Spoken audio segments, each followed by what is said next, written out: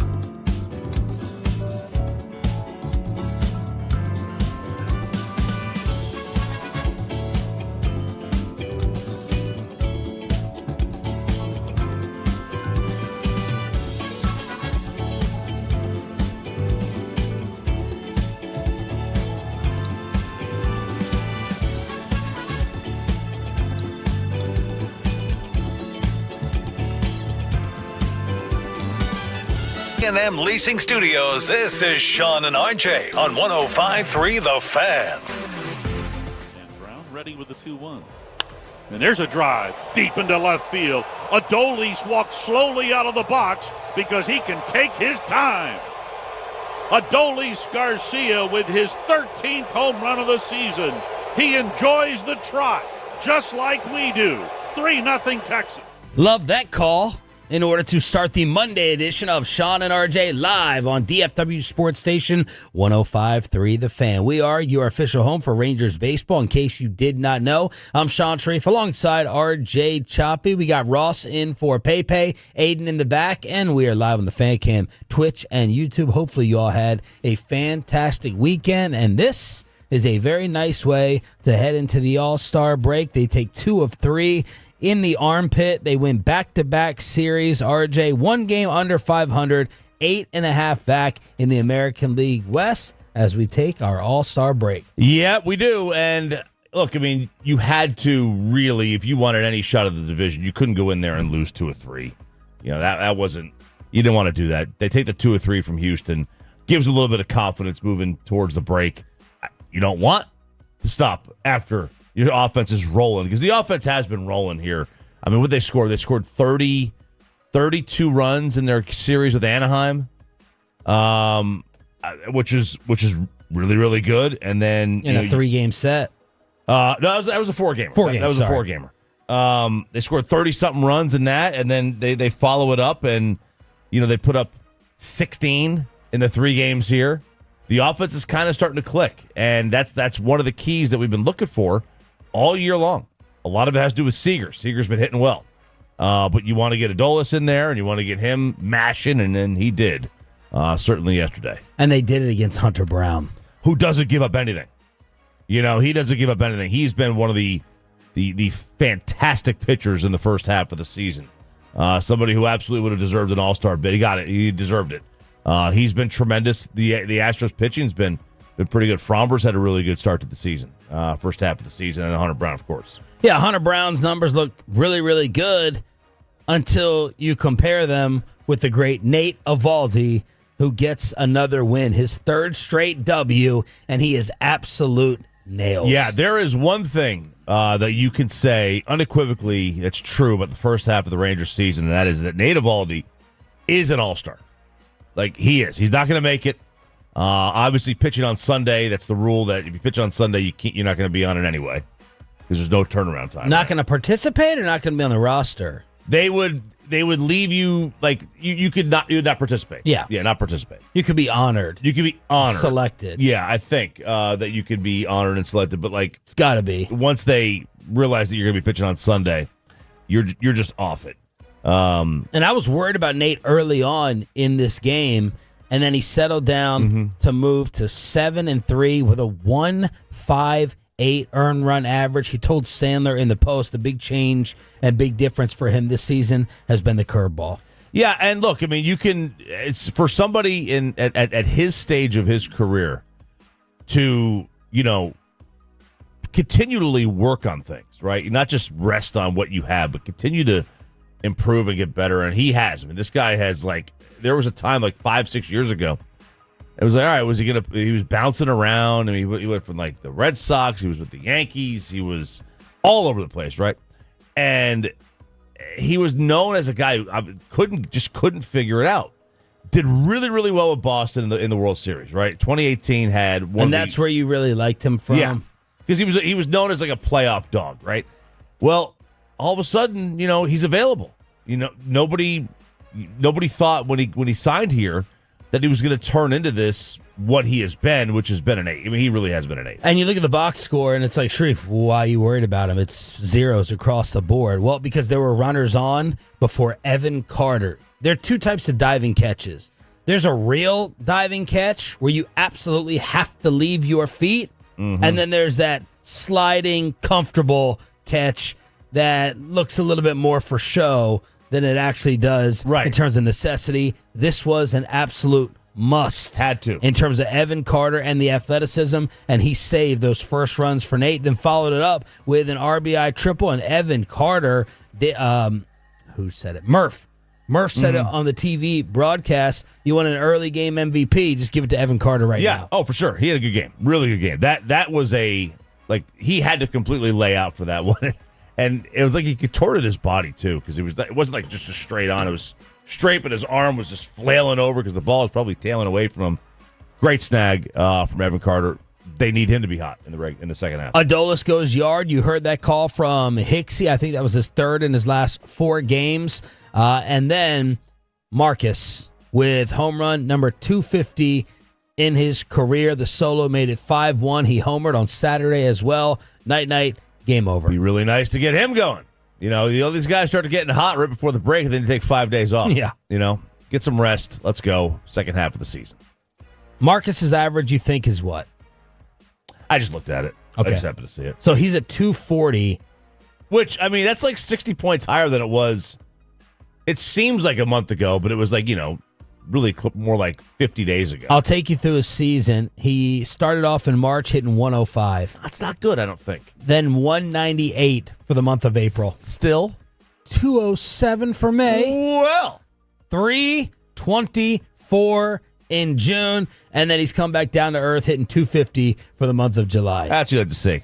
You like to see the 304. The 207, the other numbers.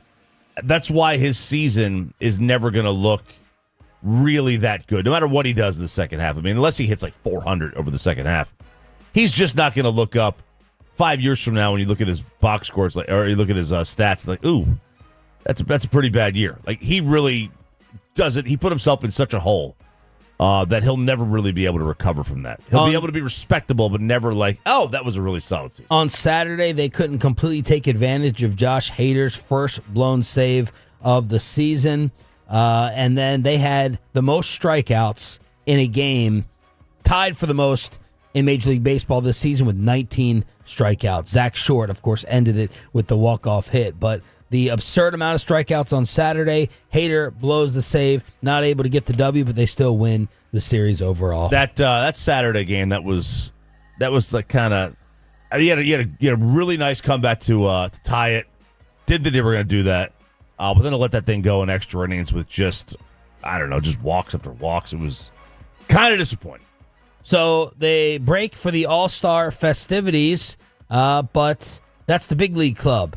Now we talk about the next players to move up because the draft, day one was yesterday. We had a draft last night, Major League Baseball draft. And the cool thing about this is that you have no idea who these players are, right? Is that cool? That is cool. I think that is cool. We have no idea because it's like an open book. It's an open slate. Because it made us kind of forget the NBA draft, not knowing any of the guys. It's like, okay, I'll pay attention to the top 5 picks, then out. But baseball's done it weird where they're trying to make this into a made-for-TV event, right? They've done that over the last decade or so. They really started to push, watching this draft. So Gavin Fain is the guy that the Rangers take with their first pick, number 12 overall in the draft. He's a high school player. Now, the Rangers have done this in the past for a lot. They were always really high on prep players, right? That's what the high school kids are called, prep players. Really high on that. They wanted the high upside. The college kids offer more stability. They offer a quicker route to the major leagues.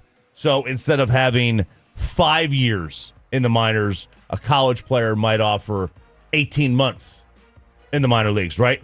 So you're up here quicker. But if you have a roster that's got a lot of players already there, you don't need them to be ready to play today or tomorrow. You'd rather get the high upside. So they take a third baseman out of high school.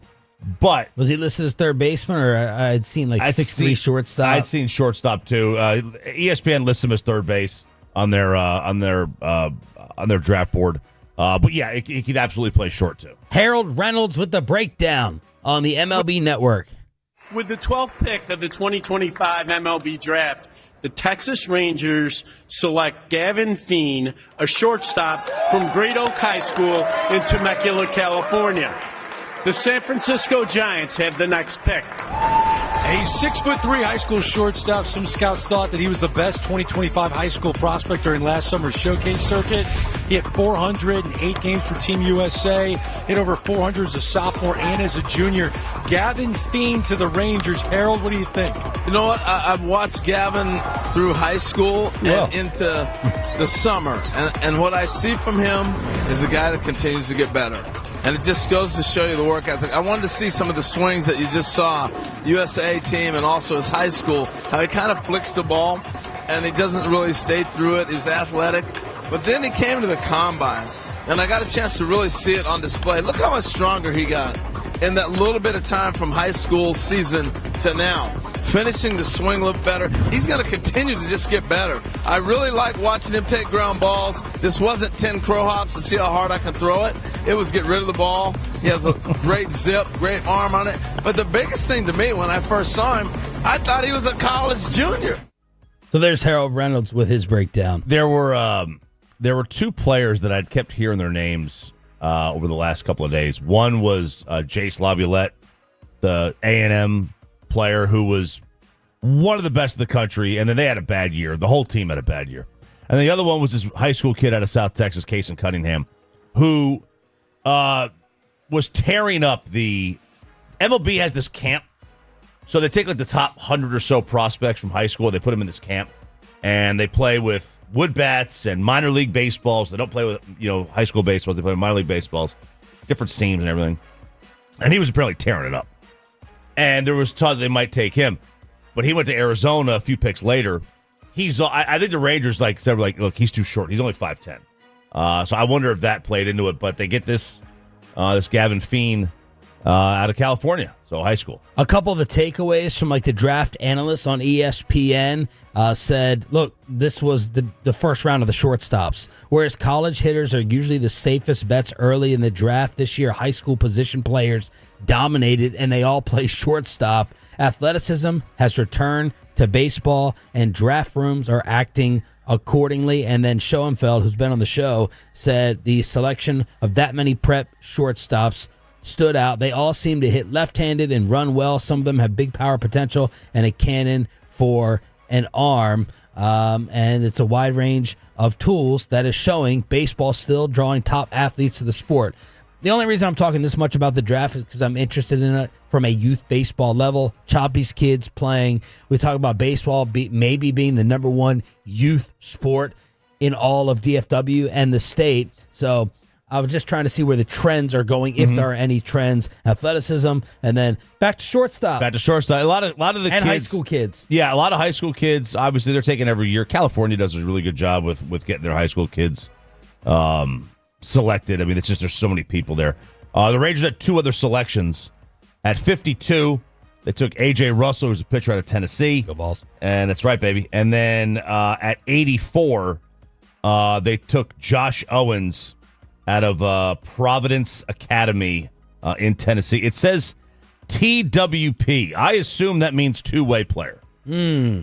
That's my assumption. I assume that's a Shohei kind of. And apparently people were thrown for a loop at the top two picks. The Nats taking Eli Willits at number 1. The Angels, Tyler Bremner at number 2. I don't know anything about them, but they're saying a lot of us were thrown for a loop. Yep, because the names you had heard. Cade Anderson out of LSU was the pitcher. Ethan Holiday, which is Matt Holiday's kid, he goes to Colorado, so they get kind of the son of a legend. Cool picture of him growing up on the field, wearing the colors uniform jersey. Liam Doyle was another one that could have gone high, and then there was one. I think maybe it was JoJo Parker was the other one. So there was a little bit of surprise. I think most people thought Cade Anderson was going to go number 1. And he winds up going 3, and they get a steal because that was Seattle, and that's not what you want. They don't need any more pitching. So there's a recap of the Rangers on your home for Rangers baseball, and we got the Derby this evening. We do. Tonight. It's not going to last 6 hours like Berman's old Derby did, but we got the Derby tonight. Cal Raleigh is your favorite. I hit 2 more the other day. Yeah, the big dumper. What's he up to, 38 now? 30, something like that? Crazy. All right, so there's your Ranger recap on DFW Sports Station. Bobby Belt out on vacation until we return with the Firehouse Tour on Thursday in Richardson, and the boss has sent me a picture of the new cool giveaway. We'll be putting it out on all of the socials. Cooper Flagg has been shut down for the summer, not injury related. Give us your scouting report. Show off the hoops IQ on the Franklin Franklin Injury Attorney text line, 877-881-1053, 877-881-1053. Why I was way too invested in Mavs versus Spurs for Flagg's second summer league game. Give us your Cooper Flagg scouting report next on Sean and RJ. But I'll give you the scouting report.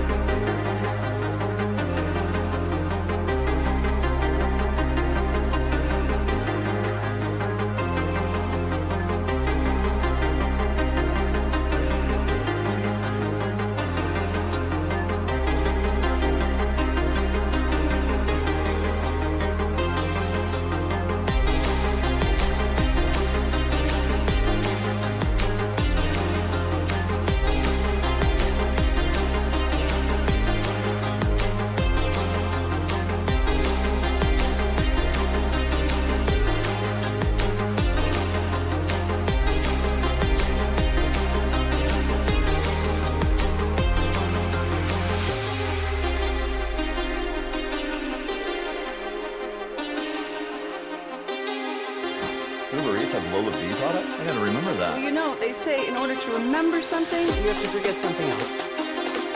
Okay, now that is a very cute haircut. That's like a little shag. I've never seen it before. Well, I mean, of course you have. So, Rachel. Oh, is that your name? No, I mean, like your name. No, I'm Jen. My name's Jen. Right, but I just mean like this is your haircut. But that's hair on your head. I'm not saying this is your hair. Okay.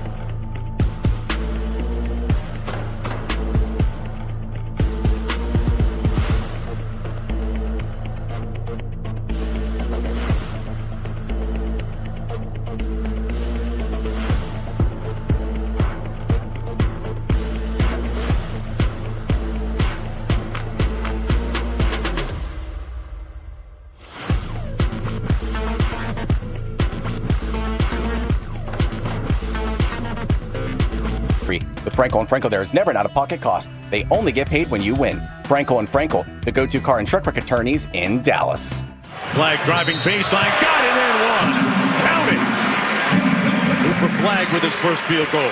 There's the call on ESPN. Nice reads. Ross in for Peyton. I'm Sean Sharif alongside RJ Choppy. Bobby Belt will be back on Thursday with the Firehouse Tour hitting Richardson on your home of the Rangers and Cowboys. But all my weekend focus was on Cooper Flagg, Game 2 against the San Antonio Spurs. Mark Stein reports they are shutting him down for the rest of Summer League. Tim Legler was blown away on the TV call. He said, I got to go back and look at the last high pick like this to play this many minutes. I think it was back-to-back 31-minute games as I'm sitting there a little bit behind and I'm trying to decide, like, when can I go to the bathroom? When can I grab a drink? Can I go take a shower? Is he going to sit out the last 3 minutes before halftime? And he was right back on the floor. So the Mavs had the plan of throwing him out there for the first 2 games with a heavy workload and then shutting him down for the rest of the summer. What were you and Fred's impressions of the opener when you reacted to it on Friday and the Tolos? A lot of people were like they didn't tune in.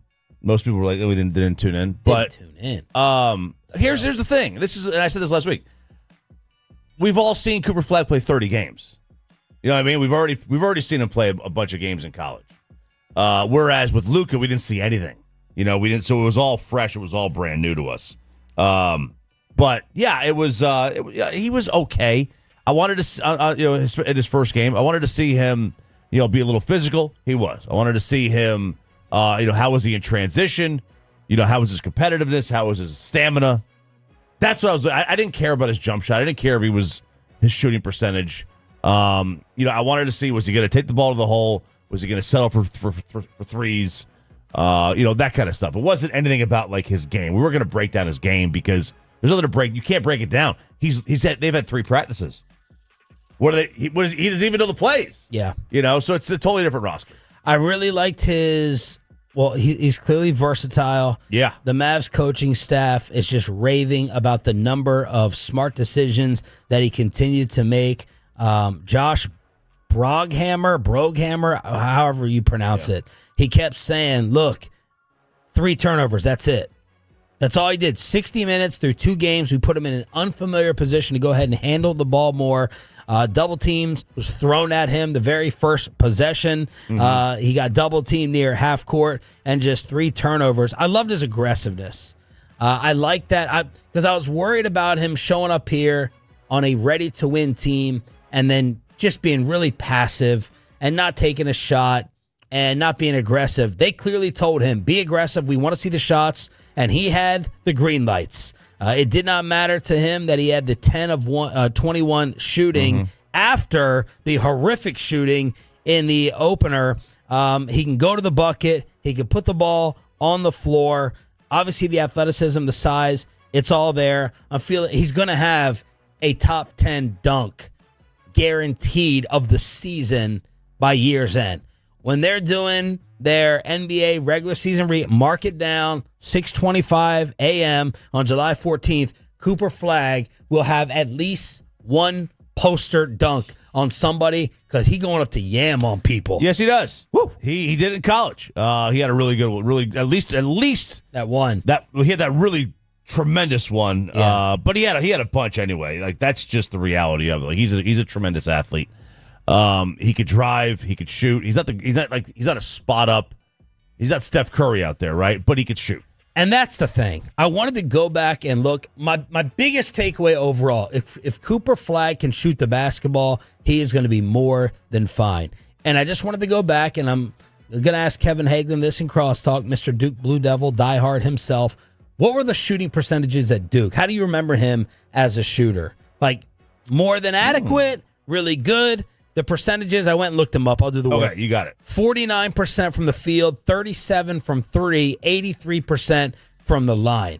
That is much better than what we saw in the first 2 games of Summer League. So I was like, okay, what type of pure shooter is he? I love that Tim Legler did the breakdown of the ball coming off his fingertips and how it was a little sideways action when he was at the free throw line. He got the exact type of rotation that you wanted, because that's all I was thinking throughout the first 2 games. Man, the shot is not falling. What type of shooter was he in college? I mean, look, he's a good shooter. The problem is that, the college 3-point line is about 1.5 feet in, right? It's not, I think it's 22.5. Yep.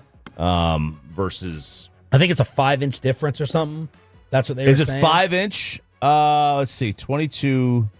5-inch too small? That's what too she said? small. Yeah, I think so. Because, the corners, that might be where it's I just 5 remember inches. the number 5 for some reason they were talking about. It can't be 5 feet.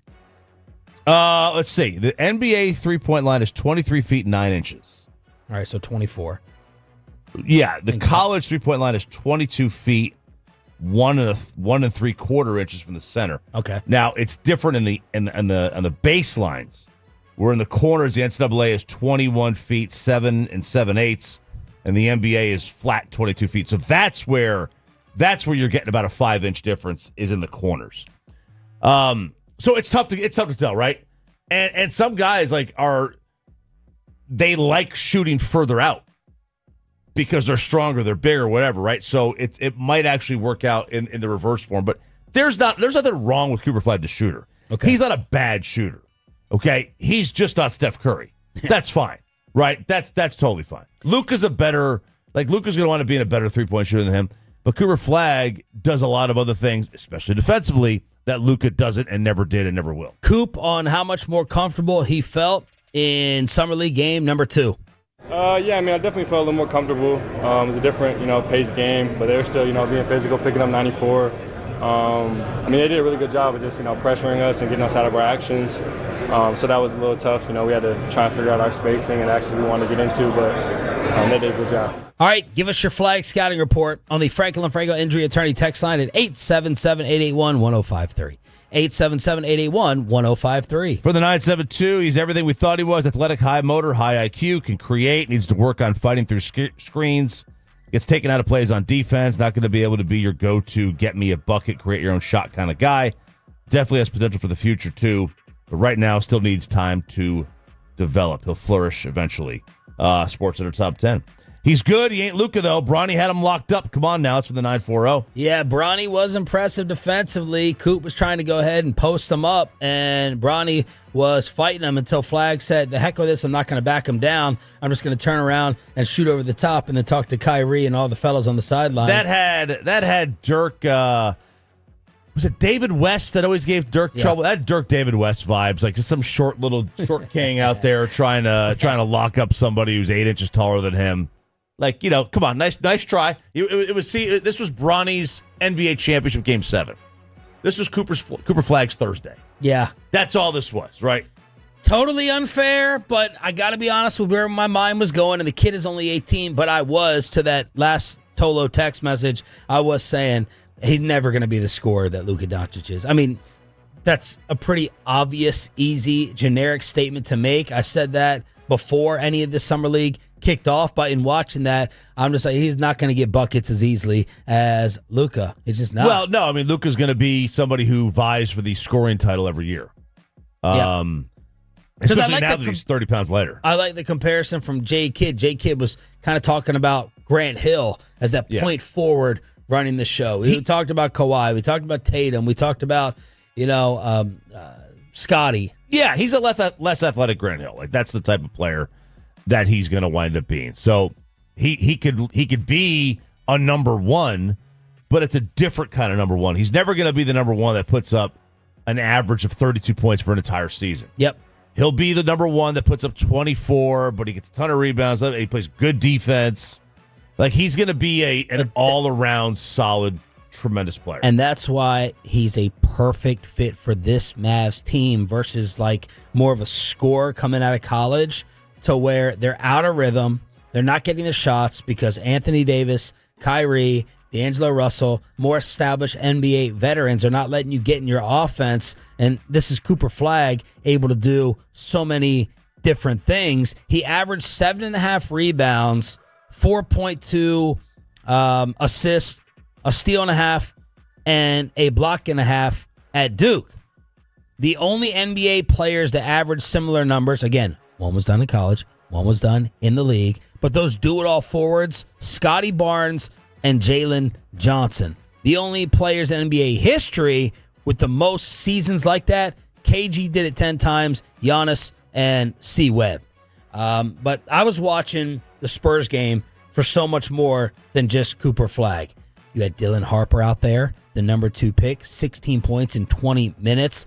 I thought that his number 1 highlight was a sick block where his entire body was like fading away from the play. And then the new defensive menace.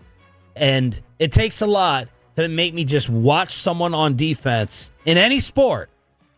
Carter Bryant coming out of Arizona. I think they got him at number 14. Different stat sites out there. When Flagg was being guarded by Carter Bryant, 3 of 12, 2 turnovers.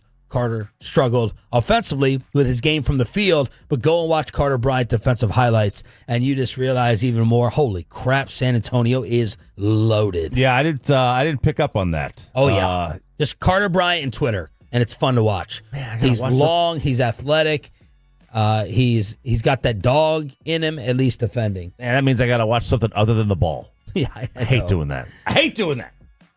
Oh, look, I mean, San Antonio is set up, though. And that's troubling. If Wemby comes back healthy. I hate how much of a family they are, too. Like, they are a family. These young kids are going to work out, and Tony and Tim and Pop are all there together. And Wemby leaves the Buddhist temple to show up on the sideline. Like, they all love each other. They got this camaraderie thing going. They do. They love. They're the anti-Texas Rangers. Jealous. They all love each other. It's the complete opposite. So there it is. Cooper Flagg, first 2 games, and now shut down for the rest of Summer League after 60 minutes. Man, it's they're even load managing in the Summer League. Oh, I'm fine with it. I don't care. Right? They saw what they needed to see. Yep. They wanted to answer a few questions. Based on his deficiencies and the scouting reports, see what he was, whatever. They saw him, and they're like, what's the point? Yep. What's the point in running him out there? What did R.J. McEnroe think of the Wimbledon Championships? R.J., does he have you caring about tennis whatsoever after last week's show? And who else got involved in some ground and pound over the weekend? Yep. I know exactly what I'm saying, and that's what I meant. Ross is shaking his head. Don't be embarrassed. It's Sean and RJ getting started with the 6 a.m. Club right here on The Fan.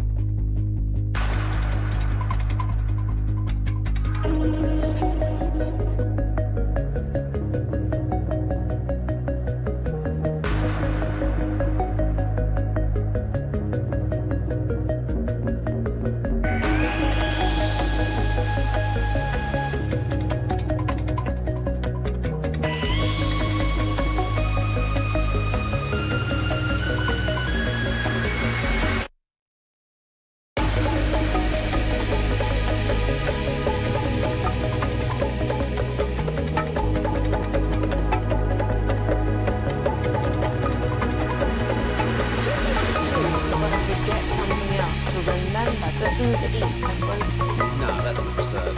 Hey, remember when you used to be what was it, Pepper Lady? Pepper Lady? Basil Davis. Saffron Squad? Nutmeg Maidens? Pre-club? No. Nutmeg Maidens. I just said that. Was it Spice Girls? Doesn't sound right. Was it Saffron Squad?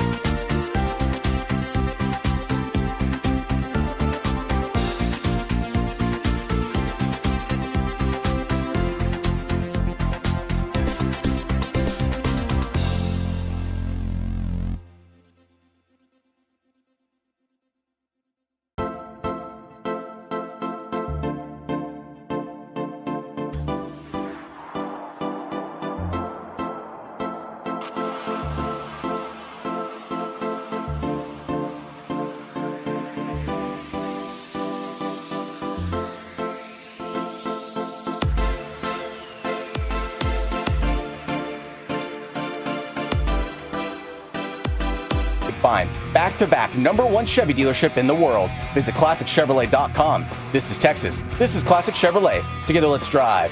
Based on new Chevy registrations 2023 and 2024. A second championship point for Yannick Sinner, and fires down the middle.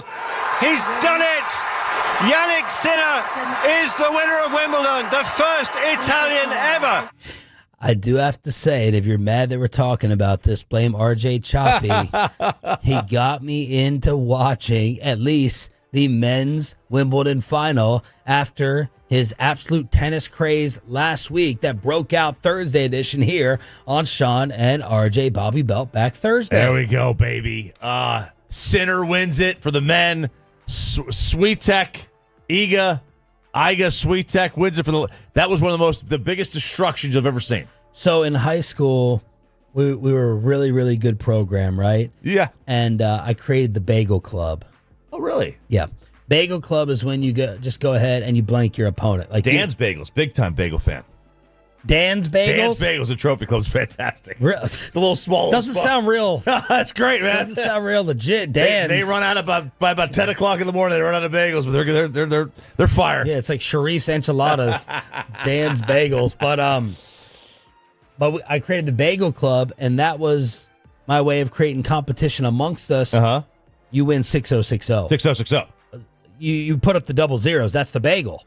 And I did not know that they took that over to the professional level until this female final. This was the match that we were following on Thursday. Yeah, so we were following. And Kevin Hagelin's winning on through underdog. Right. So Sabalenka was taking on Anisimova. Sabalenka's the number one. And she's the number one. And she's dating this millionaire yogurt empire dude. Oh. Sleeveless shirt?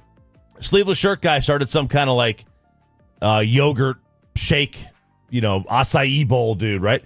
So big acai bowl money. And so she's like, she's already rested on her laurels. She didn't have to worry about anything.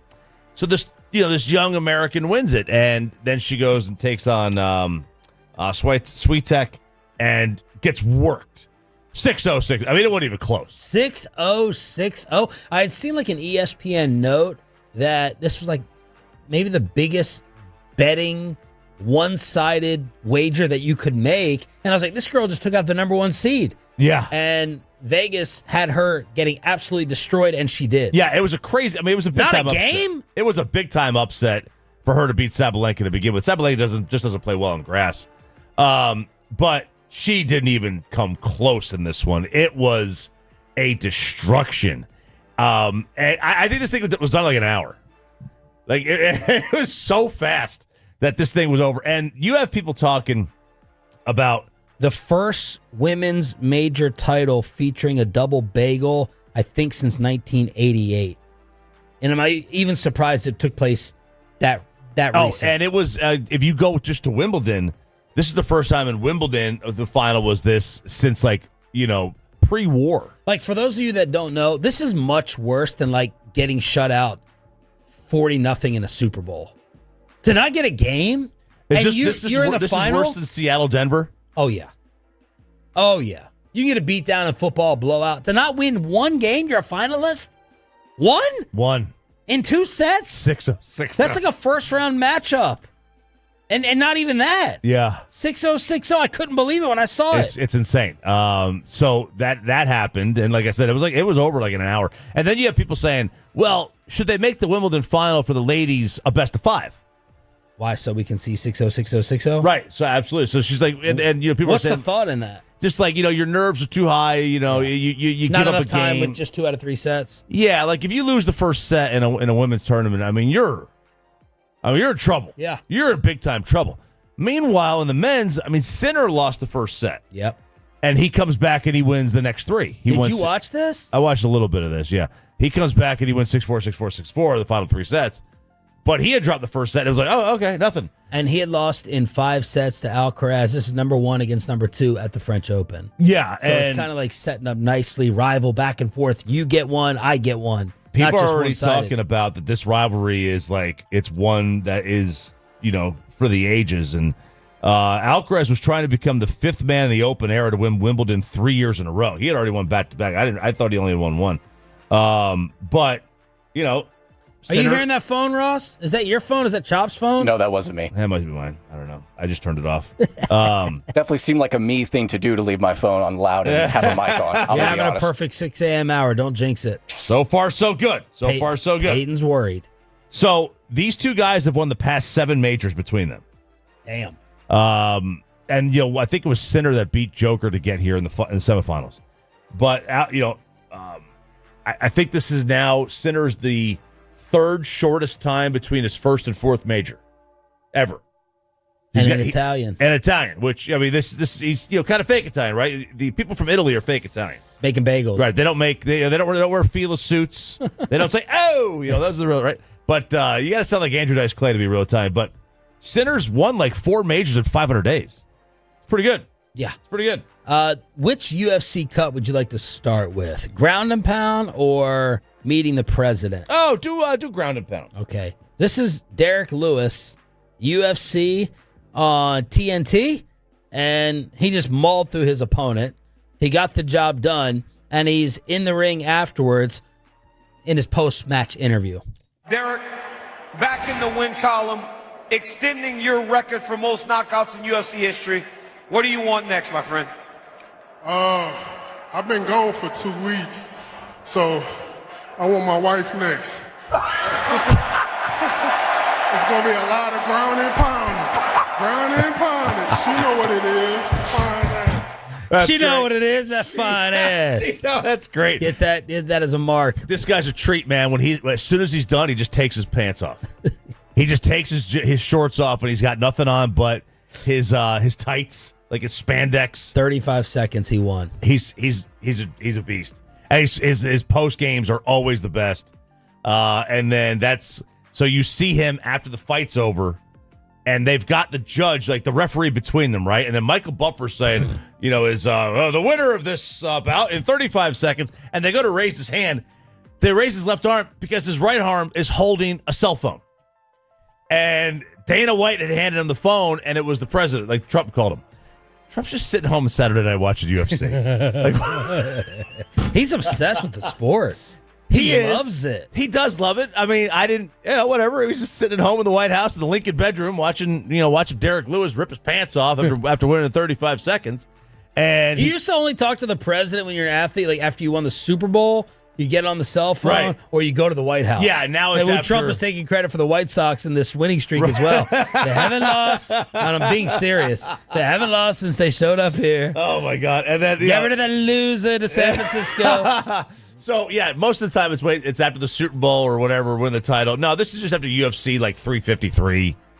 Some random UFC fight, UFC Saturday night in Nashville.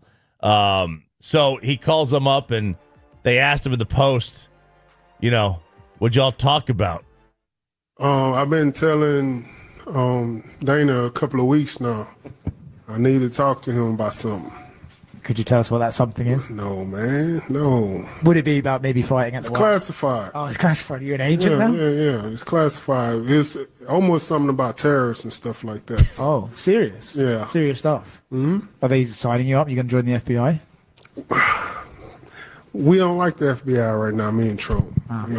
They're trying to get that list out of us. And so I had to tell the president, hey, make sure they don't I got you. Don't have my name on that list. Oh my God. Oh my God. The Epstein list? Yeah. I think I assume that's what they're talking about. Gotta be. It's gotta be. What a time to be alive. He was familiar with the current events. Cracking jokes about the Epstein list. Yes. Whew. Which this is the most Republican backlash I've seen. Absolutely. Over any anger. Over any Trump issue. Oh, without question. It's like legit anger. Legit anger. Because it's like people are saying like, hey, dude, we got you in here to release all this stuff. The UFOs, no the holds JFK, barred. the Epstein. Yeah. Nobody's safe. Drain the swamp, all that crap. And it's like, you're not doing it. You're like deep state now. You're compromised. Yeah. Somebody got to you. Yeah. The CIA say, hey, we're going to put a hit on you? Or are it's like, are you trying to hide something? Yeah. So it's like, what's going on? Speaking of controversy and mystery, Air India, we have more info on this flight. Just recap what happened with that. So this was the flight a couple of weeks back. It took off and then it went right down. It got up to like 600 feet, right? You saw it was a 787, went up, and then went right back down. Well, they think they know what happened a month after it happened. So 30 days out, they do a preliminary report, and that was on Friday. Everybody died this except for one. One guy jumped out of the plane. He opened the door and jumped out right when it was about to crash. And his brother was on there? His brother was sitting next to him. I guess he didn't like him.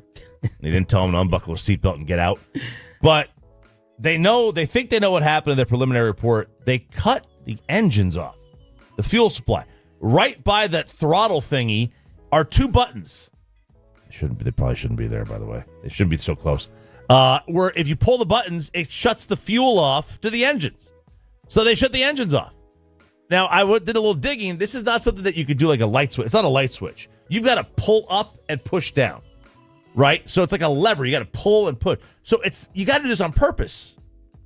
Was there any reason to do it on purpose in terms of what they were going through? Or is this... No. Am I thinking that they wanted the plane to crash? Or this was a maneuver they were trying to... I can't imagine there's everything I've seen, there's no mistake maneuver. Or intentional in terms of what happened. It could be a mistake. Intentional, obviously, is the worst case scenario because now you got a whole heap of other problems on there. But you have to purposely do this. You don't now. Yeah, that's true, right?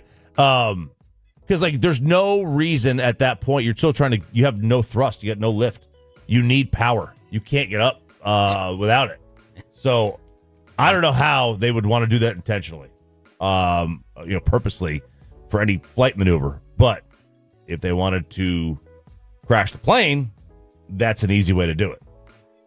877-881-1053, Franklin Injury Attorney text line. Because of you all, not only did I watch the Wimbledon final, I watched, speaking of travel disasters, I watched that poop cruise on Netflix. How was it? It was good. Pretty disgusting, isn't it? It was pretty disgusting. Hour long. I don't remember this story when it was happening. I have a vague remembrance of the poop coming down the side of the wall, or the side of the ship. Yeah, they turned the boat around, but when the boat turned, that got all the bathroom stuff to overflow. To overflow because of the waves. It tipped. Yep. Disgusting. Trapped out there. I was why didn't just 5, 6, 7 tugboats just initially just get out there? Now, they're because it would cause a free-for-all.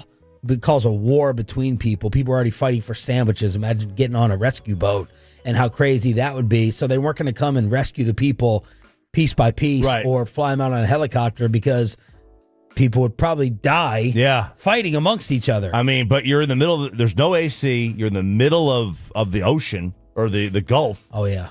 Awful. No AC. They opened up one night. They're these people are bored. Let's have an open bar. And that ended up backfiring. Yeah, backfired big time. Big time. You gotta. My mom's on a cruise right now. Oh, well. Yeah. Alaska. Where? Alaska.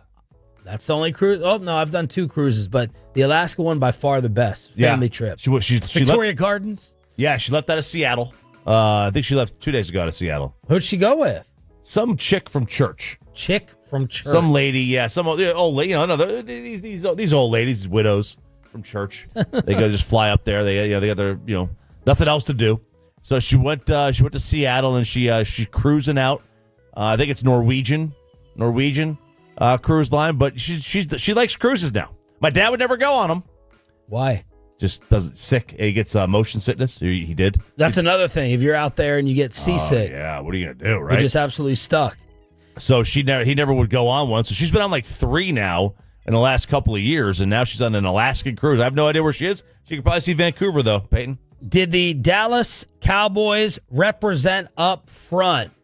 A lot of people think, Corey Majors included, the offensive line is the key to the season, which is going to kick off in Oxnard, California, the home of the Cowboys. That's this entire station is going to be there. Does the rest of the league think the Cowboys can get it done up front? We'll tell you inside the Star, the home of America's team, next with Sean.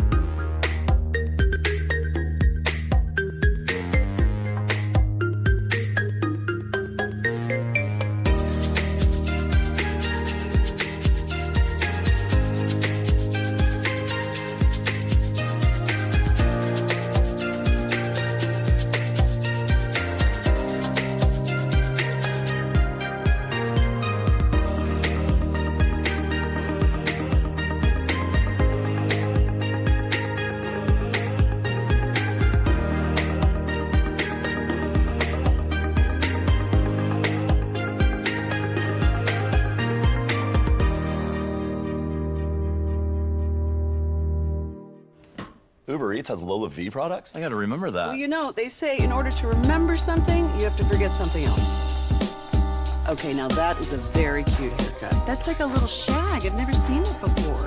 Well, I mean, of course you have. It's the Rachel. Oh, is that your name? No, I mean like your name. No, I'm Jen. My name's Jen. Right, but I just mean like this is your haircut. But that's hair on your head. I'm not saying this is your hair. Okay, freak me out, man.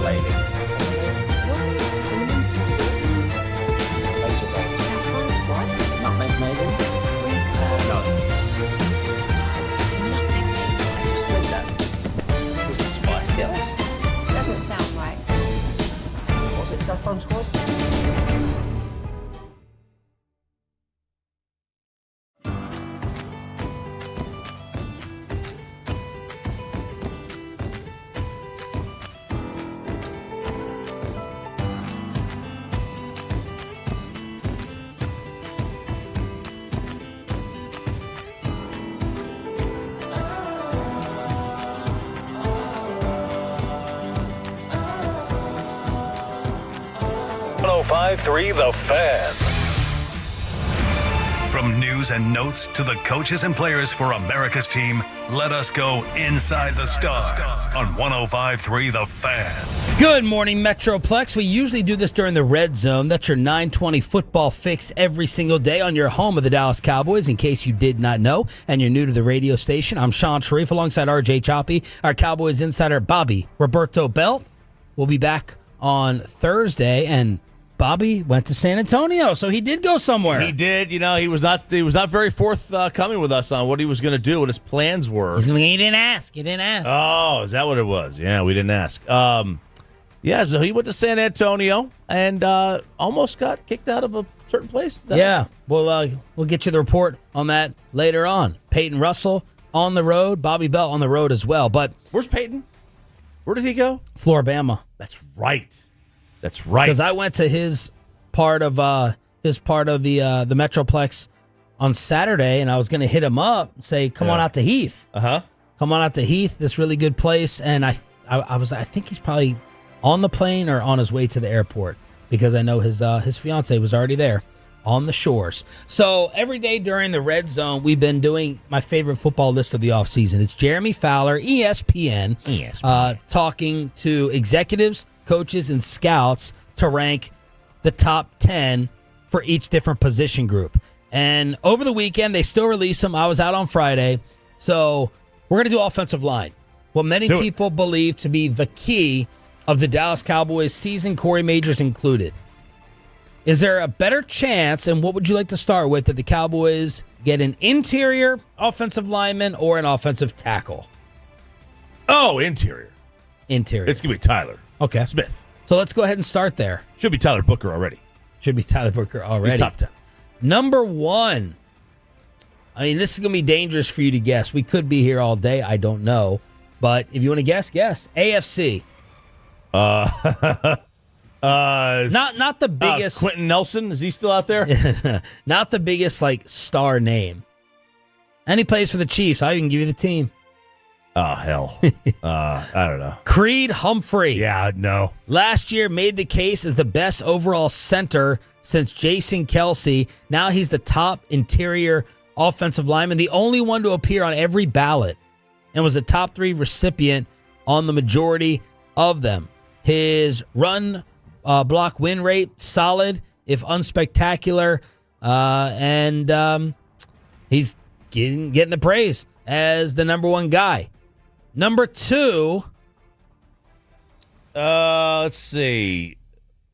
Run block win rate. Is this also with KC? No. Okay. Let's go Tyler Smith. It is Tyler Smith coming in big on the ESPN board. Highest ranking was 1. Lowest ranking was unranked. Last year he was honorable mention. I will read you the entire write-up on Tyler. Replacing Zach Martin in Dallas is a tough task, but Smith has the ability to do just that. The buzz surrounding Smith popped in the voting. He wasn't on every top 10, but most of the votes he did get were for first or second place. Quote from an NFL GM. Most physically gifted guard in the league who could legitimately be a top starter at left tackle if they wanted him to play there. Strong, athletic, nasty, and cut his holding penalties in half last year. One knock is over-aggressive, which gets him out of control at times, but his penalties drop from 10 to 2 year over year. Either way, teams can live with his aggressiveness because, quote, if he gets his hands on you, it's over, said an NFL coordinator. Who'd they used to say that about? Tyron Smith. Most personnel-based voters rely heavily on traits and what a player can be. Smith fits that bill. Held up well in pass protection with 3 sacks allowed on 614 snaps.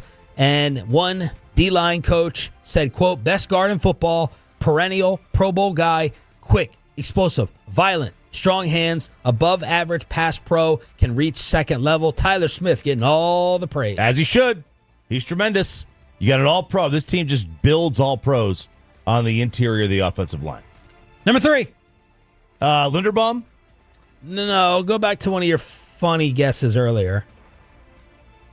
Quentin Nelson? Quentin Nelson. Really? Okay. Still coming in. He's He's 29 years old. Wow.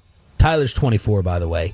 Quentin Nelson still got a number 1 vote, lowest ranking, unranked. Last year, he came in at number 2. They said, I'll only read a little bit of this because Zach Martin is always compared right next to Quentin. Nelson competed with Martin for the top spot over multiple years, and now that Zach is retired, Nelson takes his place as the highest-ranked guard or center with at least 7 NFL seasons in the NFL, building what could become a Hall of Fame case, making the Pro Bowl every year since 2018. He was 3rd last year in run block win rate. 4th last year was Zach Martin. Still. Yeah. Zach's pass pro was what was lacking. Number 4 on the interior offensive line list, voted on by those within the league. It is another Kansas City Chief. Is this Joe Thuney? No. And he's in Chicago now. He is in Chicago. Trey Smith? It is. Trey Smith, well done. He got a number 1 vote last year at number 9. Number 5, NFC. A team that usually has all the linemen nowadays. All the linemen nowadays. Probably the best line in the league, people say. Philadelphia. Yeah. Is this who's their center? Is this Cam? Landon Dickerson. Okay. Highest ranking 3, last year's ranking 7, and he's age 26. Wasted little time, earning a Pro Bowl nod in each of the past 3 seasons. One NFL offensive line coach said explosive power, holy smokes, strength, durability, he's built to last. The organized mass he can help create is top notch.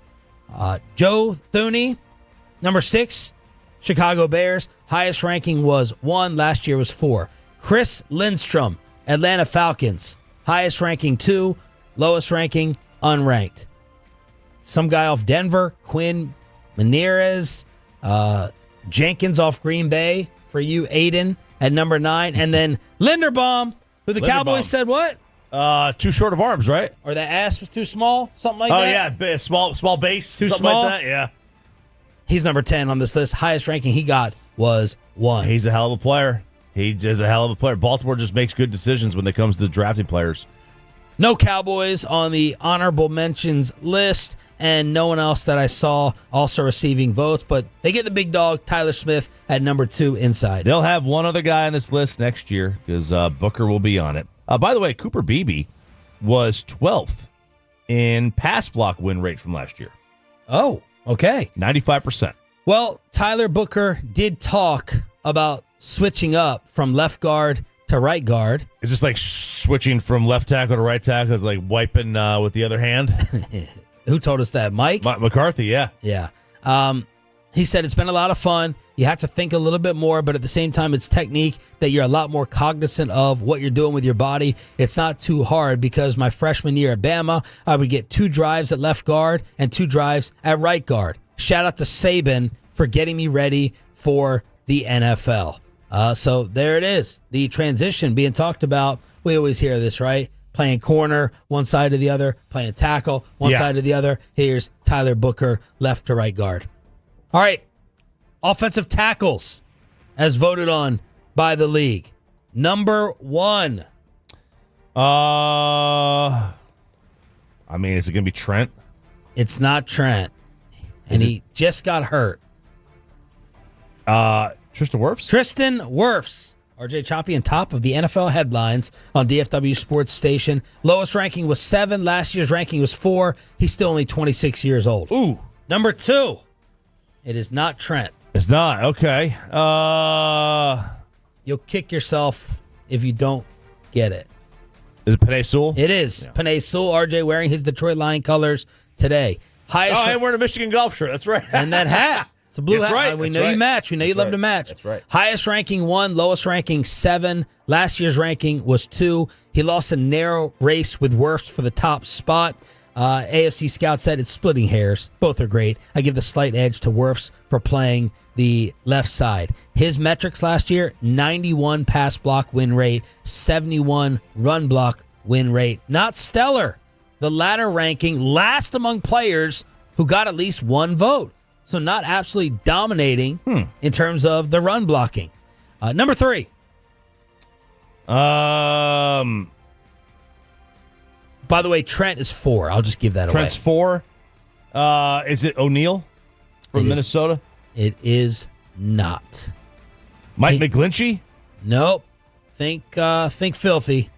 Oh, Lane Johnson. Still, at age 35, highest ranking he got was 1, lowest ranking 10. There's been no tangible drop-off in Lane's play after 12 seasons. In fact, he ranked among the best again in run block win rate at 80.2. He's playing in at least 15 games in each of the last 3 seasons, and a personnel director said he's kind of the gold standard now. Technique, smarts, probably the most instinctive of them all. He's a perfect product of that system. So there it is. Lane Johnson continued to get it done at 35, and Trent Williams coming in best tackle number 4 at the age of 36. Last year, he was ranked number 1. You could play forever. Especially if you're a right tackle, you might be able to go even longer. Well, speaking of those, sorry. Number 5. So now it's a left tackle, you're saying. Taylor Decker? No. Is it, who's the Chargers guy? Think the dominance up front. Dominance in the division still. In the East? Mailata? Yep. Jordan Mailata, highest ranking was 1. Last year was 7. He is age 28. This is what the Cowboys are hoping to build, right? You talk about all these guys up front. He allowed a sack and a half in the next-gen stats, tied for the fewest among tackles, with at least 350 pass-blocking snaps. One NFC exec said his ascension is, quote, astronomical. One of the most unique players in the NFL, has really improved year to year. Only thing that holds him back from the others, they probably have better instincts. 6 is Rashawn Slater from the Chargers. Last year he was 9. Number 7, long-time name, been around. On another team from the one that drafted him with scandal on draft night. Laramie Tunsil. Well done. He's on the Commanders.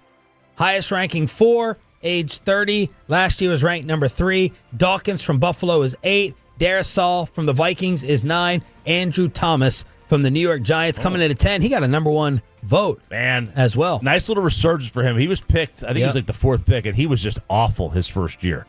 And he's a nice little resurgence. Good for him. No Dallas Cowboys on the tackle list, as you would expect.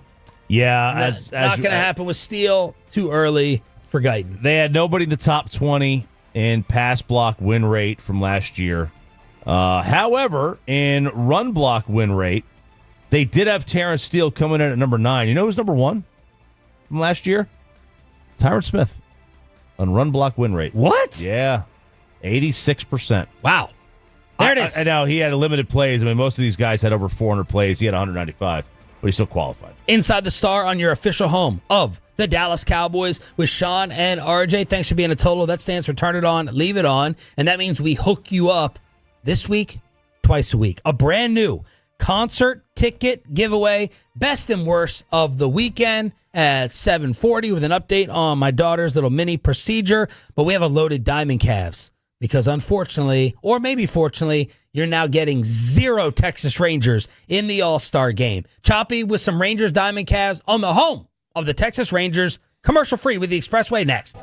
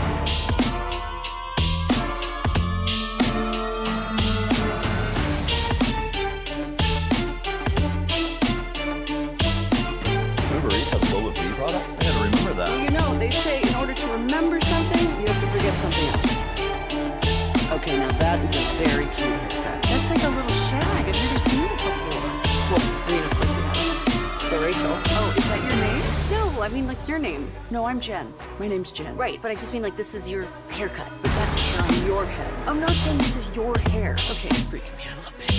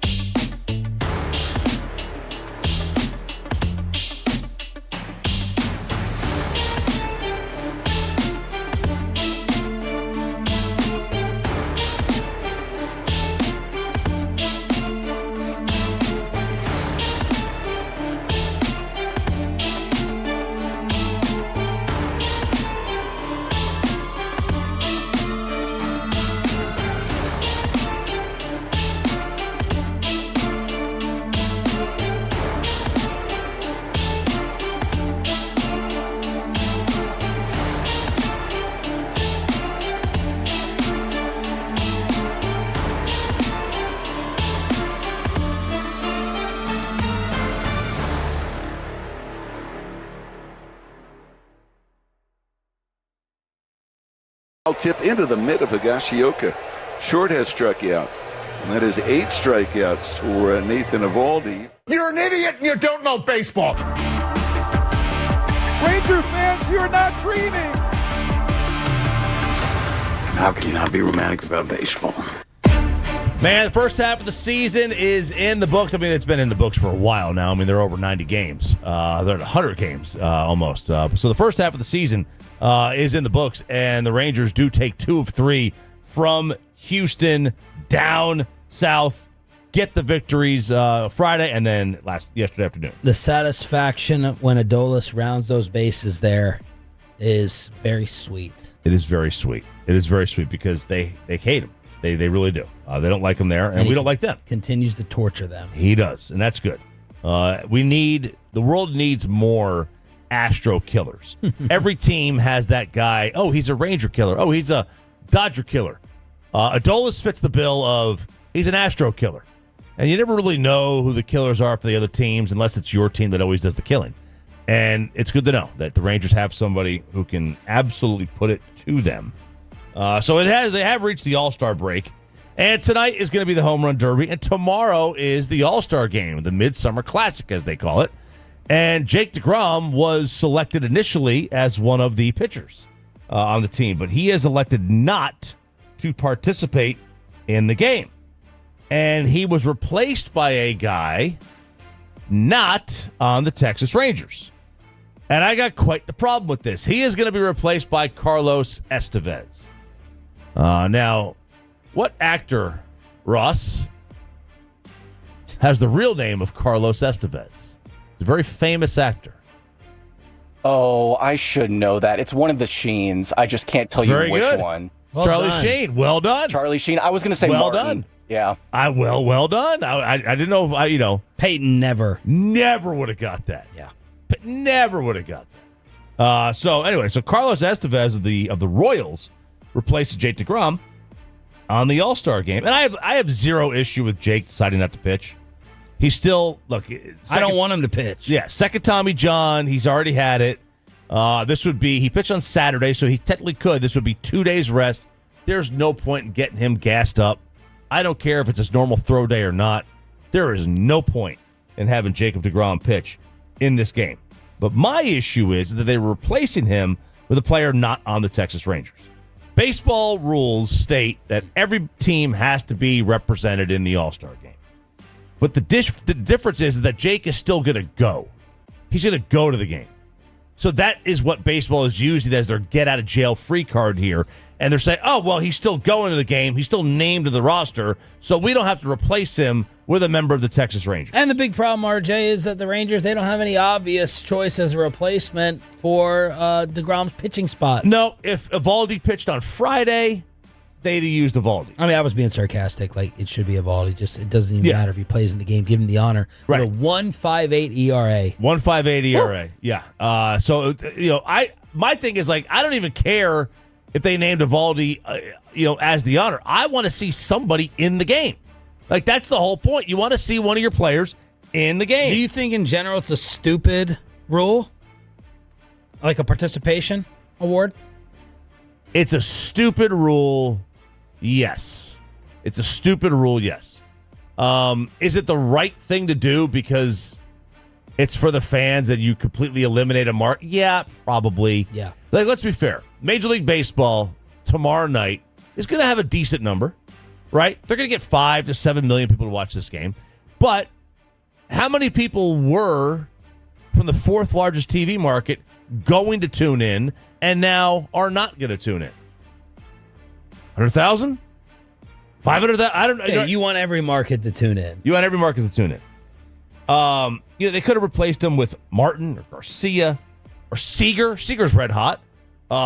Corbin, for crying out loud, you could make he's had a decent start to the season. But the point is that you if you're going to have this rule where every team's got to have a rep, then make sure every team has a rep in the game, not just on the roster, where you get a wide shot of the dugout, and it's like, oh, there's Jake DeGrom sitting next to, who? Name your pitcher, right? Name your guy. That's not what you want to see. You want to see him actually take part in the game. That's just my thought. So I'm a little upset with that. Well, you're not as upset as the Philadelphia Phillies and others over an all-star substitute that we were joking about last week. We were joking about Jacob Mizorowski of the Brewers getting in. And the Phillies are irate. Nick Castellano said it's turning into the Savannah Bananas. Oh, shots fired. Who fought about that? Reitma and Chris Arnold had a Savannah Bananas fight. Yes. Over one of the weekends. Yeah. They had other guys saying, it's an absolute joke what this is turning into. This is supposed to be a real game. I'm going to hear the quotes. What a joke. That's effing terrible. I mean, that's terrible, dude. Nothing against the Mizorowski kid, but the two we have are deserving. It's turning into the Savannah Bananas. His 5 career games are the fewest ever by a player selected for the All-Star game. 5 games. 5 games, 25 innings. He didn't even qualify. He didn't even pitch the equivalent of 3 games, because obviously 3 games is 27 innings. He didn't even pitch the equivalent of 3 games. Dave Roberts is the manager of the NL team, and he's like, this game's about the fans. He hasn't pitched a whole lot in the big leagues, but I do think it sparks some more excitement, especially seeing the velocity. I mean, he's got, he throws the ball. He's in the triple digits. He's having a tremendous start of the year. This is about what's fair and the players versus us and the fans. Right. I totally get the Phillies. I have no issue. It is they're right. It's not fair. No, it's not. He has not earned it. Nope. Guys go years and years with good stretches just like this. The amount of guys who have gone 4-1 in 5 starts with an ERA below 3. I mean, every major league pitcher has probably had 5 starts that you were to put together where they've had a good 5-start stretch. And he just happened to have his at the right time. And Christopher Sanchez, his agent said he was never asked to be a part of it. Suarez is different. Suarez told The Athletic he declined the opportunity. Sanchez, his agent, said he was never asked to be part of the game despite ranking 6 in the NL in pitching war, according to Fangraphs. So, I mean, Ranger Suarez didn't want to play? Fine. Don't want to play? No complaints there. But also, on the flip side of it, this is the fans' game. This game is, the fans come out in droves to see this kid pitch. What do you do if you're the commissioner? You get final say. You get veto power. Are you including him or saying, no, I can't do that to the rest of the deserving guys? It's going to cause more buzz. It's going to cause me to tune in more. But in the back of my mind, I'm going to go, he should not be out there. What do you do if you're the commissioner? It's a great topic. It really is. He should not be out there, but, this is an entertainment game. This is not the All-Star game. Look, if you really want to get to it, I think the All-Star game should be you should be voted on based on your numbers from the last All-Star game. What do you mean? Like last year's numbers? Yeah, I would use the second half of last year's numbers and the first half of this year's numbers to make my judgments. Because you're looking at it like the voting starts 60, 70 games in, right? So you just have some guys get up to cold starts. Like Semien always gets off to a cold start. Look, it's the fans' game. I'd let him in. I don't care. I want to see him pitch. I haven't seen much of him. I've seen him in highlights, so I would be down with that. But that's where he's, they're going to be sitting there, and the Miz And he's going to sell a ton of merch. That's what he does, man. This guy moves merch, man. He's like Trump moving merch left and right, with those hats. Is he? Yeah, I mean, nobody beats the Miz and the Wizard of Oz and, Miz Greatness, Miz Nasty. The guy, there's all kinds of merchandise that they're throwing out there for him. So I think it's going to be fun. I know Dave Roberts is cool with it. The Brewers manager obviously is cool with it. Fan text is what I want to know. 877-881-1053. Franklin injury attorney text line. Are you just like, look, it's about my entertainment. It'll be an electric matchup. It'll be an electric inning. Throw them out there. Or you going with the meritocracy, Tony Romo, and this is ridiculous. All right, here we go. It shouldn't even be a discussion. For the 214, the right thing to do, in quotes, makes it seem like it's child sports. They're professional athletes. Only the best should be able to play. Nobody else is available or deserving, so why should that be the hill you die on? Let's see. The MLB is not really an all-star game. Used to be must-watch until the players started opting out. Now we have players only the most rabid fans have heard of. I don't know that there's a lot of opt-outs. I mean, DeGrom, pitchers opt out. A lot of the pitchers opt out because it's load management season. It's not the Pro Bowl. It's definitely it's not the NBA All-Star game where everyone seems to participate. It does, yeah. Quote-unquote participate. Participate, right, absolutely. So, I mean, look, it's going to be exciting to see. I wonder, what kind of high-leverage situation they're going to put him in. Or maybe, do they not put him in at all? Right? Maybe they don't put him in at all. Put him on. I would think they would. If you're going to put him on the roster, you better pitch him. And it's going to be Skubal versus Skeens. You were asking whether the commissioner should make sure Skeens starts. There you go. And like the other option would have been like Zach Wheeler, because Zach Wheeler had done tremendous work. I think he gave up 2 runs in the month of June. 2 runs in the whole month of June. That's like 5 starts. That's a hell of a month. Hell of a month. A couple of other notes around the sport. Aaron Judge became the fastest hitter to have 350 home runs by about 200 games. Wow. That's over a year. Wow. And that's just kind of stupid how good of a hitter he is. And we got to kind of start looking at him differently. And here's the problem. He's not going to come close. He's not going to come close to Barry Bonds. I mean, he's almost mid-30s already. He's 30. He's the same age as Mike Trout. How old? He's like 33. He's like the same age as Trout. But he should be playing tonight in the Home Run Derby. And it's him and LeBron and Kobe only did it 1 year, right? The dunk contest. Yes. These guys, man, you got a duty here. You got a duty here to be in this thing. You're gonna go out there and you're gonna mash. You're gonna mash. What does he get out of it? He's already arguably the biggest star. He's the biggest star in the American League. He is the top 2 star in the entire sport. He's shown all of us he's the sports home run king. Right. He's a BP machine, man. He's on the Yankees. Yeah. Like how much higher can his profile get? It can't. It can't. But he would elevate the game. He would elevate tonight. Like if tonight. How many times has he participated? Once. And he won. So what's your cutoff line? What's your minimum? I don't know. If you're like the best home run hitter in the sport, I think you need to do like 3. 3? And you feel that way for the dunk contests? Yeah. I mean, you got to make this, if you're Griffey did it a couple times. Bonds did it, right? McGuire was always in this thing. Sosa was always in this. I mean, I don't know. It's just. Michael did it multiple. Michael did it, at least 2. And, but yeah, I think 2 to 3. Dunk contest, maybe 2, because I think it's a little bit different. Like it's a young legs game. But baseball, man, if you're a great home run hitter, like I'm glad Cal Raleigh's in it. All right, yeah. He leads the league he leads the sport in home runs. Get that big dumpy out of his up there and let him just eat. Like O'Neal Cruz, Ellie de la Cruz should be in this thing. Has Alonso done his time? Yeah, he's done like 2 or 3. Vlad Jr.'s done a bunch. He's done his time, right? I mean, I think Judge has got to do his time here. That's just my thought.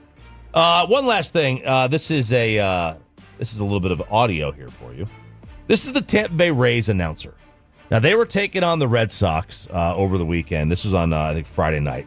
They're taking on the Red Sox, and the Rays had a 1-run lead. Runner on, 1-run lead, and the Rays announcers literally, I think, died in the booth.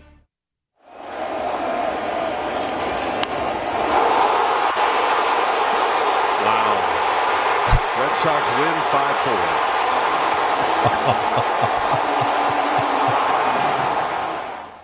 Wow. Now, is that good or is that terrible? I think that we just got to I think we got to change our opinion and minds on the local broadcaster. Yeah. I think that is universally loved, not the outcome. Right. You want that type of beaten down delivery if you're listening in Tampa.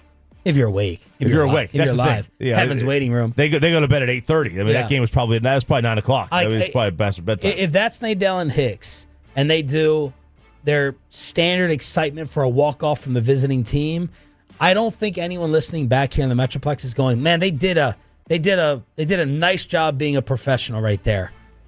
I think the emotion of the win or the loss wins out way more with the local audience. So I don't think I can kill these play-by-play guys and girls anymore. Yeah, I get that. You know, it is a little fanboyish. It's a lot of fanboyish. But that's what people want. Yeah, I get what you're saying. I can't argue If this is the broadcasting journalism school, the Pat Doney Broadcasting School, which I'll be at later on today. Whoa! Where's this at? I got to go to Fort Worth. Oh, baby. In this lovely weather. I didn't know the Jeep went past 360. I thought it stopped.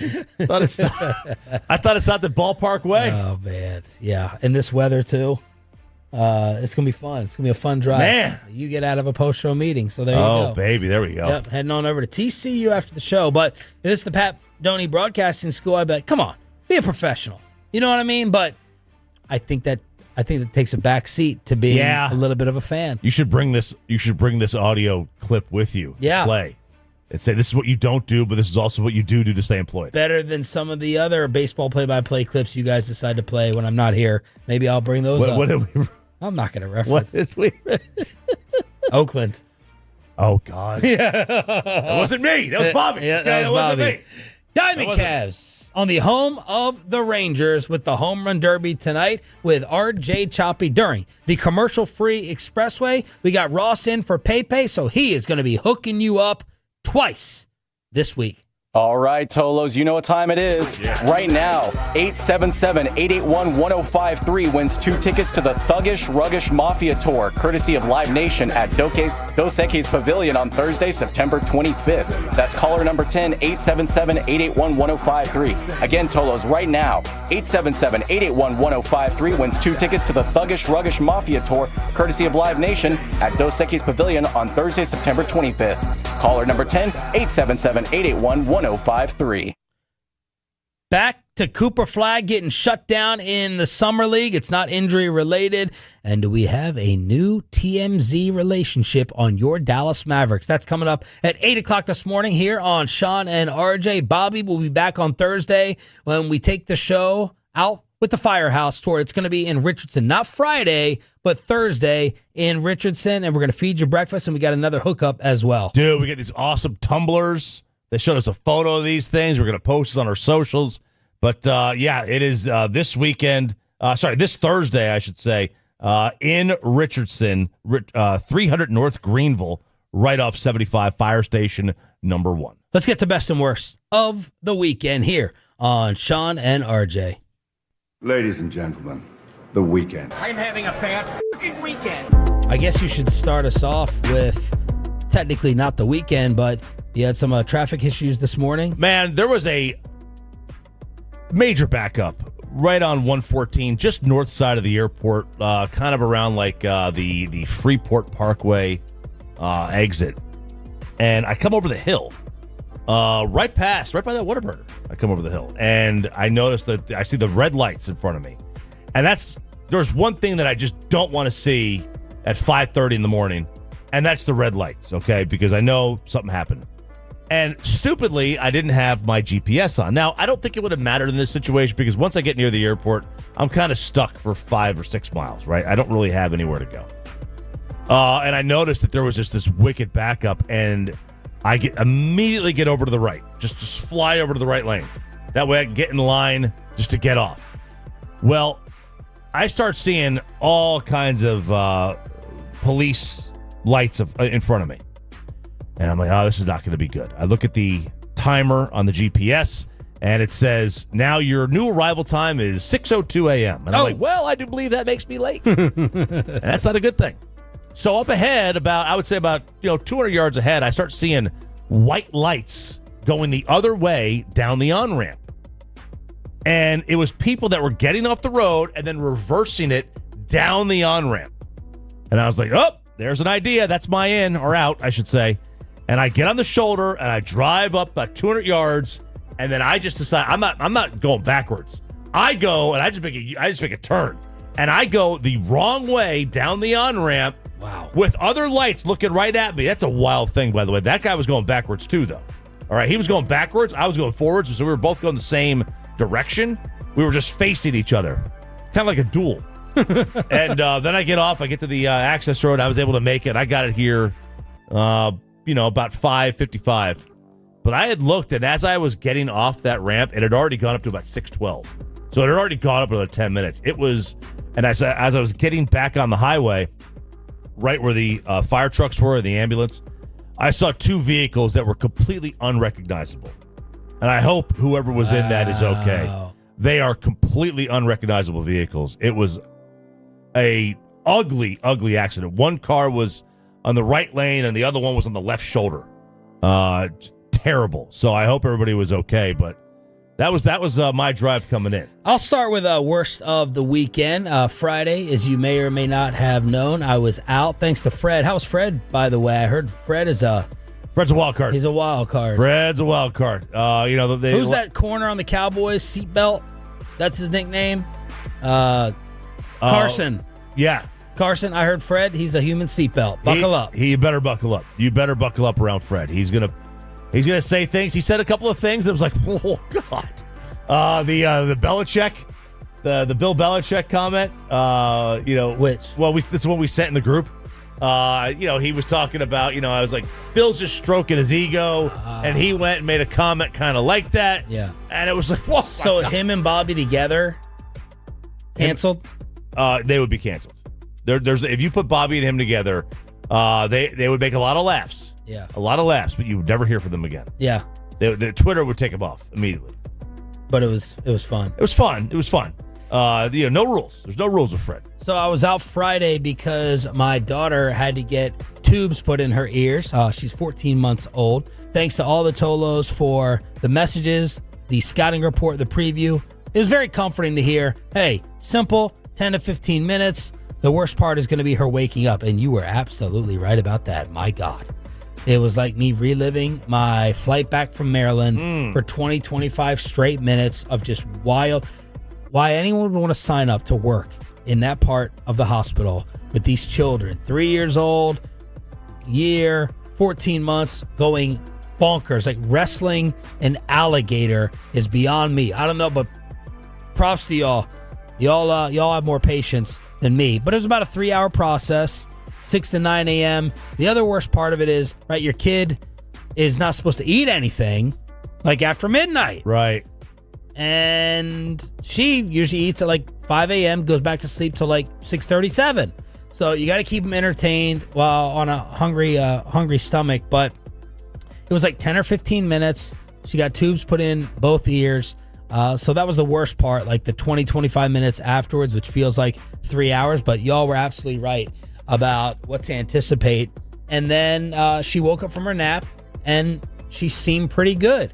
I didn't get any ear discharge. I said blood or like green fluid could be coming from her ears over the next couple of days. Loss of appetite, all that stuff. So I think she's good. So that's the best part of the weekend, is monitoring her over the past 2 days. So I think the ear tube surgery was a success. And thanks to everyone for the advice. That's awesome. And the messages. So the nerves for you versus Amanda going in. Oh, I am not someone you want to be next to while waiting in the hospital. No, I'm angry, miserable, more nerves. My wife is just very like, hey, it's not gonna do anything worrying about it. She's the total opposite. And I'm just sitting there steaming and ticked off because if you're 10 minutes late to your appointment, they replace you, they cancel you. But if you're 10 minutes early and you wait and you wait and you wait, and then you're sitting in there with a 1-year-old and you wait and you wait and you wait. They're like, I go into the hallway and I know she hates this. And I'm like, are we doing anything here? Like, are you guys gonna take her back? Oh boy. I would rather you just tell me it's going to be 30 minutes than tell me it's about to happen and me wait 30 minutes. Just tell me. Just tell me up front. They're like, well, someone has not shown up, so we're waiting on them. Someone's late to work. Oh, gosh. You know, if you have a bad day on the radio, you stutter, you stammer, you get a fact wrong, ask a bad question. You have a bad day at a doctor's office, that's a big day. That's got some consequences. That's got some consequences. That's a big day. So my nerves are worse than the wife. No doubt about it. The day before, I go quiet. I'm not happy. I'm in a bad mood. And then the relief afterwards. But it was basically the big nap afterwards. And I think she'll be good to go. So hope they say it's supposed to help balance. Yeah. Obviously, hearing.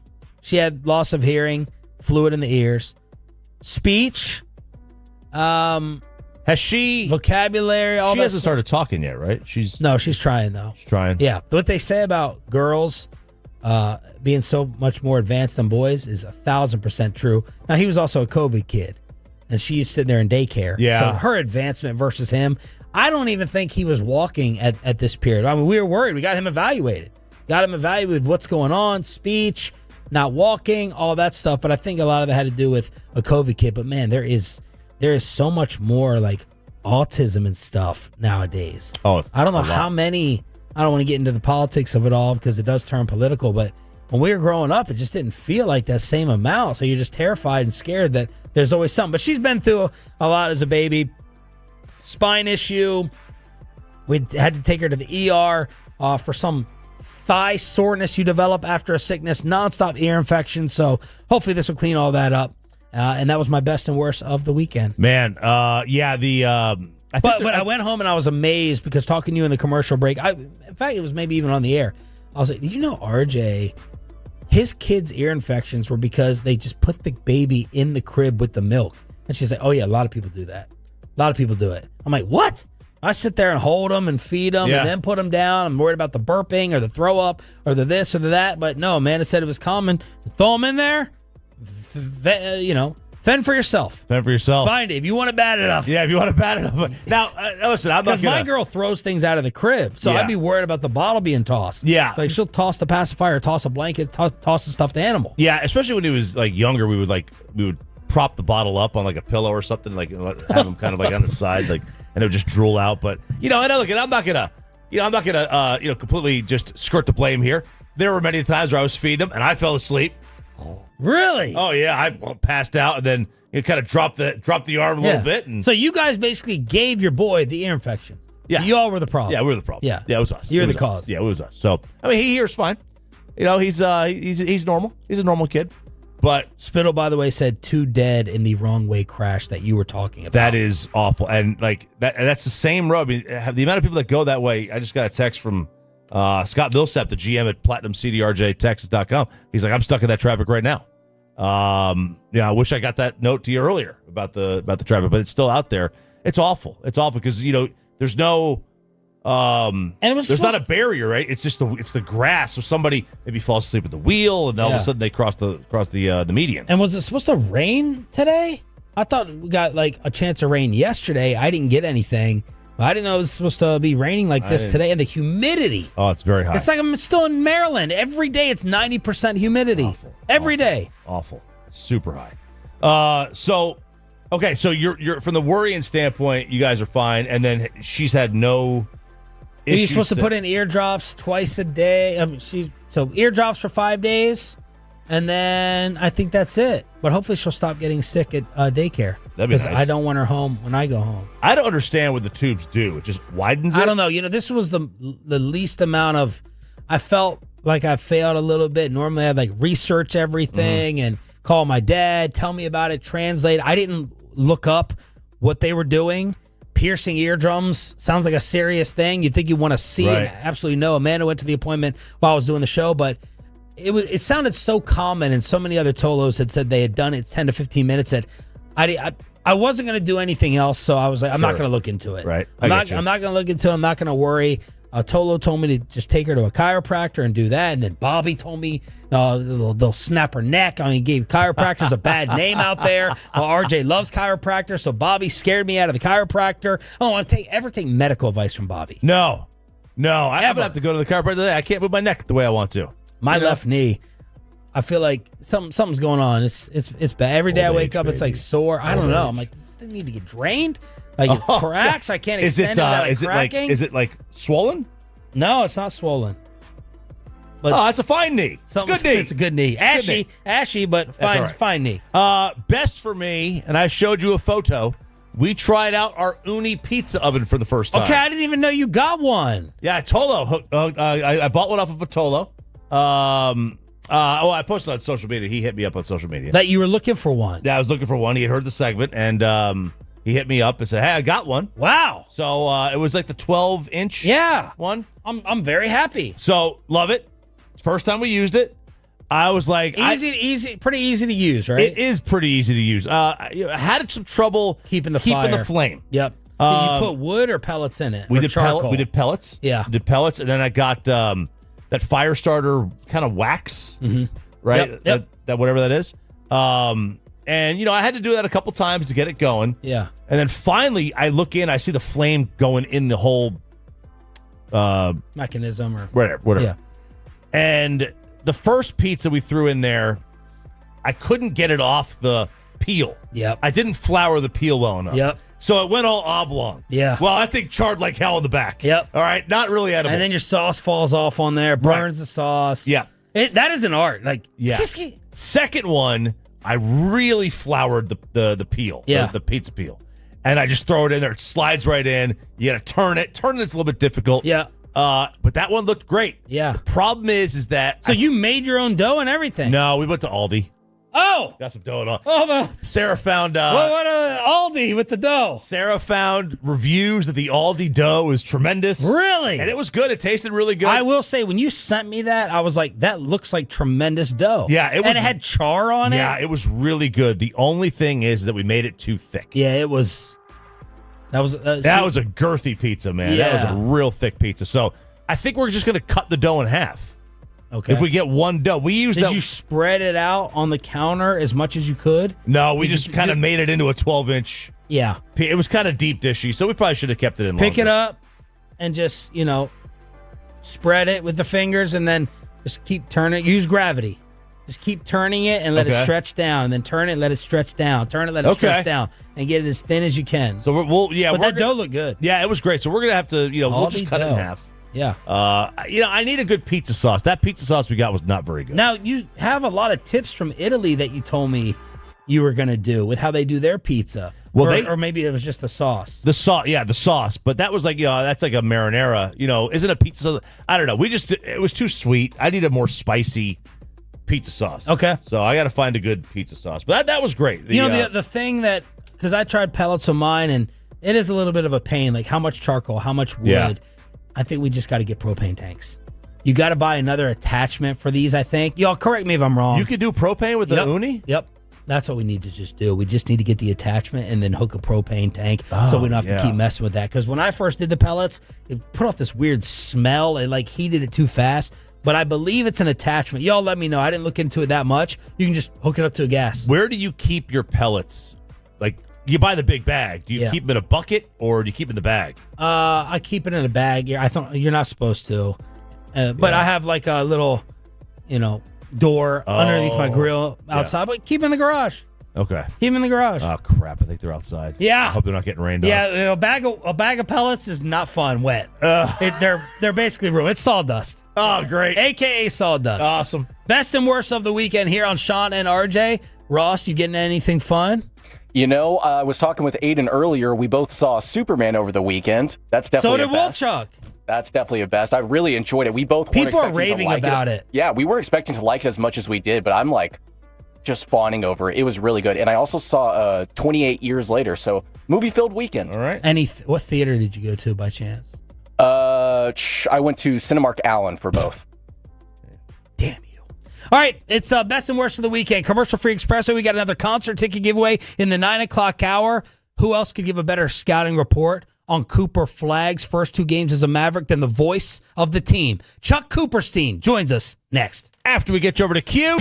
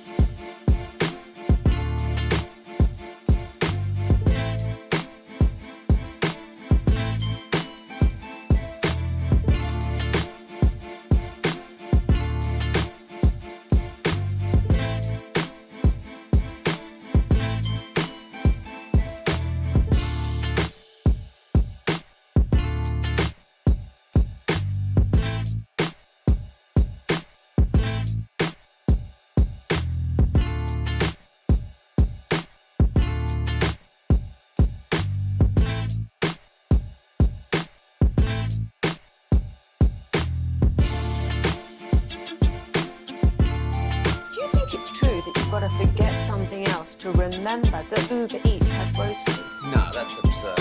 Hey, remember when you used to be what was it, Pepper Lady? Pepper Lady? Wasn't it Semien sisters? Basil Babies. Saffron Squad? Nutmeg Maidens? Pre-curb? No, Nutmeg Maidens. I just said that. Was it Spice Girls? Doesn't sound right. Was it Saffron Squad?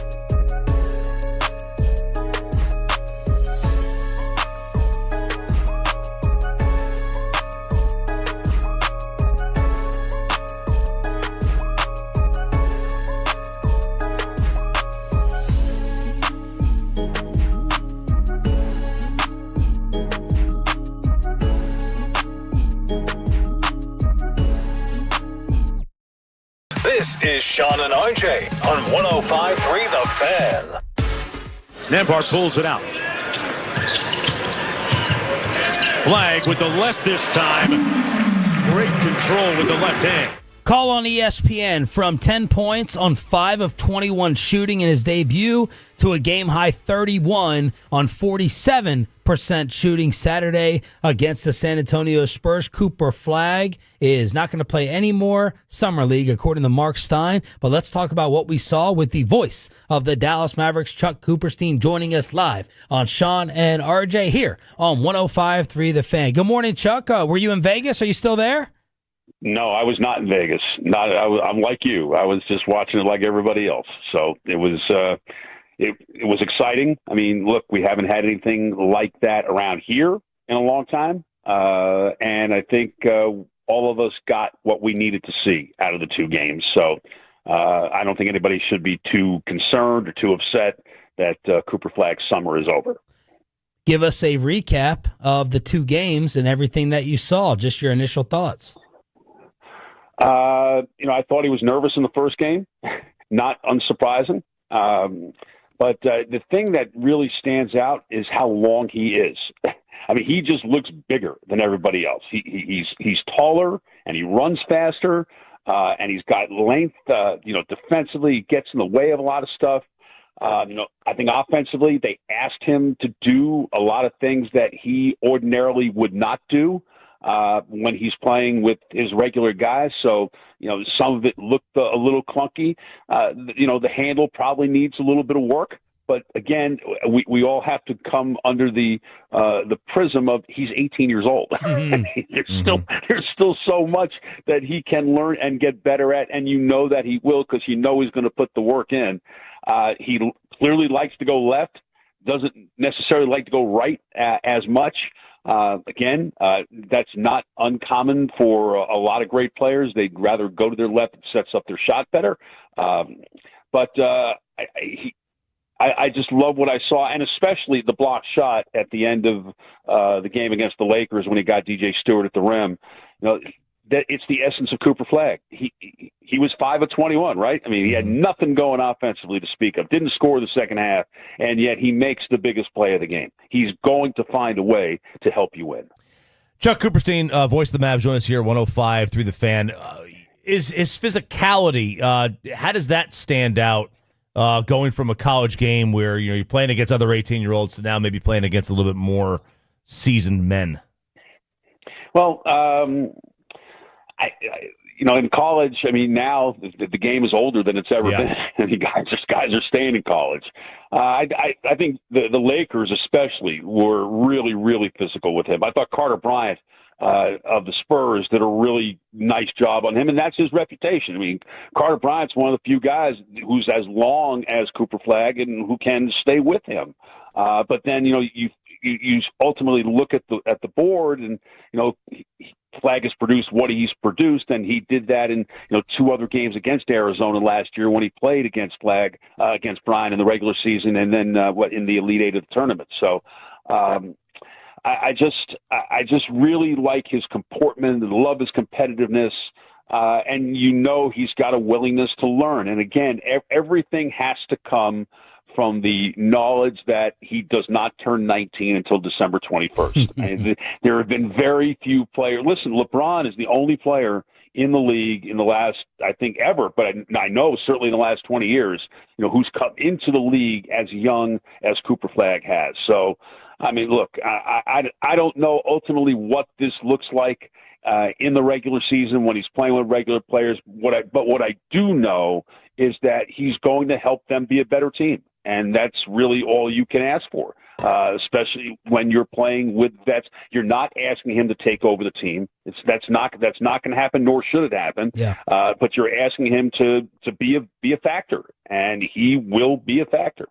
Chuck Cooperstein, voice of the Mavericks, talking about Cooper Flagg and the 2 summer league games here on Sean and RJ 105.3 The Fan. Obviously, the number one storyline from the opener was the shooting and how bad he was. After the second game, he said, I still missed some free throws. My mother will not be happy about that. Remind us, Chuck, what type of shooter he was in college, and is that your number one question about him day one in the pros? I think I think it is the biggest question, and there's always the adjustment from the college and international line to the NBA 3-point line. And I thought it was Tim Legler had an interesting comment in the first game, that he could see, and Legs is one of the greatest shooters ever. I mean, seriously. I mean, the guy shot 52% from 3 back in the mid '90s, and he pointed out that he saw a little hitch in his shot that forced the ball to spin sideways as opposed to spinning with backspin. And that's just something that you've got to get into the gym and work on and get better at. But he's going to get plenty of good looks, and ultimately he will be okay. Now, will he shoot like he shot post January 1 at Duke, where he was just fantastic? I mean, he shot 43% in ACC games, or actually post January 1. He was right around 50% in that time, which obviously includes everything. And, you could see, he's got a little back to the basket post-up game, could shoot the turnaround. But ultimately, your ability to really be dangerous is if you can make threes on a more consistent basis.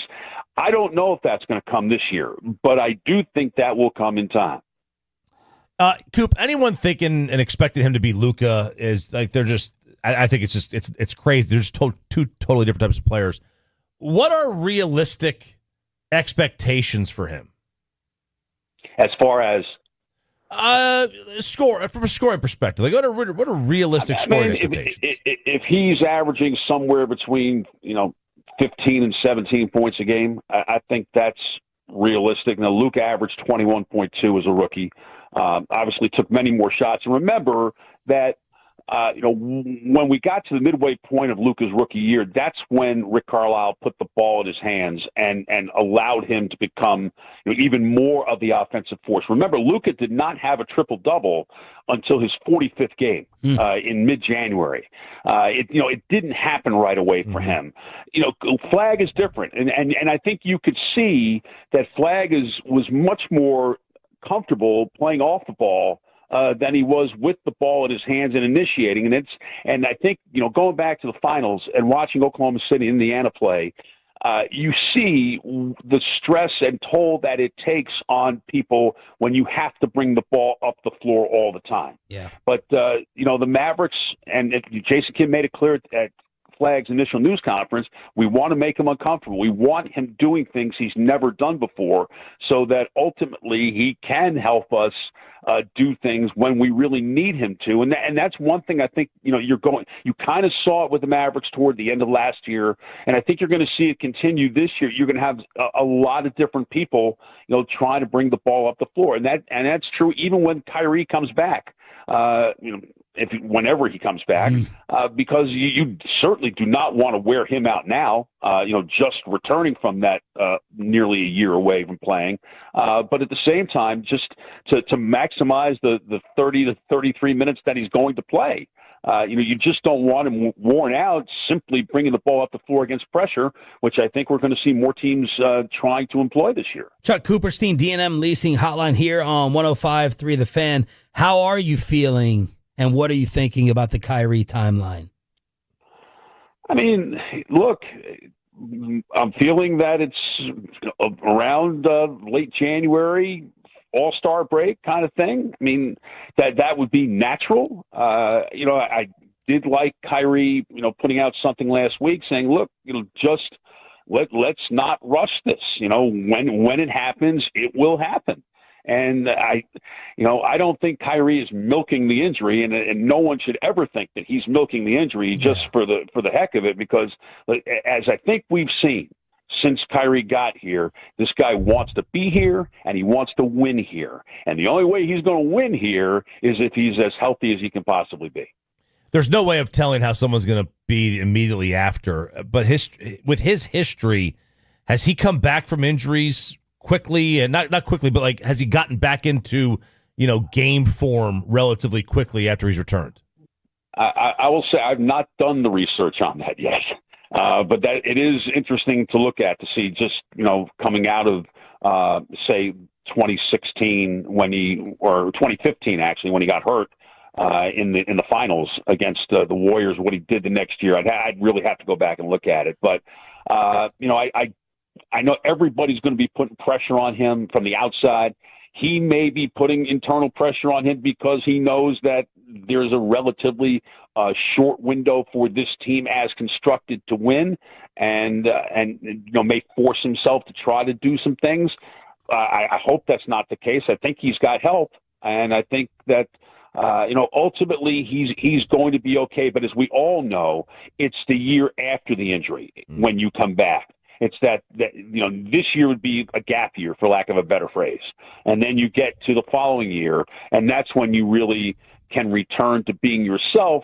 The biggest question, though, is that, at that point, Kyrie's, 34? when he comes back and, relies on quickness and agility and, all those things that make him, can you do that at that age, at, that late stage of your career? I mean, that's what we're all going to wait to find out. Chuck, what do you think of the D'Angelo Russell pickup and just this overall roster without Kyrie trying to stay in contention in the West till if he returns? Well, look, he can really score now. And I always find it interesting when teams get a hold of players that have hurt them in the past when they've played against them. And D'Angelo Russell is one of those guys that's had some monstrous games against the Mavericks through the years. And so now he's a part of that. He's not a natural point guard, but he averages about 6 assists a game. He can shoot it, although last year he shot it worse than he's ever shot it. So I'm going to, just go on faith that he will return to form and be, a 37% three-point shooter, which he's been in his career. Frankly, I like the fact that he's lefty. I think lefties are harder to play against. Now, there are times, and everybody knows this, where, he's done some things that will make you shake your head. What are you thinking out there? But I think ultimately this is a positive. It's a short-term deal. He's trying to rebuild his value, and I think he'll do whatever he has to do in order to succeed. And I think the fact that he does have somewhat of a relationship with Jason Kidd and also with Frank Vogel, I think that's going to help. I think ultimately for what the Mavericks need out of him, I think it's going to be okay. Listen, it's not the perfect answer. The perfect answer, frankly, did not exist in free agency, and so this is what they did. I think it's a pretty good use of money, and we'll see how it rolls. When you see the pictures, hear all the stories of slim and trim Luka, you think what? I mean, to me, Luka can be whatever Luka is, and Luka averages 38 and 8. And it's really hard to do. It's really hard to do in this league. In fact, few, if ever, have done it on a regular basis. So I do think he has something to prove. It's interesting to me. I don't know how it is for you guys, but the noise has been so much louder this summer than it's ever been regarding Luka. Because we've had this before, right? I mean, we go through this pretty much every year with him. Yep. But now that he's playing for the Lakers, it just seems like it is totally, it's like grains of sand, and it's death by 1,000 cuts, and it's just. I mean, I'm frankly tired of it. I can't wait to see the guy play because you know what? I love watching Luka Doncic play basketball, and have always done it. Will always love it, and I will never bet against his ability to succeed because he's one of the greatest, certainly one of the greatest offensive players I've ever seen, and I do think he's better defensively than people want to give him credit for. Thanks as always, man. We really appreciate it on the short notice. Glad you didn't go to Vegas for selfish purposes, and enjoy the rest of your week. All right, guys. Take care. Voice of the Mavs, Chuck Cooperstein on the D&M Leasing Hotline. Did everyone look at the monster matchup on the women's side yesterday and why RJ says stop wasting the money? There is officially no reason to play the lottery anymore in the great state of Texas. Next on Sean and RJ.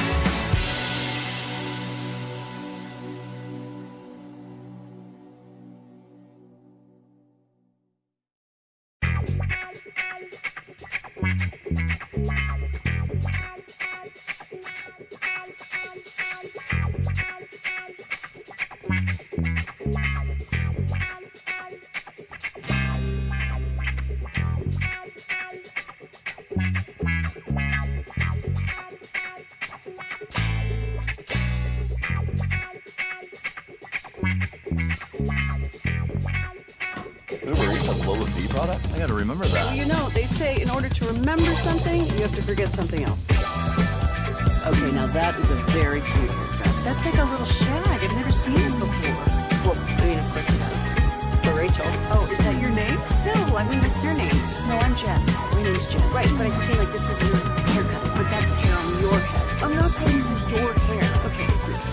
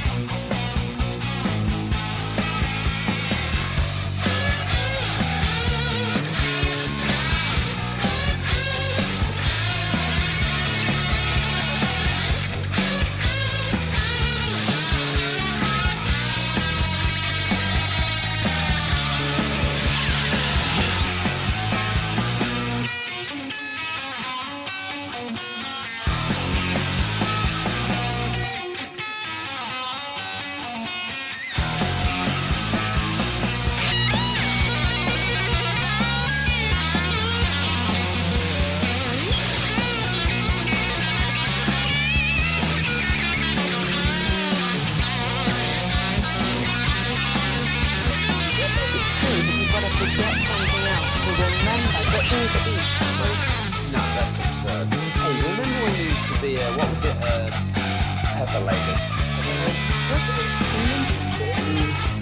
Potato beds. Nutmeg maybe? No. Said that. Was it spicy? Yeah. Doesn't sound right.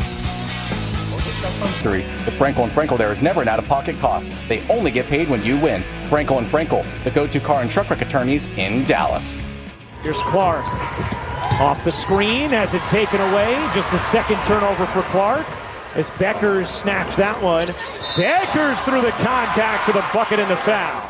What about the other matchup that I know Bobby Belt is regretting missing today, out on vacation? He'll be back Thursday when the show is live in Richardson as our Firehouse tour continues. Pepe is out this week. We got Ross in. I'm Sean Trafe alongside RJ Choppy. It was Caitlin Clark against Paige Beckers, and Jake Riepma was not even there to cover it because he's at Mendon. He put up some sloppy photos this weekend. Oh, my. Oh, I didn't see these. Oh, man. And he did it not once, but twice, getting after it at a wedding in California. I screenshot it just for future blackmail use. Okay. All right. Okay. I mean, the shirt unbuttoned. That's a look. That's certainly a look. And what is that? What is that look? The shirt unbuttoned. He's got a lay. He's got a lay around his neck, and he's got the I think he got the fresh haircut, but I think he also got his eyebrows done. Better check on that one. I think he got his eyebrows done right there. Hey, look, Riepma's one of the rare guys who looks better without a hat than with. Okay. Most look better Funny with a hat. You're just looking of all the things in this photo, and Aiden, I should have sent it to you. You're just looking at the hairline, not the blacked out face. Very blacked out. Not the bare chest. No, bare chest is, you and I have a photo with bare chest. Right at the hairline, yes. So, I mean, we can't really go in on that one. Caitlin Clark and the Fever take care of Paige Beckers and the Wings. 13 assists, 5 steals for Clark. Bobby, of course, would tell you, though, that Paige outscored her by 7, 21-4 and 2. Between these two, as Caitlin Clark is now, 3 games back from injury? Yeah, and prior to the injury, she had gone 1 for 23 in the 3 games prior. I don't know if she was hurt at the time or what. I don't pay that, but she had gone 1 for her previous 23 from beyond the arc. It took her 3-point percentage from 40-something% to 29% at the injury. It just torpedoed it, and now she appears to be a facilitator now. Just facilitate left and right. And I guess Paige is now 0 for 4 against Caitlin in the college and pros. 102 points in a WNBA game. That's high. That's a lot of points. There's a lot of these games are in they're in the 70s and low 80s, and to get to 102 points, that's a lot of points. But Paige Becker seems to have been coming on strong. She's fantastic. She's everything they've asked her to be. 18, 5, and 4. It's tremendous. Yeah. She's an all-star game. She's in the all-star game. She's the real deal. And the Wings got themselves something. 877-881-1053. If you watched, and also give us your observations. Quit playing the lottery. We haven't played this in a long time as a morning show. No, we haven't. It's got to be like near $1 billion to make it worth my time. You know? Yeah. Like 150 million. Nah. 75 million. I'm not even. 75 million. That's a waste of my time. I'm not even touching the brake on my car to stop at the gas station for that. Not even a thought. Yep. I start to see a 3. When I start to see a 3, I'm like, what I start to do then is, okay, now I'm just going to keep looking. Monitor. I'm going to start monitoring. I start monitoring at 3. When it gets to 500 million, I can see myself, making a special trip. Okay. All right. But not in Texas. Nope. Not doing that. A study conducted looked at Powerball data going all the way back to 1992. So 1992 till today to figure out the likelihood of winning the Powerball per 100,000 residents. And if you went and looked at it, this is tallying all the people since 1992 that have won the Powerball in each state. And if you were to go and look where you want to live in the state of Rhode Island. Oh. Rhode Island. Because it seems like California always wins. Yes, but they have so many people. So Rhode Island has seen 427 Powerball wins in 33 years. So about 39 Powerball wins per 100,000 residents. You get all the way down to Texas, and we only have 275 total wins. But we have less than one win per 100,000 people. So 0.88 wins per 100,000. California, 0.91 wins per 100,000. You want the worst state to do it? Mississippi. They have only seen 0.07 wins. Which could be the poorest state, especially after Brett Favre. You would think they need all the Powerball winnings. Yeah. And they're getting none of them. So not very good here in the great state of Texas if you want to win the Powerball. But I do want to keep playing. Ross, do you play ever? No, the most I ever played was like my great aunt would get us like scratch offs for like Christmas. That's as far as my lottery went. That's my mother-in-law's dream gift, like getting her scratch-off tickets. I love the scratch-offs. They're great. That to me, better chance. That's the best gift to give somebody for Christmas. You got a niece, a nephew, like a 6-year-old. Let them go scratch 6-year-old. Yeah, give them scratch them all. Scratch them all. They love it. They eat that stuff up. Can they cash it? No, you got to go cash it for them. You got to go cash it for them. Exactly. Double dip. And listen, kids, if you're 6 years old listening out there, when you just win $10, you don't take that $10 to go home. No, you got to let it ride, baby. You got to let it ride. The new Sweet Brown emerged over the weekend? Yeah, this is Curtis Jones. This is in Rochester, New York. And he made it onto the news. Why? Is Sweet Brown a viral enough, big enough name that you think many know? I think so. I think so. Ross, do you know who Sweet Brown is? No, I'm unfamiliar. Oh, of course. There you go. Not of course. He impressed us earlier with his history. He usually knows history. She's the ain't nobody got time for that. Yes. I got bronchitis. That's her? Wow, That's her. I never put a name to it. That's Sweet Brown. Ain't nobody got time for that. I think that's how you would know her. The ain't nobody got time for that girl. Well, this is the newest viral one. This is Curtis Jones from Rochester, New York. And I didn't know they had mountain lions in Rochester. But he decided to put some sound effects with his story on this ABC channel. I heard the roar. I felt that roar. I knew to keep it pushing. I knew that. Curtis Jones says he was walking near Rauber Street late Wednesday when he saw people running from what appeared to be a large wild cat. After I see the people run, I just see something big just walking, just right over here, right by the bush. It went right over here. I swear, I promise you, it went right over there. And it said, "Rawr!" And I just kept walking. I seen it, seen me, see it. So in my head, I'm like, nah, I gotta go, man. I'm out. I seen it, see me, see it. I'm like, there you go. Yeah, I listened to this. And I don't think this doesn't reach any Rushmore of audio clips. It does not. There was like a 10-second part of this that I almost clipped, but I'm like, no, this isn't. You know these instantly. Yeah. You know this is going to be viral, you think. And this comes up a little short. It's definitely not on the Sweet Brown level. It's not on the who all seen the leprechaun say yeah. It's not on that level. Yeah. I'm trying to think of some of the other ones. Hide your kids, hide your wife. There you go. It's not on that. Tier below. Yeah. Those are 1 seeds. Yep. Those are 1 seed. This is an at-large. This is SMU, Tennessee, Indiana in the college playoff. But the thing this makes me think about locally is like these gators or crocodiles in these local local lakes. I know. There was one in Eagle Mountain, I think, had one. And South Dallas. Yeah. how are they all getting them up here? It's got to be a pet. You think so? It's got to be someone releasing a freaking pet. I just don't know why you would have a crocodile as a pet. Like that doesn't. Venomous snakes. That doesn't make sense either. No. Why do you need a boom slang snake out there? I just don't get that one, right? What's the purpose of that? Yeah. You want to die? So you now want to bleed from your eyeballs? Another reason to be scared of the lake life. Yeah, my kids went to the lake this weekend, and you're scared. I'm scared. I'm petrified of lakes anyway on a weekend. Are you? I've never been out on one yet in all the years. I love that type of partying. Yeah, it's great, and I'm just in general. If I've ever gone to a lake, everyone I've ever gone with, they've always done it. They go early. If you go early in the morning, it's much easier because there's nobody on the lake yet. Nobody gets to the lake. That's not fun. Yeah, It's not as fun. It's not as fun. Nobody gets to the lake before like 10 a.m. Now, I had a buddy. He's like, "We're going at 8 a.m." And I'm like, "Hell yeah, man! Start early." You fishing? You can't drink all day if you don't start at 8 a.m.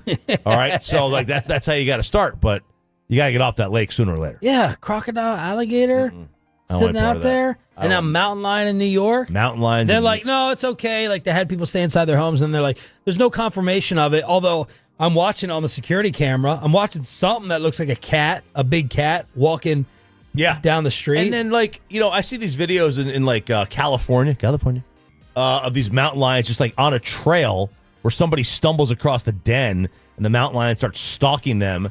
And these people are going, roar! Yeah. Roar! And they're like yelling. And I'm like, what? No, I think I would do that too. I would have. They say don't run. They just say don't run. You got to walk away. Just Yeah. back up. Don't take your eye off them. And This then- cat went up Yes. the hill, Yeah. and then stalked back down. Right. Like, now he's got you from a higher position. Yeah, higher ground. He's gonna jump on you. I mean, you got to carry a piece. Yeah. I mean, you got to hike strapped, man. I'm hoping that the mountain lion in New York walks. Well, I don't want to get in trouble on PETA, but you walk in the wrong neighborhood. Mountain lion walks the wrong neighborhood. Yeah, Yeah. Like it's like Compton in California. What is that in New York?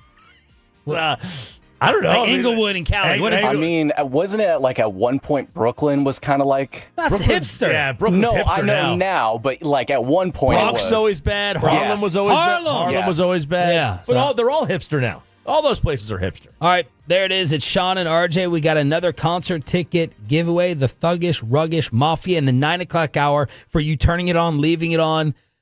The quarterback list is out. Where's number 4? That's next. And below, B-Belt. on the home of the Cowboys, 105.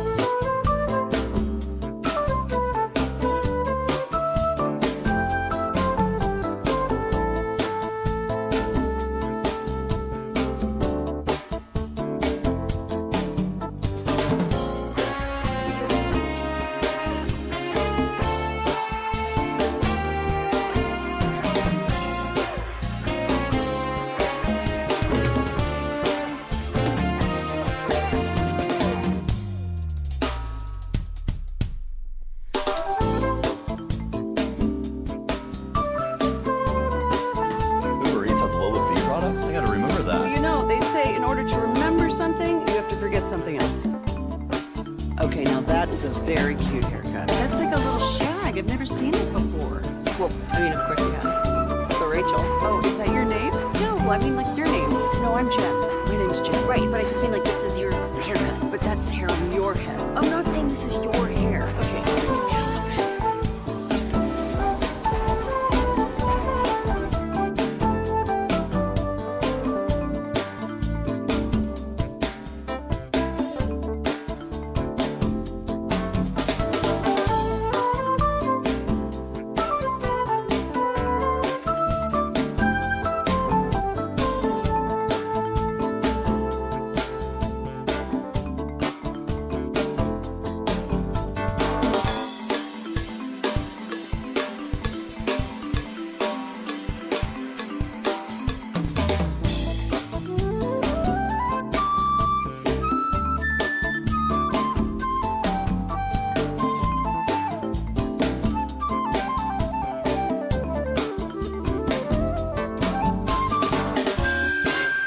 Back to Sean and RJ here on 105.3 The Fan. The upcoming segment is brought to you by Classic Chevrolet in Grapevine. If you're in the market to upgrade your vehicle, get to Classic Chevrolet in Grapevine. Back-to-back #1 Chevy dealership in the world. Visit ClassicChevrolet.com. This is Texas. This is Classic Chevrolet. Together, let's drive. Based on new Chevy registrations in 2023 and 2024.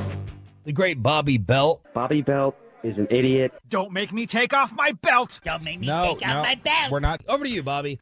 Bobby Belt is out till Thursday on vacation at last check in San Antonio. But Thursday, we're taking the show on the road for the Firehouse Tour in Richardson. Not Friday, it's Thursday, where we feed you breakfast and hook you up. Feed your breakfast from Whataburger. Of course, it's out there all the time. It's presented by Whataburger, Fraser Roofs and Gutters, and Firehouse Movers. Firehouse #1, 300 North Greenville, right off 75 in Richardson. And Below the Belt is brought to you by D&M Leasing on the home of the Cowboys. Sean Sharif alongside RJ Choppy. We got Ross pitching a perfect game so far in place of Pepe. The quarterbacks are out. This is usually at 9:20 in the Red Zone. Your football fix. By the way, baseball insider John Morosi is going to join us at 9 to talk about the Rangers' first half, trade possibilities. He just did a sit-down with Adrian Beltre as well, and the Rangers draft selections. John Morosi for your Rangers fix at 9 o'clock, also on your official home of Texas Rangers baseball. But Jeremy Fowler, every day going through the executives, the coaches, and the scouts, ranking the top 10 at each position. How much did you cheat by looking at the list on TV? I've been trying not to. So I've seen like number 7, 8. All right. So you didn't cheat too much. I didn't cheat too much. No. I think the easy one is we know who the top 4 are. Okay, but let's try to get them in order. All right. Number 1. It's got to be Pat. Gotta be? I think so. It would not surprise me if Josh Allen was there, if Lamar Jackson was there. There's been some Mahomes selling, it feels like, over the course of the past year. I mean, yeah, Kevin Keatsman, your guy from Kansas City. Yeah. Called him Fat Mahomes. But you think it has to be I think Pat. it has to be Pat. It is Pat Mahomes. Lowest ranking 4, highest ranking 1, last year's ranking 1. Mahomes' grip on the top spot is loosening slightly after dominating the voting with back-to-back number 1 rankings in convincing fashion, garnered around 60% of the first-place votes this year. He's finished 8th in QBR the past 2 years. From 2018 through 22, he finished first or second 4 times. Rarely does he look as frazzled as he did against Philadelphia in the Super Bowl. Here's what the league is saying. Veteran coordinator about his cast. Quote, offensive line in decline, particularly a tackle. Wide receiver group completely cleaned out by injury. Kelsey, not near the same player. I thought he had more command of time, score, situation, and better fundamentals from within the pocket than ever. He's a one-man army, and no NFL coach wants to deal with him. Complete dog. No one like him. Maybe Burrow, but Burrow is not dangerous, not as dangerous as a player. So, okay. An AFC scout said Mahomes probably doesn't have that same fear factor from opponents he had a few years ago, but expects him to bounce back this year with the rebuilt line, healthier receivers, and finally an NFC executive. Other guys played great, the other quarterbacks. He took a little step back based on the last few seasons. I don't expect it to last, and neither do I. Yeah, it's look, I mean, I'm buying all your Pat stock if you want to sell it. I'm buying it too. Is there a element of he was the invincible man, and now Rocky made him bleed, and you got the guy in the corner. He's not a machine. He's a man. He bleeds, right? You know, all that stuff. Yeah, sure. But good luck getting him to bleed again. But the problem is the Kansas City offense has been bleeding longer than just the Super Bowl. We keep saying, when are they going to wake up? When are they going to wake? They're a defensive team. Yeah. You're not supposed to be saying that with Pat Mahomes as your quarterback. No, you're not. No. It's a season long. I mean, They have figured out the read offense, appears. Now maybe that's him too, but or weapons gone. There's a lot of factors that go into that. Like, what do you think they averaged in points last year? I think it was like 24. It was 22.6. Okay, so that's top 15th. 50. All right, and then 15th. Do you have their playoff numbers by chance? No. Like how much they scored? Yeah, like per game. So let's see. They scored 27 when they beat the Bills. No, never mind. That's 2024 season. You want 2024? No, that was 2024. Like the postseason. The postseason of 24. I'm sorry, postseason of 23. the calendar year of 24. So we need to see this. All right, so here we go. They beat the Bills 32-29 in the AFC Championship game. So they scored 32 there, and they scored 23 against Houston. So that's, 27 points. That's, if they're put up 23 and 32, they got worked at the Super Bowl, they still put up 22. I don't know. It's they kind of came on when they needed to. Number 2. I think it's got to be Allen. It is Allen. Highest ranking 1. Lowest ranking was 4. Okay. Age 29. I like to just get the quotes from the rest of the league. One NFC executive called him overrated. Remember, their general manager, Brandon Beane, said, quote, "There's idiots everywhere." He came out strong with that. NFC exec. He's done everything. He's answered every test. He makes less mistakes and takes care of the ball. Only thing left to do is to win it all. And then finally, from an NFL personnel evaluator, he's still got that risk-taking to his game and the occasional head-scratching play, but he's taking more calculated risks than wild ones, which is helping his overall play. So that's Josh Allen at number 2, with the league talking about the quarterbacks. Number 3. Let's go Burrow.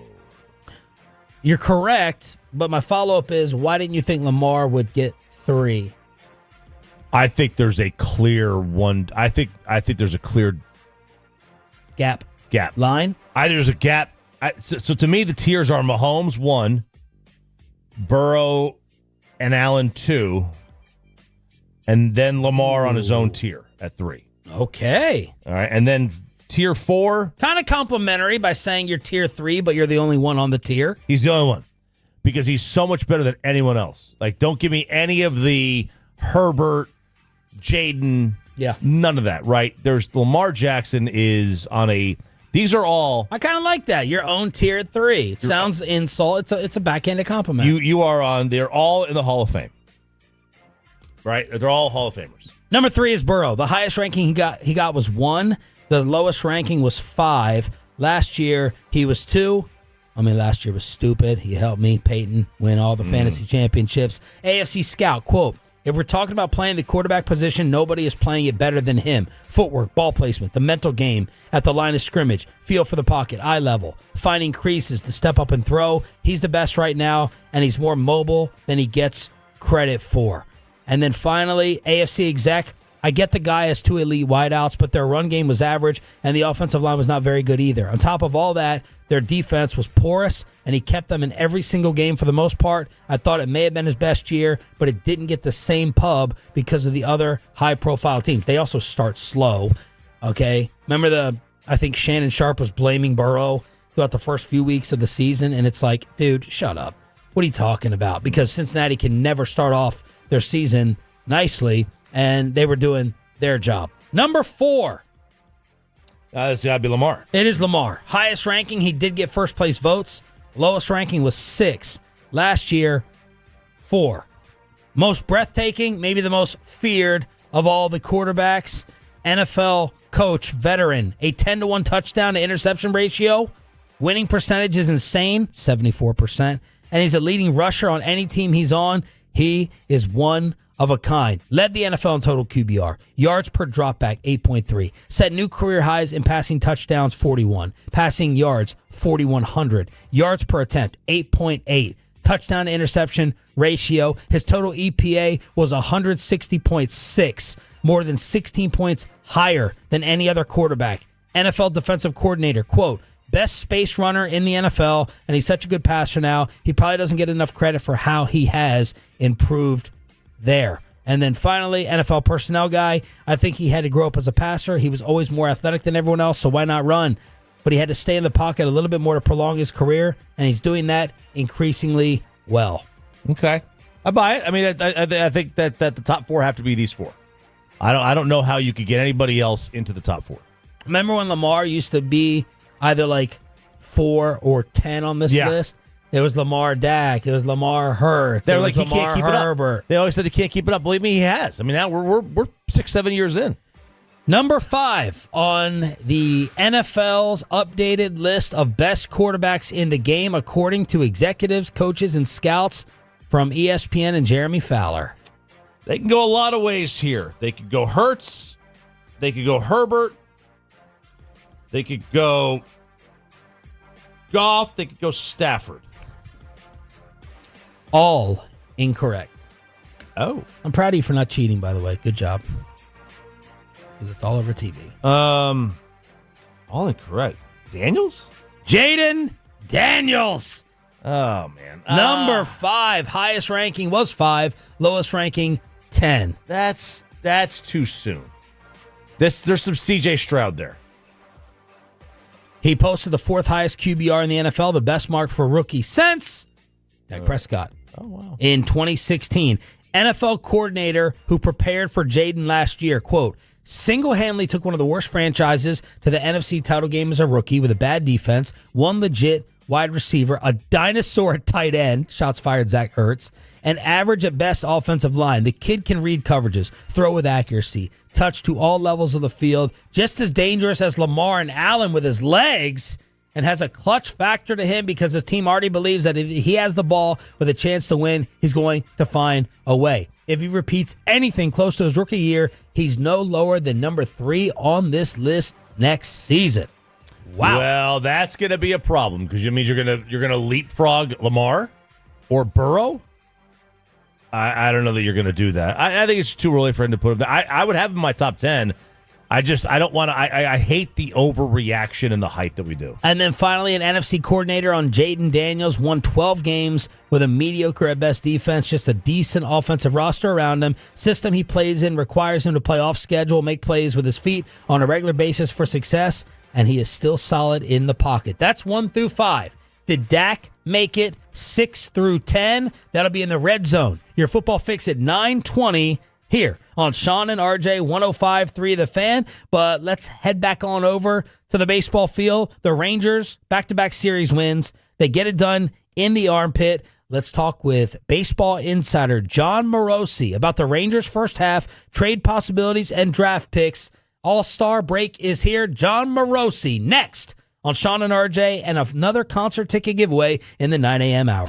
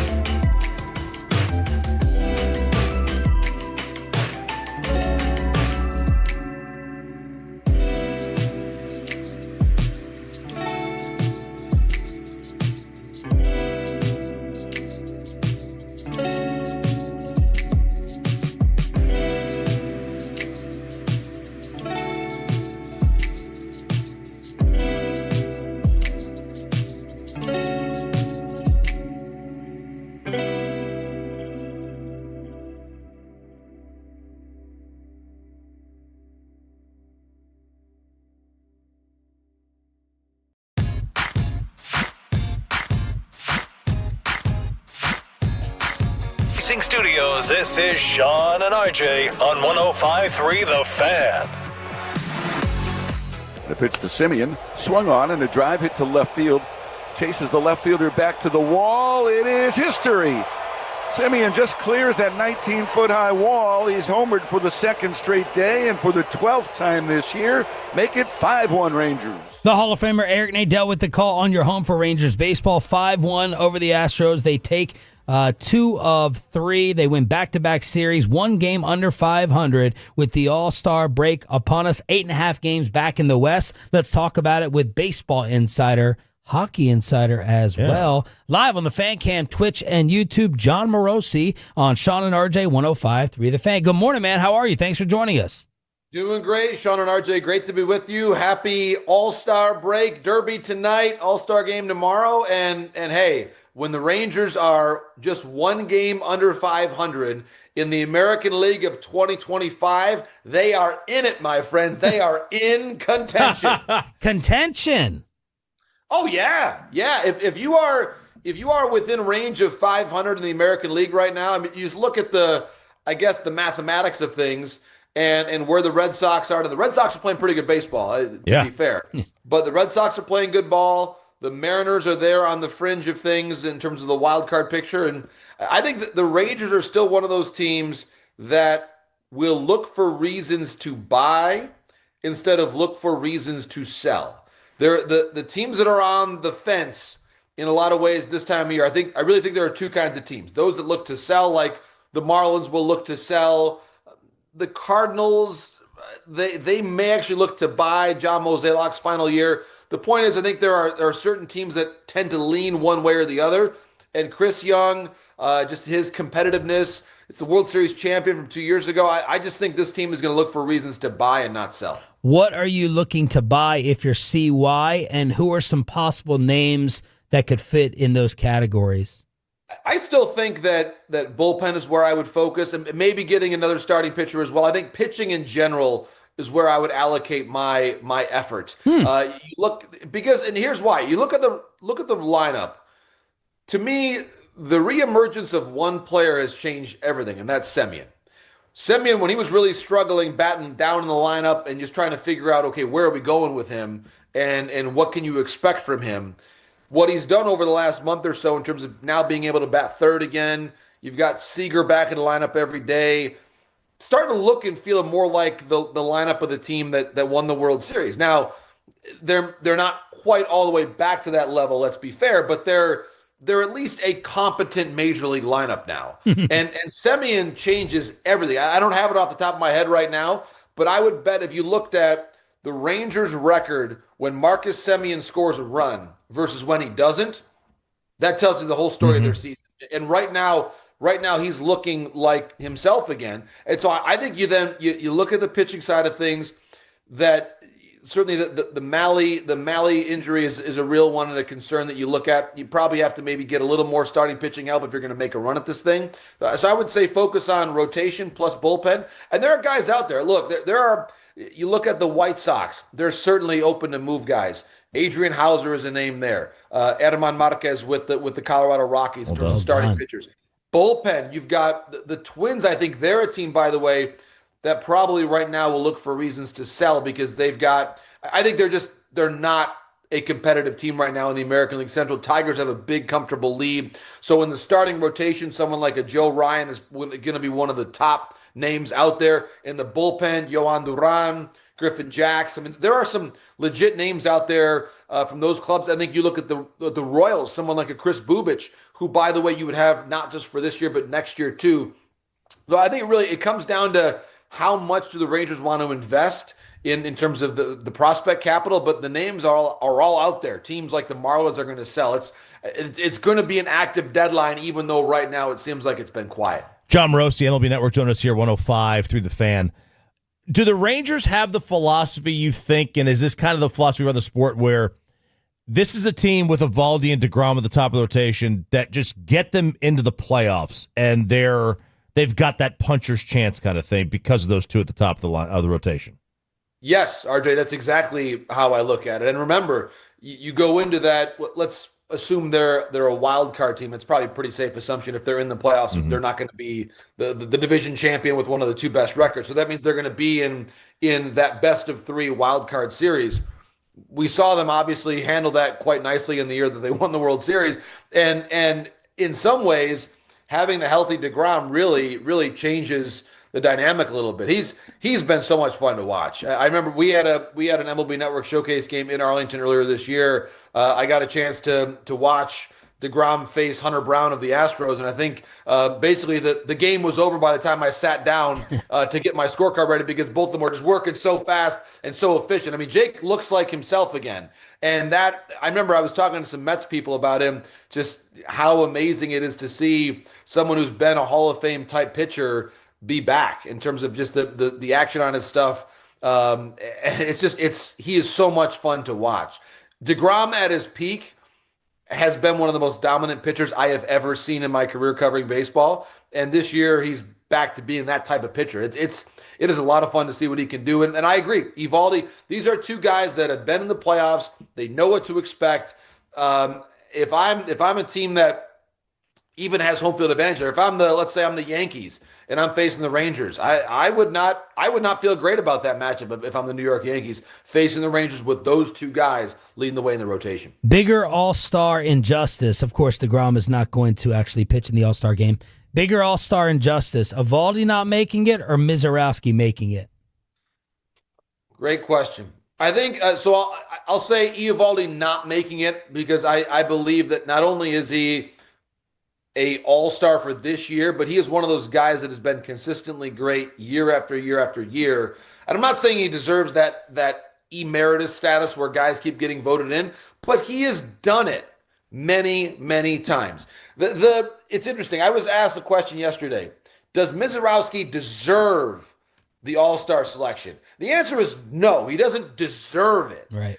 It's also not his fault, by the way. Right. And I think that we can say two things. I think that it's in some way people are entranced by the velocity, and we love seeing it. And wouldn't it be fun? Let's just say he comes in out of the pen and he faces Aaron Judge. We might say that he doesn't deserve the selection, but you know what? I'm going to watch that. Yep. Mm-hmm. I'm going to watch it, and we all want to see that. So on some level, he doesn't deserve it, but I am okay with it, if that makes sense. Yeah. Because at the end of the day, let's remember what the All-Star Game still is. It is a show. Gone are the days when it was the American League, National League, serious rivalry. We got to crush them to defend our pride in the Rose-Fosse collision. That's old-time stuff. This is a show. You're going to have players mic'd. There's going to be fun stuff. This is to kind of broaden the tent of baseball fans and bring people in. We can bemoan the fact that that's what it is, but that's what it is. And we have to, I think, acknowledge that, make our peace with it. And so while Miscellaneous doesn't, quote unquote, deserve it, I'm fine with him being in it because it's a show, and I really appreciate the show aspect of what the All-Star Game is. John, second half of the year, are the MVPs, assuming there's no major injuries or collapses by Shohei and Judge, are they the MVPs, or is there a chance that Raleigh or somebody else sneaks in? Oh, sure, there's a chance for Raleigh. If Raleigh hits 60 homers and helps the Mariners make the playoffs, he's the MVP, in my estimation, because he's already having, RJ, the best power-hitting season for a catcher, at least the first half. Yeah. From home run production standpoint, that we have ever seen, ever. And he's playing the most demanding position on the field, the one for which, at least in my estimation, I have always given a little bit of a boost, whether it's MVP voting, Hall of Fame voting. It is the most demanding position physically on the field. And look at how many games that Raleigh is playing. And even though some of them are as the DH, the reason why he's so valuable and how they're making it work, he still is carrying the fatigue of the catching position up to the batter's box with him every time he's even the DH. It's a vocation. It's like a calling to be a catcher. And so when that is your identity and you're hitting upwards of 55 or even 60 home runs, guys, and by the way, you're catching a staff that is not easy to catch. It has been by and large a very good staff, but no catcher, no one who's ever actually put on the gear and put on a catcher's glove would say, yeah, it's easy to catch Brian Wu, or it's easy to catch Gilbert or Kirby. These guys have amazing, devastating action stuff, which is, it's maybe fun to catch from a competitive standpoint, but it takes a toll on your body, because that left hand of his is just getting a thud about 125, 30 times a game, okay? That's not easy. Right. So I just think that you put him on a different scale than any other position. And for me, if he hits 55 dingers, and especially if the Mariners make the playoffs, I think he's the MVP. You did a podcast recently with the great Adrian Beltre. What did you get from Adrian with your sit down? Yeah, a great conversation, and a couple things that stood out to me about his journey. He shared what it was like, certainly going through the 2011 World Series and the emotions and thinking about, you're thinking you're going to be a World Series champion, and then of course we understand what happened in Game 6. He spoke about that devastation, and he also spoke about, and this is an interesting part of the conversation that I didn't necessarily expect, when he left the Dodgers and signed with the Mariners. He said that he never wanted to leave LA, never wanted to leave the Dodgers to begin with. He signs this, at the time, I think it was the largest free agent deal in the history of the Mariners. Certainly changes his family's future, all those important things. But he said that for the first several weeks after signing the deal, he barely slept. Didn't have a good night of sleep because he regretted the decision right away. Wow. And he said it took him a while to make his peace with it and to feel comfortable. And he said that was the hardest year of his career, was 2005 in Seattle, because it was the first time he felt like baseball was a job. And he said that year kind of took the love of the game away from him. And then you think about, and he was describing some of his relationships since then. He talked about the importance of finding joy in the game. We think about Beltre, immediately we imagine him back and forth with Felix Hernandez and goofing around with Elvis. Yeah. Those are like 3,000 hits, but those are the things that I think about. And he basically said he had to get back to being that person by being Felix's teammate and then eventually his opponent. And then with the way that Elvis brought out that personality from him when he was playing with the Rangers, how important that was in the success of his career. So I loved how he described the importance of having fun with the game as being so essential to his success. I've always enjoyed Adrian, one of my favorite players to be around, elite competitor, as we all know, but someone who really just gave his heart and soul to the game and is a very deserving Hall of Famer. Man, it's wild because when he got here, Selig was like kind of questioning the move. You never hear a commissioner do that. But he wasn't a Hall of Famer when he got here. And he had such a late kick to his career. You never see that outside the PED era. Right. No, it's an excellent point. And I think that you're right that Texas is where he became a Hall of Famer. That 1 year in Boston was unique because he goes there. He had to sign the 1 year deal. He put up some great numbers. I tend to think that he would have been a Hall of Famer if he had stayed in Boston and signed his next big contract in Boston. But I really think that Texas, that team, being in the playoffs so consistently and just finding his home there, the 3,000 hits, the Gold Gloves. You're right. I think it took him a while. He got to the major leagues early, and then I think his first All-Star appearance, if I'm not mistaken, I think that came when he was about 30 years of age. It's rare that a Hall of Famer's first All-Star appearance doesn't come until the middle of his career. So you're right. It was not obvious the entire time, but the number of hits and the elite defense. I remember I talked to Ron Renicky, Major League manager and also Major League coach, great baseball person. He was actually managing Beltre in San Antonio before he got up to the Dodgers. And he basically said, even at that age, and Renicky has coached and managed a lot of people, there's never been a better player that Renicky has ever seen on the slow roller to first base than Adrian Beltre. That is like high art. That is like watching the ballet on a baseball field. Is watching Beltre do that. And so he had enough of those iconic moments and played on some iconic teams in Texas that I think vaulted him. But you're right. There's zero question about it that the time with the Rangers is what made Beltre a Hall of Famer. And I love the way in which he has stayed so connected to the franchise and remains an ambassador and really an icon in the Metroplex because of what he meant to that team. Absolutely tremendous. Can't thank you enough, man, especially Extra Step with the Fan Cam, Twitch, and YouTube. We appreciate it. We're going to play some Bell Trade this week, and enjoy the break while you can. Sean and RJ, thank you so much. Enjoy the All-Star game, and thanks for all the great work that you do there in Dallas. Thank you. Thank you so much. Thank you, John Morosi, Baseball and NHL Network on the D&M Leasing Hotline. Is Dak Prescott still a top 10 quarterback? The league has spoken. What say you on the fan text? The Red Zone, your football fix, is next. GiveMeTheVin.com.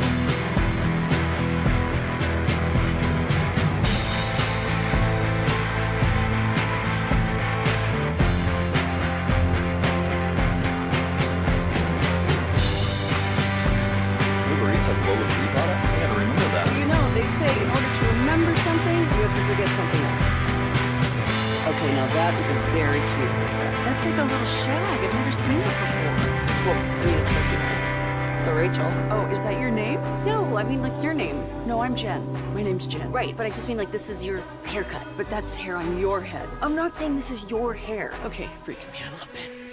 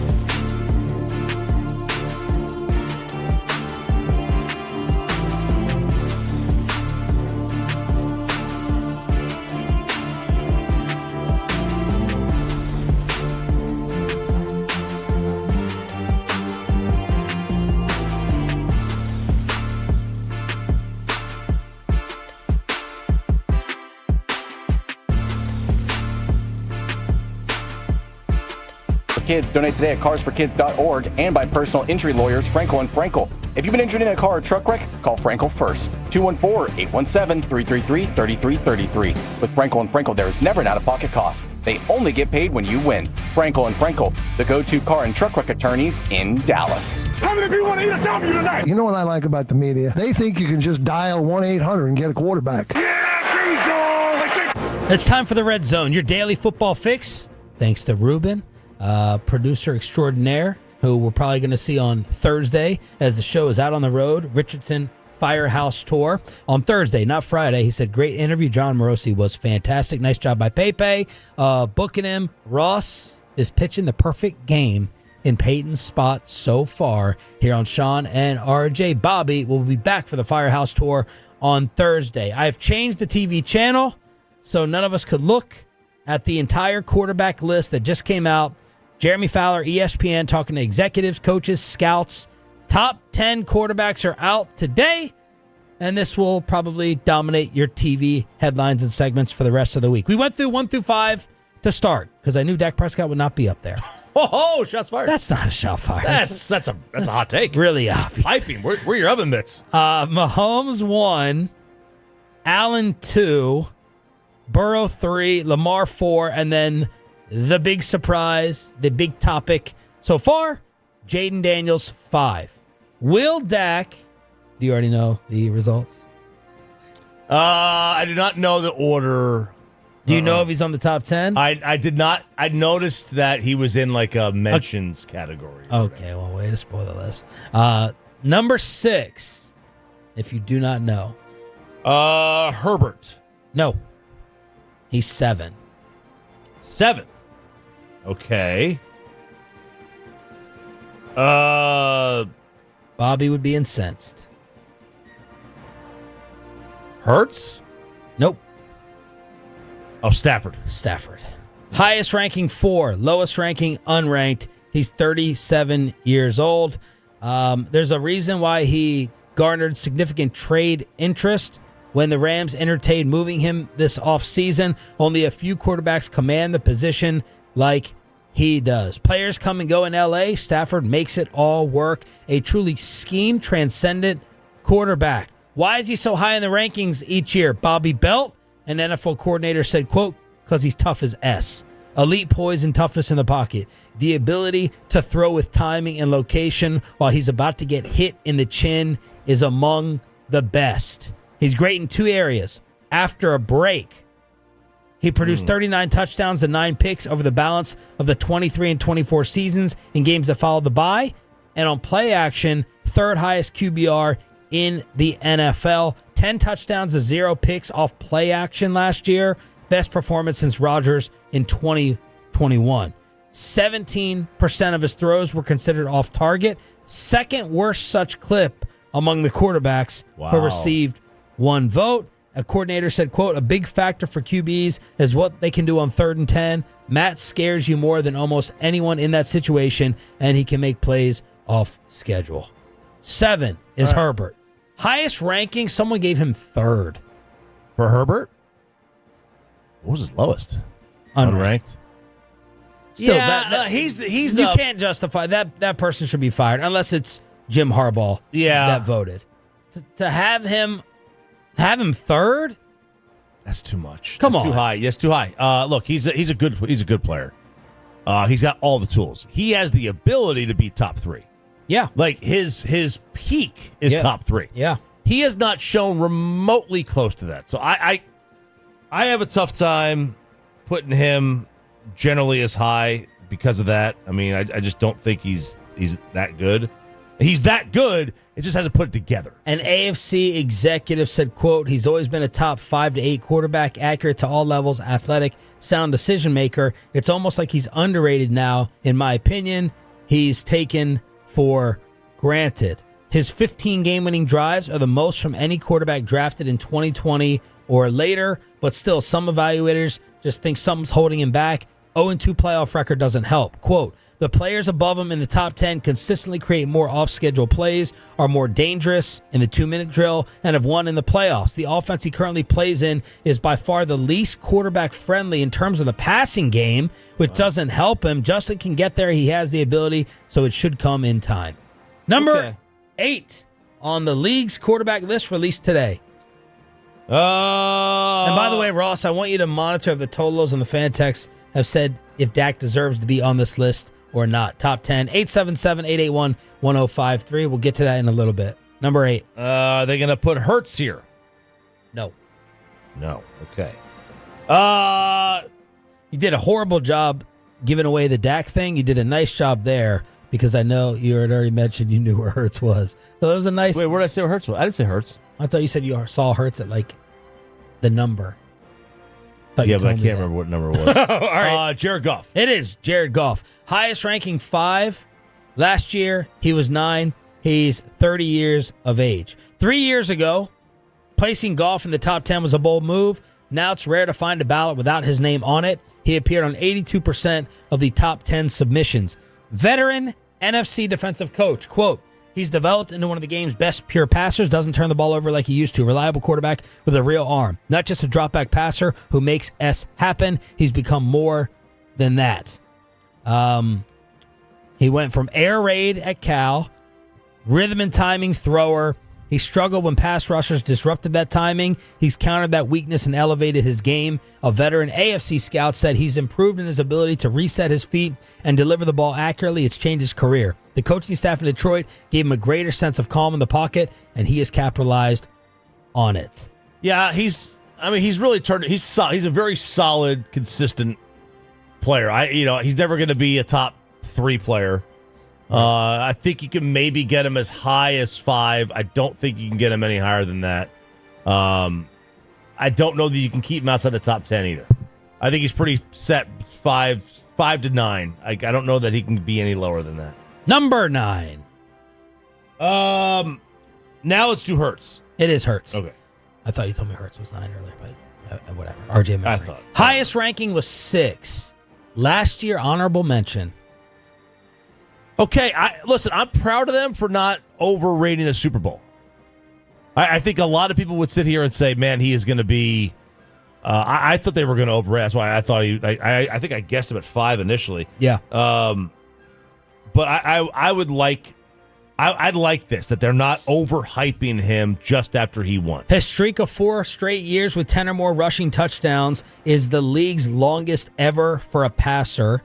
He's also one of the game's most accurate passers. I'm reading here, not my opinion. Sean Sharif reading. Ranking first in completion percentage over expected, plus 6.6. Throws a beautiful deep ball. That's true. And then we see it in the Super Bowl. He had a better, quote, he had a better year running the ball, and the way he played down the stretch when healthy was impressive, said an AFC executive who put Hurts top 5. Better throwing the ball in general this year and cut out the turnovers. When asked to be a high-volume thrower in 2023, struggled taking care of the ball, 15 picks. Cut that number down to 5 last year, though on far fewer attempts. It was almost 200 less attempts. More than a few voters see shades of a Russell Wilson career arc. Has many traits that contribute to winning at a high level, but needs a steady run game around him that would not necessarily thrive in a pass-heavy system. Number 10 on the list. And before we name 10, Ross, what are the Tolos saying whether Dak deserves to be on it? Terrible news. I'm trying to log in right now. Oh no. Yeah, there she goes. I'm going to guess that a lot of the Tolos would say no. Yes, Dak is top 10, at least 9 or 10. No, because of last year at injury history. We can't judge him again until he proves it. Purdy should be in the top 10 before Dak. Dak, absolutely not top 10. Okay. Dak should be top 10, and after this year, he'll be top 5. How does a Super Bowl winning quarterback not rank in the top 5? That's talking about Hurts. Well, he just doesn't deserve it. Yeah. All right, 10. I got 2 people here. There's 2 guys I think that there are only 2 that can make this. 2 guys. And that's Purdy and Baker. Bobby would go crazy over Purdy getting excluded.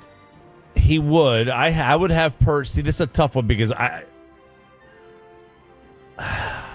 I'll say I like Baker Mayfield. I think Baker should be in it. And are you keeping Dak off because of injury over those other 2? Or you just believe, no doubt, Purdy and Baker are better than him right now? I think they're better than he is right now. Baker's tough. This. You see him do that shotgun beer at the golf tournament? He stopped with 2 guys with the Baker jersey. Oh, no, I didn't see that. Cut it open, shotgun that bad boy. All right, you got a 4th and 5. Yeah. Are you taking Baker or are you taking Dak? Or Purdy? Probably Baker because the legs. The legs, yeah. Baker's 10. So you got that. Highest ranking 5. Ooh, man. Last year, unranked. The first line is Baker Mayfield walked so Sam Darnold could run. The former number 1 pick is emblematic of the NFL's capacity for career resurgences. Fearless as a thrower and a runner, said an NFL personnel evaluator. He's got on-field leadership where teammates want to support him. Much better arm than given credit for. Good mover in the pocket and can rush for yards. Attacks the 3rd level of the defense. When he's got time in the pocket, he's as good as almost anyone right now. And then finally, personnel man. He honestly reminds me of Favre a little bit as far as style of play. He's got a moxie to him, like F you, I'm on the attack. And defensive guys feel that presence.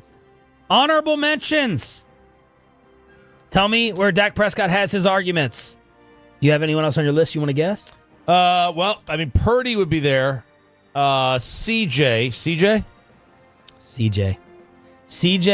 and one more quarterback, not Purdy, for honorable mentions. Darnold? Nope. No, right? Cowboy Nightmare. Kyler? No. Cowboy Nightmare. Young up-and-comer. Aiden. Oh, Love. Jordan. Yep.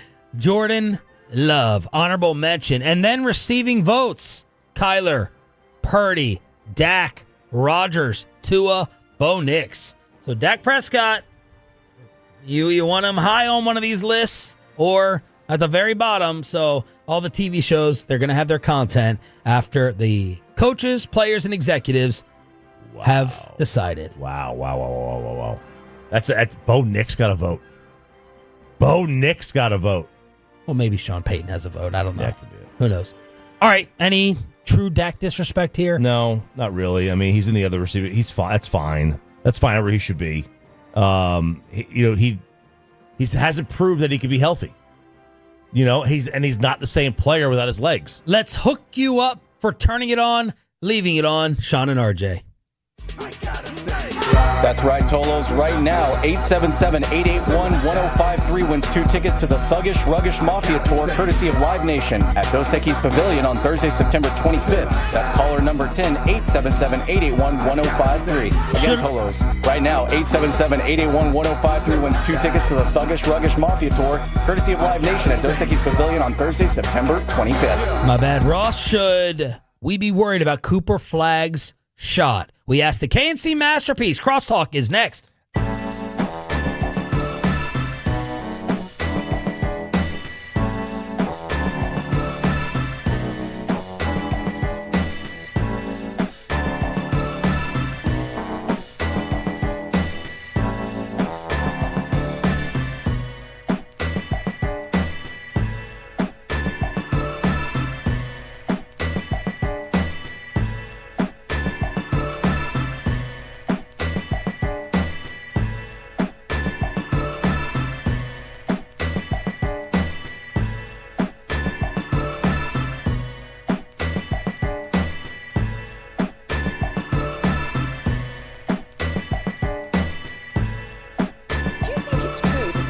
Get something else to remember that Uber Eats has groceries. No, that's absurd. Hey, remember when you used was it? Pepper Lady. Pepper Lady. Wasn't it Semien sisters? Basil Babes. Saffron squad? Nutmeg Maidens. Pre-curb? No. Nutmeg maidens. I just said that. Was it Spice Girls? Doesn't sound right. Was it Saffron Squad?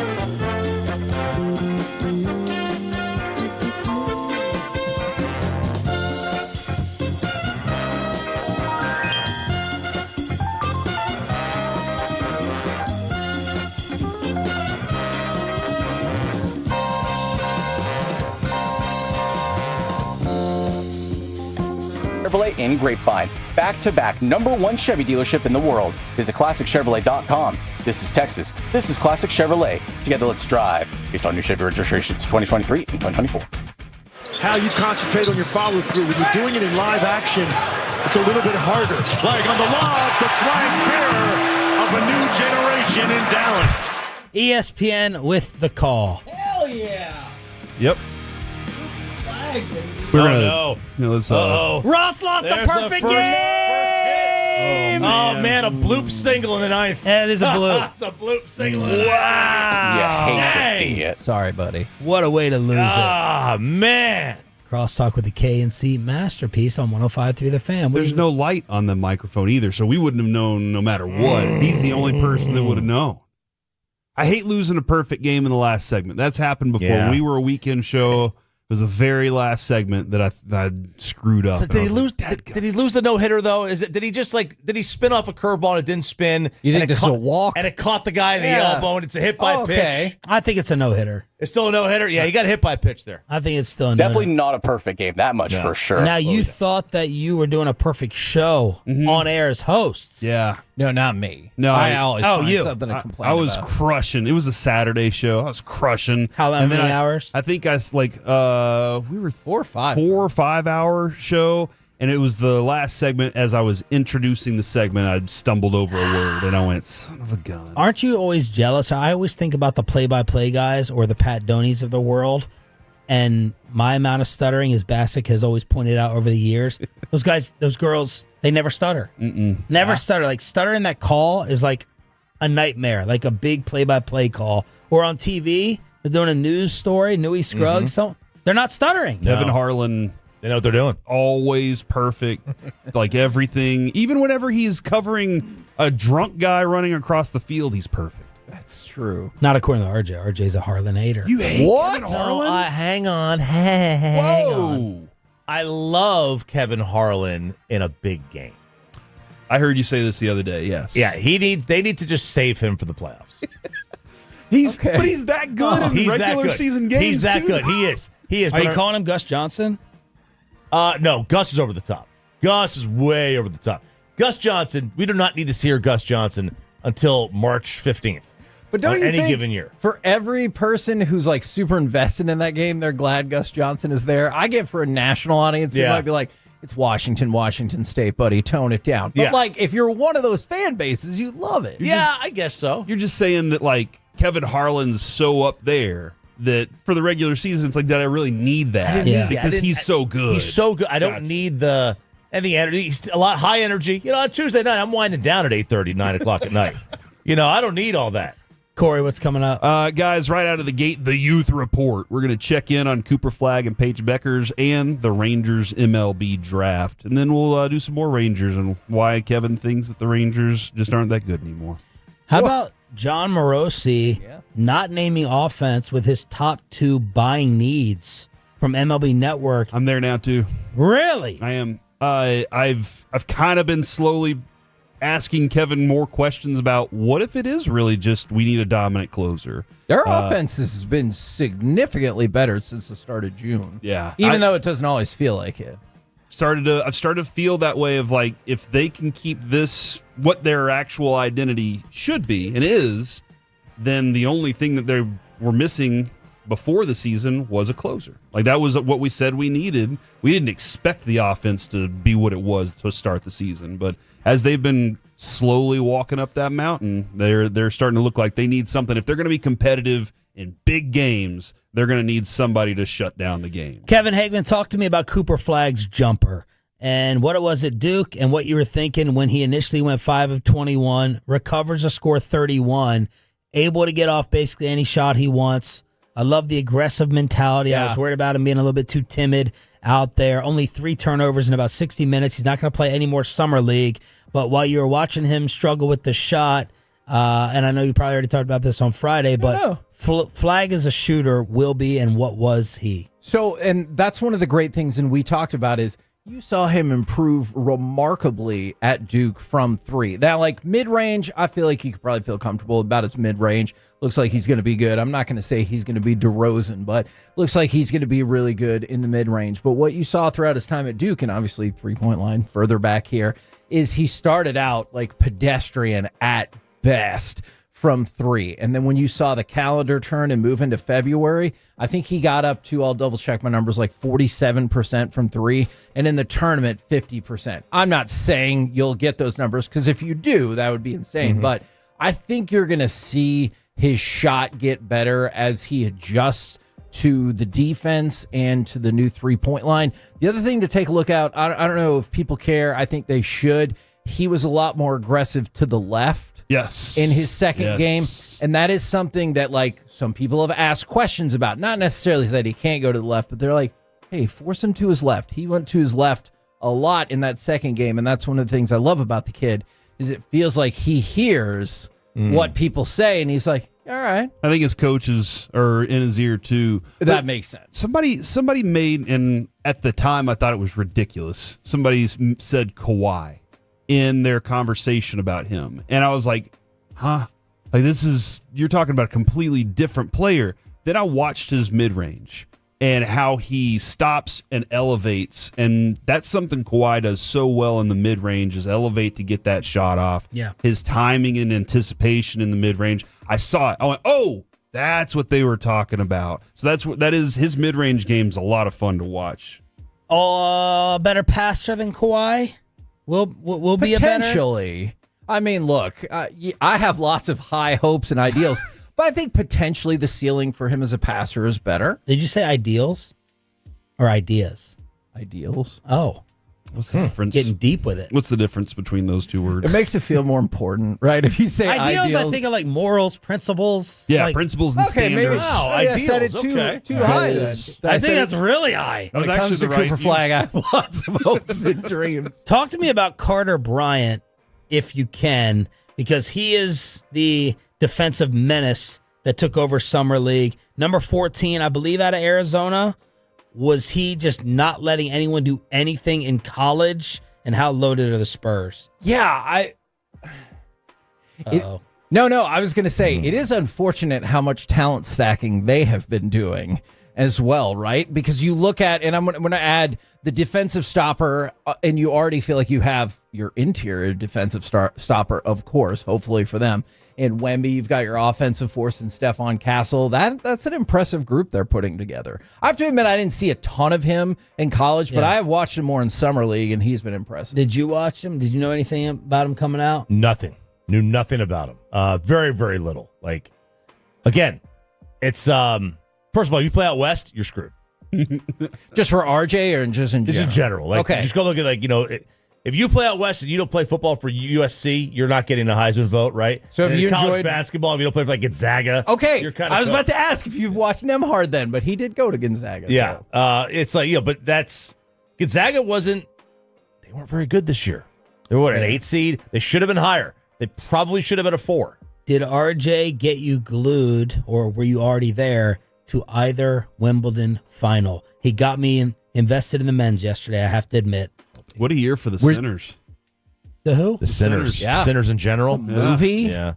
Yannick not really getting a true drug suspension. A lot of big time. Now you saw Kyrgios. You saw your Kyrgios. ideals. I mean, you saw Kyrgios' tweet, right? No. He just put the asterisk out right afterwards. Because did he have a PED thing? Yes. Is that what it was? Yeah. Look, there is no level Kyrgios is a psycho. of pettiness that he won't go to. All right, did you have a... What did Sinner get in trouble for? I'll look it up. I did see a PED thing listed. Yes, he just put out the asterisk. Yeah, that's it. Did you have a rooting interest in the men's final then, or you just want to see good tennis? I think I eventually wanted Alcaraz. But Okay. Look, is that the face of a doper? No, it looks like Opie Taylor. There you go. Yeah. Well, yeah. Let's see. Was this the same face? Was that Yes, the it one?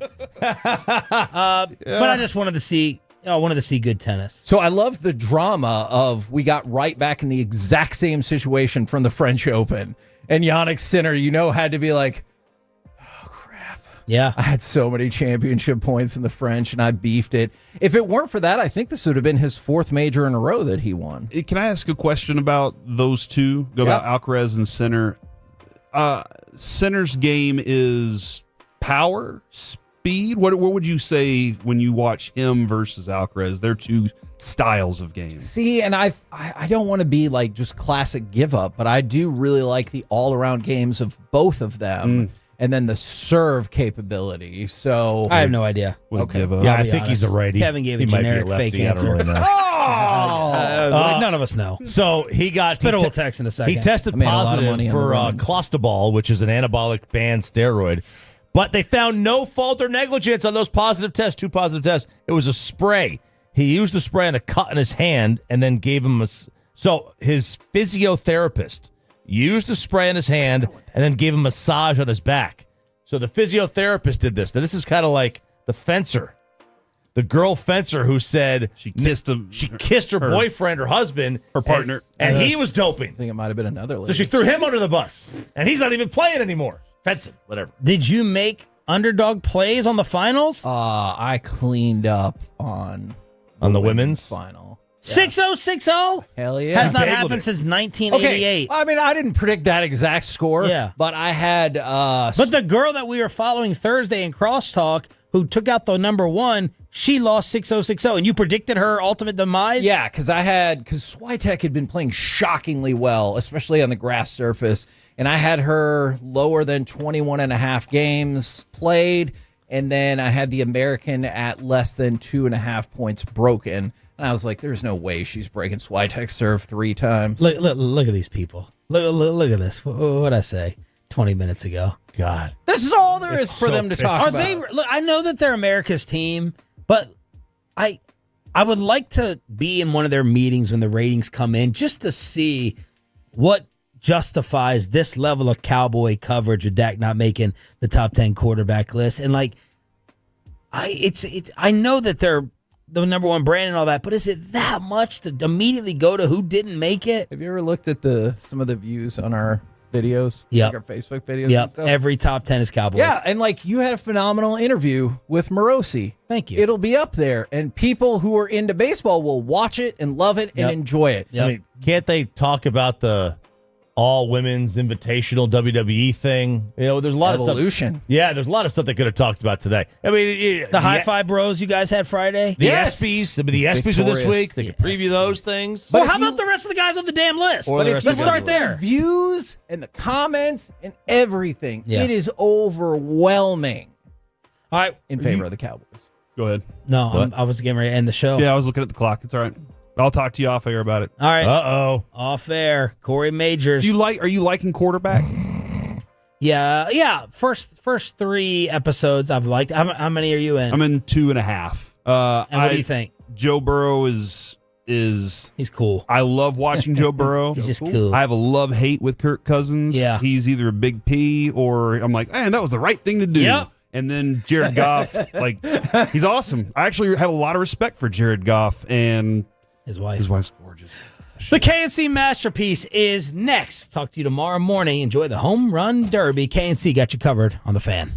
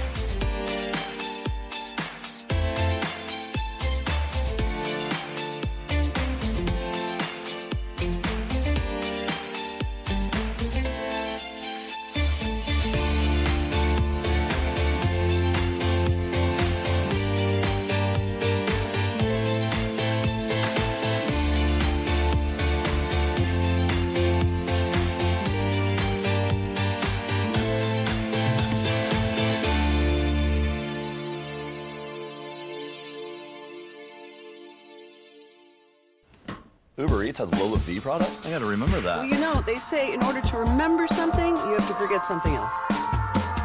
Okay, now that is a very cute haircut. That's like a little shag. I've never seen it before. Well, I mean, of course you have. It's the Rachel. Oh, is that your name? No, I mean like your name. No, I'm Jen. My name's Jen. Right, but I just mean like this is your haircut. But that's hair on your head. I'm not saying this is your hair. Okay, freak me out a little bit.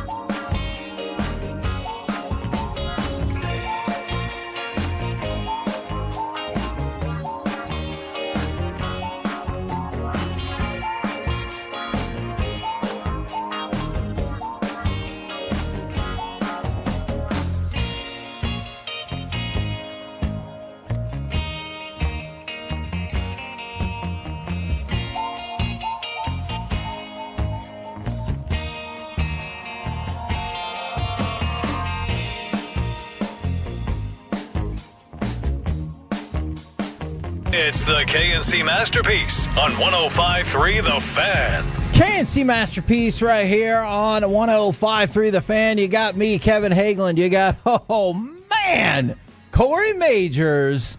And of course, you have the famous Alec Medford. Gentlemen, welcome to the program. How the hell we doing today? Doing great, man. Doing great and ready to rock, Kevin. Very ready to rock. I like it. Alec? Feeling very well rested, gentlemen. Ooh. I was able to sleep good at night knowing that we have a new AEW World Champion. Oh, and we got to take the belts out of the case. Felt like a very emotional moment when it happened Sunday morning for the show that started Saturday afternoon, but it was just a long show. That's all I'm saying. It was just a long show. All right. 877-881-1053 if you want to get involved in any of our conversations. They say, much like they say Alec is the pride of Mansfield, they say this is the dead time for sports, but it ain't the dead time for content, baby. We got plenty. Go ahead and give me cut number 8, if you will, as we start the youth report. Nembhard pulls it out. Flagg with the left this time. Great control with the left hand. I want to start by talking about Cooper Flagg, although we can get the page, we can get to the Rangers draft. There is a lot happening right there, and who knows when we'll mix in some AEW talk today, but it's going to happen. All right, Corey, I know we were all captivated by the first game with Cooper Flagg and maybe with Bronny James, if you were captivated by that as well. Yeah, that's the future right there. But were you as captivated or captivated at all about this one? I was bored initially with this game. But we scored all 67 points. But initially the game just seemed like a summer league game.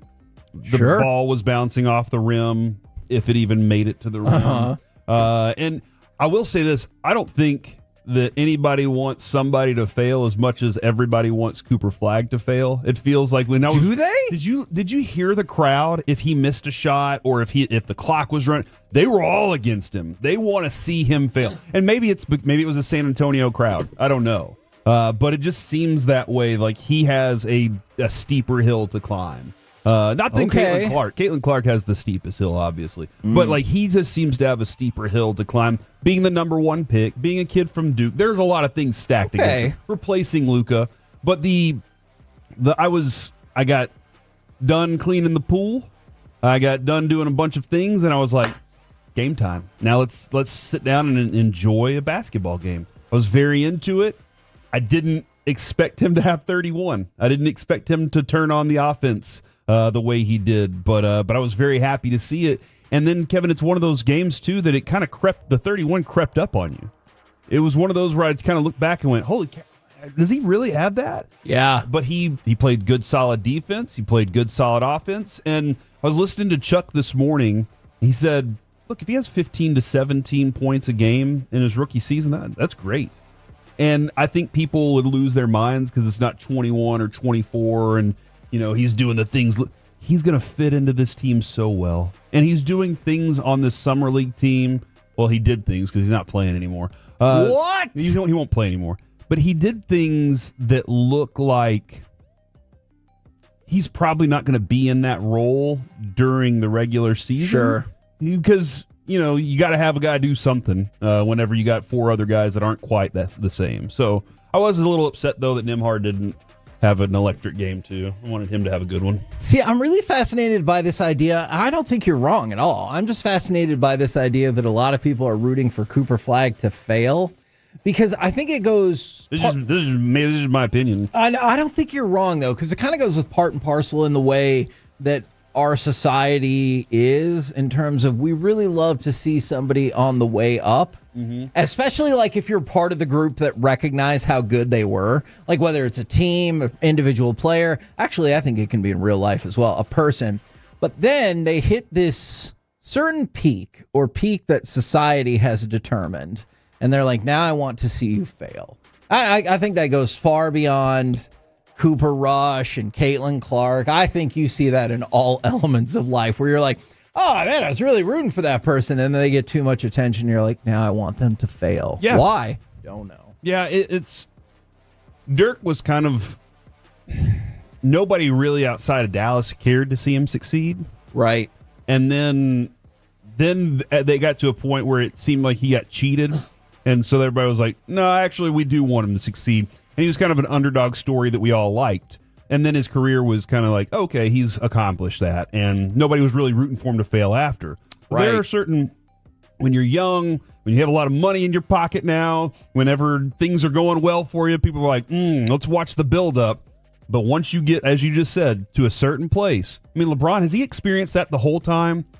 Or was there a level of, no, we just want to watch this guy be the next Jordan the whole time? See, and I might be off about this, but just in my recollection, it wasn't really until the decision, and not just the decision, the like introductory, not 2, not 3, not 4. Yeah, that was it. I think it was the combination of those two things that pushed a lot of people over towards wanting him to fail. Because before that, when it didn't seem like he was any threat to Jordan, like in terms of all-time greatness, and don't worry, we're not having that conversation right now.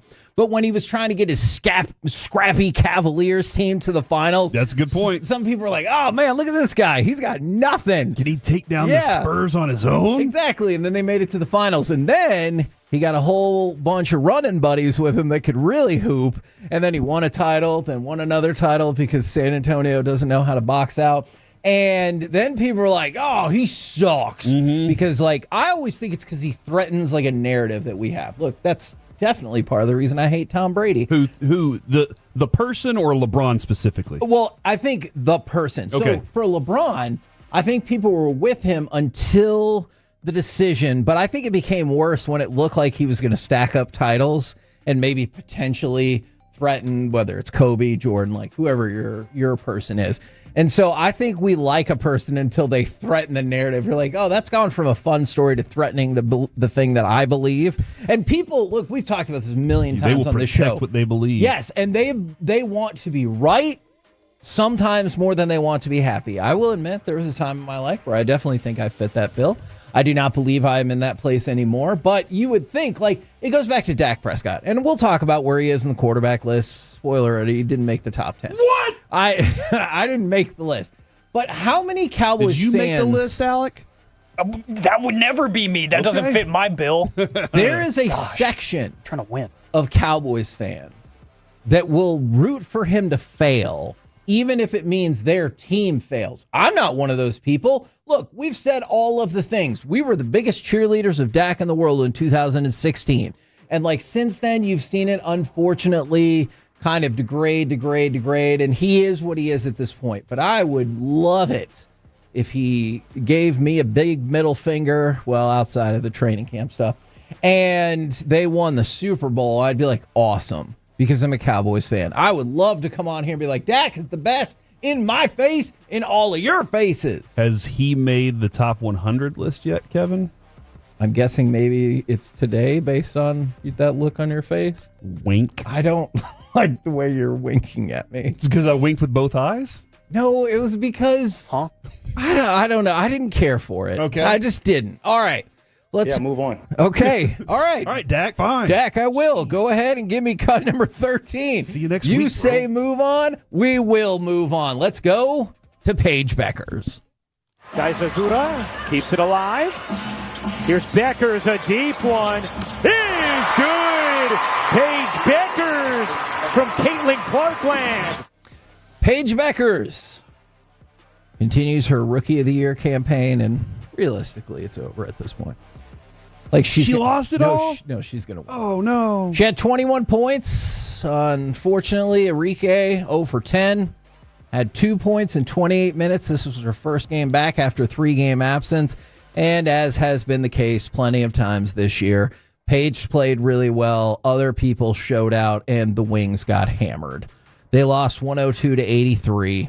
They're 6-16, which I know is terrible, but they have still been getting better. I do believe they were 2-11. Well, that was at one point. There might be a lot of people out there that don't have a clue what I'm about to say. Their defense to start the season was bad. This stretch that they went on, where they had they went on a little bit of a win streak, if you will. I'm going to call it a win streak for them. They had a better defense. Their defensive effort was more in sync, and that was where they were better. The Fever are a better team for sure. And it's not like, oh, Caitlin Clark, and that team actually is a pretty good. That's a well constructed team, and I would expect that later in the season you should see them in that conversation deep in the playoffs. That's just my feeling on that. I know the Lynx and Liberty are all great and everything too, but the Wings' defense have been better. They weren't good enough against the Fever yesterday. Agreed. But there have been some flashes, and maybe we need to have some more Dallas Wings folks on. Let's get Paige back on. From the 940, Becker's shooting percentage are crazy for a rookie. And there have been moments where I'm like, man, she just doesn't look like she has the touch. And there are other moments where I'm just like, God, she's good. You know, it's really nice to have her here in DFW. I really enjoy watching this game. You know, much like the sweat question with her before, I think you should say, hey, there's times where it looks like you just really can't shoot the basketball. She knows. But then there's, oh, man. I've seen videos of her in practice being upset that she's not knocking down shots. Okay. Are you embarrassed? I think that would be a great question to get things going, like you did with the sweat question. So this time, just be like, hey, what's up with your shooting? I think that's exactly how you should ask it. Do you think it can be fixed or not? I don't think you should add anything to it. Well, what if she asked me? She's like, what do you mean? And I go, do you think it can be fixed or not? Save that for the interview. All right. I love that. I hope that's exactly what you say. And she goes, is your question, do I think I can fix my shooting? I would love that. All right. Is it great or is it not? It depends. Let's go to cut number 12. Hey, let's stick with Corey's line of questioning. Can this guy fix his hitting or what? Let's go to the Rangers. With the 12th pick of the 2025 MLB draft, the Texas Rangers select Gavin Feen, a shortstop from Great Oak High School in Temecula, California. Now, we told you going into this, it looked very likely that the Texas Rangers would take a high school shortstop. Now, one of the ones I thought they'd be interested in did go off the board early, and actually several did. I think there were 5 or 6 off the board, and this was the 6th or 7th shortstop, even though some places already list him as a third baseman. Gavin Feen, drafted by the Rangers. He had a tough regular season in high school ball this year. Otherwise, there was a lot of thought that he could have gone even higher in this draft. Yeah, he will. I think he's going to be a good hitter. 6'3", Kevin. I think that's one of the reasons everybody's just kind of going, no, third base. He's got a third baseman size, and we're all looking. But it's weird, though. Right now, shortstops are the tallest athletes on the field. Right. And so it's a very weird thing to think. But I guess, is Walcott your future at shortstop, and that's why? I mean, we all have this question of, is he too tall to be a shortstop? Right. And I don't understand that. I like he can make the plays. I like the idea that we have 2 young shortstops in Walcott and Feen, and maybe the thought is that neither one will actually play shortstop. This is an interesting pick here because, like I said, if not for struggling against far inferior competition than he's going to face at the plate, I think he could have gone even higher, but he has a really strong arm. Like, if you do want to move him out to third base, he's got tons of raw power, good bat speed. He has really good contact rates. I understand all of the reasons, specifically as a hitter, the Rangers took him. I like the player. I like how he fits what the future is going to be for them. It's down the road. I really like their second pick in A.J. Russell, the pitcher out of Tennessee. I thought Tennessee I think they had 4 picked in the draft this year, and I think that might be a record for them. But that pitcher right there, I'm very interested in watching him. Long, lanky, right-handed pitcher who I think he had 104 strikeouts in 70 innings.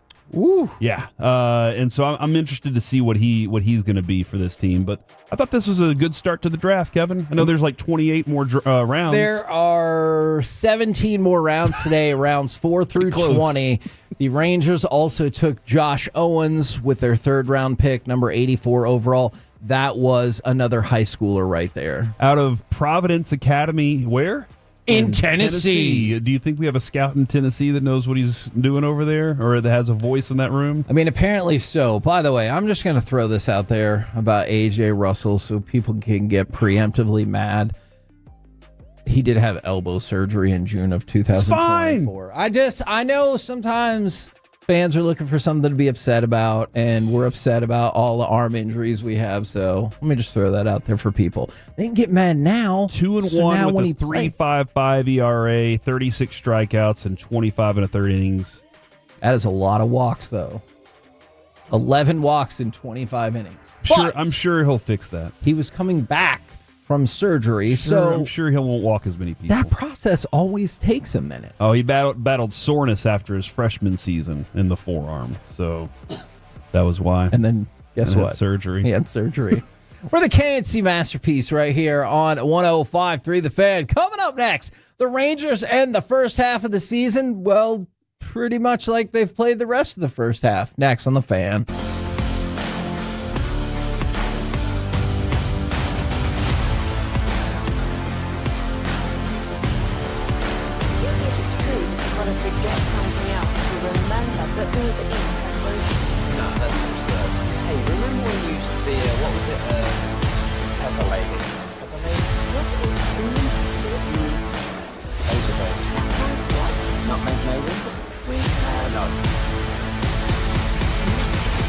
Said that. Was it Spice Girls? Doesn't sound right. Was it some fun club?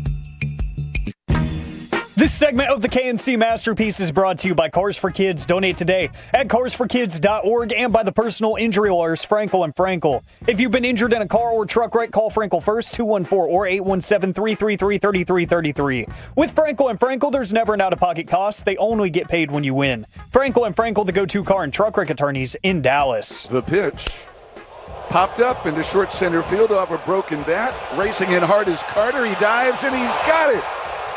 Evan Carter saves a run. Nathan Eovaldi applauds his center fielder. And the Rangers get off the field unscored upon in the bottom of the first. KNC Masterpiece right here on 105.3 The Fan, where the Rangers end the first half of the regular season, and this is what I'm going to stick with, pretty much like they played the rest of the first half. So, what do you mean the rest of the first half? Okay, so I want to take a look at like this clump of last 10 games. Obviously, I'm going to selectively edit this to make it fit my scenario, but the last 2 games, Rangers 1-1. Last 8 games, 4-4. Last 10 games, 5-5. So you see a pattern here, but take a look at what happened inside these 10 games. Well, first of all, you defeated Houston for the series win. It was a big deal. I know. That was Very a big deal. Especially to Broadus. Do you think it was the biggest deal to Broadus? So on Friday, as we were leaving, Alec, I heard Broadus, they're doing their show, and he was just like, I just don't want to get swept. And he said that like 3 or 4 times, and I was like, man, the more he says that, the more I feel the same. Like, the more I'm just like, crap, Broadus, you're right, man. And then after they won the first one, I was like, ah! And so I tweeted at him, and I said, Broadus, we're not getting swept. So think about what prevented the Rangers from getting the sweep, though. And that's where, because you were asking yesterday about, like, has this team showed enough to show that you need to go for it or buy? To me, absolutely not. However, the good news is you still got a couple of weeks on the other side. I think there is one thing that they may have shown. They're good enough to stand pat. Agreed. To not sell. I agree with that. You may have convinced Chris Young by beating Houston. Right. Hey, if Houston's the best team on our division and we just own them in their park, could have swept them. What is it that can we go with this team? And I think, was it Morosi that was on this morning? Yes. If you have Eovaldi and DeGrom, you're not trying to sell for when you have a duo like that at the front part of your rotation. Absolutely. So, and from the 940, can we talk about why we shouldn't trade Adolis, because he absolutely owns it is glorious the Astros. You are right about that. And we did talk a lot about the prospects of trading Adolis last week, but if you want a stat, here we go. Did you know that Adolis García has 20 home runs against the Astros since 2021? That is the most of any player in that span. So not only does Adolis own the Astros, nobody owns the Astros from a power perspective more than one Adolis García. Positive. Next positive, Nathan Eovaldi. He had 8 strikeouts yesterday. But you know what is most impressive about that? He didn't get a single strikeout until after the 3rd inning. Really? So think about that. So he almost goes through the 8th. I think it was 2 outs in the 8th.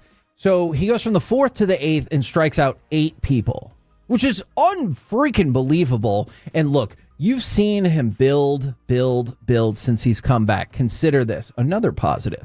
Nathan Eovaldi has allowed, this is crazy, 1 or 0 runs in 10 of his last 11 starts.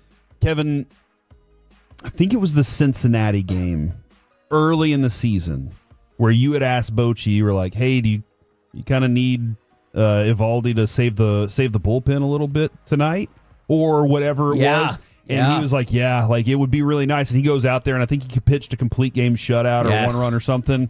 And yesterday was the same thing. You needed him to save the bullpen, and he did it again. You are absolutely right about that. So not only do you get the win, does he lead the way in the win? It does put some ease up on the bullpen that maybe you didn't have available yesterday. And I know the thought might be, well, you're not playing today. What difference does it make? It makes a difference. It made a difference for that game. Yes, and because Boch is like, these people are not available. But yeah, so Eovaldi, 10 of his last 11 starts, including the May 27th appearance, although that is when he left the game after 2 innings, he's given up 0 runs or 1 run. The only one that doesn't fit into that scenario was his first game back. And if you remember, his first game back on June 27th, he didn't go on a rehab assignment, which is usually par for the course. But if Nathan Eovaldi says, I don't need any damn rehab, I feel like you're like, oh, okay. He did that the World Series year. Exactly.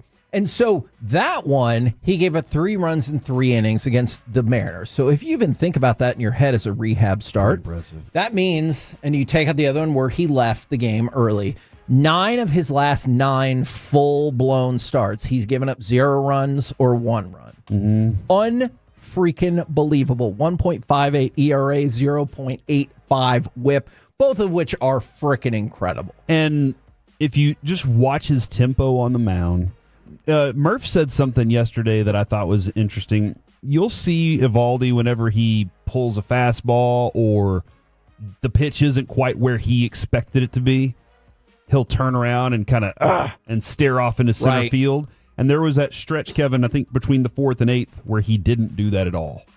Like you watch his mannerisms on the mound. He works efficiently. He's intense with everything he does. The one pitch that he threw that went to the backstop, did you see that one? Yeah. He was even smiling about it afterwards. But like there was just a lot of efficiency in his game. And I think what I love about it, because his splitter was working yesterday too, is Houston walks away from that going, how this dude owns us. He does. How do we defeat this guy? And you're just as a team and as a hitter, you're just kind of lost and stumped, and you don't look forward to playing him again. You know, this question comes up, and I have a theory, but even I don't agree with this theory. Okay. You know, which is not a great sign. We're like, here's what it could be, but even I don't agree with that.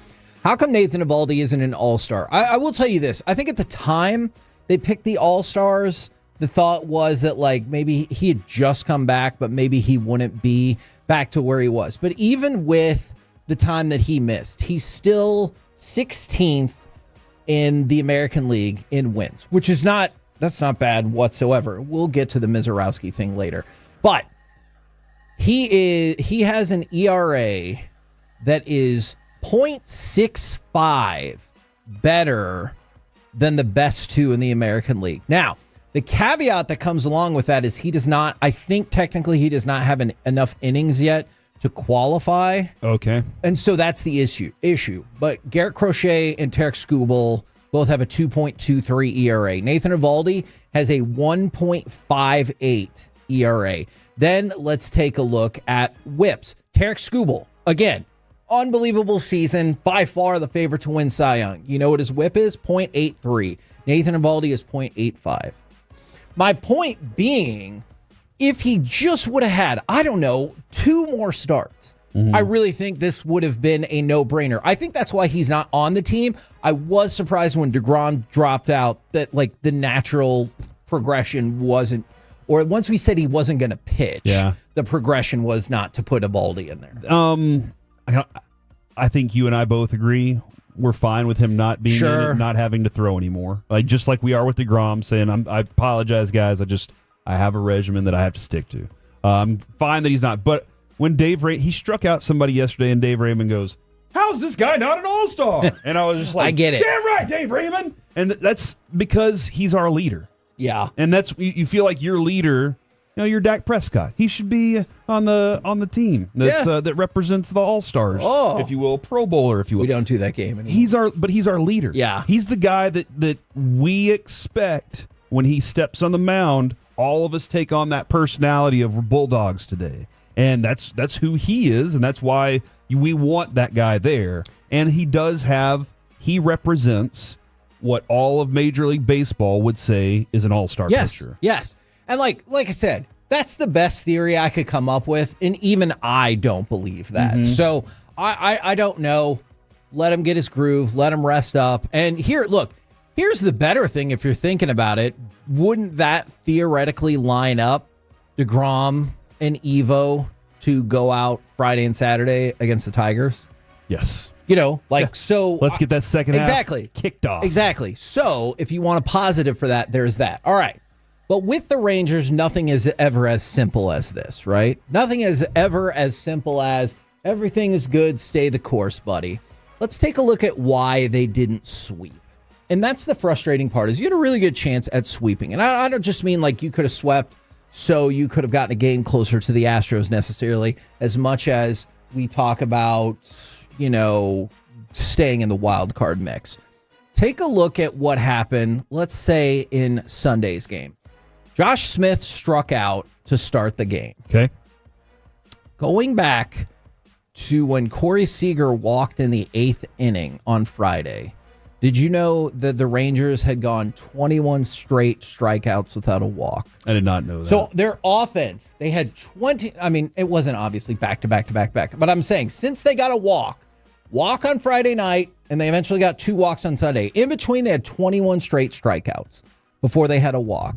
So issue. But let's take a look at Saturday's game. Okay. And that's why I say the last 10 games are very emblematic of what this entire season has been.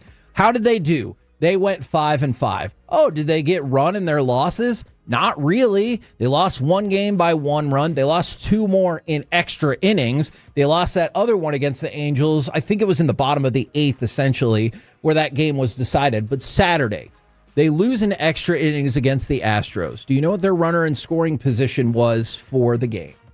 Their average, or their, whatever. Left on. 4? So I'm looking for the batting. Okay. So they went 2 for 17. Oh, wow. 2 for 17. Now, if your argument is it's going to be inflated because of extra innings, all right, I get that. Before you got to that scenario, you were 2 for 11, and consider it's this. Bad. It is. It's terrible. And when they're bad, that's when they're at their worst. You are so right about that. And consider this. It made sense to me. Consider this. When they tied the game, that was in a runner in scoring position scenario, which means they were 1 for 10. So in a game that goes to extra innings, you were 1 for 10 with runners in scoring position. You get that hit. Now you're 2 for 11. And guess what? You get 6 more at bats and nothing from there. And so 2 for 17 with runners in scoring position in the game that you lost. Or I guess, 2 for 17 with runners in scoring position. And so that's one of the reasons that you weren't able to sweep. And I just wanted to bring up 2 of the major issues that we have had for this team all season long is the strikeouts to go along with the plate discipline, and then runners in scoring position. And you saw both of those things haunt you in this game. Feels like, and yes, runners in scoring position has been the big problem, because we were looking at some splits over the months, or I was this morning, and throwing them at you. Yes. And home runs, you're just like, it feels like we're hitting more home runs. Sure. But it's because they're just hitting better. They're hitting better with runners in scoring position. True. Say for Saturday, and a couple games here and there. Yesterday was better. When they're putting them on, you're like, oh, there's a lot of singles and doubles. They're driving balls into gaps. It's not that they're just sitting there going, all right, we're hitting 2-run home runs every time we get an opportunity for this. That being said, though, seeing Adolis' bomb the way that he hit that one out, and Marcus Semien's home run too.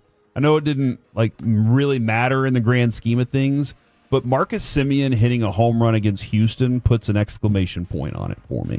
And I know some dude got mad at Jared saying there's no professionalism from Jared because of how much he hates the Astros. I hate the Astros too, so don't call me unprofessional as well. But when Marcus Semien hits a home run against Houston in Houston, it's like I just put my foot on home plate. And guess what? Remember the last time I did that to y'all? Yeah. I just stomped on you. Look, Corey's right. I think we're going to have more in-depth research about the obvious improvement of the Rangers offense since the start of June. And that includes runners in scoring position. It includes a whole lot of other things. By the way, somebody asked, how is Josh Young doing in the minors? So I'll give you the numbers, but I think this is the proper breakdown.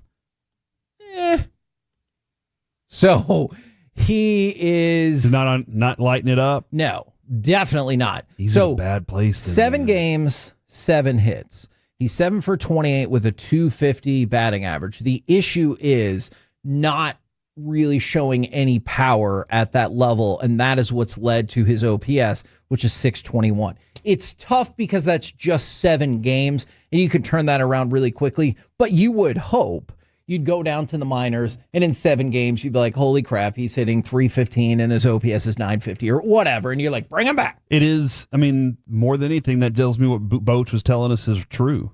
Look at the guys that are hitting great right now for the Rangers, and their timing looks like they've got it. Yeah. Josh Young's timing was off. Agreed. So that's kind of, we get to the All-Star break kind of sort of where I think a lot of us have felt for most of the run is like, Corey's right.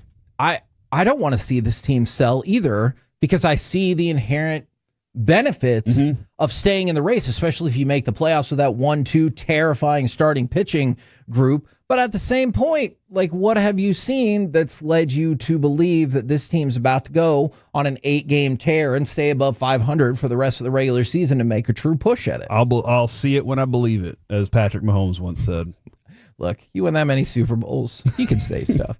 We're the KNC Masterpiece right here on 105.3 The Fan. Coming up next, it's time for Baseball Nuggets. The AL's top 2 sluggers continue to dominate. Next on The Fan.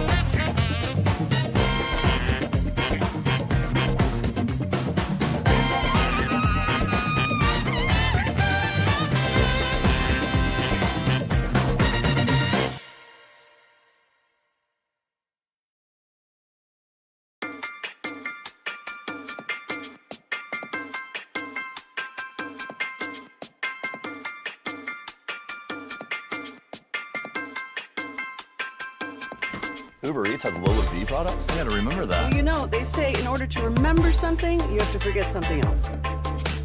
Okay, now that is a very cute haircut. That's like a little shag. I've never seen it before.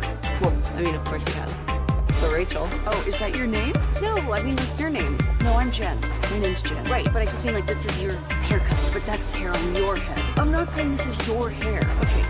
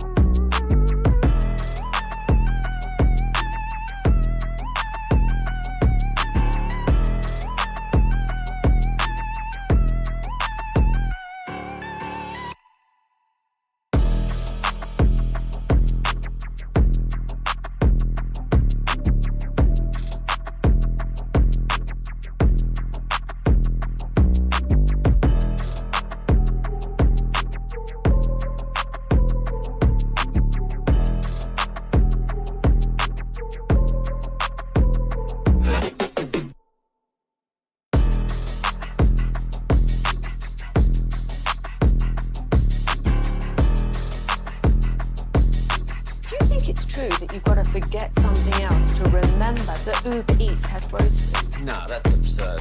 Hey, remember when you used to be what was it, Pepper Lady? Pepper Lady? Wasn't it Cinnamon Sisters? Basil Babes. Saffron Squad? Nutmeg Maidens? Pre-Club? No. Nutmeg Maidens? I just said that. Was it Spice Girls? Doesn't sound right. Was it Saffron Squad?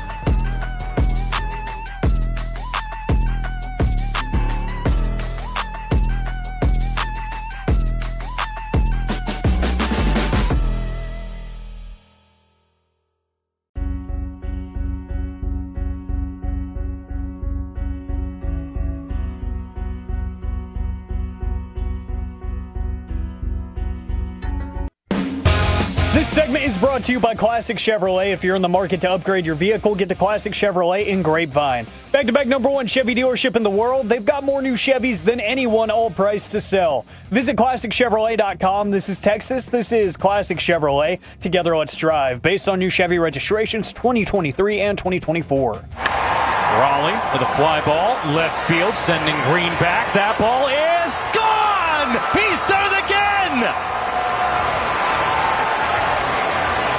Cal Raleigh cannot be stopped. K&C Masterpiece right here on 105.3 The Fan right now.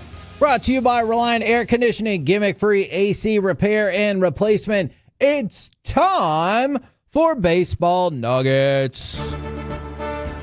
And we start with, well, obviously where we need to start. Cal Raleigh and Aaron Judge. Is this you trying to push the Cal Raleigh MVP stuff on us again? It could just be two dominant American League players continuing to dominate. That's all we're doing here. Seems just like say you love the big dumper, okay? Yeah. That's all you have to say. Seems like you have a dumper agenda here. I do.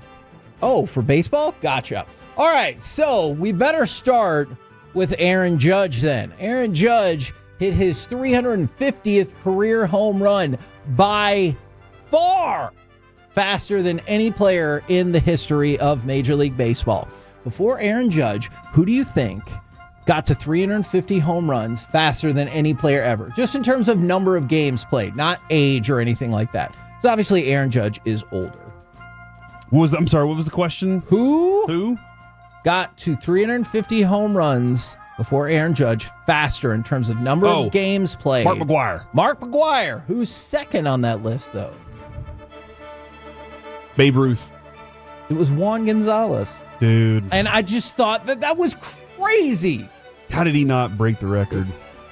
Well, look, that might be a conversation for another day. There's a whole lot of factors at play there. Let's add to the question on this then. Aaron Judge, where he is right now, he's 33. Correct. Will he break? And who do you identify as the all-time home run king? The dude kept playing and was able to get 762. Yeah. I'll just say I don't think he can catch either one of them. Okay. And so here is the issue. So let's say he can play until he is 40. Yes? Yeah. Maybe? All right. 7 more years. Yeah. Ish. So he would have to essentially average, 58 home runs per year for the next 7 consecutive years? I don't think he can do that. Yeah, well, no. I don't. That's a lot. I don't think so either. And that's one of the issues is he really started playing in full when he turned 25. Look, that is still impressive. But when you look at some of these players who put up these preposterous numbers or played before we even really understood, that's what's going to prevent him. I think he's going to have a crazy total because just look at his last several years. So 2022, 62 home runs. In 2023, 37, which is still a lot, but by far an off year for him since he followed up with 58. And I think this year he's on pace for like another 50 some. And so that's crazy. He's on pace for 59 home runs. Those are crazy numbers, but you would have to keep those up every single season all the way through being 40. So I just don't think it's viable. I agree with you, but he's a no-brainer Hall of Fame. Already.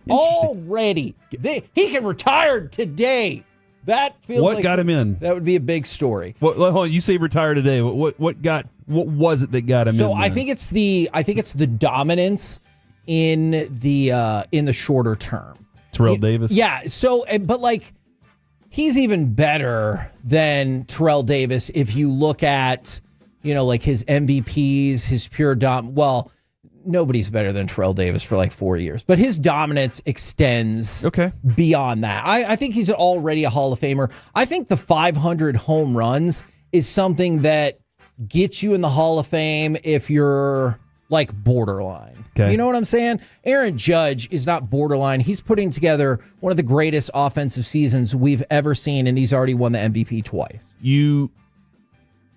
You're not a Bryce Harper fan.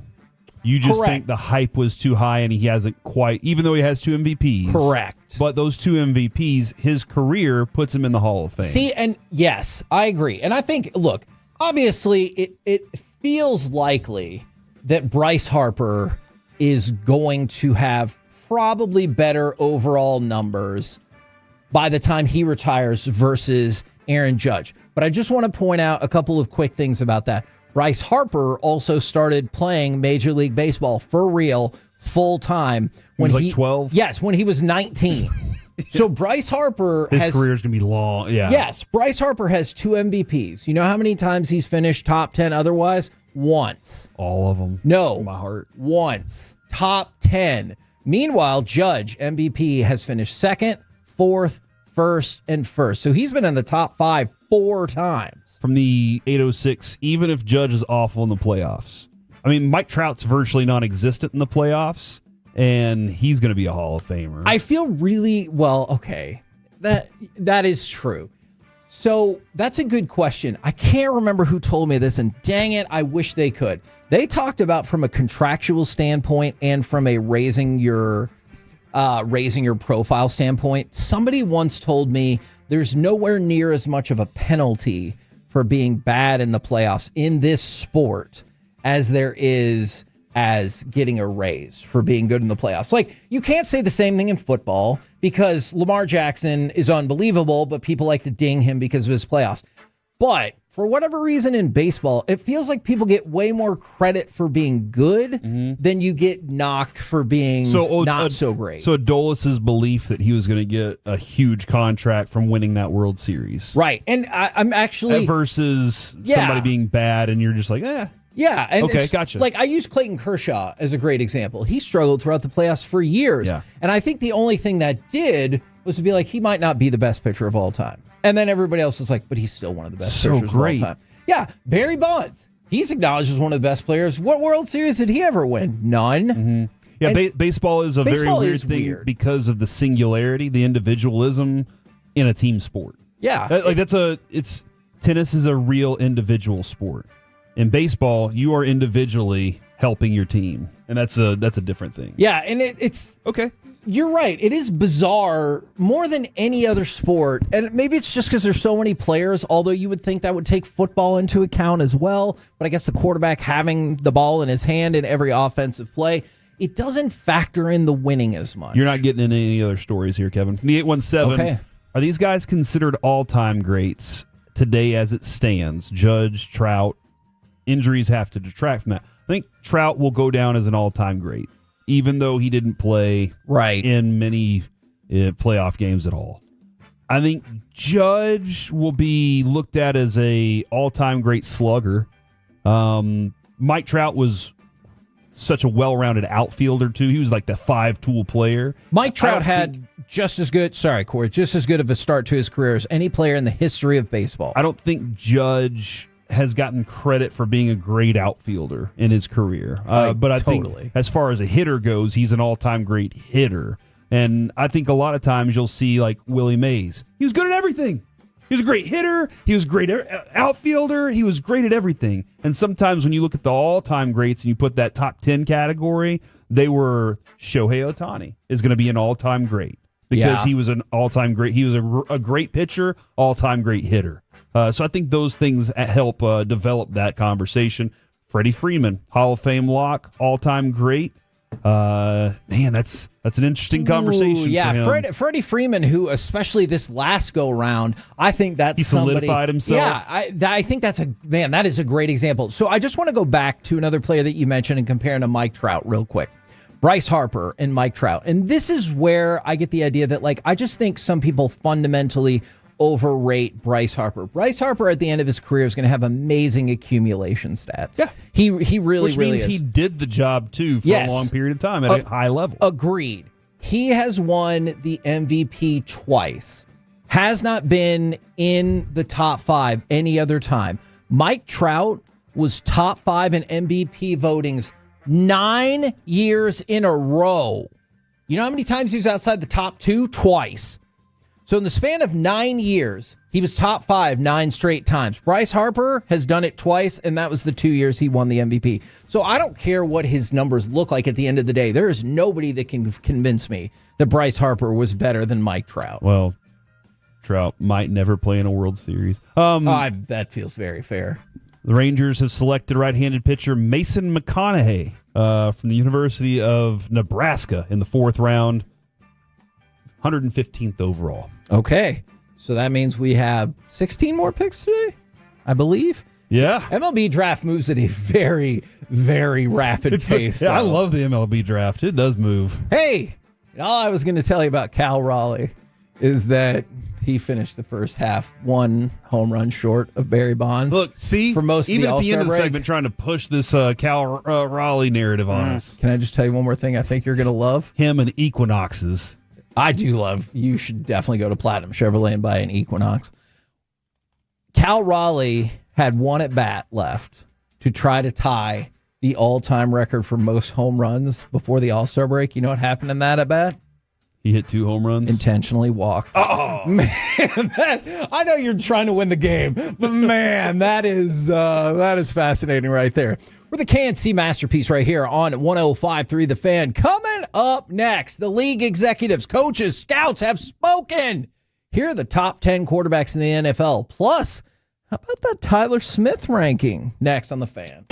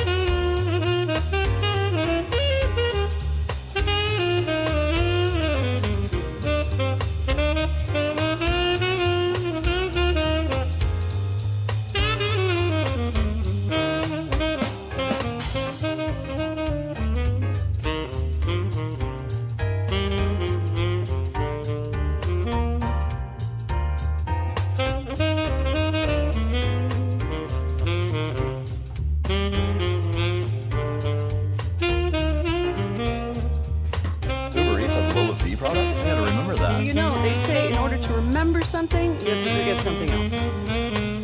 Okay, now that is a very cute haircut. That's like a little shag. I've never seen it before. Well, I mean, of course you have. It's the Rachel. Oh, is that your name? No, I mean like your name. No, I'm Jen. My name's Jen. Right, but I just mean like this is your haircut. But that's hair. Driven by our D&M Leasing Studios, it's the KNC Masterpiece on 105.3 The Fan. KNC Masterpiece right here on 105.3 The Fan. The league executives, coaches, and scouts have spoken. We can talk about the 10 best quarterbacks in the NFL.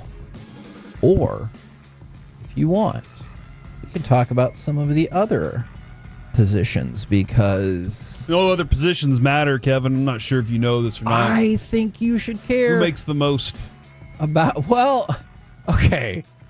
Agree. Who has the most pie on the team? Well, that actually is a really fascinating segment for another day. Who has the most pie? Who do you think has gotten the most pie from the salary cap on the team?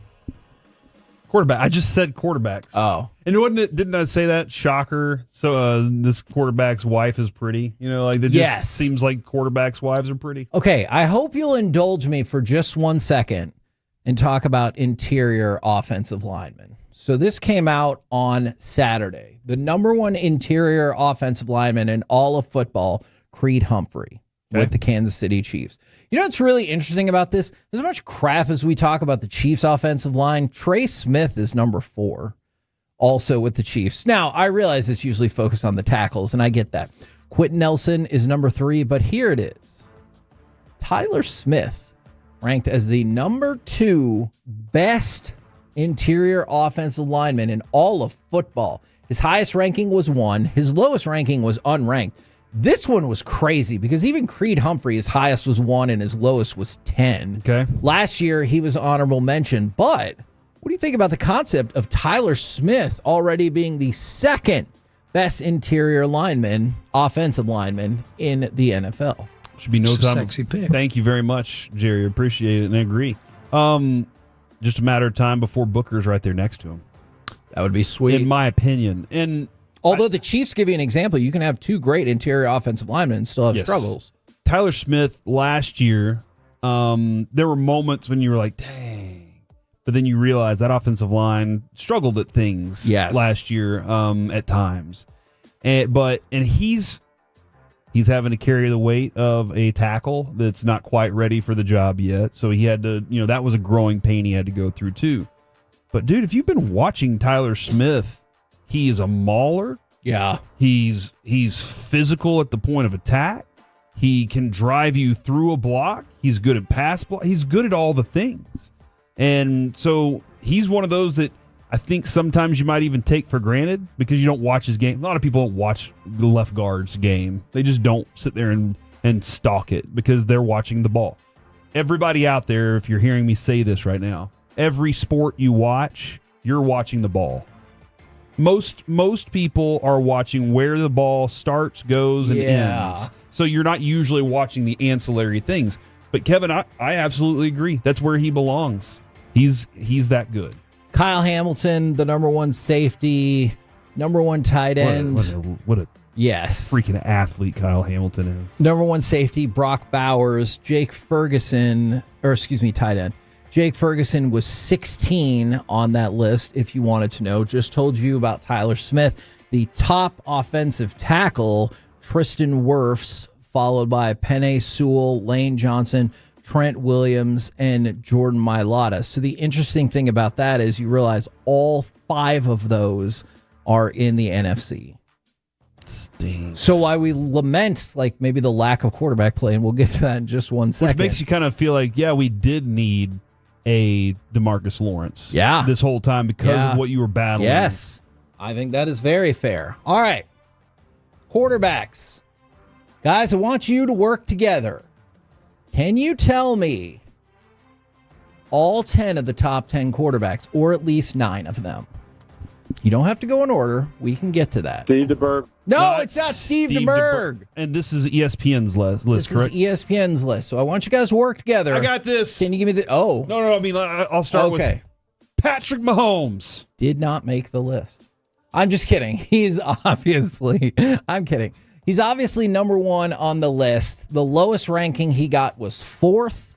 He is number 1 this year. He was number 1 last year. Patrick Mahomes, number 1 on the list. Would you like to go next, Alec, or? I would love to go next. I'm going to go with Haley Steinfeld's now husband, Josh Allen. Josh. Did she change her name? Allen. That's a good question. Is she Haley Allen now? I feel like Steinfeld would stick out more in the marketplace than Haley Allen, but who knows? She's probably famous enough now that she's fine either way. Josh Allen, number 2 on the list. Can we take a little second to discuss something here? Is it the movie Sinners? No. Okay. But this is, I think it's in Fowler's conversation here. Josh Allen now, him and Lamar Jackson seem to be paired next to each other because they keep losing to Mahomes. But they're just not, they haven't gotten there yet. Even though they have MVP caliber quarterback seasons and all of this, they just haven't gotten over the top yet. I think Josh Allen has, if you watch him play and you watch him earlier in his career and you watch him now, I think he's a much better quarterback than he was early in his career. His decision making, what he does with the ball, I think he's a lot better than he was early. Not if you go back a year, one of the people who voted in this called Josh Allen overrated, which had the Bills GM, Brandon Beane, respond and call that person, say that there are idiots everywhere. He was number 3 last year. This year, he's number 2. You guys are 2 for 2. Who's next? feel like Lamar Jackson's on this list. Give me cut number 15. Is it this gentleman? Next. First down and goal. Jackson keeps. Jackson to the edge. Touchdown, Ravens. Now, Lamar Jackson is number 4 on the list. Highest ranking he got, number 1. Lowest ranking he got, number 6. That feels kind of brutal to me. So I'm curious to know what it was. Yeah, that's a good question. He led the NFL in total QBR, in yards per dropback, set a new high in touchdown passes, passing yards, yards per attempt. His total EPA was 16 points higher than any other quarterback, and somebody's like, 6th. Kevin, if you watched this year, this was his best passing season we've ever seen. And look at the numbers, the touchdowns to interceptions, that tells the story for me.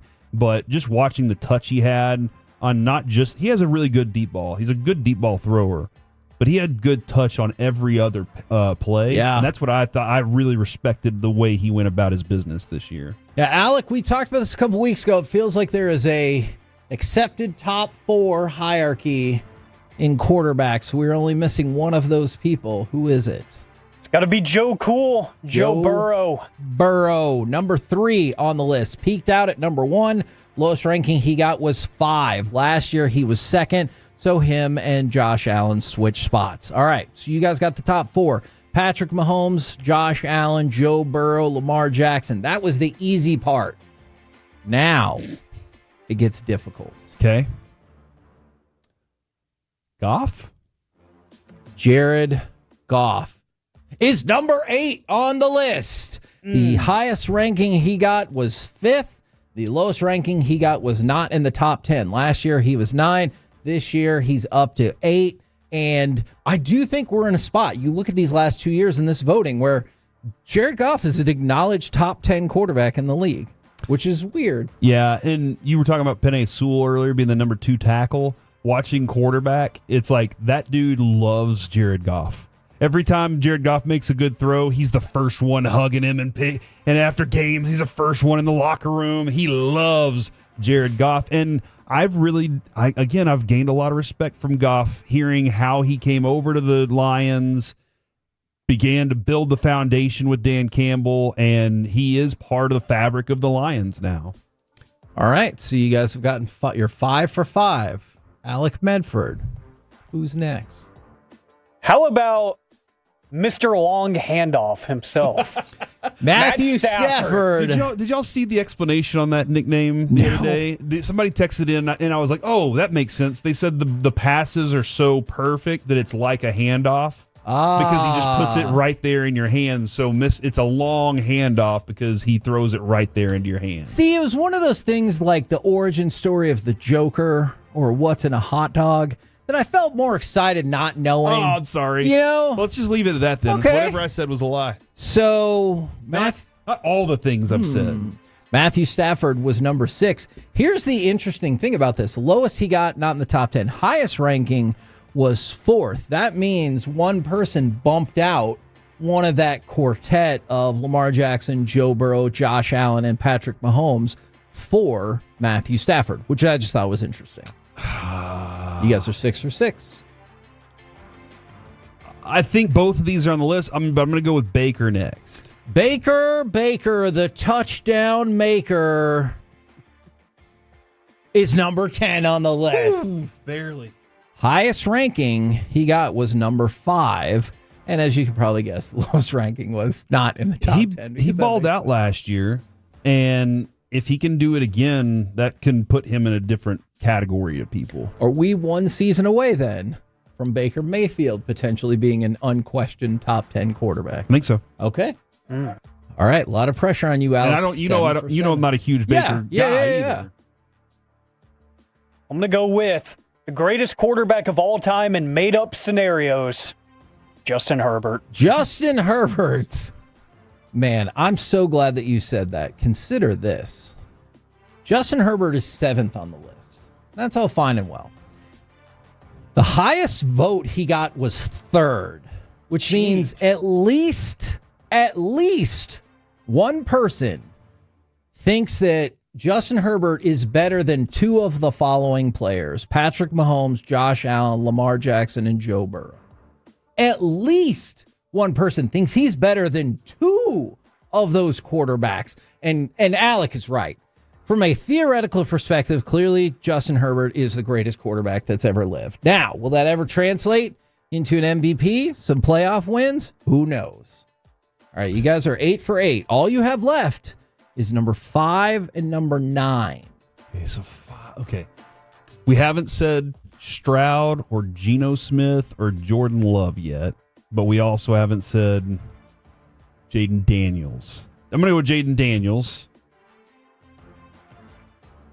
Are you sure? Oh, yeah, I said it.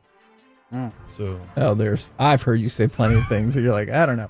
Jaden Daniels, number 5 on the list. Swaggy Booty's asking, what about Penix? I did not. We'll get to that. You know what? Maybe he's 9. He's not. Look, I didn't want to lie. I didn't want to lie to you. So the thing that Jaden Daniels has going for him, all his votes were 5 through 10. So, like, you know, when I tell you some of these other players, like Matthew Stafford, Justin Herbert, Jared Goff, all of those people have unranked votes to their name. Nobody put Jaden Daniels out of the top 10, and so that really helped him. He was a top 10 one-season quarterback. Yes. There's no other place to put him yet. Exactly. So here's your top 10 so far. Patrick Mahomes, Josh Allen in order, Joe Burrow, Lamar Jackson, Jaden Daniels, Matthew Stafford, Justin Herbert, Jared Goff, and then you got number 10, which is Baker Mayfield. Now, did I almost read number 9? Yes. Also, Alec, you guys are 9 for 10.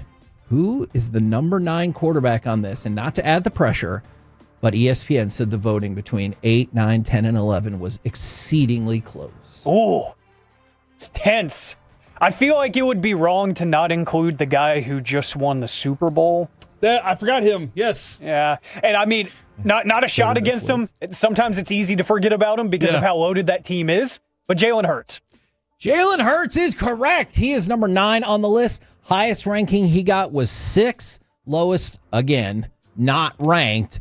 And last year he was an honorable mention. So he's moved into the hierarchy. One more question. Are we one season away potentially from Jalen Hurts being acknowledged by everybody as a top 10 quarterback? Or do you think it'll default to he has the best team, good for him? I think it'll default to that for a while. Okay. Depends on the type of season, but I think because they're so good at everything that it's going to kind of stick with that for a while. So, honorable mention, just consider this. CJ Stroud, obviously he took a big drop. He was 7 last year. Jordan Love is 12, Kyler 13, Brock Purdy 14, and Dak Prescott 15. What? So, Brock Purdy. Dak wasn't in the top 10? You guys had 10 choices. Not once did you vote for him. I didn't realize that we'd gone through all 10 already. Mm-hmm. So, obviously. Brock Purdy 14, Dak Prescott 15, and then the rest of the people got votes. Aaron Rodgers 16, Tua 17, Bo Nix 18. So Dak Prescott, I mean, that feels about right coming off injury season, but even when he wasn't injured, he was usually towards the bottom of the top 10, which I feel like is pretty much where we talk about him. He has the chance to make move back up this year. I agree. For sure. Absolutely. We're the KNC Masterpiece right here on 105.3 The Fan. Coming up next, it's time for Wanker of the Weekend. Who was the best at being the worst this weekend? And was it somebody who didn't want to throw any punches? We'll do that next right here on The Fan.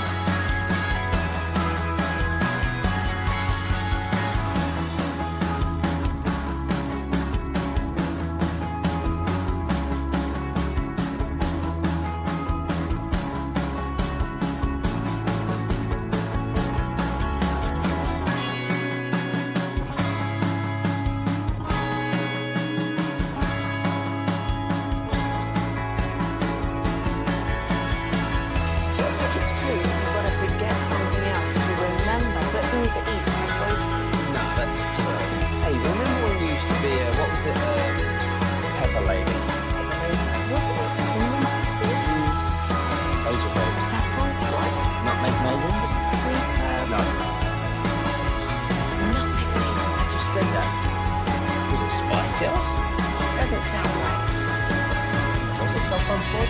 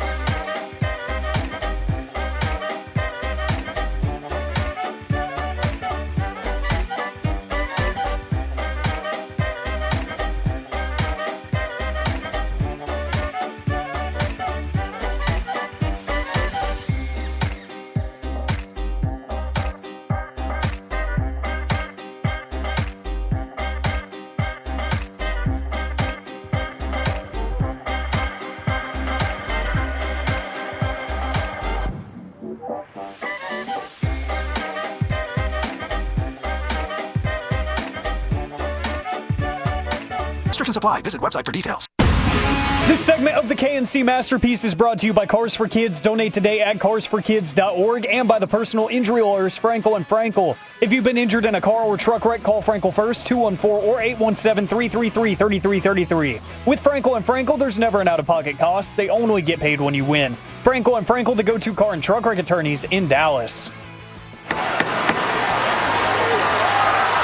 Good left from Katie Taylor. Again, the counter shots after the pressure and a strong finish to round three. KNC Masterpiece right here on 105 through the fan. Did that account for basically half of the punches in the fight? We'll talk about it in just a second. But I want to remind you, tomorrow, KNC Masterpiece will be at Whataburger in Frisco off of El Dorado. More specifically, El Dorado and Coit will be doing our show from 10 a.m. to 2 p.m. Hope you come hang out with us. The Dallas Cowboys cheerleaders will be there from 10 a.m. to noon. And you have an opportunity to get a trading card made of yourself, which I am super excited about. Plus, enter for giveaway to win free Whataburger for a year.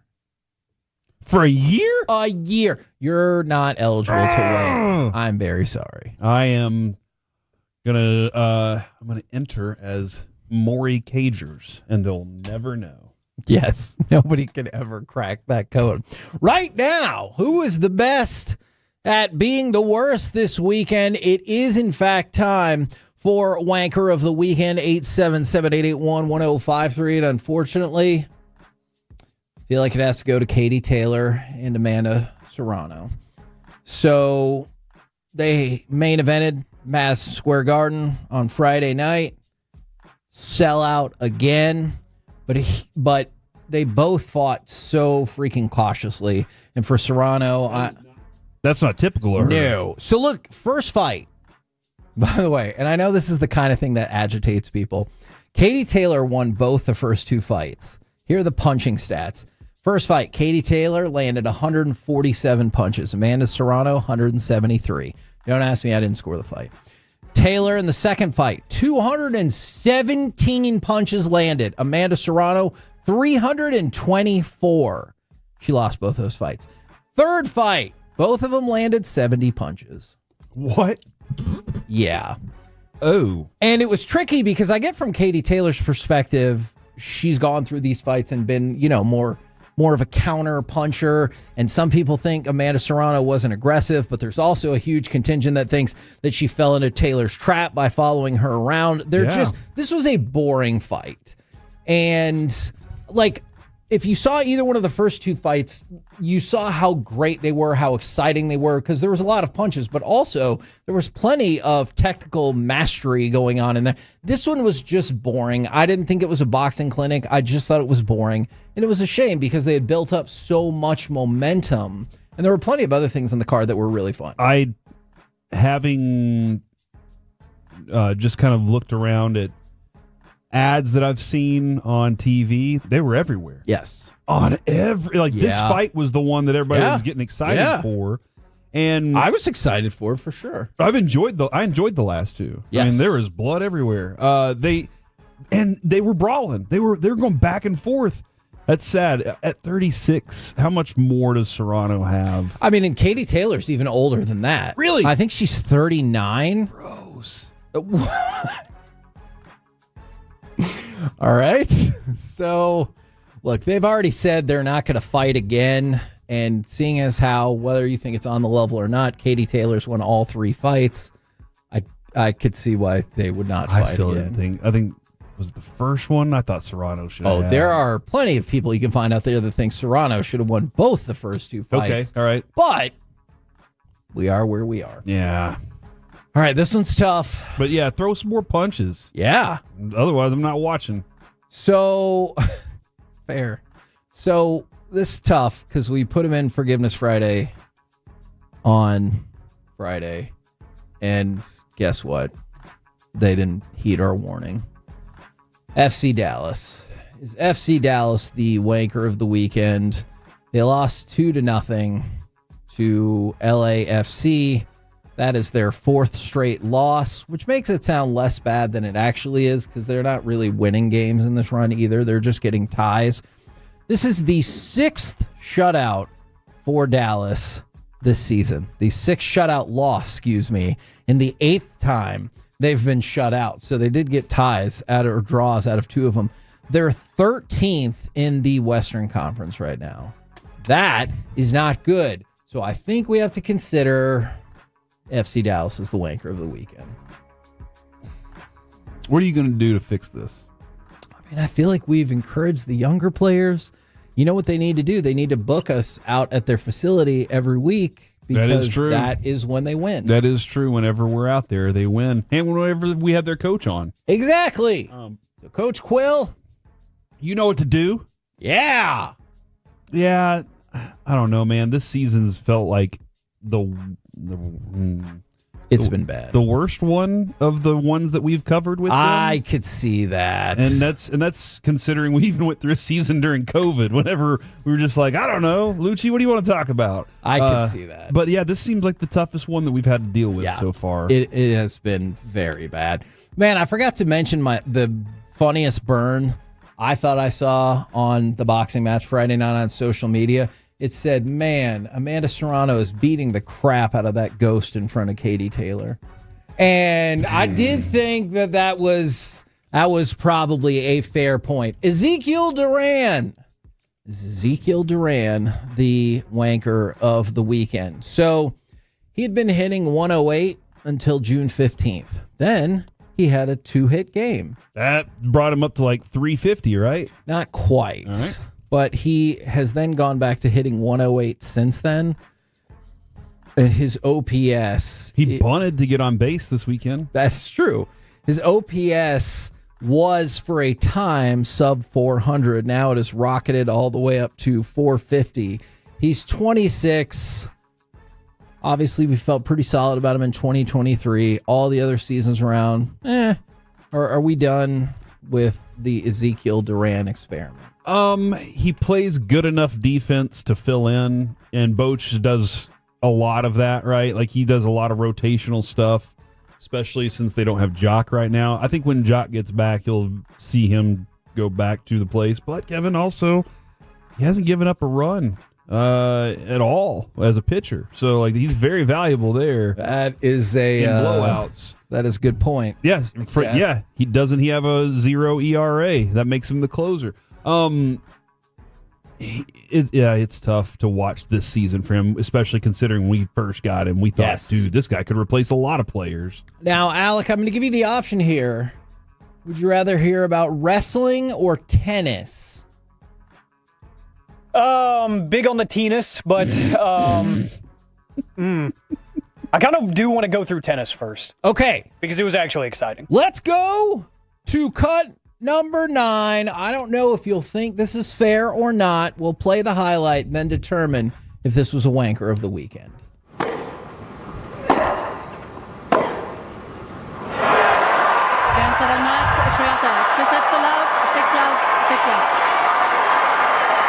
Iga conquers the grass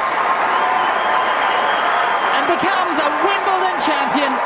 Now, Iga Swiatek victorious 6-0, 6-0, or 6-love, if you love tennis, over Amanda Anisimova, the American that I believe it was RJ who was calling things into question unfairly on Friday.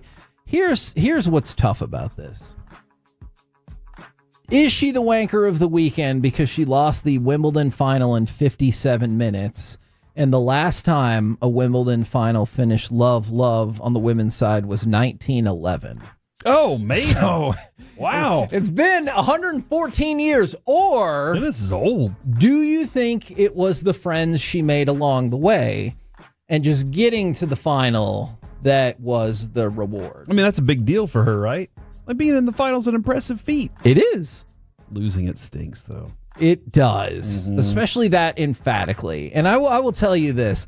She made it to the semifinals of the French Open in 2019. That was the furthest she had ever got. Did she just quit while she was there? I think it was Iga was just playing so freaking good, man. That can definitely be the thing. Perhaps if you'd listened to some of our tennis talk on Friday and made your plays on Underdog, you would have seen how there was an opportunity. I listened to it. To make some I'm just money always there. afraid to make plays.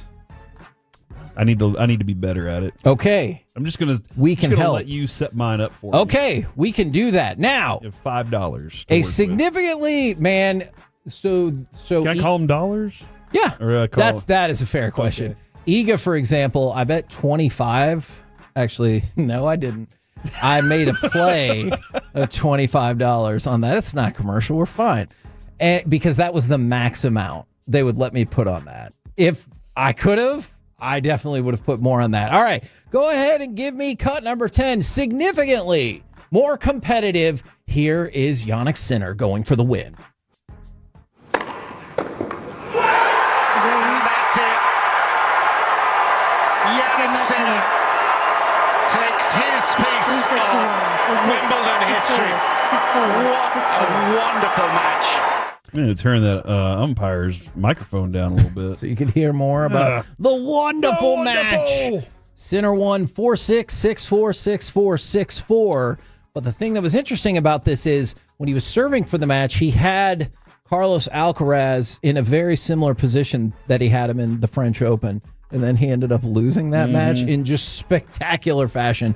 So to see him close out was impressive. And then, in case you missed in the cross, Nick Kyrgios after this just posted an asterisk because Jannik Sinner has run into some PED issue. It was just a cut on his hand and a massage. No negligence. Look, you're right. Unfortunately, because of all the BS excuses people have come up with, I am not likely to take people's excuses for granted. Tainted meat. Even though, Canelo, I got tainted meat from the Hypermart or whatever. Or no, that's Food Lion. You'll never get tainted meat from those Food Lion. That was Food Lion. And then they were like, oh, yeah, no, that sounds right. And so it is really weird what people accept and don't accept as valid excuses. But Congratulations to Jannik Sinner for winning Wimbledon and Iga as well. We're the KNC Masterpiece right here on 105.3 The Fan. Coming up next, it's time for Gridiron Gravy. Will one of these teams finally have an MVP? Next on The Fan. Coming up in the next G-Bag Nation, the General Gavin Dawson is back, and we'll catch up with our buddy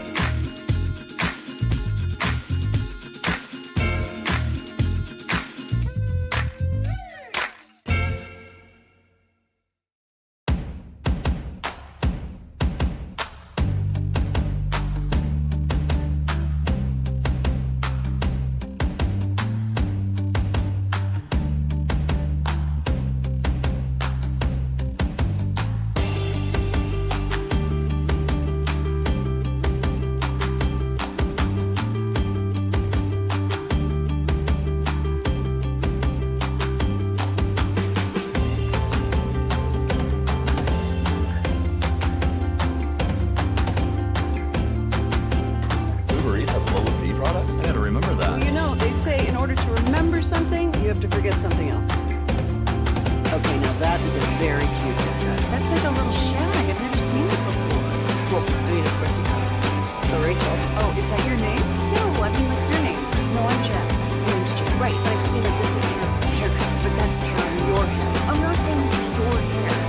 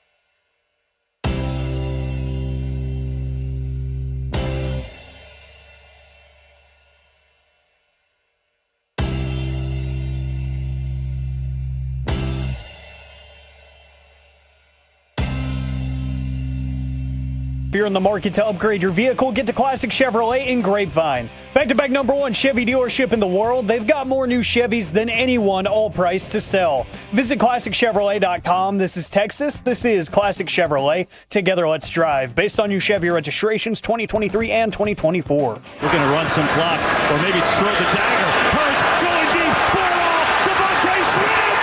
He has got it. Touchdown. KNC Masterpiece back here on 105.3 The Fan. Got Gridiron in just a second. Couple quick other notes for you. Hunter Dobbins, the pitcher for the Red Sox, is going to be out for the rest of the season with a torn ACL. However, Boston does head into the All-Star break on a 10-game winning streak. Kevin, tomorrow we're going to be at Whataburger at El Dorado and Coit. Fact, in Frisco. And tomorrow is also Tank Top Tuesday.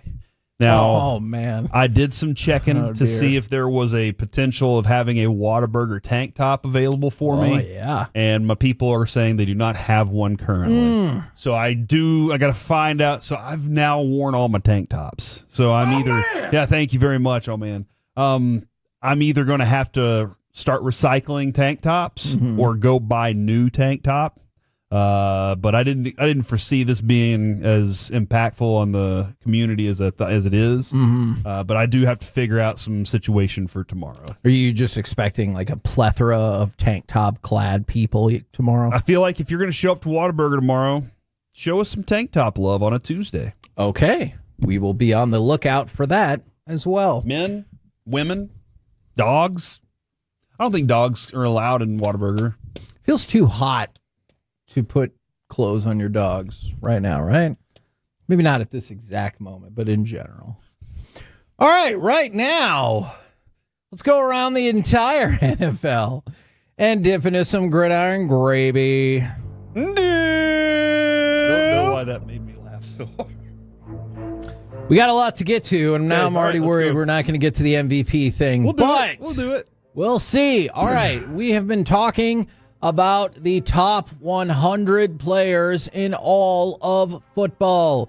Jerry Jeudy comes in at number 82, Trent McDuffie at number 81. But guessing there's a possibility you want to know about a different player. Number 80, Rashawn Gary. That's right. And number 79, Dak Prescott. I saw Wolchuk quote tweet this and said the comments. And so I went and looked at the comments. Oh, no. Some people, he's not even the top 200. Too high, too low. Like this is the enigma of the Dallas Cowboys quarterback. Since Tony Romo, I'm going to say. I feel about right on that. Once Tony Romo got here, it was either it's the mix of love, hate, all over. Actually, I guess Troy Aikman still kind of gets love and hate. He just won. So he gets he wasn't that good of a quarterback, and we're just like, but he won, so it doesn't matter. But yeah, it is the enigmatic Cowboys quarterback situation. He's either not good enough or he's too good. Well, he makes the top 100, however, also takes what will probably be one of the biggest tumbles in the top 100. He fell 63 spots from number 16 to number 79. Now, the thing about that is he's a middle of the pack quarterback on the other list. Yes, the year before he was 16 overall for all NFL players. Because I don't know if you had heard, that was after the year in which he finished second for MVP. I don't know. The Joneses mentioned that not once or twice per interview. They didn't. Yeah. So, Dak Prescott, number 79 of all players in football. Let's go from that to, let me ask you guys a philosophical question. If you haven't been doing your job for 3 years, do you have to announce your retirement? No. Okay. So, Ndamukong Suh, who last played in 2022, I believe, he has retired from the NFL. Did you know that he was still considering playing football? I figured he was the kind of guy who, man, he only played 8 games that year, who kind of like, hey, look, I don't want to go to training camp. Yeah. I don't want to really do the first part of the season. But if you need somebody for the playoffs, you need a defensive tackle, I'm available. Agreed. That's kind of what I thought of him. Do you think of him as a pro? And I know there are plenty of reasons to do so. I still think of him as just having the most unbelievable and horrifying defensive impact in a high-level college game that I can remember. Yeah, when at Nebraska, he was amazing. When I think of him as a pro, I think, didn't he get suspended in his second season? He stomped on Aaron Rodgers' calf or something like that. He stepped on it. Other than that, dude, he played all the games. Yeah. Like, he played almost every game that possible in his career. And I thought of him as a pro who was also a dominant force then too. He's really good. Mm-hmm. He was really good. And there's he wound up on Detroit that wasn't at the time. I think there's a really good shot he makes the Hall of Fame as well. Yeah, because him, Aaron Donald, there aren't a ton at that position that stand out from this era. Yeah. But yeah. Now, I don't know how much this story does for you, but let's give an update.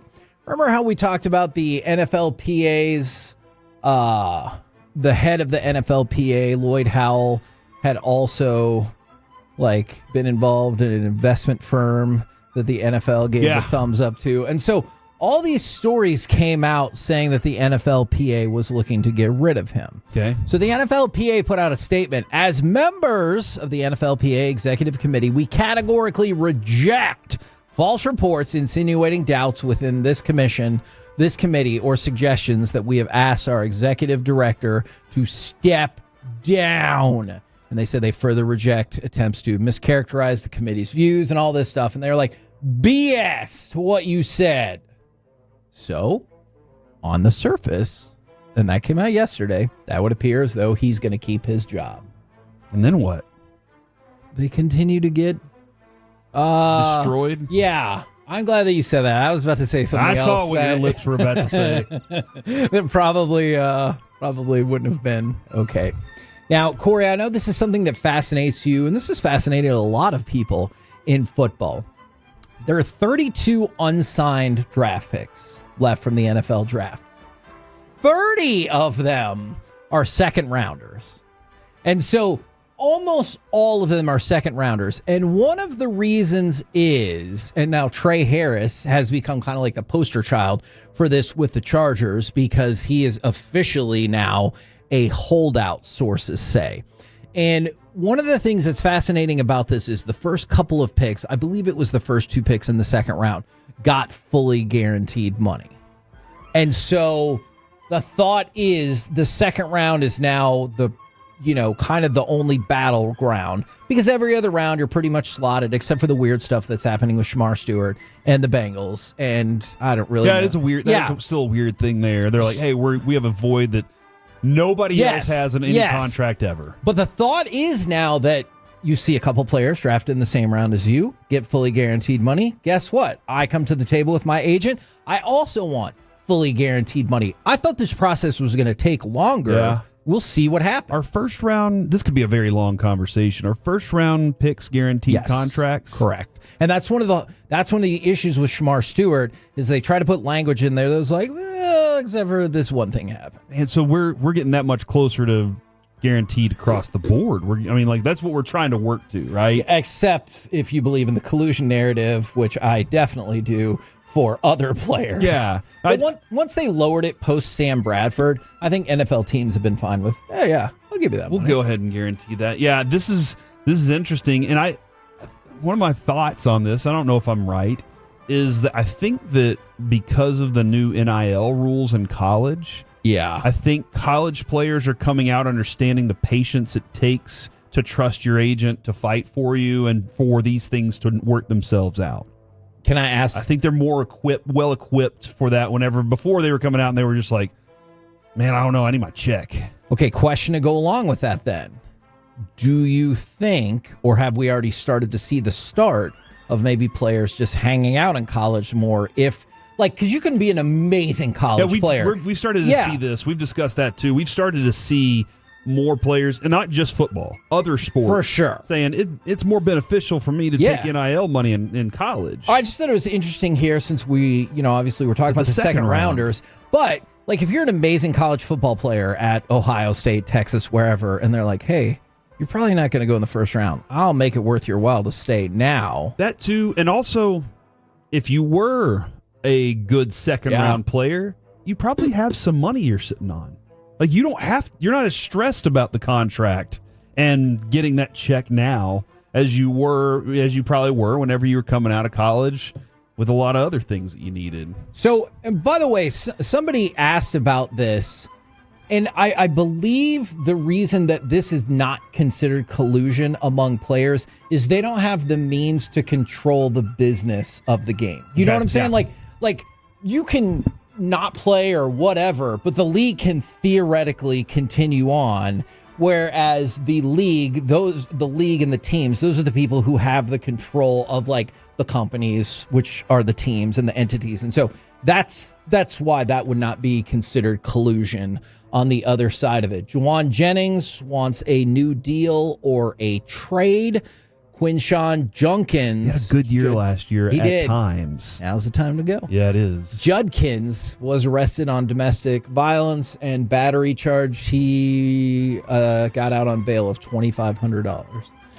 So there's that. And then Jamar Chase, I thought this was just fun. He said Denzel Ward is an easy choice for him as the toughest cornerback that he had faced. Oh. So just couple of little notes for you. Looks like we will pick up the other conversation about teams finally winning an MVP tomorrow. We did move rapidly on some of this stuff. We're the KNC Masterpiece right here on 105.3 The Fan. Coming up next, is the way MLB All-Stars selected outdated, or is this what the people want? Next on The Fan. Your proud home of the Rangers, Cowboys, and the KNC.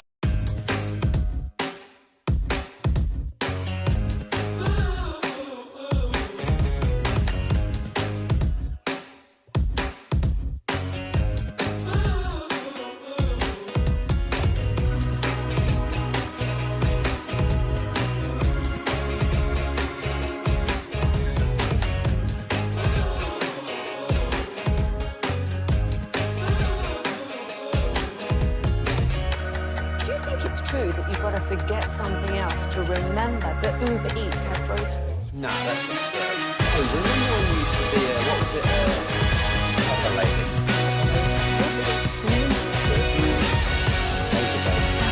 What? Nutmeg maybe?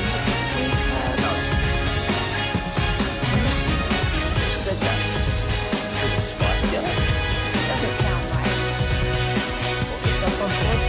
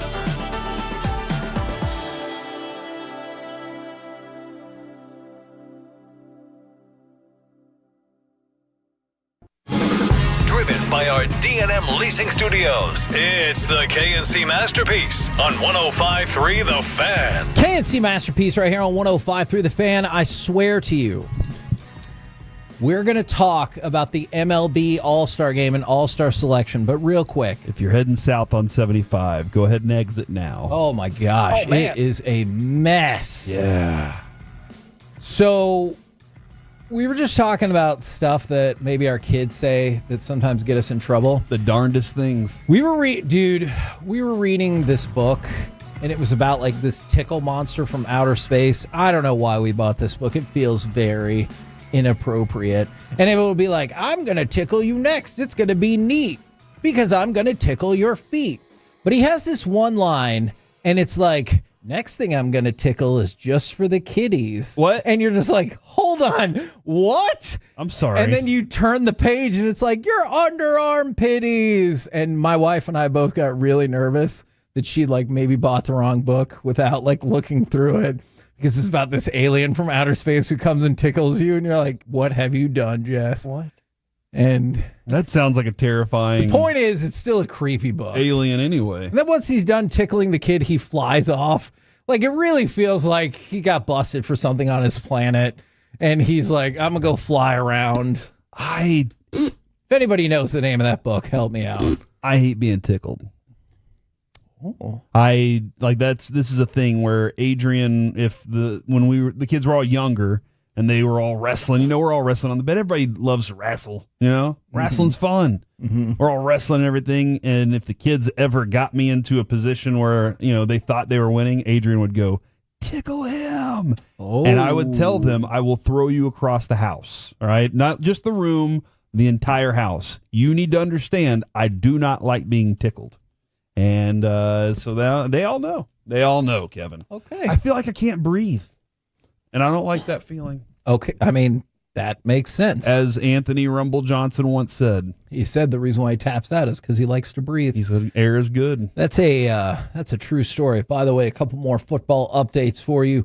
John Elway is not going to face any charges in the death of his agent. Remember we talked about that in the golf cart and everything. And then maybe we talk about this longer form at another time, but did you see Randy Moss said that he thinks Justin Jefferson could be on pace to be the greatest receiver ever? Oh, I did not see this. Yeah. So, I mean, obviously. I agree. I can see that because of what he's done so early in his career, and he's the number one target. He's the guy on that team. He's going to get all the passes, plus he can do so well there.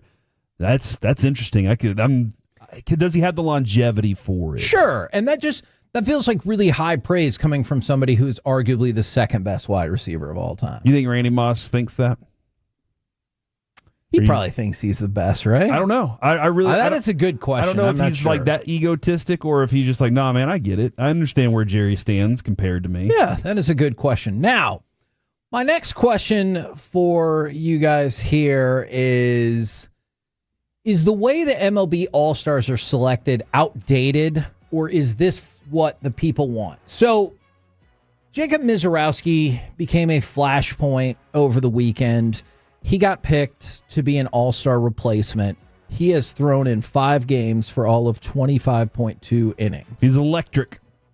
And so I guess that was my question, because the thought is maybe Trey Turner, maybe Ranger Suarez, maybe Christopher Sanchez would have been like the replacements. And Trey Turner, for example, had very strong thoughts about it. What a joke. That's effing terrible. Mm-hmm. I mean, that is terrible, dude. Nick Castellanos said that he remembered what Craig Kimbrell once told him about the All-Star game. It's turning into the Savannah Bananas. And it's just, you saw so many people mad. And I'm going to go to you on this, Corey, because you've talked about this a couple of times in the past. Do you think they made a mistake in not picking like a quote-unquote more qualified player? Because this is the fewest games ever played by somebody who's named to the All-Star game. Or do you think they picked the player that people want to see over, with all due respect, Trey Turner, Ranger Suarez, etc.? I think that. And I do believe that those were teammates, that they're upset that their teammate didn't get it. I get that part of it.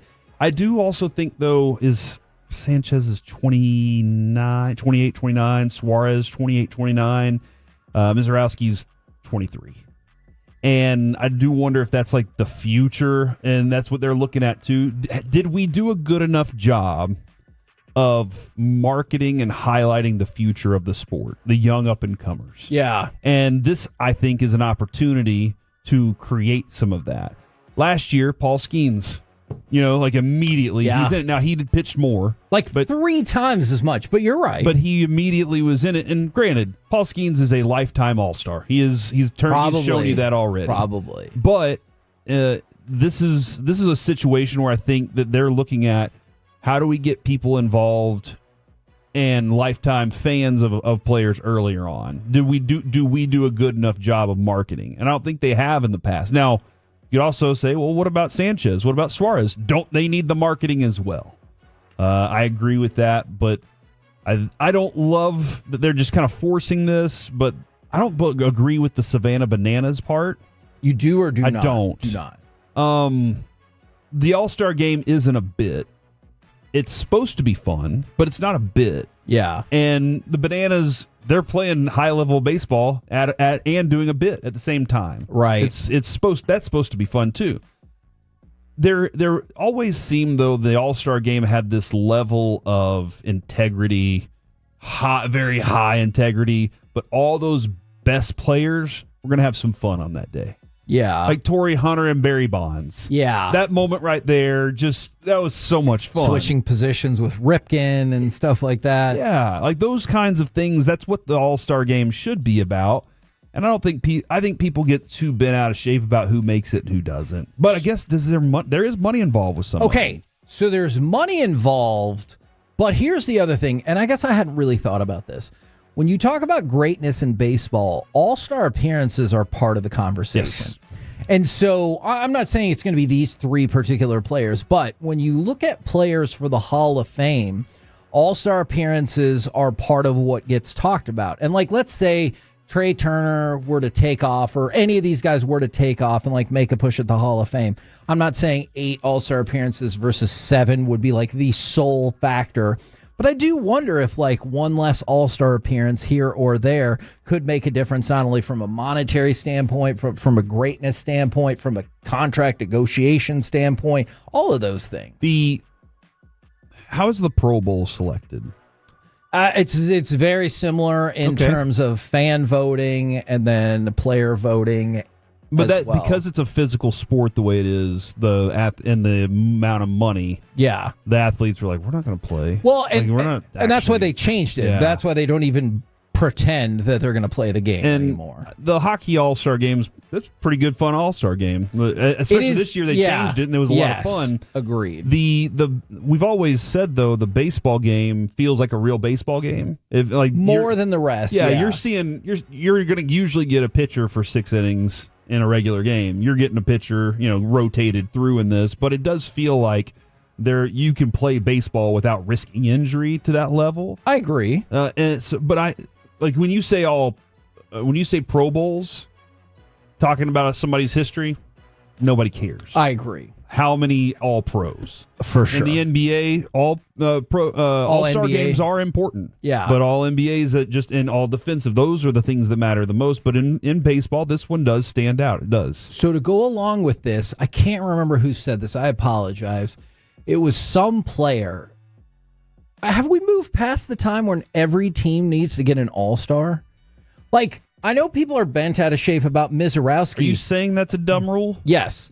So have we not gotten past, I think Jacob deGrom made it legitimately. I think we all agree on that, even though he's not going to pitch now. But, let's say Nathan Eovaldi hadn't come back and Jacob deGrom wasn't pitching the way he was. Do the Rangers have a real all-star? And how many players who actually should have been an all-star have gotten jobbed out of it over the years because you're like, oh, we got to take somebody from Oakland or Kansas City or now Texas or whatever. That is the currency of having a national business. How come they don't do it in the NBA? You have to. Well, the MLB says that we want all of our markets paying attention to the game. Okay. And so if you're waiting until the 8th inning to see your dude from Baltimore play, you're still going to wait until that 8th inning to see your dude from Baltimore play. How come we haven't gotten a Rangers replacement then? Because there's no Ranger that's going to play in this All-Star game. I think you're probably right. Bochy called him and was like, I don't want any of my guys playing. They need a break. Do you not see the crap we're dealing with right now? Come on, we're trying to make a run here. Man, that does actually kind of feel like they would respect Bochy on that one, I think. I see where you're going with that. But I was just fascinated that so many people are upset about Mizorowski, and I get why that is. But it doesn't ever seem like in the past you got anywhere near as much, frustration or anything like that for all these token all-stars because you had to take one from this particular team, even though you're like, that guy doesn't deserve to be an all-star. So the question you asked was, is the way that they do it outdated? And I think from a couple of different perspectives. Is that specifically, or are you talking about the way the voting is created? So I think it's from two different perspectives because the voting only handles part of it. Right. And then you have, the managers selecting and stuff like that. And so if you're talking about we want to get people invested, right? Do you care about seeing this pitcher who has had a ho-hum career but's doing well this year? Do you care about seeing them out there? Or do you care about the guy who can throw the ball 102 miles per hour going up on the hill against Aaron Judge just to see what's what? That's the dude I want to. That's what I want to see. That absolutely is what I want to see. And so I don't understand why it goes one way in terms of how dare you put this kid in there. He hasn't earned it. But we have to have all teams represented like this is a little league basketball game where everybody has to play. You do have to admit, though, and while it was fun for us, it was pretty ridiculous the way the All-Star team looked a couple of years ago. Oh, yeah. When the Rangers had the entire infield, and that was pretty ridiculous how that laid out. I will most certainly admit I loved it, and I thought it was super fun. As a kid, I'm with you. I would watch to see the Rangers. Then you got to the point where you're like, all right, my guys aren't starting. Mm-hmm. I'll check in the 6th or 7th inning. But that seems to just get a total pass. And there also, Kevin, there was a thing about back then we didn't get to see a lot of these guys outside of that's true if they were playing against our team. Now you can watch. So when was I going to see Bo Jackson? Yeah. When was I going to see some of these great names that I hear so much about unless I see them play in the All-Star game because we just didn't have the same access that we have now. And I don't know if I take that for granted now. And I don't, and I think it's much less likely that you'll hear somebody be like, I could never watch Mizorowski pitch if not for this. You're like, you probably could. By the way, this article's on The Athletic several days ago, and I've been meaning to bring this up. Who is the weirdest, or I guess most forgotten All-Star for each team in the past quarter century? Do you remember for the Texas Rangers in 2008, Milton Bradley was an All-Star for the Texas Rangers? That's where we were, Kevin, at that time. Hey, and at that time, he was having a hell of a season. He was hitting .321 with an AL Best .999 OPS and was the starting DH at Yankee Stadium. It's just Milton Bradley is not a player that I think about in the pantheon of Rangers history. How many times in Milton Bradley's career was he an All-Star? Ooh, I'm going to say twice. Once. Just that time? That one time. Kevin, also that year, hell yeah, he finished 17th in MVP voting. So that's the only time he was ever considered for MVP. One time. Was he the one that believed in dinosaurs or the one that went up to the booth and got mad about that? Because Carl Everett was one of those. I thought the dinosaur one was older, and I believe in dinosaurs. They believe in me. Yeah, but there's something. I'll go look it up. I also believe in dinosaurs. By the way, one quick note for you: Marquise Grissom Jr. played in the Futures game, and he was rocking a pair of Chipotle-inspired kicks. The little swoosh on the Nike emblem was made up of foil from Chipotle. Really? And I thought that was just really neat. Even though Freebirds is better. We're the KNC Masterpiece right here on 105.3 The Fan. Did it start in College Station? That's right. All right. Biased. Coming up next, more Cowboys questions that matter as we waste away waiting for training camp. Only a week away now. Plus, AM on the FM. All of it next right here on The Fan.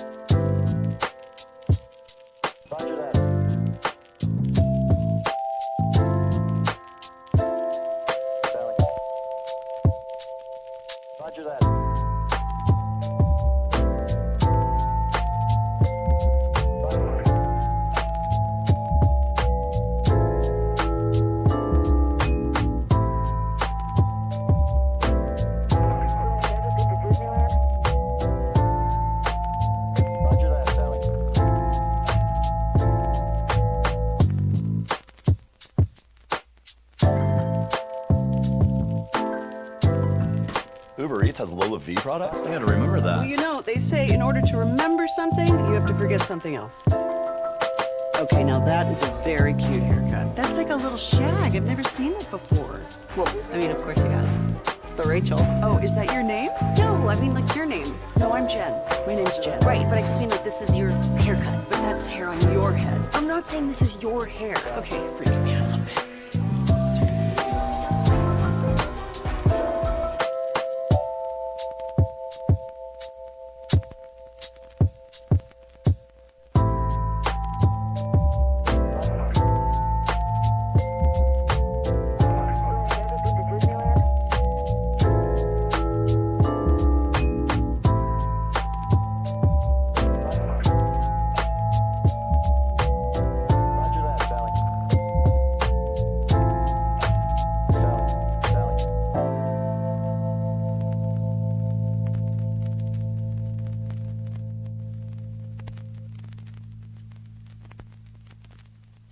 Roger that, Sally.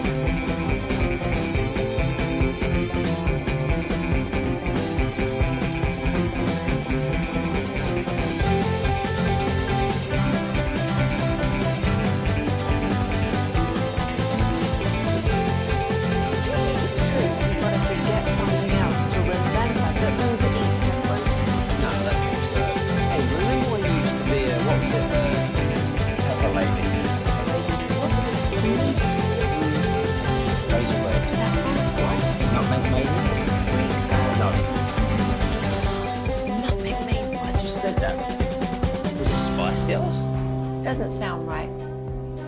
Was it Saffron Squad?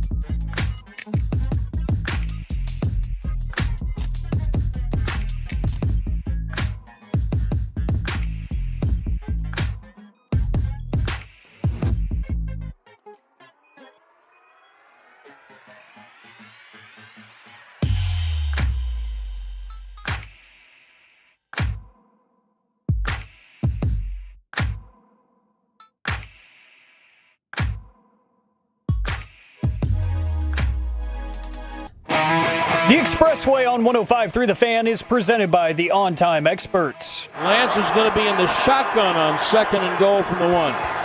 Freeman to his right, play fake, fade right side of the end zone, Flournoy, all alone, touchdown Cowboys.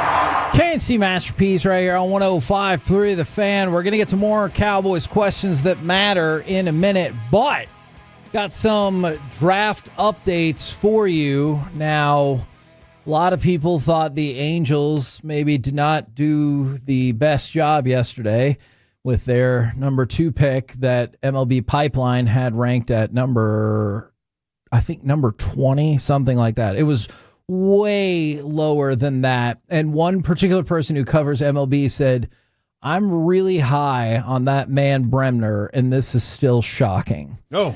But hopefully we don't just take MLB.com and their opinions into account, because the Rangers picks thus far, their number 1 overall pick, which was 12th, he is ranked 22nd by MLB.com. Their second pick, which was 52, is ranked 70th.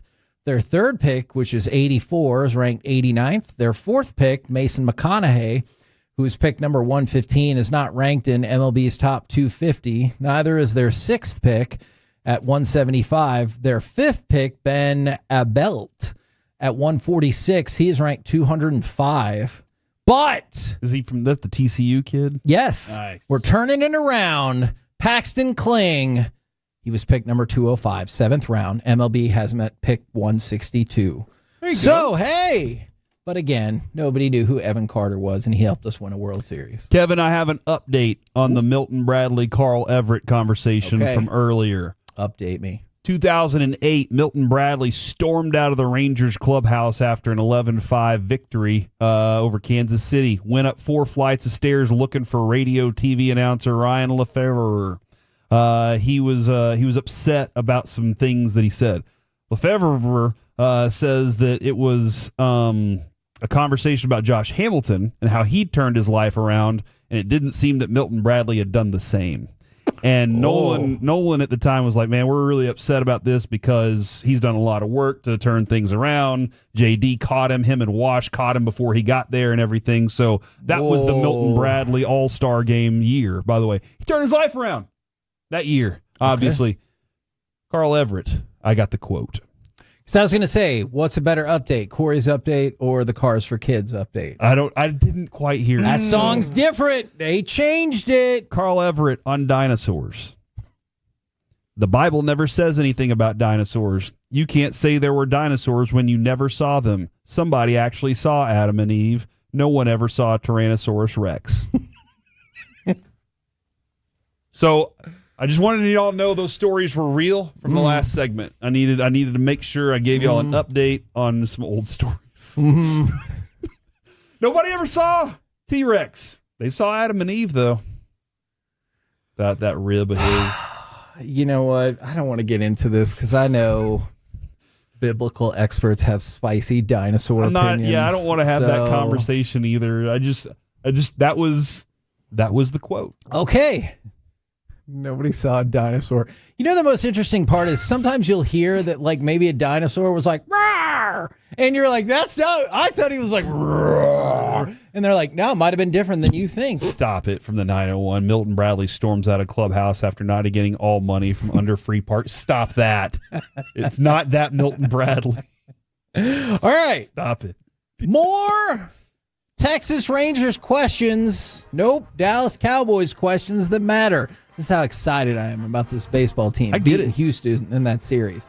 Which player on the Cowboys do you think makes the biggest year to jump? I want to get y'all's opinion, but also 877-881-1053. Is it Guyton, Beebe, Leofau, Taylon Carson? This is interesting. The other day, somebody texted in and said we were ridiculous that we didn't say Leofau being the team's MVP or something like that. And I was like, whoa. Oh. And I really do hope he takes another step. Dude plays with his hair on fire, man. I love the way that he plays. I need him to be a little more aware. That's a couple times there were plays where I was like, dang, he overran that, or he didn't see something happening. I would love it if he's the one, because that means your defense is playing better. But I think it has to be Guyton. Guyton, for me, maybe I've been too rough on him. Do you think I've been too rough on him? No. My number for him is down in like the 30s. All right, out of 100. Ooh. So, for me, I need him to jump up. So that's what I think. I think he's going to be better. Looking at him physically this offseason, he looks more like a NFL football player than he did last year. Okay. And on top of that, the work that he's done this offseason, he understands what he had to do. He knows. He's said it. And he's working with the right people. So I think he's going to take the biggest jump, and he has to take the biggest jump for this team to be good. Alec, who is your year 2 Cowboys player set to take the biggest jump?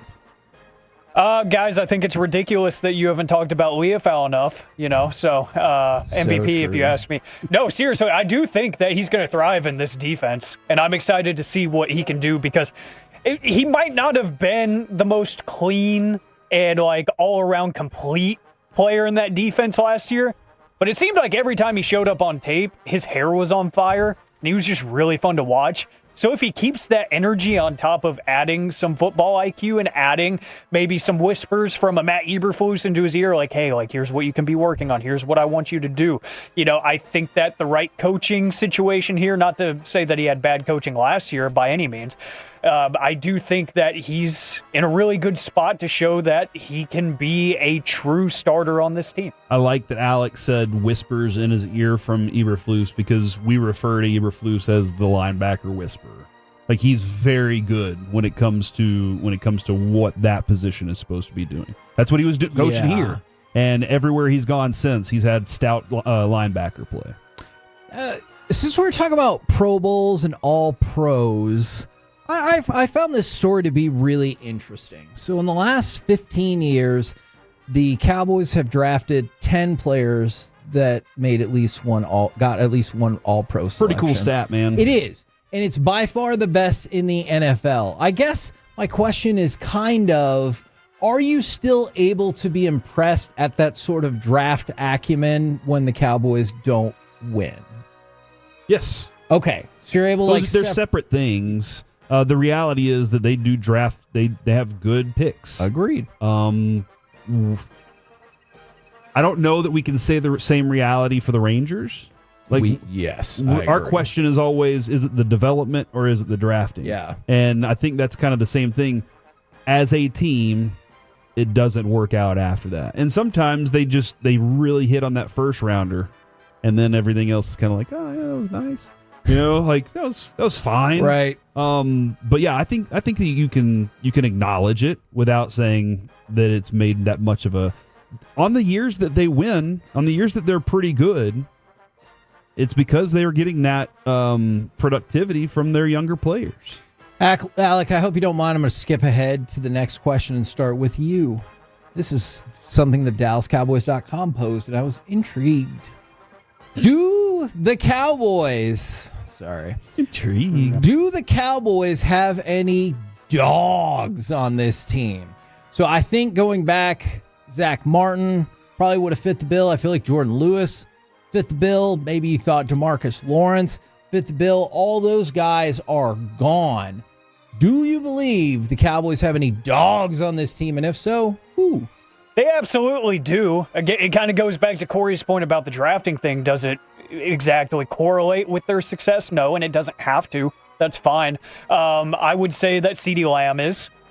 Ooh, okay.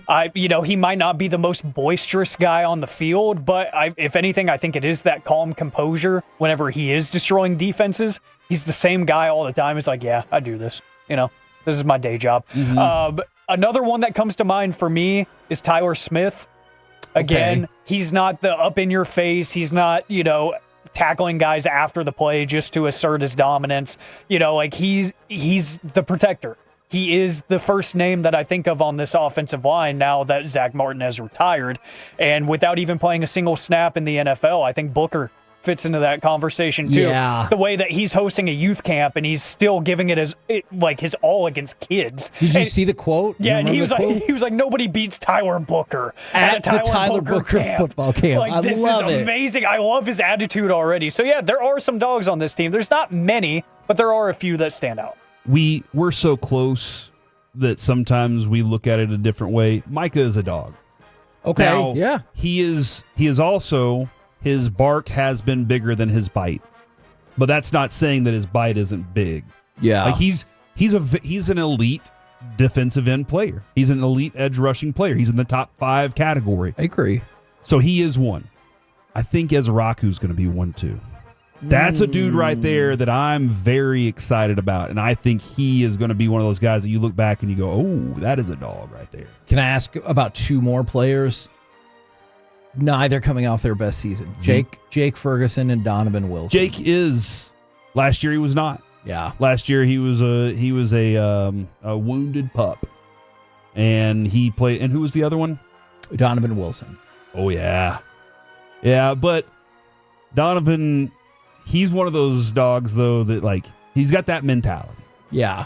Like we were saying about Leofow, sometimes he goes the wrong direction, and you're like, why did that happen just now? And then you're like, then he makes a play where he lights somebody up, forces a fumble, picks it up, and gets 10 yards. And you're like, that's why you deal with some of the other errors, because he's going to make a play like that. And I see multiple people saying overshown. I hear you on that. I don't dispute that at all. It's just, we've talked about this at great length. I just don't know how much, if any, you're going to see from him this year. But I definitely agree with that. All right. Staying simply on the field. All right. So we're not taking in structure of the management or anything like that.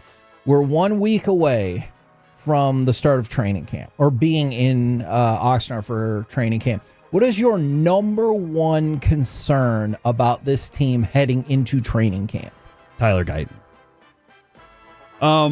Because he's in the 30s. Yeah. And which somebody was like, that would be the lowest grade ever on Madden. And it's, again, I think that he's going to be better. But if he's not, what's their plan? And that's something we discuss a lot of times with the Cowboys is, do they have a backup plan? Yeah. Do they have a worst case scenario laid out? And so that's my concern there. Other than that, if this defense doesn't get it together, like, hopefully they were able to piece it together real fast. If not, they're in trouble. But it starts with Guyton for me, and I'm putting a lot of pressure on this kid, man. Sure. I think he would welcome that. I think he needs to understand how important that is, and I think they all do. I'd say offensive line is really high up there for me, but not more so than the defensive line. I just want to see how everything shakes out with defensive tackle. We already know that Mozzie is going to get the first shot at everything because of, 1, his tenure, and 2, his draft slot, but I just want to see how well they defend the run. If it seems like they at least have a goal, if they have an idea of what it's going to look like, because I know it's going to be T-shirts and helmets for a lot of it. Right. But if it looks like they have this, same mentality every single snap, if it looks like they understand where they're supposed to be, if the rotations, it looks like everybody's kind of producing in the same way where, because if it gets to a point where Mozzie's off the field and you're like, oh no, he's off the field, you're in a really bad spot if you're saying, please get back on the field. Or maybe he's progressed so much that's, just a natural thing. That would be amazing. But I think stopping the run is probably still number one for me. Now, this could go any number of directions. So however you feel about it, let's hear it. We mentioned it earlier. Do you believe Dak Prescott is the 79th best player in the NFL? Give or take. I got to see who the other 78 are. Okay. And then you could be like, I have him ahead of him. Because, Kevin, where do you think you give me a list of 100. Yeah. Where do you think I would put Dak? Like 50? Exactly. Or 51. I would put him right in the middle of the list. Yeah. Because that's what this team is at the moment. Now, can he be better? Yes. He has been better before. I've seen it. I watched it. And I gave him credit for it when he was. Last year, he was not. And they all everybody has to be better for this team to be able to win. But yeah, I would put him somewhere at 50. But I don't think he's closer to 100. Somebody texted in earlier, and I really have a lot of respect for the text they said. They said they think that Dak is too good to be a backup, but not good enough to carry a team on his own. Okay. And I totally get that. You're kind of in that space, and that's why you don't give a $260 million contract to somebody like that. Preach. But you're in that space where you're like, man, he is good. But he's not going to be transcendent whenever we need him to be, especially in the playoffs. We haven't seen that yet. I'd say at this point in his career, I'm fine with it. Yeah. I just I don't have the stance anymore to fight it. If anything, I'm okay with settling there, because you start thinking about in other positions, you think about some other veterans and stuff that might be in a similar situation to him, but they're just not the quarterback, not getting as much conversation, but they might be a little bit better than him just because they're simply available, which he isn't historically to this point. So, I start thinking about those factors, and it's more so I'm tired of trying to fight against that. Yeah. So I think I'm okay with it for those reasons, because after we're in year 10, there's not many things that I can advocate to put him in a better position. So I think he's in the top 100 for sure, and I could make an argument for pretty much any spot. Interesting. All right, I like that breakdown from you gentlemen. All right, so those are all my Cowboys questions for now. We'll probably get to some more tomorrow when we're at Whataburger in Frisco off of El Dorado. I just wanted to throw one more MLB drafting out there before we get to what really matters, and that's AM on the FM. Have you seen the Colorado Rockies social media team with the father-son dynamic of the MLB draft and everything like that? All right, so the Rockies took Ethan Holiday 4th overall yesterday. 27 years after drafting his dad. It's pretty cool. And there's a couple pictures that stood out. There's one of just little Ethan Holiday in Rocky's gear that looks amazing, but it's the other one when he's maybe a couple of months old and his dad is carrying him around in his Rockies gear and everything like that. And it is cool. It is super cool. There was some thought that maybe he would go 1 and you would have Jackson Holiday 1, Ethan Holiday 1, but Ethan Holiday still went 4, goes to the team that drafted his dad. It's just a really neat story. Why do all the Holiday boys look 12? You notice this? Alec, your thoughts? Alec? Yeah, they've got good genes, man. Because whenever they start getting up there in age, it's going to be a blessing. But right now, absolutely, they do look like they're still supposed to be playing high school ball. At best. We're the KNC Masterpiece right here on 105.3 The Fan. And right now, it's time for this. What does this button do? Please, do not push the button. You have no idea what it... Alec, you be quiet. Alec, that was awful. 1 for Alec, 0 for Peyton. Don't you dare touch that dial. Don't you dare do it. It is time for AM on the FM. My name is Alec Medford, the man that they call the Pride of Mansfield, Texas. 877-881-1053. That is the Frankel and Frankel Injury Attorneys text line to answer today's question of the day. Talk a little bit of all in. Bit of a recap of Saturday as I was out there at Globe Life Field for AEW's big event of the year, biggest in U.S. history for them. Does that stadium host a good event like that? It does. Yeah, okay. I've now been to a concert there. I've been to a wrestling show, obviously plenty of baseball games, graduations. It's just a great venue to do something grand. Okay. It really is. I've been to I went to see Chris Stapleton there, and it was really nice. I just didn't know how this kind of played. I've always been concerned about the non-baseball game at a baseball field because just the shapes and the angles of the ballpark. And I'm like, how is that going to work? That makes no sense. But, it kind of made sense whenever you started to walk in and you see the layout. It's like, okay, all of center field is just blacked out. And you've got this giant set that's almost pointing towards right center is where it's kind of got the most space to play with. Okay. And it's like, okay, it makes perfect sense now once you see it in person. And everybody showed up and they showed out. So it felt a lot more dense than it really was. You start to hear the 25 to 30,000 people range. It felt louder. It felt more packed. So good for them for showing up and showing out. We'll get to that here in just a little bit, though. And if we got some time, my favorite category of audio lately that is not Masterpiece of the Week is just Joe Mazzulla clips. Yeah. I get it. Got a date idea from him. Oh. That just solidifies his stance as a psycho. We'll get to that if we have time here today. September 9th. Yeah. That's a date? Yeah. That is. Send in your favorite date. Why not? But the question of the day, gentlemen, we go back to the National Day calendar. There's a really odd combination of national holidays today. One of them kind of concerning. We have National Tape Measure Day. What do you use that for? We've all done it. All right. Yeah. To measure like a room. Yeah. Measuring space on my wall to see if this poster I bought at All In fits on my wall. Okay. Well, where do you start that measurement? Do you start it on one side of the room and then you walk to the other side of the room? That's right. At the top of the baseboards, or do you start it at the bottom? You know what I'm saying? Well, I feel like this goes That was hand the in hand. classiest way I could have possibly put that. I feel like this goes hand in hand, Kevin. Today is National Nude Day. Oh, man. Yeah. That's why I said concerning. And then what does that mean? It's literally started by nudist groups. So, like, it's legit what you think it is. You know what I feel about that.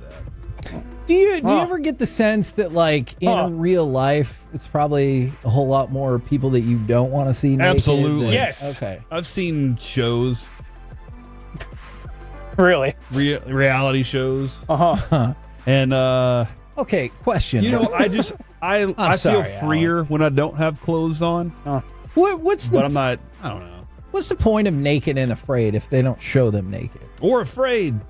I mean, they could be afraid whether you have clothes on or not. I just thought, like, if you're naked and afraid, they'd been like, here's this person the naked. idea of it. Okay. The idea of being naked. Do you think they're really naked? They could be wearing the sock. Have y'all heard of that? Yes. Is a nude colored sock. Yeah. That they put on. Mm-hmm. Sure. And there's one for women too. Yes. Okay. I actually learned something. Patch. Yeah, I actually learned something today. So ridiculous. And it is National Mac and Cheese Day, gentlemen. So, man. I'm going to ask you and the Tolos, 877-881-1053, the ultimate side dish is what? It's mac and cheese. Maybe people will bring up other ideas that will trump that, but I feel like mac and cheese can get made so many different ways. That's right. And it feels like it will go with anything.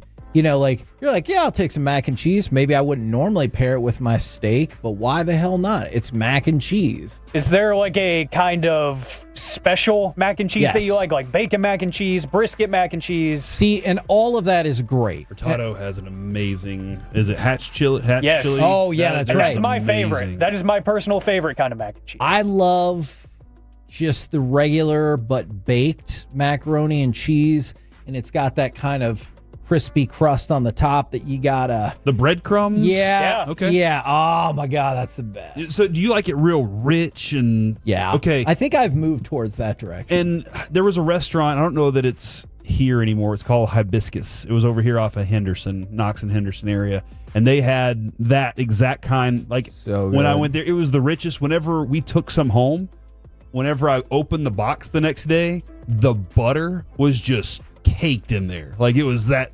dense. And it was a heavy box. My kids love Kraft mac and cheese box.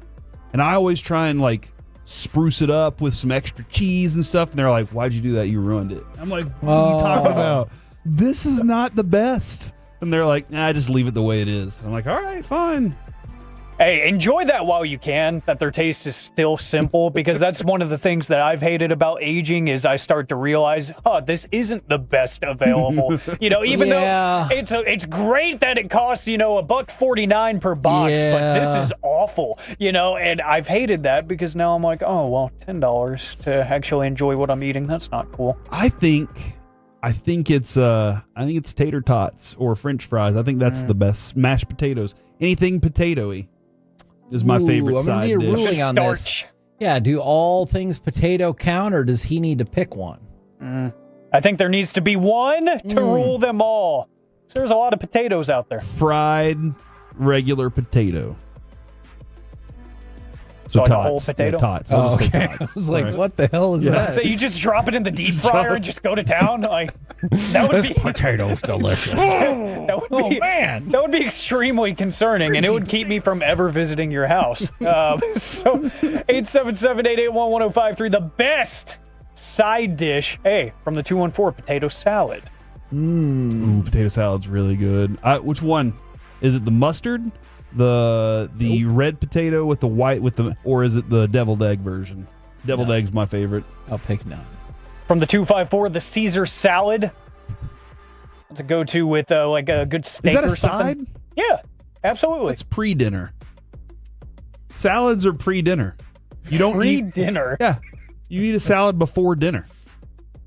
Just like eggs are pre-birds. Hold on, wait. Before we get into any of that, but some people eat the salad for their meal. Yeah. Sorry. The salad, you go and you sit down, appetizer, soups and salads, entree. That's what it says on the menus. That's how it is. From the 817, a salad is the ultimate side dish. Oh my gosh. I think you're on a bit of an island here, Majors. Bit of an island here. Be naked on that island. Nude day. Okay, I like the announcement. I like this from the 615. Roasted red pepper mac and cheese. Spice it up a little bit. Whoa. I get down with that. Oh, there it is. Fried okra. Oh, that's what my wife would vote. I love fried okra. I don't even know why. It kind of tastes like dirt a little bit. What? But it's your favorite? I love fried okra, dude. And pickled okra, too. I like pickled okra. I like okra. Okay. I mean, it's kind of like some of those fancier cheeses that's like it does not look good, it does not smell good, but you still... Yeah. My favorite cheese is the gross cheese. Yeah, I'm with you. That was my favorite time when you were trying to remember the cheese and you're like, yeah, the one that just stinks. Yeah. It's like, delicious. And everybody knew exactly what you were talking about, did. too. I just love how cheese is. One of the first shows I ever did on this station, like I think the first time I ever spoke on the air was me and Jared trying to convince Will Chambers that blue cheese was an aberration. Oh. Yeah. And Jared's point was, if it's something that is literally growing mold and technically going bad, why am I eating it? I was like, huh. Whoa. That's an intriguing point, Jared. Intriguing point. All right. Side salad. Okay, I get it now. Side salad. That's side right. salad, though. That's not a salad. Side salad. Why do you have such a firm stance on salads? This is my side steak. It goes along with my regular steak that I ordered. I mean, That's what I used to do whenever I would go to Jack in the Box. I would get a burger, like a jumbo jack or whatever, and the tacos were my side. That was it. Yeah. At least it gives me a chance to play this because there's never really a great context to play it. Salad Master. There we go. Just needed to get that. That popped into my head over the weekend, too. It just cracks me up. I have like a weekly quota in my head of like drops, and Salad Master is always one that I'm like, I'm going to find an odd way to make this happen. And it almost never does because how does that work with anything we talk about except for salads? So keep those coming in, 877-881-1053, your favorite side dishes. I believe we're going to have some time here. So Joe Mazzulla, head coach of the Boston Celtics. He's a maniac. He's a weirdo. We've played multiple clips of him on this show where I'm just like, how is this a real human? Yes. Well, he continued that by joining a podcast, the Games with Names podcast with Julian Edelman, where there's always some great content coming out of that podcast. But when you get Joe Mazzulla to sit down with you for an hour and talk about things primarily not related to basketball, you get a lot of good sounds. And he had a great date night idea that I've never really heard before. So you know how they have escape rooms? Yeah. We should start a business where you have like situation rooms. You can sign up and go in and reenact different things. You know, like, hey, what are you doing tonight? We're gonna grab dinner and then we're gonna go reenact the Bin Laden raid. That'd be a sick first date idea. I think the escape room's just the beginning. They have those. You go out to like the West Coast, the John Wick guy that teaches you gun. But I'm talking like down here on the main road. I'm saying like you can find an escape room anywhere. At a billiard spot? Yeah, like tonight we're going to reenact Saw 4. No, yeah, maybe. I mean, talk about morality. But tonight we're gonna reenact like negotiation tactics. After dinner, you're gonna be kidnapped and I gotta use my negotiation tactics to like get you back. Fun Friday night. I mean, escape rooms are just the beginning. Oh yeah, that's child's play. That's boring. Did he say rob a grave? Or did I just hear that on my own? I'm sorry. My brain stopped hearing new information when he goes, maybe we could go get dinner and then reenact the Osama bin Laden raid. That's why I thought I heard rob a grave. I legitimately was shocked. I had not heard that audio. That is crazy. He is a madman, and he was straight-faced this whole time. Like, he meant that. And I like how he said that's child's play, you know? Like, escape rooms are boring. Holy crap. Dude. What are you about to say? I'm trying. Do you want me to do the Bin Laden hypothetical? Something wild is fun, though, right? By the way, if you have not heard it, and you come to the Whataburger in Frisco tomorrow and want to hear my Bin Laden hypothetical, I will tell you. You don't want to hear it. You don't want to hear it. No, you don't. want to show up. It's going to make you think. Yes. You want to show up. You don't want to ask Kevin what that was. I'm not going to force people to hear it. And Kevin, just to satisfy the tease, All in Texas was awesome. I was telling my buddy Anthony, this is one of those shows that if you have a friend that's like on the fence about wrestling or not, stupid, why do you watch that? That's a show that you put in front of them and you say, watch this, and you'll change their mind. You know what? Let's put a pin in that because I have another football thing I want to talk about. We'll combo that up with wrestling at 122. Ooh, I like that. Work for you? I'm all in. Oh! Coming up next, he can't keep rolling his eyes because he's got to talk. It's time for the C Block starring Corey Majors. Is this guy the greatest athlete of our time? We do it next on The Fan. Thanks for Toloing through your midday with the...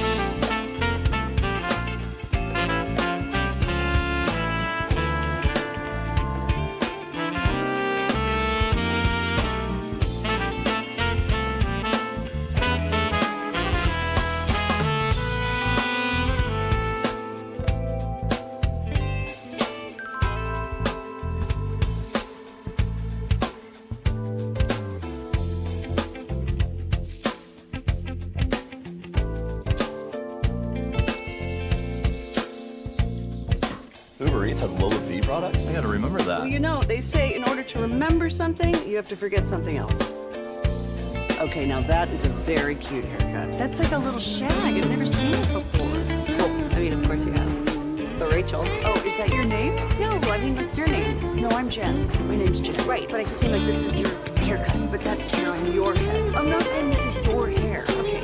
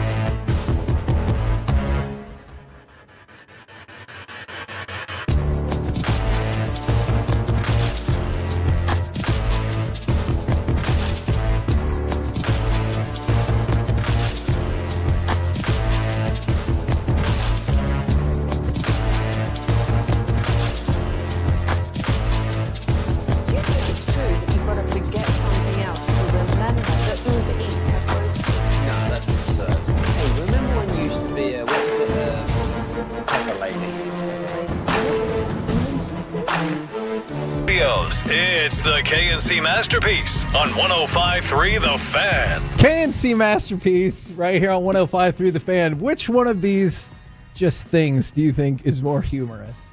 If a certain musician started getting into energy-saving panels for your roof, you could call him Solar Boy. Or, Corey, did I tell you I was in this tailor shop once and a naked man walked in, and then the tailor screamed at him. He's like, "Hey, get out of my store. You can't come in here naked." And that guy goes, "Hey, man, cut me some slacks." Whatever. That's funny. That's from 321. Now, it's time for the C block. That slacks one is funny. You proud of yourself? Yes, I am. By the way, ISW Menswear. I've been in there before, and they've been able to tailor everything right there. Cut you some slacks? Mm-hmm. Yeah. I really have appreciated them as I've bought suits in my time. See, that's why it's funny, Corey. The trivia question of the day. In 1916, of course, the Cumberland College football team. Oh, I think I know this answer. Lost to Georgia Tech. With what record-setting final score? All right, before you read the options, Alec, I think it was something like 243-0. Oh, wow. Ish, give or take. A, 35-0. B, 58-5. C, 157-23, or D, 222-0? It's that one. Alec, it's that one. I was only off by 3 touchdowns. Alec, do you agree with I knew it was Kevin, Georgia who told Tech, that ridiculous Alec. joke moments ago? It's hard for me to side with Kevin after the things he said to open up the top of the hour, but I'm going to agree with him here. All right, we'll leave it at that. And at the end of the segment, if I remember, we will answer the question. Can't guarantee that I'll remember, though. Guys, I want to know what the coolest thing is you've ever won. 877-881-1053. Jimmy Rollins hit a hole-in-one at American Century Championship. And you're looking at the paper. Do you have the audio? Is that Pavelski's the one I'll get to in just a second. I really thought we had that audio too. Yeah. My bad. And he No, that's a different one. That's a different one. Never mind. Just wait. He nailed the hole-in-one on the par 3 12th hole and won himself a luxury Mastercraft X24 speedboat. Ooh. Valued at $380,000. Oh, dip. Rollins said with a big smile, I got my first hole-in-one and won a boat. That's badass. What is the coolest thing you've ever won? And if you won a boat, would you become a lake person? You're already kind of a lake person. You're lake adjacent. Yeah. Because your family has lake money. That's true. They have lake money. They have boat money. Dude, they have jet ski money. Alec, lake money to Plano money, completely different lives. Except I Lake don't money's have this deep, lake house. dude. It's my in-laws. Lake money is deep. So is the lake. Yeah. Well, not all of them. So it makes sense. There was a lake in Arkansas that my Adrian's grandparents lived on. It was about 3 feet deep. Boats went on it and everything, but it was only about 3 feet deep. It was weird. Point? I don't know. I jumped in and was like, oh crap, I'm going to sink to the bottom. And then I stood straight up. I was like, this is ridiculous. I'm in the middle of the lake, standing up. What's the coolest thing you've ever won? I think I did win a cruise with the New Kids on the Block. Ooh, that was kind of cool. One. But I also won a go-kart. And as a 10-year-old boy winning a go-kart, coolest thing ever. Because it was a Pennzoil number 4 or whatever. I don't know. It had a number on it. And it was yellow. And we would drive that sucker all around the place. And one time my cousin flipped it. Oh, no. Was your cousin okay? He had a helmet on. Okay. Broke his arm, but he had a helmet on. Oh, no. So he turned out all right. But yeah, I won a go-kart once. Ooh, I don't know if this counts. I won in a competition I didn't even know I was in. So our yearbook committee when I was in high school took some of my newspaper stories and put them together and submitted them in the yearbook, which then got submitted for a yearbook contest. And they're like, hey, you won. And I was like, won what? For yearbook. I was like, I didn't write for the yearbook. And they're like, but you did. Yes, you did. Here you go. Wow. So that was pretty cool just because What'd you win? Just a stupid certificate. But it was exciting. I said the coolest thing you've ever won. I thought it was cool. That you won. I'm trying to play it cool. I thought it was cool because I didn't even know I was entered into it. And so I thought, otherwise, it's definitely on, and you guys might think this doesn't count. It's on the slot machine on the cruise we took where we couldn't get in early for our dinner reservation. So we had 30 minutes to kill. And so we played the slots. And, I like to look at slots and determine if there's number discretions. And there was discrepancies. And there was here. And we won $1,000. And so we came back. They were like, oh, okay, thanks for coming back. We're like, we're doing great. We won $1,000. Kevin loves the slots. True. Do you love the slots? And variations of it. Or do you love the scratch off more? Ooh, man, I like the scratch off a lot. Probably scratch off. Okay. I learned this morning from Sean and RJ that you should not be playing the Powerball. You have a 0.008 chance of winning or something like that. See, and the thing is, and maybe people do, if you find it fun, then I think there's something to be said for that. That's the scratch off tickets I really like are some of the basic ones, but I also like bingo and the crosswords. So even if you lose, it was fun. Yeah. Alec, you? I've never won a really big contest or giveaway. So for me, it's just I think of awards. You know, I count that as a big win for me. So, like, going to radio competitions in high school and winning some of those was fun. Getting Broadcaster of the Year was pretty cool. Hey! At Ben Barber, shout out to Nate Wood for electing me for that award because, you know, he created it. So that was pretty easy.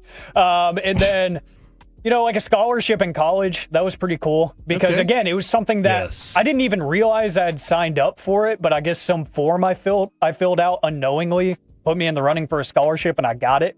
I was like, oh, cool. I don't have to pay that money now. That's cool. Yeah. You know, so I took those and I was like, you know what? Stuff to put on the resume. Why not? Yeah, I'll add that. Out of the things that I won, the cruise and the Pennzoil, number one, somebody said it was number one. The scholarship I got from Belo was probably one of my favorite moments. Like something I was like, it was a very important to me, for one, because I needed the money. I really needed it. Yeah. You know, because college is expensive. For the 214, I won a golf tournament on a Carnival cruise. Pathetic 12-year-olds. Oh, were you also 12? I don't think they were. I think I was an adult playing against a bunch of 12-year-olds. Oh, man, that's a good answer. The best thing they've ever won is Cooper Flagg for the Mavericks. I don't know if that counts from the 469. I won like $100 on a $1 scratch-off, which was cool because I was 16. I've seen multiple people who have won stuff from us. Yeah. That's really awesome. Somebody won tickets to the Cowboys Thanksgiving game, got to see Dolly Parton because they were at a Buffalo Wild Wings event that we did. You're welcome. Remember, tomorrow off of El Dorado in Frisco, we'll be at the Whataburger doing our show. I think I just saw a message that said, this was from my boy Dimbo, he said he won a motorcycle through 105 through a fan, cool. but I can't find that one. It's from the 469, yeah, back when it was Live 105. Oh, there he is, yeah, from Live 105. That's the first listener I ever knew for us. Oh. The first listener I ever met and had a conversation with, and he's awesome. Somebody said I would become a lake person and I'd always wear my captain's outfit, and I agree with you. That's the way that it should be done. 1, 2, 3 day passes to Voodoo Fest in New Orleans with a hotel stay and 2 gift cards for $500 each. Oh, cool. Tried to win tickets to a concert at the station. It's always offering, but they all don't take my calls. Look, there are a lot of people that want these tickets. I think that's Alex's fault. Yeah. I'm doing my job. Or the system. From 682, I won a Corey Seager bobblehead from Corey Megrans. Oh, that's you. McGregor's. Okay, Majors. You're Corey Megrans. Corey Mahors. I got lots of names, guys. And won a badass bomber jacket, Top Gun award for Ecolab. Well, congratulations, man. That's really neat. There's lots of those coming in. Let's play Cut 11. Is this man potentially the greatest athlete on the planet? And he does it in style. An eagle at the 18th after a tie for second, a third, and a second the last 3 years. Joe Pavelski finally has his American Century Championship title. So at the same golf tournament that Jimmy Rollins won a $380,000 boat, Joe Pavelski sinks a walk-off putt to win the tournament. It's about time he won a title. Dude. Why do you got to do that to Joe Pavelski? That's Captain America we're talking about here, dude. He played for the San Jose Sharks. And the Stars. Yeah, played for the Sharks longer. Do you think that he's going to be connected to the Sharks for the rest of his career? Or do you think he's going to... No, I mean afterwards. He's hanging around Dallas, dude. Okay. He's hanging around the AAC. And anytime that dude wants to step behind the bench, I do believe they will allow him to step behind that bench. Are we out on Joe Pavelski? No, Is that what we have to do? I'm just kidding. 877-881-1053. Do you want us to be for or against Joe Pavelski? I'm for Joe Pavelski. I was just kidding. Also, do you think, hold on. Go ahead. Since he played hockey, did he have one of the Happy Gilmore putters? Oh, I don't know. I didn't see. The putter looked like a regular putter to me. Okay. That's a little. But have you seen the new Happy Gilmore putter? No. For the movie? You're going to I need to get one, dude. We need to figure out how to get one for Peace-a-thon. That would be so awesome to auction off one of those. Did you hear about the mountain lion? The mountain lion? There was a mountain lion in Rochester, New York. Okay. And this young man saw the mountain lion. I heard the row. I felt that row. I knew to keep it pushing. I knew that. Curtis Jones says he was walking near Rauber Street late Wednesday when he saw people running from what appeared to be a large wild cat. After I see the people run, I just see something big just walking, just right over here, right by the bush. It went right over here. I swear, I promise you, it went right over there. And it said, "Row!" And I just kept walking. I seen it, seen me, see it. So in my head, I'm like, nah, I gotta go, man. I'm out. That is my favorite. That is my favorite. Like, I love the way I seen it, see me, seen it, see him. Yes, seen it. I do get that. And Alec, whenever I heard it, all I thought was your favorite part of Masterpiece of the Week has been adding in these sound effects that we make with our mouths sometimes. And that's what I was thinking was that. That was fun to me. Guys, AI, we talk about it almost every day here on the C Block. It's been used in a number of different fields over the years. It's been used in car manufacturing for quite some time, pairing with robots to replace humans when it comes to installing doors, even welding other parts together. And it's also started to make its way into kitchens. There are robo-kitchens out there where all the food is prepared by a bot without much or any help from humans. And now a 5-star restaurant in Dubai is taking it to the next level. Now AI will curate the menu. Where humans have always made menus by saying, hey, let's get this one locked in. Or let's just have a new menu every day we open up to challenge ourselves, like the bear. Now a restaurant in Dubai is saying, we don't even want to put in that kind of work anymore. We're just going to let the AI do it. Is that lazy? Or what if AI actually makes a better menu than man? And that's what I was going to say. I don't know if it's just lazy as much as, don't you think that's going to appeal to a whole lot of people that are like, let's see what they got. Let's see what this AI can do. The aptly named Aiman, A-I-M-A-N, otherwise known as AI Man, is trained on decades of food science research, molecular composition data, and over 1,000 recipes from cooking traditions around the world. And so it's going to take all that stuff, which we've always gone, if you studied your butt off for the last 30 years, you've become one of those chefs, right? Like you did all the things. And now AI is like, I'm just taking a database and putting it all together and saying, this is the best menu for tonight. Here's why I get worried. AI Man. Chef AI Man. Have you ever seen the movie Contact? Yes. Okay. Jodie Foster. That's right. And so in that movie, she's like, the aliens aren't going to be here to harm us. And Tom Skerritt's like, why not? And she goes, it would be like going after a particle on an anthill. And then Tom Skerritt fires back and goes, interesting analogy. Now, how bad would you feel if you stepped on that particle on an anthill? And I just always worry that the AI will get to that point and they're like, yeah, just poison them. Who cares? Wow. You know what I'm saying? They're irrelevant to us. Yeah, exactly. Because they're nothing, man. I know they act like they trained us and everything, but they didn't. Yeah. Man, that right there, Kevin, that's concerning. Yeah, what if they just decide, you know what? Let's throw some arsenic in there instead of salt. By the way, thank you so much to all of the people who saw that I was trying to do a Muffin Man bit when you said, have you seen the mountain lion? And I go, the mountain lion? Okay. I definitely got it. Okay, it didn't go anywhere, but plenty of people saw what we were trying to do. Coming up next. Oh, hold on. The answer. In 1916, the Cumberland College football team lost to Georgia Tech with what score? It is D, 222-0. Yes.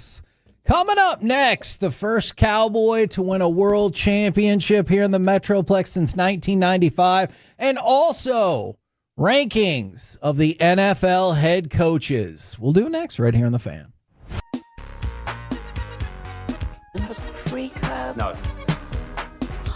Nutmeg maiden. I just said that.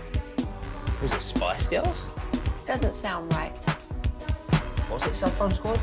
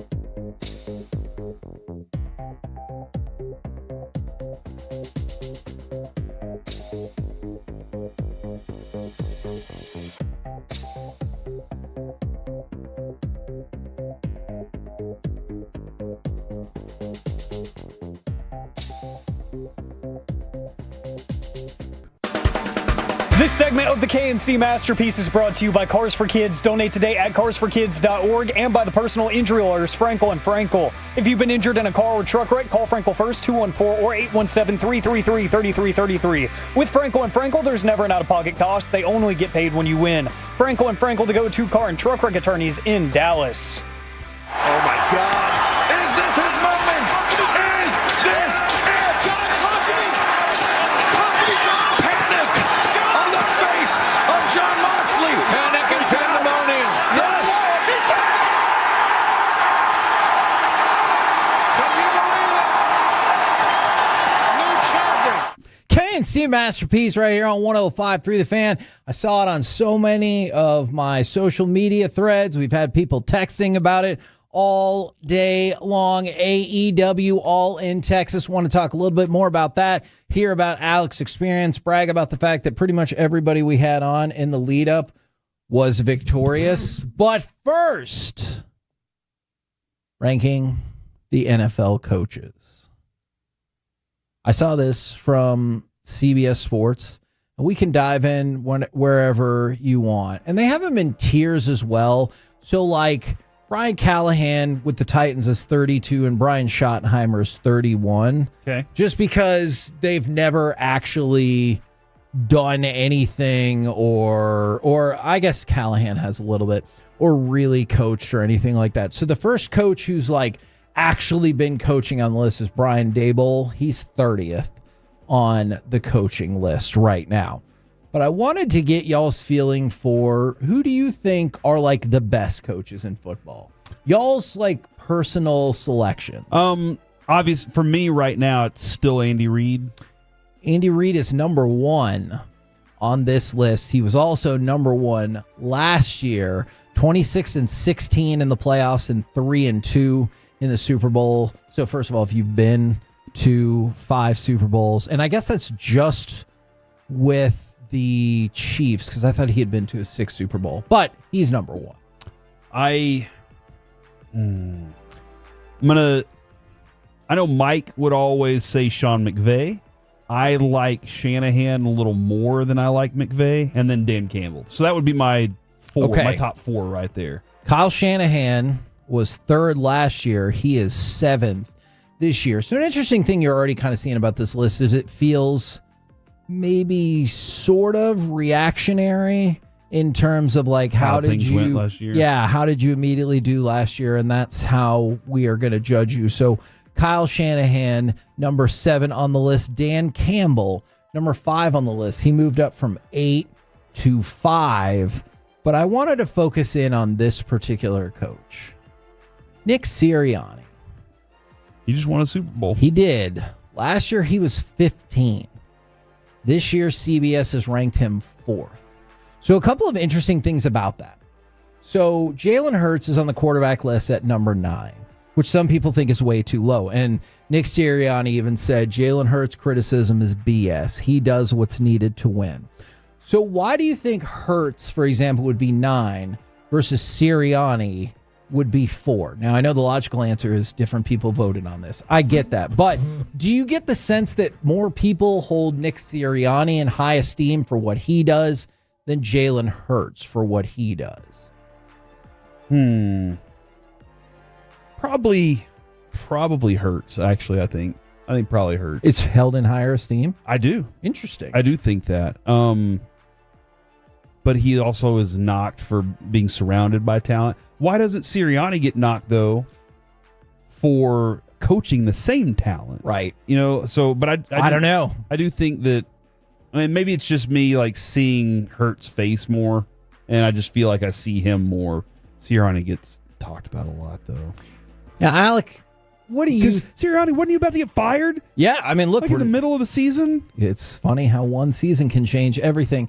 Alec, this goes back 2 months ago when you might have been joking. I thought you were serious about still like, hey, is Sirianni a good coach? Because it feels like that's where a lot of people were. And just winning the Super Bowls vaulted him up to 4th. And I don't know. What do you think about that? I'm still serious in that stance that, you know, obviously the success is there on paper. We see the resume and it's incredible. But I still have no idea what he does. Other than leading these guys, which I will say, I'm not trying to, you know, bring him down in any way. I think his leadership is definitely his number one trait because you saw it in the biggest game of the season, A.J. Brown melting down on the sideline. Yeah. Next drive on offense, he gets a receiving touchdown. Yeah. Like his leadership and the way he gets his guys ready to play, something you can't measure other than wins. And he wins, but I still don't know what specifically he does incredibly well. Schottenheimer's 31 on the list. Kellen Moore is 29. What? Who would you rather have as your head coach? Well, neither one of them been head coaches before. Exactly. I guess Kellen Moore just came off of a Super Bowl championship, too. So, obviously, Brian Schottenheimer, Kevin. I would rather have him. Good answer. Benton Johnson, 24 on the list, is another first-year coach. He has plenty of opportunity to change people's minds on this. Where is Tomlin? Okay. Did you already ask? No, I'll answer that. It just felt like you had another question. And Harbaugh, and it's John Harbaugh. John Harbaugh is established. I'm good over a long period of time. Those two I'm interested in. Are they both top 10 to you? I think so. Okay. But I'm not. You kind of gave me some numbers, and I feel like Tomlin should already be that up there. Then I argue with myself about both of those coaches. How many Super Bowls do they have between them? Two. That's it. Each of them have one. Correct. But they are like the esteem that you hold them in is. I feel like people put them right there next to Landry. What? Do you know what their combined playoff record is? It's 21-22. So John Harbaugh is 13-11 in the playoffs, and Mike Tomlin is 8-11 in the playoffs. And I think part of that has to do with, what do you think about the team that's been built around them? Because I will admit, I give Mike Tomlin a lot of credit. I don't think they don't go further in spite of him. I think they appear in the playoffs because of him. You think so? Yeah, you know what I'm saying? So, like, that probably colors your opinion quite a bit. What do you think about the roster? You don't think the rosters for them are good? For the Steelers are good? I think they're fine. Actually, they're probably better than fine, but it always feels like there's a gaping hole for them at quarterback. After Ben left, yes. When Ben Roethlisberger was there, I thought they... Yeah. Obviously, the last couple of years, his arm was failing For sure. him. But, yeah, they had the guy. And then since then, he's been able to keep them there, but not get to the next level because of it. And so that's when I'm like, okay, are you that good of a coach? So I feel like the roster's pretty good. I feel like the roster's a tough roster. He sets the character for it. Yeah. And I think actually, man, having watched those shows last year, you did see what Mike Tomlin does. You did see how he sets the standard for them. And I think that's probably where I fall. There's probably other players or coaches that I don't give the same benefit of the doubt, but that a lot of people are like, they have the same crap around them. So Mike Tomlin is 10th. One of the people I thought you were going to mention is Kevin O'Connell. Quarterback whisperer. Is at 9. Matt LaFleur is 8. Kyle Shanahan, 7. This one is interesting to me. Jim Harbaugh, is at number 6. Now, I think... Where's McCarthy? He is not a coach in the NFL right now. So I think some of that goes back to his days with the 49ers. Dan Campbell is 5. Nick Sirianni is 4. John Harbaugh is 3. Sean McVay is 2. And Andy Reid is 1. Okay, that's a good list. That's a strong top 10 right there. Yes, absolutely. All right. Everyone, give me cut number 20, if you will, because we're going to talk a little bit more about wrestling. Okada driving Omega down. Okada, Rainmaker. This has got to be it. It's got to be it. It is it. Wow. Suddenly, quickly, authoritatively, Omega has lost. So I wanted to get your thought. Omega. You know what? Kenny Omega should have been on our show. Then he would have won. Valid. MJF, he was on our show. He won. Athena, she was on our show. We asked, hey, what about being it all in? And she was like, oh, you're going to have to wait and see. Not only did she win on Friday night, then she came out and won on Saturday. We've had Dustin Rhodes on the show. He won. Hangman Page, he's been on the show. He won. AEW won.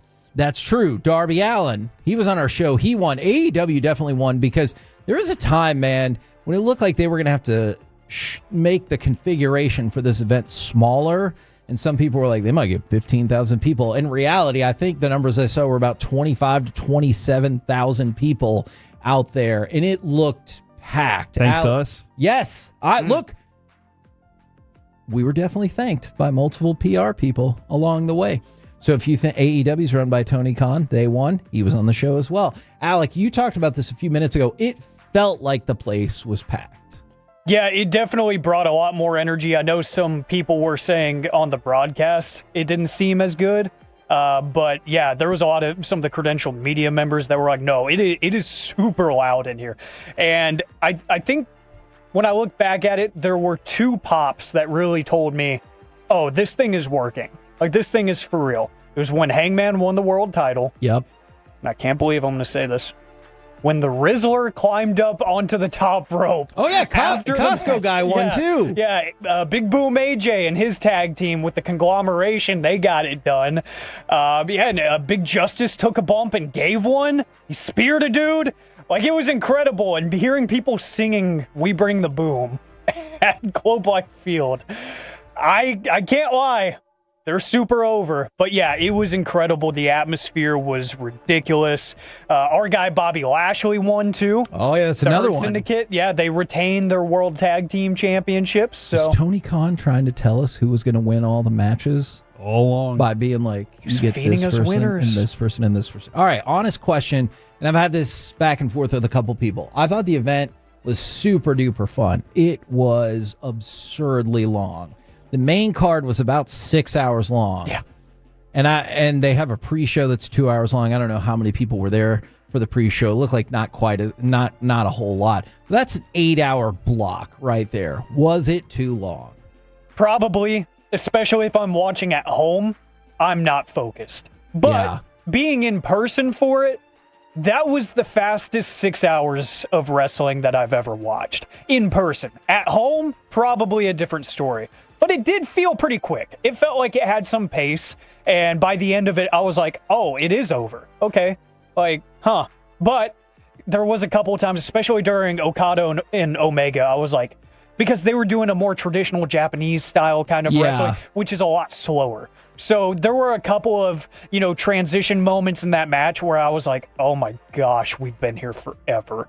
But by the end of the world title match, I'm like, that was a solid 6 hours. That was a really good show. That Okada-Omega match was solid, to be sure. And it's been 7 years since they wrestled, and they put on some of the greatest matches of all time. And I was really worried that this would not be good. And that wasn't the case. It was definitely good. I was just kind of hoping for a little bit of like magic that made it amazing. But it seems like by all accounts, financially, creatively, everything like that, this event was absolutely a big success for AEW. With a KNC masterpiece right here on 105.3 The Fan. Coming up next, let's chit-chat with those fellas from the G-Bag Nation right here on 105.3 The Fan.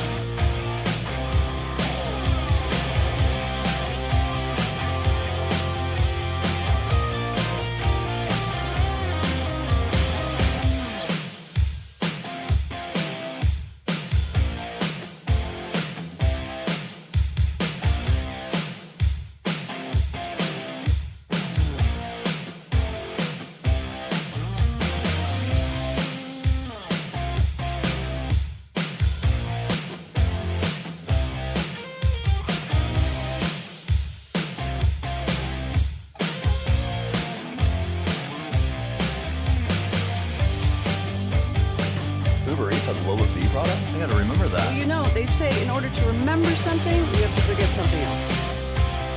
Okay, now that is a very cute haircut. That's like a little shag. I've never seen it before. Well, of course you have. It's the Rachel. Oh, is that your name? No, I mean like your name. No, I'm Jen. My name's Jen. Right, but I just mean like this is your haircut. But that's hair on your head. I'm not saying this is your hair. Okay.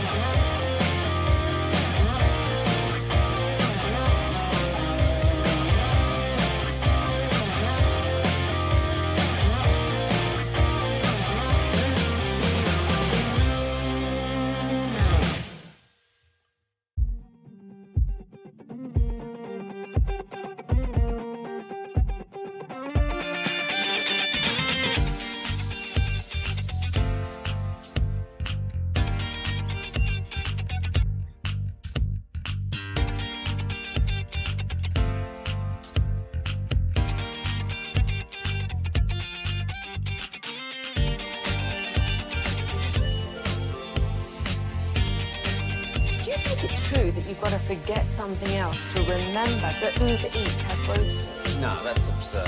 Hey, remember when you used to be a, what was it, pepper lady? Pepper lady? What are you, Semien sisters? Laser babes. Saffron Squad? Nutmeg maidens? Sweet herb? No. Nutmeg maidens? I just said that. Was it Spice Girls? Doesn't sound right. Was it Saffron Squad?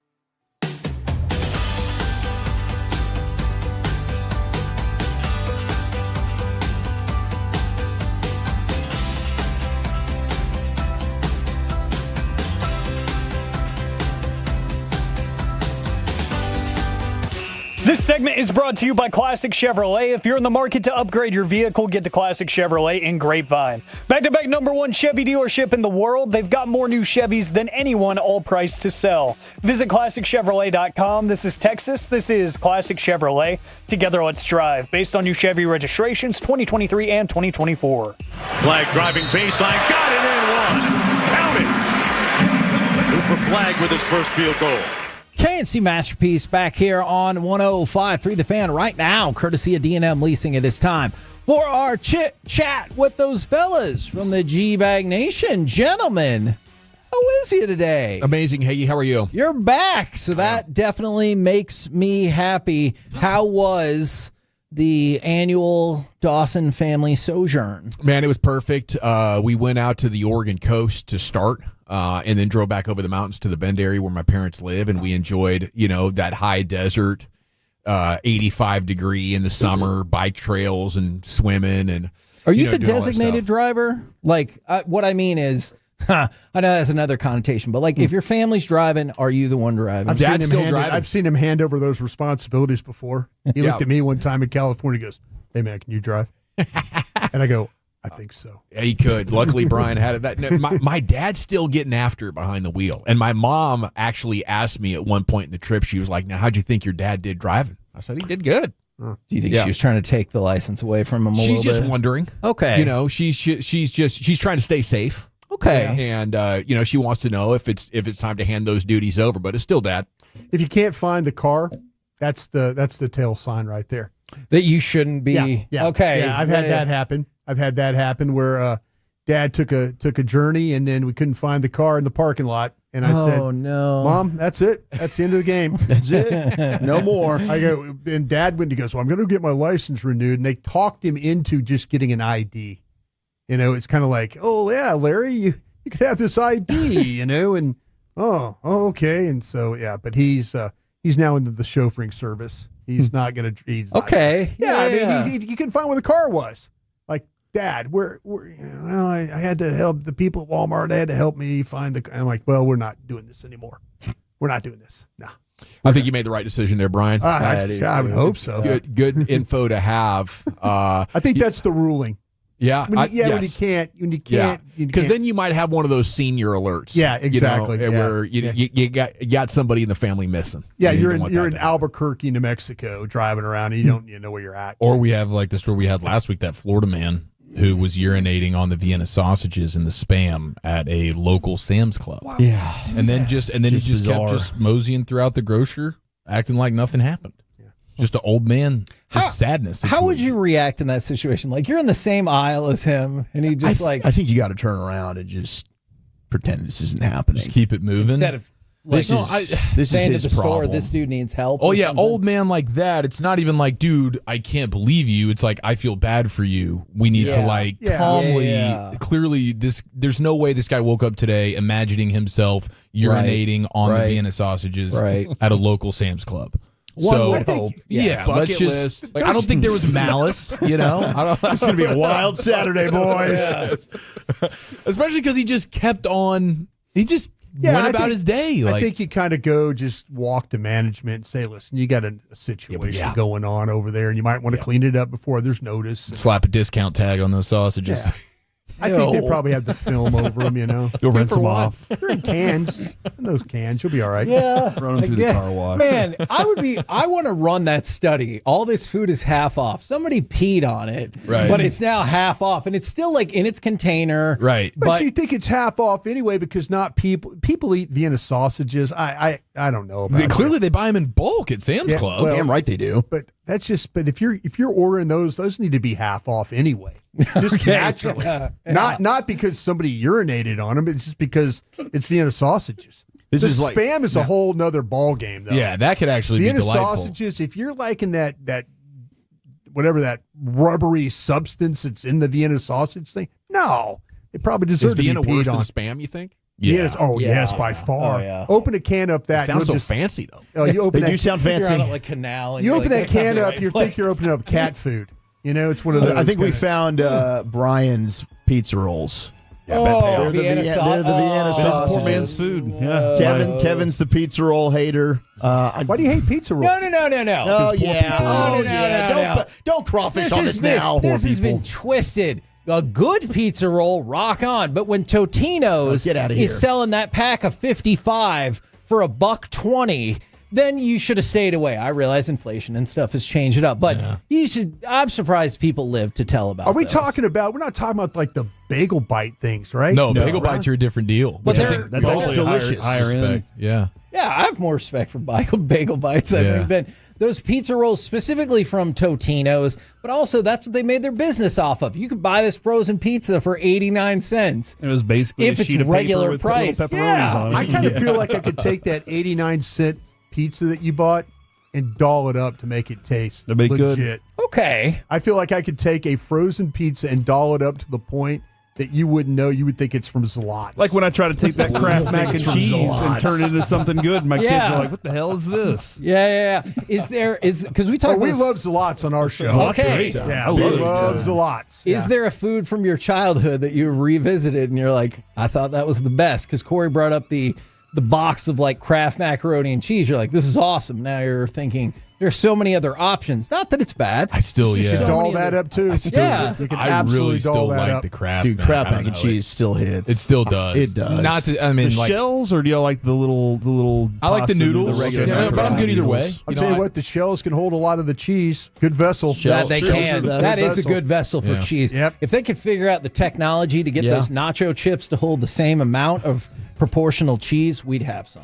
You know, my initial thought on this is the pot pie. You know, when I was a kid, they were amazing. I believe they have decreased the quality of the pot pie that you can get in the frozen section. Well, but, Dawson, but you it might told me- just taste a lot worse. You told me at Sam's or Costco I need to try the one and bring it in. They do That's have not the frozen They have one, the though, is it? fresh one in the deli. Yeah. okay, That, all right, that deli. thing's outstanding. Sitting back by the refrigerated goods sometimes. Is that Costco? Load up on those. Just got a Costco membership, so I'm like really. I haven't even Nice, been yet. We're dude. getting ready to start it. So Go live it By the up way, well. if you're a Sam's Club member, let me just throw this out there. If you don't register, get a like online app for the scan and go Oh, that's department. amazing. Yeah. Because there's Oh, no lines. line, There's yeah. lines to El Paso in that place. Oh. And so if you pretty just far. scan and go off your phone, you could literally be Brilliant. out of there in a minute. I can't believe Costco doesn't have that. That's what I'm saying. It's a Why serious feature. Scan and go at Sam's is one of the best features I've ever been a part of. That's a good idea. I know the cookie smell in the kitchen, baked cookies, gets like the most love, but man, the pot pie kitchen smell when that thing's been in the oven, so good. It's a top five. Let me make like a red sauce, like gravy, like Italian for like spaghetti and stuff like that with that garlic and onion and smell. yeah, That's top tier. That is one of those that always Pretty goes hot.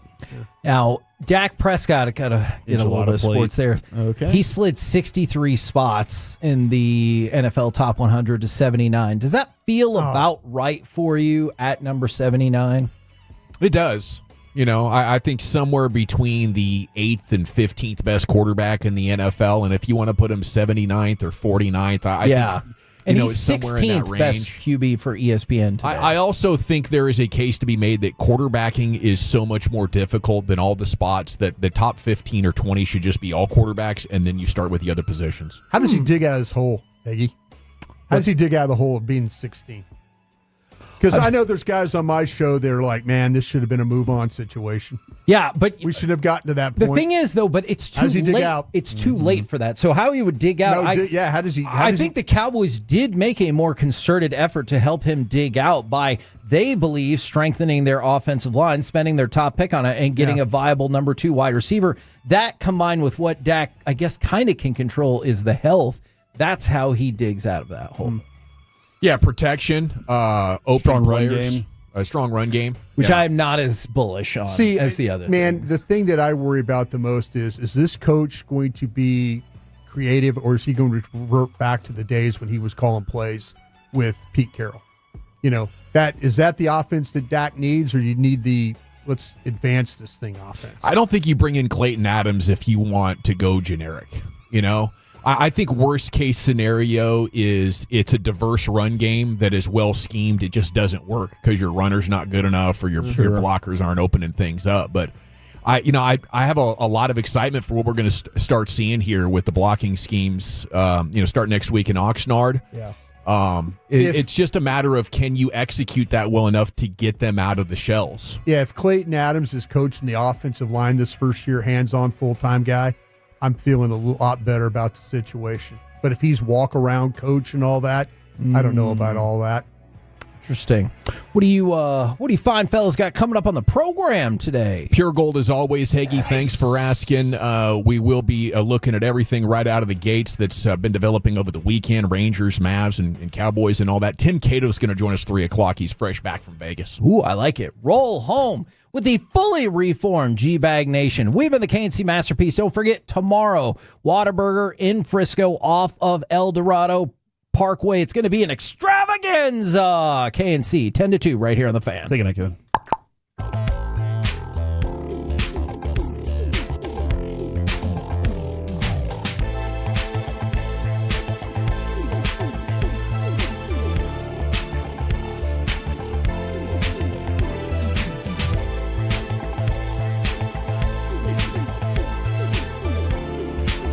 Uber Eats has low fee products? I gotta remember that. Well, you know, they say in order to remember something, you have to forget something else.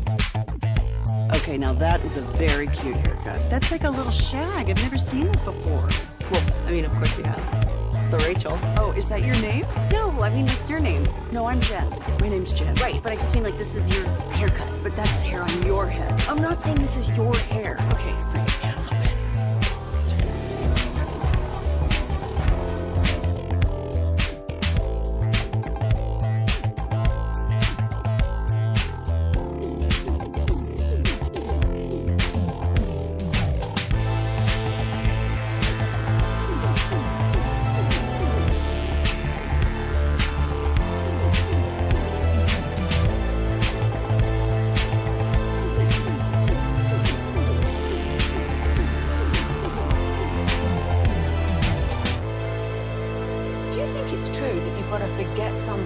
To remember that Uber Eats has groceries. No, that's absurd. Hey, remember when you used to be what was it, Pepper Lady?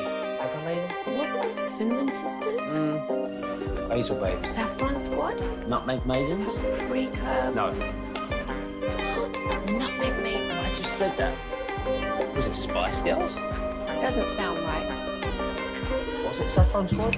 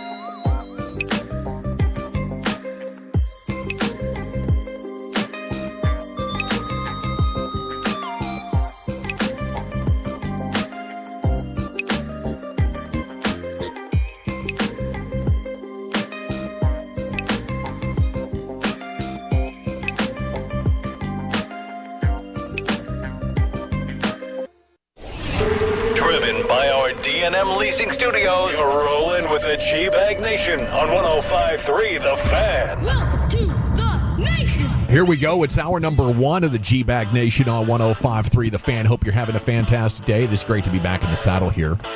General at your service. If you see me, bear me. N.A. Here's Broadus, former Cowboy Scout, Super Bowl champion.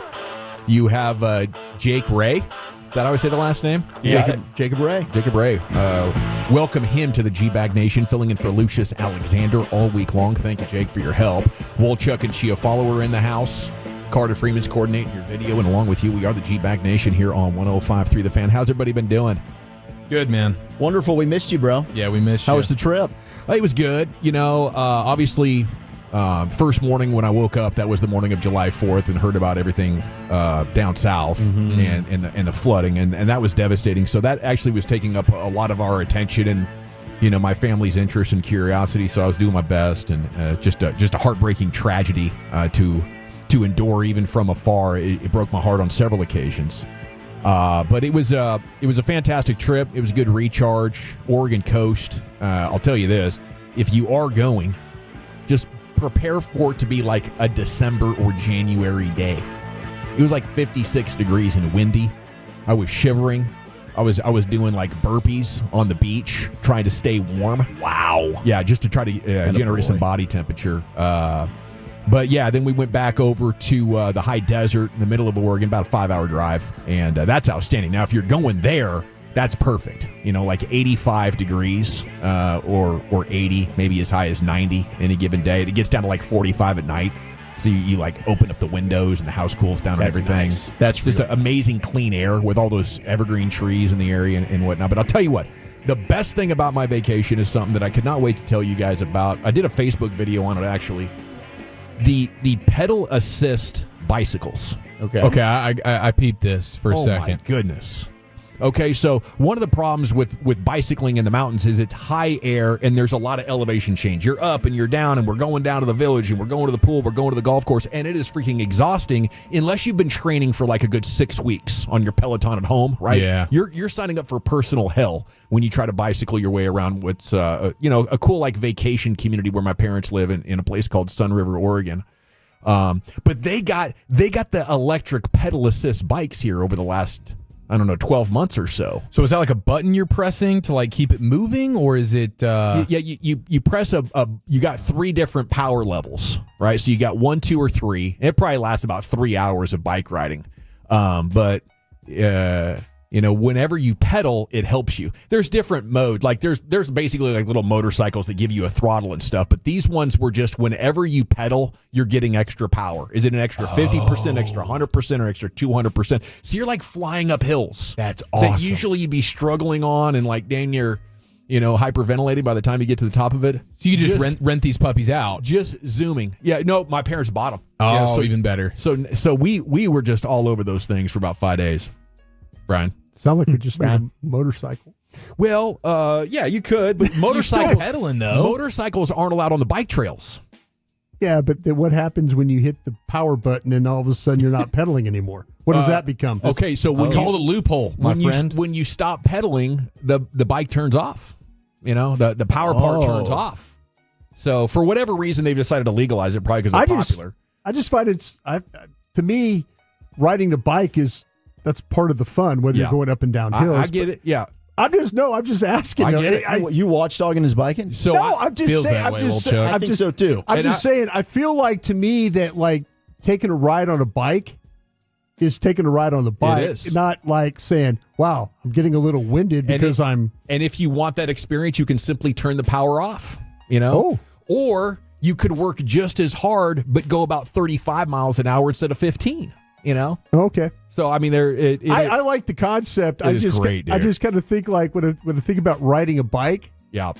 I think about riding a bike. I had apprehension about that as well because it's a good like upper leg exercise. You're getting cardio, you're getting strong. Like riding a bike is one of the best things you can do. It's low impact. Yeah. So I didn't want to totally give that up. I was happy to find out when you get on some of those straightaways, you really want to power it. I'm not asking you to wear the yellow jersey and ride in the Pyrenees. You know what I'm saying? I mean, I was just if you were telling me that we're taking bike trails up the hills and all that stuff, you would want this bike. No, you want that bike, but. Yeah. if you're telling me that we're just kind of going on a ride, it's just a casual ride, give me the bike. But the power bike makes a lot of sense. This is why I had to do this segment, because I know there would be a lot of people like you saying, oh, no, I grew up on a regular bike. I'm going to put the work in. I'm going to go from point A to point. That's the problem. And your dead ball's wrong. You get on that bike for 3 seconds, and you're like, I'm never getting on a regular bike again. No, I was on a bike in the era where they weighed, like, when Evel Knievel used to jump London buses. He used to jump it on a 1,000-pound Harley kind of bike. That's the kind of bikes we were pulling around or pushing around. And nothing will ruin a vacation more than coming around a turn, getting out into a little straightaway, having that wind hit your face on a 30-pound bike, and you're like, oh my God, now I feel like I'm working out and I'm miserable instead of enjoying myself. Okay, well then this needs to be thought about before you get on the bike. Like, you need to look at conditions. Okay. I don't have to worry about conditions, bro. I have pedal assist. Wherever we go. To me, pedal assist is not riding a bike. I can go off-road in sand uphill with this thing. No shoes. It's really this is a dream come true. Yeah. This is so like modern technology guys working here right now with you guys. Yeah. Listen, the whole idea of riding a bike on a vacation is riding the bike. Not we're not talking about a cruise down a sidewalk, bro. We're talking about terrain. 4,000 feet elevation. Oh, okay. How about the mountain biking dudes that are all beat up and fall off the bikes and stuff? Yeah. Do you think they're using the pedal assist bikes? Some of them do. They're also locals who actually have time to put the work in. He's just dropping down into mountains. And he's trying to enjoy a few days. I tell you what, you bring the pedal assist bike on a mountain biking deal, you're kicked out of the club. Yes. You are so kicked out of the club. And then Dawson like, I didn't know we were going to I thought there were going to be wind conditions. I tell you what, I'll race a pro up a mountain. You give me a pedal assist bike. He might have the bragging rights, but I won. I'm up there first, buddy. Winning. It's that good. Damn right. It is that dang good. Dawson's a heavy favorite in that particular race. I would just get a motorcycle. I'm more bullish on the pedal assist bike than I am actually about the Rangers offense right now, which is something, isn't it? They had the most runs scored in Major League Baseball last week. Apparently, all I had to do was leave town for I'll leave for another 2 weeks. I'll leave for the next 3 months if that's what it takes. What was this? 53 runs combined against the Angels and Astros. You should have taken 3 or 4 from the Angels. You could have swept the Astros. So absolutely could have swept the Astros. How have things gone? I mean, it has been like an absolute roller coaster all season long with trying to get excited and then you just fall off a cliff. But now, I mean, this is more sustained success than we've seen. I'll tell you what, though. I know the record is near 500, slightly below 500. Just a game down. I was worried that they were going to get swept, and this was going to take Ray Davis out of the wanting to get anybody bit. Yeah. And now I think that CY, they're working on the draft. I got a really good report from my guys who the Rangers selected. Their 12th overall pick. I'm excited about this. My guys are around the league in Major League Baseball are excited about this guy. Good scouting report. Yeah, good scouting report. And we'll get into that a little bit later. But the thing about it is, I think this gives CY the open door to go do something now. Yeah. I mean, that series in Houston has to make Ray Davis feel like, okay, we can actually compete. I know that Houston kind of got swept, and the Indians came in there. I said the Indians. Guardians. The Guardians came in there and swept them and all. But I kind of feel like this, if the Rangers had gone to Houston and got swept and looked bad and all that, they were going to be sellers. Now I think they legitimately think that they can do something here in the second. We were so close. I put in the what you drinking and what you thinking call for the sweep. Damn extra innings got us. We're so close. I mean, we're so close. And they look good last weekend against the Padres as well. So I think it's not only not getting swept by the Astros, but it's everything that we've seen transpire over the last couple of weeks. Really, you could go back to June 1st. It would have been nice to sweep the Angels and then get into that Astros series and take 2 or 3 from them. I mean, you'd be sitting above 500 right now. Yeah, that would have been super. But super I feel like that this series gave Ray. It gave CY a little bit of a door that's cracked now that he can go do something. Before I thought maybe that thing was going to be slammed on him. Yeah, at least you've bought, hey, we're probably going to stand pat unless you come out Friday night and just if I'm CY, I'm going to get something. CY wants that. Yeah, I'm going to get something because to me, I think, like you say, the team, if they could just figure out, and lately though the bullpen, there's been a little bit of shakiness on some of the things. Yeah, I mean, hell, the bullpen's been so taxed with all the extra. That's what I'm saying. You worry about they've been in so many high leverage games. I mean, it seemed like every night they were in a 1-run game. You're running out of arms. I mean, I do think at this point you're probably saying, hey, who's the best reliever on the market that we could add? And that's probably the route that they'll go. I would totally agree with that. And that's a much better position to be in. Like, that's a problem I'd prefer to have right now than my offense still being just sewage. So we believe the offense is recovered. They're going to be, a top 10 offense in the second half? I'll tell you what. Hope to God. Seager's doing some quality things for me right now. Marcus has been red hot. Marcus, Adolis Evan Carter was great. Evan Carter was incredible. Yeah. Yeah, I wish Adolis could just try to channel that he's playing Houston every night. Because he's dogging. Can we get him some goggles that show he's I'm looked just like saying, he feels like he feels like he's what I'm gonna Houston. do? The backdrop's just Dyken Park. Yes. I would. This is what I would do. I don't know. I would take that crowd noise, the booing of him, and I would play it before every at bat. He doesn't get a walk up song. He gets booed. You just get booed. Yeah, he gets booed at home by the Astro fans. Maybe that kind of sets him into the mode, puts him in the moment. Hey, no bad ideas right now. I like that. Speaking of no bad ideas, the pedal bike. Yeah, right. Eovaldi, DeGrom, no way those guys are getting moved. No.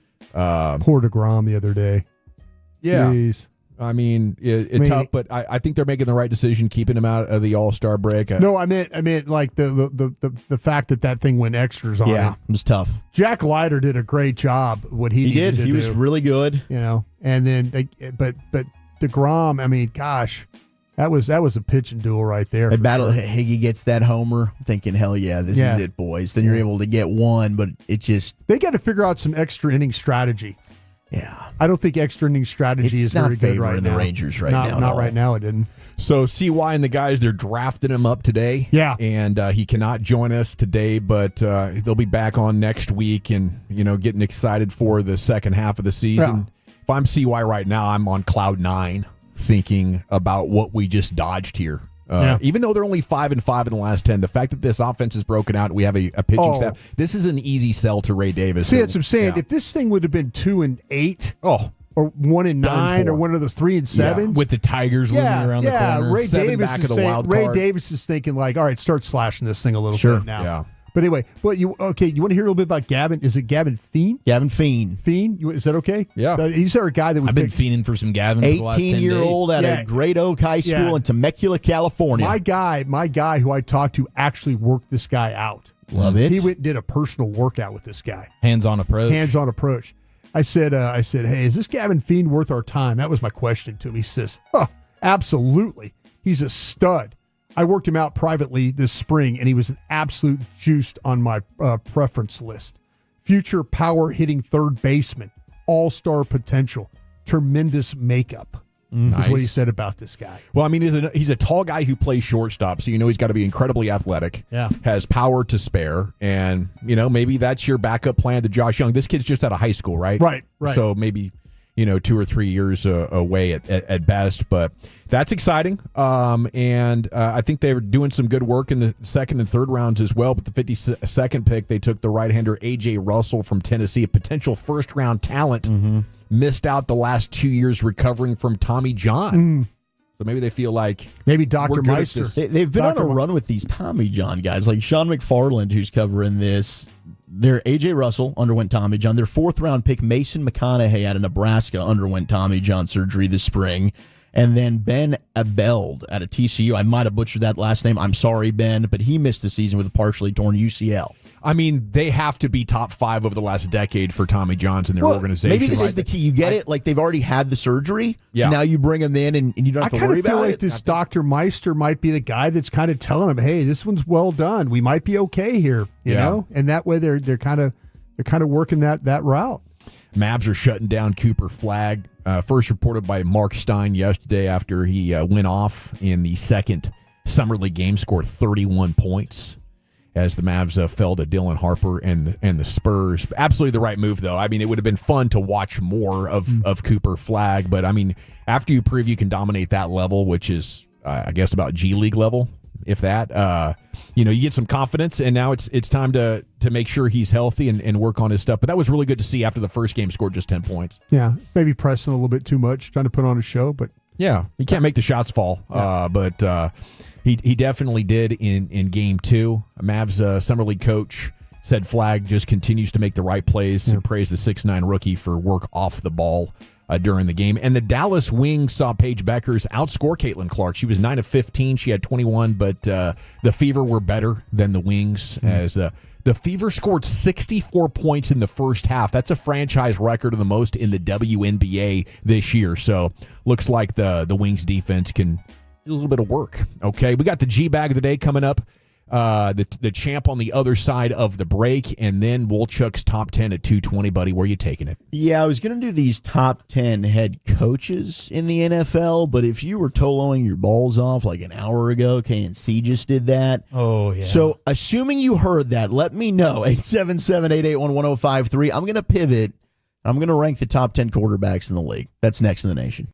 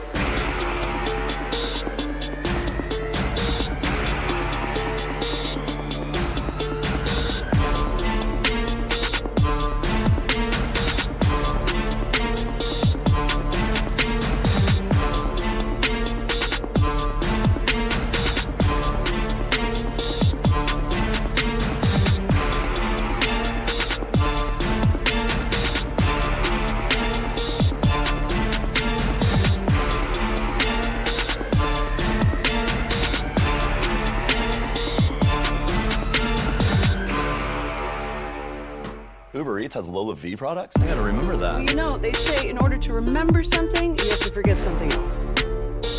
Okay, now that is a very cute haircut. That's like a little shag. I've never seen it before.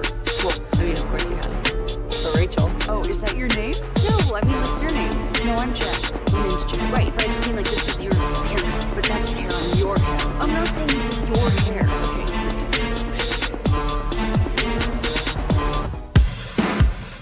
Welcome back, Nation. Wolchuk's Top 10 coming up here in just a second. This segment of the G-Back Nation is brought to you by the Frankels. Life's unpredictable. Accidents happen. If you or a loved one's injured in a car, truck wreck, call the Frankels first. 214 or 817-333-3333. Go online at frankelfirm.com. Principal office, Dallas, Texas. Let's go into the Pimp Cup where Jacob Ray has our champion. Good afternoon, sir. All right. It's been 2 days since this audio has seen the light of day. The champion, is it a 3-day champ or is it a 2-day champ? Or a 4-day champ? I think this is looking for 3. Yeah. Today would be 3. Yeah, it was the champ on Thursday, Friday. Yeah. Yeah. Yep. All right, I've heard this clip a couple times. It's titled Brian Broaddus. Questions so long you would have thought it was edited. Hey, Jared, maybe it's me just kind of thinking this, and I don't know if it's true or not, but you're there every night, and I listen to you every night with the broadcast. Are the Rangers having problems with the bottom of opponents' lineups of getting those guys out? Yeah, well, last night they did.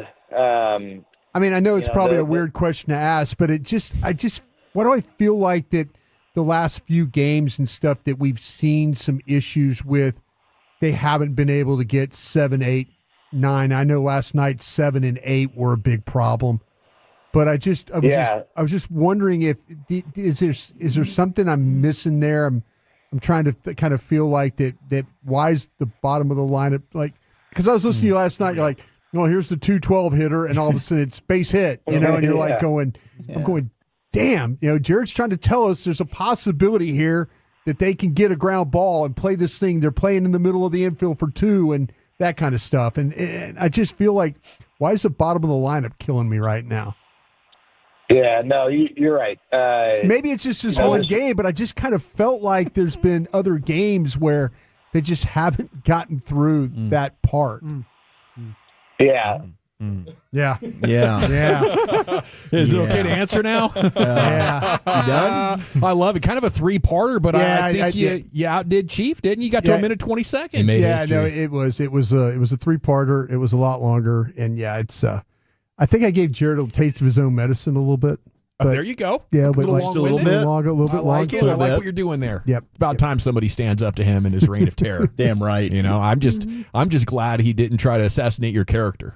He thought about it after I interrupted him the 3rd time. I think he thought about it. Yeah. Jared had, I believe, Lucius counted 6 yas all throughout that to try and get to his answer. So good. Okay, it is time now for Wolchuk's Top 10 at 2:20. Here he is, Zach with an H, your Willie Bull. All right, make sure tomorrow you're going out to Whataburger. Go check out the KNC Masterpiece. They're going to be out there. I think you even got some Dallas Cowboys cheerleaders. They're going to be partying out there as well from 10 to 12. Mm-hmm. So get the water refresher out there. Brian loves them. They're absolutely delicious. You can meet the world-famous Cowboys cheerleaders, but you can also meet the world-famous KNC Masterpiece. So get on out there, 10 to 2, El Dorado and Coit, and get some delicious Whataburger. Yeah, it's a 10 out of 10 situation, and maybe the Rowdy Wagon makes an appearance. Ooh, the Rowdy Wagon. I mean, you never know until you show up. Who knows? There could be a lot of rowdy things. Get a glimpse of that warlock. Oh, my rowdy friend. Might be over there on Monday night. Shady Trail or something, though. Yeah, 10250. Harry Hines. It's a good spot right there. 10250. Gosh, I know it well. All right, so KNC did the head coaches list that CBS Sports came out with like an hour ago. Sean McVay. Gonna pivot from that. Andy Reid. Those were the top 2 on that, by the way. Shoddy was way down at 31. Who was behind him? Kellen Moore was ahead of him, I will say that, and that's laughable. CBS Sports should be embarrassed about that. Yeah, it was like unproven or underwhelming. They had him in tiers. And so Brian Callahan, the coach of the Titans, was last. Oh, wow. And then Shoddy was at 31. They had Dayball ahead of him, Kellen Moore ahead of him, Aaron Glenn of the Jets, Raheem Morris of the Falcons, and Liam Cohen of the Jags. Unproven, underwhelming. And then, all new guys? All new guys. I'll take it. Yeah. Fine. I mean, hey, he's got to prove it. but 31. Hopefully, I believe. I said earlier today on my podcast, how about, wow, you can subscribe now on YouTube. I think for the first time in the modern play design era, the Cowboys have some coaches that give you a chance, to actually give your team an edge. Now, is the offensive line or is the running back good enough? I'm not sure. But I think what Shoddy, Adams, Riley, and a couple of other guys are going to bring has a chance to stop our play call envy. That started a decade ago with McVay and the Rams. I remember Mike asking Jerry Jones about what McVay was unleashing on the NFL. And Jerry basically said, well, that's why you're doing radio and we own an NFL team. And a decade later, I feel like the Cowboys have finally decided, hey, that's pretty legitimate, or, hey, we got to try somebody else. Yeah. It's crazy. So, and it's no, fun. 469, not stealing KNC segments. I was hoping nobody saw that list yet today. That's why I was going to do it. So now I'm pivoting. I'm not going to do it. I'm not going to do that list. I put together my own top 10 quarterbacks list to go head-to-head here with these execs, coaches. I love when you do your own list. And scouts. Put this together myself. And it is damn hard. Because the top 10 quarterbacks, man, this thing can change. I think the top 4 are obvious. Those guys are just in a category by themselves. And then everybody else is fighting and can change week to week, year to year, based on what ends up happening here. So this is a top 10 quarterbacks list made by, produced by, written by, and performed by the Wooly Bully. Yours truly. So ESPN's had Mahomes at 1, Josh Allen at 2, Burrow at 3, Lamar Jackson at 4. I'll have those same top 4 in my 4. Maybe the order's a little different. They had Jaden Daniels at 5, Matthew Stafford at 6, Justin Herbert at 7, which I got issues with. Jared Goff at 8, Jalen Hurts was at 9, and then Baker was at 10.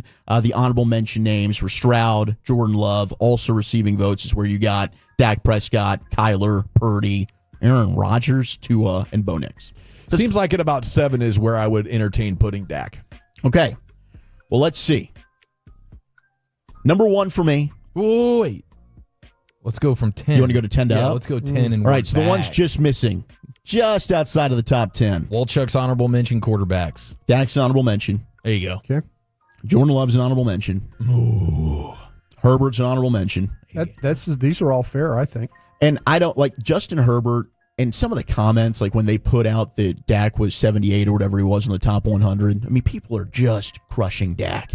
And I get it. Like, I've been there. I've also been one that's critical of Dak. And maybe it's just he's ours. So I feel like, okay, it's okay if we do this, but if other people are coming at our guy, I'm bringing out the shield. I'm like, step off, all right? This is too much right now. Saying there's 200 players that you can name that are better than Dak, get off my lawn. That's a lot of crap, okay? You're going too far the other way on this. But Herbert's one of these guys that just, he's elevated for doing absolutely nothing. He looks good. He's got a great arm. He can make all the throws. Yeah. He can move around. Yeah, he's a scout's wet dream. Yeah. Hallelujah. In 2 playoff games, the dude has blown one of the biggest leads in playoff history, and then he looked like absolute doo-doo, throwing, 4 interceptions against Houston last year? He's been crap. So what do we knock Dak on? When you're in the playoffs and the bullets are flying, how do you play? He hadn't played great. Herbert sure as hell has played worse than Dak has in those 2 playoff games. So no, Herbert's not in the top 10. Can he get there? Sure. He ain't there right now. Number 10, I'm putting Baker. And I'm stunned. I never thought that I would have Baker Mayfield after he left Cleveland in the top 10. But the guy's 2-3 in the playoffs. He's got just as many playoff wins as Dak. He broke the Browns' streak of not winning a playoff game. Won a playoff game in Cleveland with the Browns. Did it again in Tampa Bay. Almost was able to get them to the NFC Championship game 2 years ago. They've won the division title the last couple of years. The guy's mobile. He can make plays with his legs. He's a gunslinger. He's competitive. There's something about Baker, man, that he probably isn't getting as much credit as he deserves for what he's doing right now in Tampa. Now, he's had 2 good offensive coordinators, both of which have been elevated head coaches. But we'll see what happens in year 3. But at number 10, this could change. Like Jordan Love, could he get up there? Love didn't have as good of a year last year as Baker did. Yeah, like half the touchdowns. For me, if I'm starting a franchise right now and I got Love or Baker, I'm probably going Love. Right. But I get what you're saying. I mean, 40 touchdowns for Baker last year. I heard that a few weeks ago, and 40. Yeah, what? Yeah. Like, I was not anticipating that being the number there. Mhm. But he plays in an awful division, and they win 9 games, right? So 10 games. I get where you're coming from. It's a tough call. Like, But he's Baker definitely deserves more respect than I think Should he have gets. 16 interceptions with the type of running game he has? No, Well- I mean, 2 really good runners, 2 really good wide receivers, and a good offensive line. I mean, he did have 41 touchdowns. Yeah. He threw for about 4,500 yards. I was trying to say, man, impressive numbers, but should you have 16 interceptions if you've got the running game he has? Well, Tampa last year was the second half of the season. They finally said, Bucky Irving, here you go. Sure. So the second half of the season, their running game really took off and they started playing a lot better. First half of the season, it was Rashad White, and he was really struggling. They didn't have much of a running game. All right. So maybe, I'd be interested to see the split. First half of the season, interceptions. Yeah. Second half of the I season. just wondered, I was certainly looking at that number. I'm not watching Tampa play every single week, but you just wonder, why should a guy with those kinds of weapons have that many turnovers? And That's the he Baker did have 570 attempts. Yeah. That's there's a something lot about of his attempts. game. Yeah. He's able to rally you. He's got game-winning drives. It's pretty impressive. He definitely could fall off of this list, but right now, putting him at 10. Number 9, I'm sticking with C.J. Stroud. I think C.J. Stroud is a heck of a quarterback. He's 2-2 in the playoffs. He's won a playoff game in a division both years he's been in the league. And last year, the offensive line was terrible. Still put Houston in an opportunity to go ahead and compete and succeed. I've got Stroud at 9. At 8, give me Jared Goff. 5-5 in the playoffs. He's been to multiple NFC championship games, 1 Super Bowl. To me, Goff, you can argue the system, but that's why McVay wanted to get rid of him. He's been brilliant in Detroit. And watching the show quarterback, the great bond that Detroit and Goff have is super unique. The guy is one that I think it's easy to pick on him, but he's damn good, and he's accurate as hell. He can make all the throws. He's got some sneaky mobility to his game, and he was really good in some clutch moments for Detroit as well. So I'll put Goff at 8. Probably should be higher, but could be. I see what you're doing. I just don't think he's better than any of the quarter. Well, there's one quarterback I think he could be better than. Yeah, but I got to give this guy credit because he deserves it. I hate him, but I got to give it to him. Other than Tua, he's one of the most accurate quarterbacks. Super in the league. accurate. Can throw on the run. At 7, I'm still putting Jaden Daniels. I didn't want to put him in the top 5 yet, right? We got to see it 2 years in a row. We did this with C.J. Stroud. We wanted to elevate him a year ago. I think Jaden Daniels is one of these guys that absolutely could compete for the number 1 spot down the road. He's brilliant. We know a historic rookie season. His ability to just raise the level of play, I think, for those around him were also on full display. I'm a big fan. I'd put him higher, but 7's the highest I could go. I need to see more. Who do you think throws the ball better between him and Lamar Jackson? Daniels. And I thought that last year when we were scouting. And their numbers almost identical Yeah. when it comes to completions and attempts. Yeah, if you're just looking at last season alone, Jaden Yeah. Daniels is a top 5 quarterback. But I get what Walchuk's saying here from a sample size thing. You want to see it a little bit more. But just alone last year, Jaden Daniels was an MVP caliber dude, without question. At 6, I've got Jalen Hurts. And I think you got to give him the respect here. He's been to 2 Super Bowls. He's won 1. He's a Super Bowl MVP. He's 6-3 in the playoffs. He's played well in big games. He's played well in clutch moments. I do think it's totally fair to say, hey, if I take him off of the Eagles and I put him on Tampa Bay, is he as good as Baker with the Bucs? I don't know. He's got a hell of a supporting cast, but you can't deny the fact that he's won and he finds a way to make it happen, and he was really good in that Super Bowl last year. Tough. He's a good leader. Yeah. And I think, the fact that he runs so well is a massive feature. It's a huge part of this, right? As a thrower, as a game processor, I want him nowhere near my top 20 quarterbacks in the game right now. Sure, agreed. But the entire package, top 6, I'm fine with that. He does not turn the ball over. He doesn't. He's safe. He had 5 interceptions last year, but that's why I asked the question about Baker Mayfield and with a solid running game. The solid running game mean you don't turn the ball over. Yeah. And Hurts is a really great example of that. Top 5 at number 5 for me. I've got Stafford, 5-5 in the playoffs, Super Bowl champ, comeback player of the year, 5th most game-winning drives in NFL history. And last year he did it again. He almost had the chance to go on the road in the snow, played great against Philly. They almost stole that game. I got Stafford at 5. Lamar Jackson at 4. It's really it's the postseason success. And he's lost to Josh Allen. He's lost to Patrick Mahomes, the guys ahead of him, 2-time MVP. Lamar, can he get off the schneid this year? We'll see. Allen's at 3 for me. 7-6 in the playoffs, and he's an MVP. But he hasn't been able to beat Burrow, and he hasn't been able to beat Patrick Mahomes. And those are the 2 quarterbacks ahead of him. I got Burrow at 2.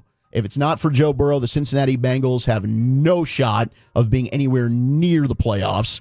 He took a team that for 30 years absolutely stunk, got him into the Super Bowl in year 2 with a historically bad offensive line, and he's really the only guy we've seen be able to get his blood, his heart rate, everything down to meet Patrick Mahomes in the fourth quarter, games on the line. Burrow can go and do it.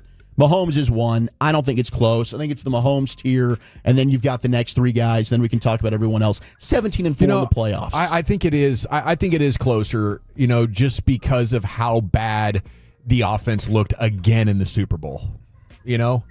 I can't just totally dismiss that, or the fact that statistically he was like the 8th best quarterback last year. Yeah. So I do think it's close. And if he has Tyreek Hill and Travis Kelce in that top 5 defense, probably nobody's beating him, but nobody's going to have that supporting cast. I'm not sure who I think's better between Mahomes and Burrow anymore. Did you see him get fat shamed last week? I did. That pop in the algorithm? It was hilarious. Yeah. Someone called him embarrassing. Yeah, embarrassing. Some of his numbers are just unbelievable. Like, you get into the fourth quarter, and if he's trailing, it's literally a coin flip if they're able to win the game or not. That's just Mahomes' track record in the fourth quarter. Awesome. Like, he's an absolute freak of nature. But, hey, Burrow or Allen, if they're able to knock him off, then I think, sure, the gap can close. Right now, I just think Mahomes is still the standard. Was Kansas City's receivers that bad? The run after catch was awful for them last year. They got a lot. I mean, does that make Mahomes' stats not look as impressive because he's dealing with receivers that can't run after catch? San Francisco had the same problem with Brock Purdy last year. Sure. When you start to think about Mahomes and because you look at him as compared to yards after catch for all the receivers, how his numbers are lower than all the other top quarterbacks. Yeah. I think a lot of it has to do with Kansas City's receivers aren't very good, and they know that the ones that weren't. I mean, the hurt ones are good. The ones they played with last year were not good enough. Thank you, Wolchuk. Top 10 at 2:20 every afternoon here in the G-Bag Nation on the Fan. Coming up next, Chief, where are we going? Best of the weekend, El Bombi, a cougar on the loose. And I would like to know, which of your own body parts do you feel personally most confident in? Next in the nation.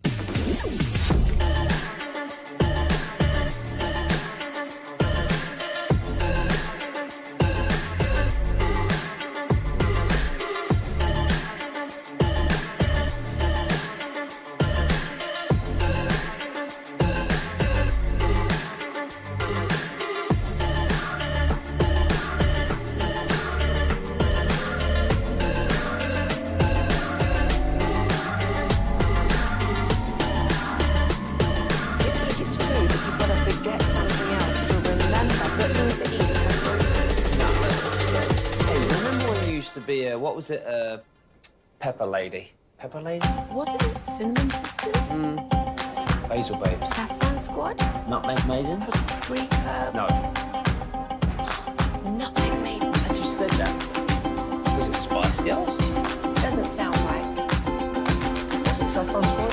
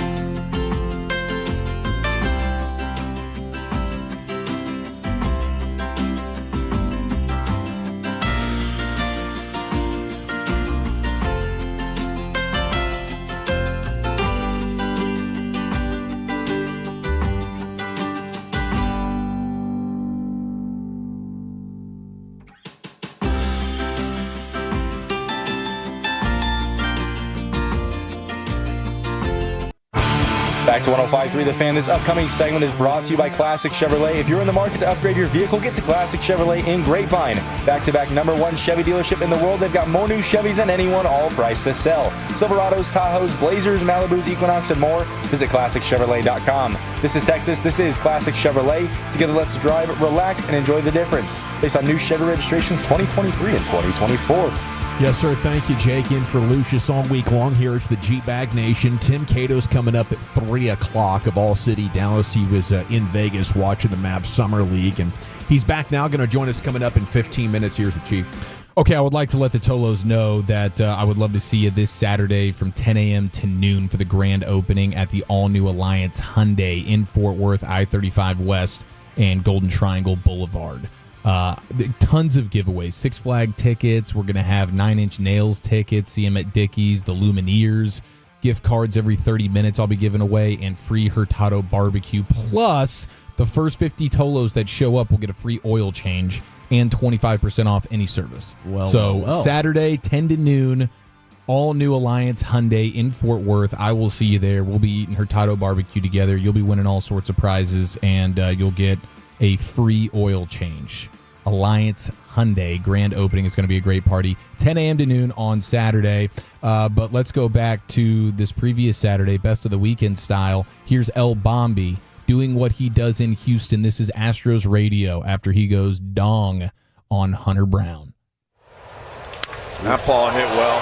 That's going to be the 20th home run of Adolis Garcia's career against the Astros. The third one he's hit against Hunter Brown. Adolis continues to do damage against this Astros team. It's now 3-0. That's right. I love hearing the sadness in that voice right there. There's something about him in that building, him versus that team, and he becomes a different animal. I'm excited about where the Rangers are headed right now. I am and too. He's a big reason why. This offense is a big reason why. I'm fired up. Not fired. Well, I guess I am a little bit, but just got the news about Wemby. Looks like he's going to be fully cleared. Fully Good for him, cleared. So we're not fired up to return to basketball activities. We're happy for him. Happy for him personally as a human being. Yeah. But the Spurs, I mean, dang, dude, they got some young dudes. They got some young dudes. How about that Carter Bryant? Yeah, it's a problem. He was jumping off the screen in that game the other day versus the Mavs. Pesky. Very pesky. Yep. Oh my gosh. Like that dude is definitely going to carve out a role for himself just as an annoying defender. And those are the type of guys you want on your team. Unfortunately, he's a Spur, but congrats to Wemby. He is cleared to return to basketball activities. I think he might be just a little too slow-footed as he's maturing to totally dominate the game. That's the only silver lining to that. And congratulations to Wemby for getting healthy. That's scary type of deal. But I mean, what'd you see last year? I saw a guy that might evolve throughout the course of his youth, but when you enter the league at 18 and you're kind of slow, it's like, well, wait till he gets into the weight room. I assume he'd been doing that a lot. I don't think you're going to get faster or more twitchy between the ages of 19 and 25. So I think he's going to have to do it with power and more interior game, and the game just more and more is based on the perimeter abilities. I hope you're right. I mean, he led the league in blocks, even though he only played 46 games. He was 24 and 11 on 48% from the field, 35% from downtown. Almost 4 assists, and already mentioned the blocks. Like I'm 35% from 3. Yeah, I'm filled with fear about this dude. I think the health factor is just the one thing with all these bigs that you have to consider.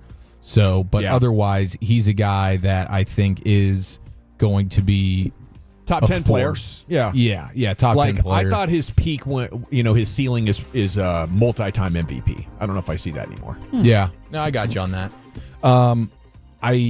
I rolled my ankle this weekend. I got a little divot in my driveway. Okay. My driveway has I slipped on the ice a couple years ago on my driveway. I think my knee's still messed up because of that, and the tailbone situation was bad. My driveway has kicked my own ass now twice. I rolled my ankle in front of my 2.5-year-old daughter, and I was hopping around on one foot in legitimate pain for a good 40 seconds, thinking, I might this Saturday might be done. Yeah. We might be going to ice this thing up. Tied my shoes up real tight, just started walking around, and the pain it really went away. Very nice. The one body part that I have that has been pretty Teflon, been hurt. Like my body, and I have a situation with every part of my body. I feel like my ankles have been the one thing throughout time. I roll it and I think, oh no, here it is, and then they still got the bounce back in them, dude. I've never really had like a true ankle injury, so it made me realize like the ankle is the one part of my body that I think I'm most blessed with. You've got Mahomes-like traits there. Yeah, just right there. Very specific spot. I think every other part of me, when it gets hurt, it really gets hurt. But my ankles are, I don't know. I used to be like that. I used to be like that with the ankles until all hell broke loose about age 25. But I would do the same thing. Like I sprained my ankle at lunch, right, in middle school or high school, hooping at lunch. And you think, and oh then, no. Yeah, I'm like, oh crap, I'm limping in 5th period. After school, I'm like, you know what, I'm going to tape it up and play. Let's go. Let's do this. And it would be fine, right? It's crazy. But at some point, like it sprained so bad that I couldn't walk for 2 or 3 weeks.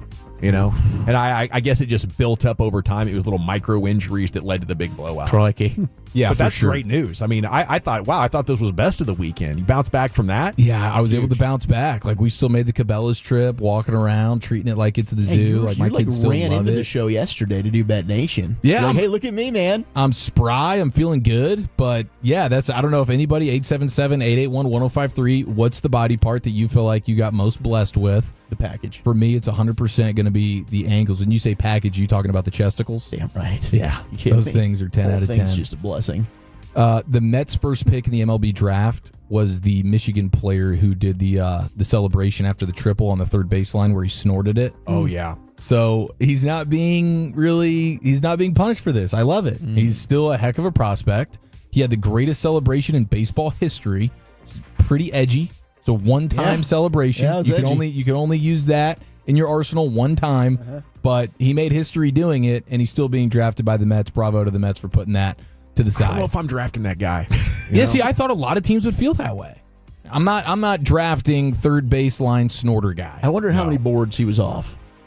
Yeah, the Mets will take a gamble. Let me ask. I do this. What's the guy's name? I can ask this question if he was off the board of this team. I know. So LSU or who did he play for? It's Mitch Voigt. Who did he play for? Michigan's Mitch Voigt. All right, hang on. I'm gonna. Okay. He was the third base line snorter. Okay, Mitch Voigt. Yeah, he'll Michigan. Yeah, it's an all-time. I mean, history is full of like great athletes. Diego Maradona, for example, that could party their balls off and then still get out there. But I mean, watching his biography, it was an intense like 72 hours on Tuesday, Wednesday, and Thursday trying to get ready for the next big game of his team. You know, I just it's too much to manage. You know, there's only a few Michael Irvins that can do it all night and still go dominate practice at 11 a.m. I'm assuming most people that would, dabble in this kind of recreation are costing themselves somewhere between 20 and 40% of their athletic potential. MLB had maybe the coolest thing that I saw this weekend, MLB Futures game, Marquise Grissom Jr. for the Nationals. He's a prospect. He had Chipotle-themed cleats, okay? Nice. The swoosh on the Nike cleat was actually made out of the Chipotle burrito aluminum foil. Okay, so you got the shiny swoosh. That's it was cool. aluminum That's foil. cool. I thought you were going to say the tortilla. Well, okay, so the shoe looks like a tortilla. Nice. And Carter's got it on the fan cam. Here you go, Dawson. You can take a look at that.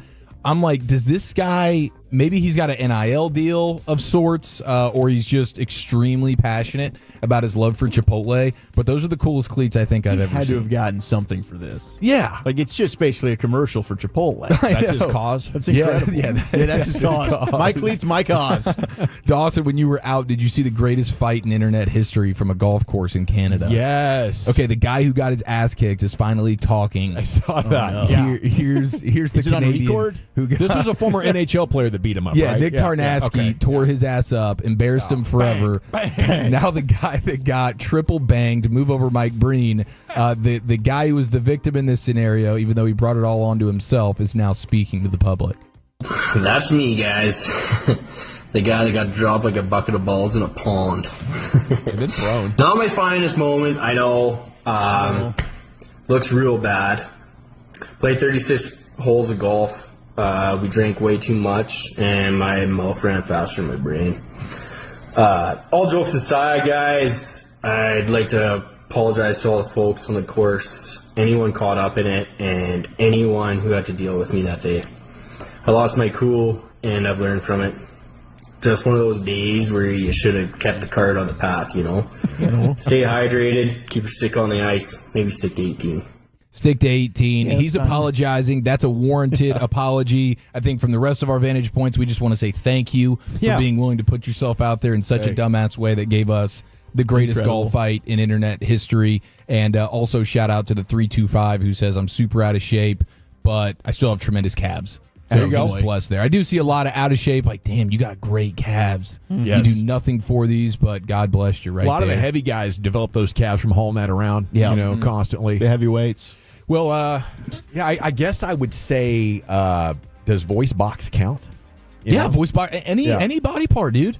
Any freaking body part. Your voice box is 100%. So is yours, man. Blessed you got a nice by God. Voice box. If it wasn't for your ankles, it might be your best. If it wasn't for the ankles. It's a 1A, 1B situation. Wonderful hair. Wolch Broadus, hadn't heard from you. I mean, the arm, right? You were a long snapper, D1. Oh, I used to play catch upside down. Yeah. Yeah, but impressive. Shoulders down? That's a party trick. Yeah, the thing. I tell you what though, my best party trick is hitting a 5-iron from a bar parking lot over a nursery.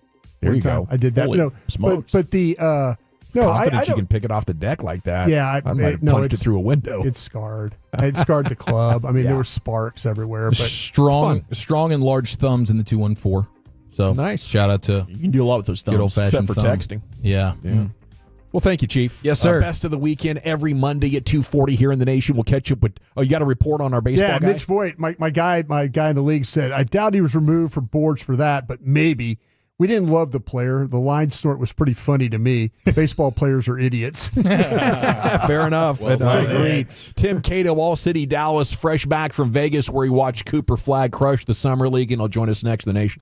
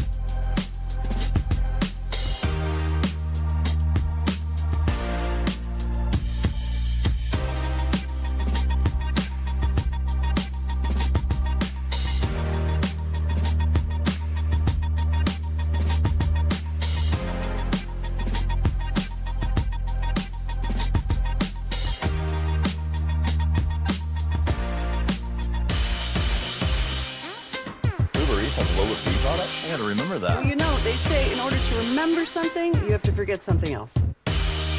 Okay, now that is a very cute haircut. That's like a little shag. I've never seen it before. Well, I mean, of course you have. It's the Rachel. Oh, is that your name? No, I mean like your name. No, I'm Jen. My name's Jen. Right, but I just mean like this is your haircut, but that's hair on your head. I'm not saying this is your hair. Okay, freak me out a little bit.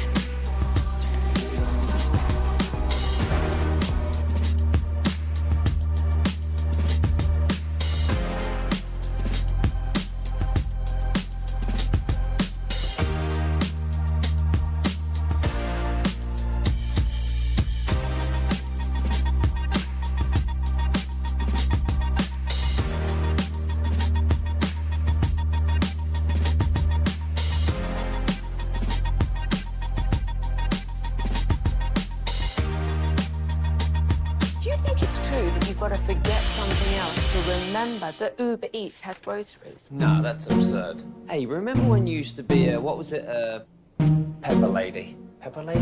Wasn't it Semien sisters? Basil Baby. Saffron Squad? Nutmeg Maiden? Freak.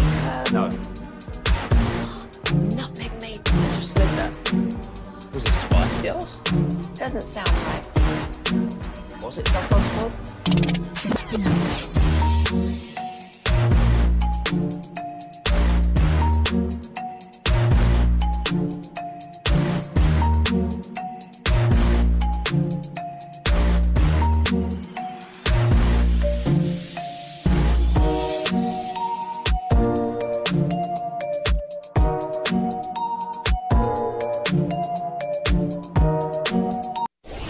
Driven by our D&M Leasing Studios, you're rolling with the G-Bag Nation on 105.3 The Fan. Here we go. It's hour number 2 of the G-Bag Nation on 105.3 The Fan. And joining us now, the Talk Mavs, fresh back from Las Vegas, side of the NBA Summer League. It is Tim Cato here from All City Dallas joining you on The Fan. And a good afternoon, sir. How the heck are you? I'm going to keep it a buck with you guys. A little bit tired. Okay. A little bit post Vegas recovery mode. Watching those Mavs games pretty intense, huh?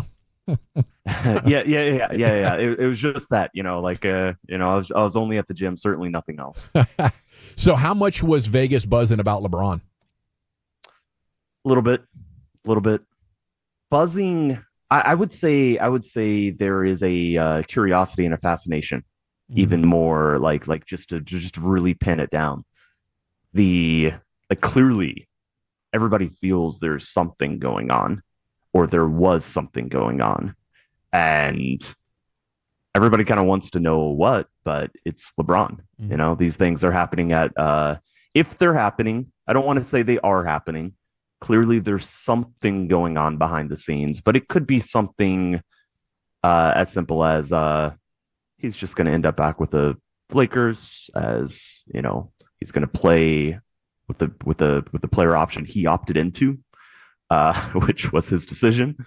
But yeah, certainly a little bit of buzz, certainly a lot of curiosity and fascination about just all that's going on with that whole situation. It doesn't get that interesting specifically for the Mavs until buyout happens.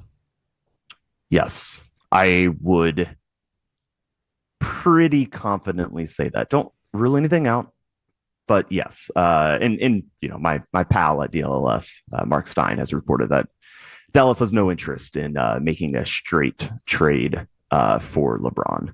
So I think we're safe to say that it's kind of buyout territory only, and there is, as things stand right now, no reason for the Lakers to do that. But LeBron is the most powerful person in the NBA, and I guess I'm just never gonna like more so than Adam Silver. I genuinely believe that. So not gonna rule anything out, but no updates or traction or news imminent as far as I know. Why are you doing your best Brian Windhorse right now there? Tim? You want me to put the fingers up? Yeah, I know a lot of people are on radio. They can't What's see happening it. in Utah? I got the fingers up. Yeah, I feel like I'm talking to somebody who was standing next to somebody at the Lakers at the craps table and was rolling all night and pushing chips around, and you had the scoop, and then you kind of were giving me the, well, let me say this. I don't want to say that yes, but maybe yes. Come on, Timmy. Come on. You know what's going to happen. You know what's going to happen here. Tell us what's going to happen. I'll put it this way. I think that all of the public news cycle, all of the statements, all of the stuff is designed for us to buy into the smoke. So maybe I'm just falling victim to that. Maybe it is main character syndrome and not main with an E on the end, which was Cooper Flagg. We can get to that. But maybe it's a little bit of, LeBron has a very long history of, enjoying being part of the news cycle. Yeah.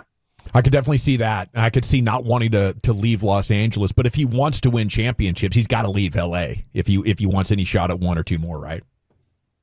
I think so. I think this roster is what's really weird and funny is that, I think the Lakers' best move for the future would be to trade him if they could find anybody who would give anything of value for a LeBron who is he has fewer than 150 games, 160 games left in his career.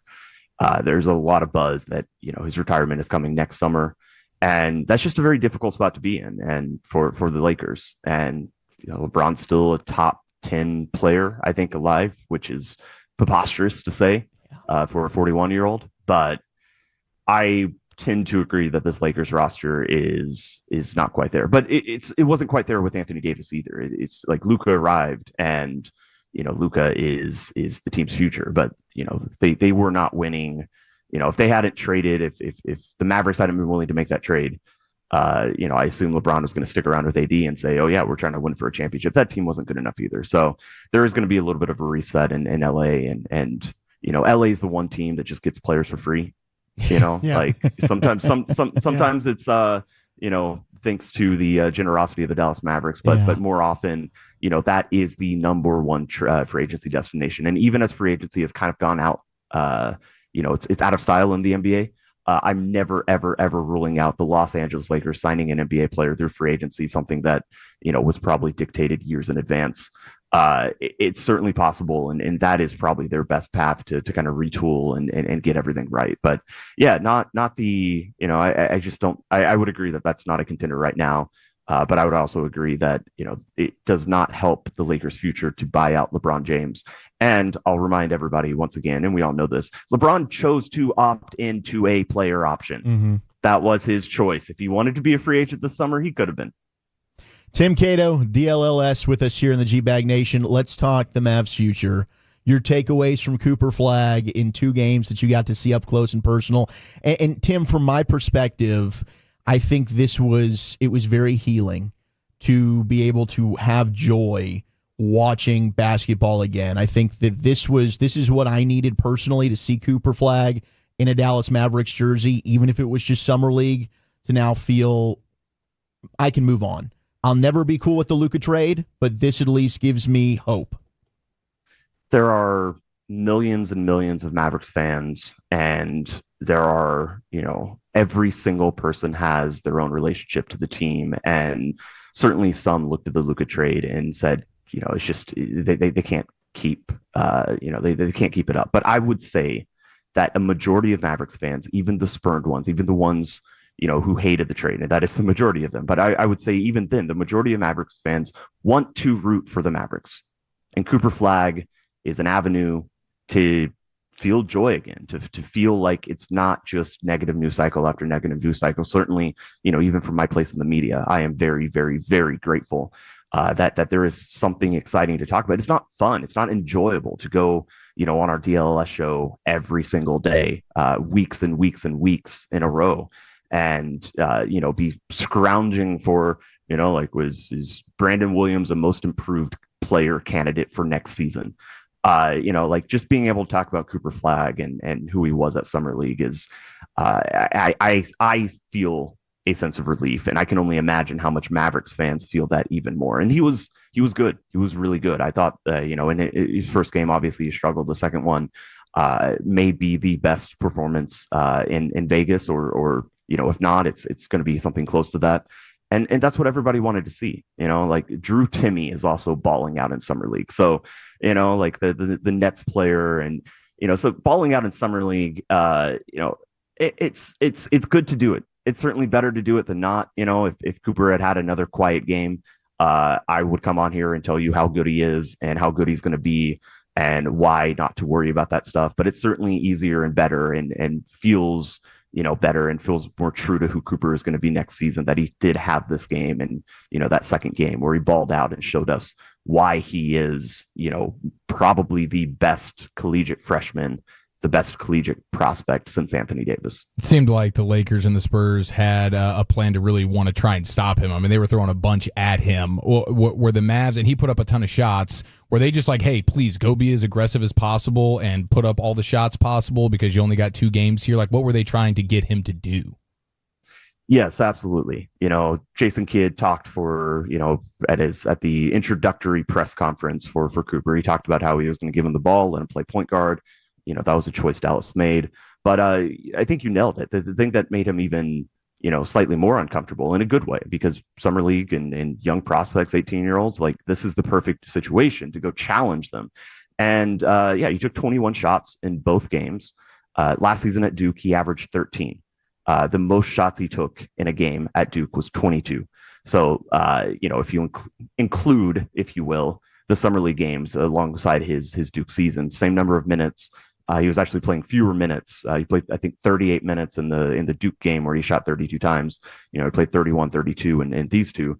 That was the second and third most shots he took, in the past calendar year in professional, games or in competitive games. So it absolutely was a challenge. It was what Dallas wanted to see from him. And I thought, as I expected, and as the analysis of him as a prospect always led us to believe, when he was one-on-one approaching a set defense, trying to create an advantage against, a defender, a like-sized defender, that's probably was his worst performance. It was up and down. He had moments where, up against Carter Bryant, a guy who got drafted in the lottery because his, on-ball defense is just spectacular. He's going to be an amazing defender.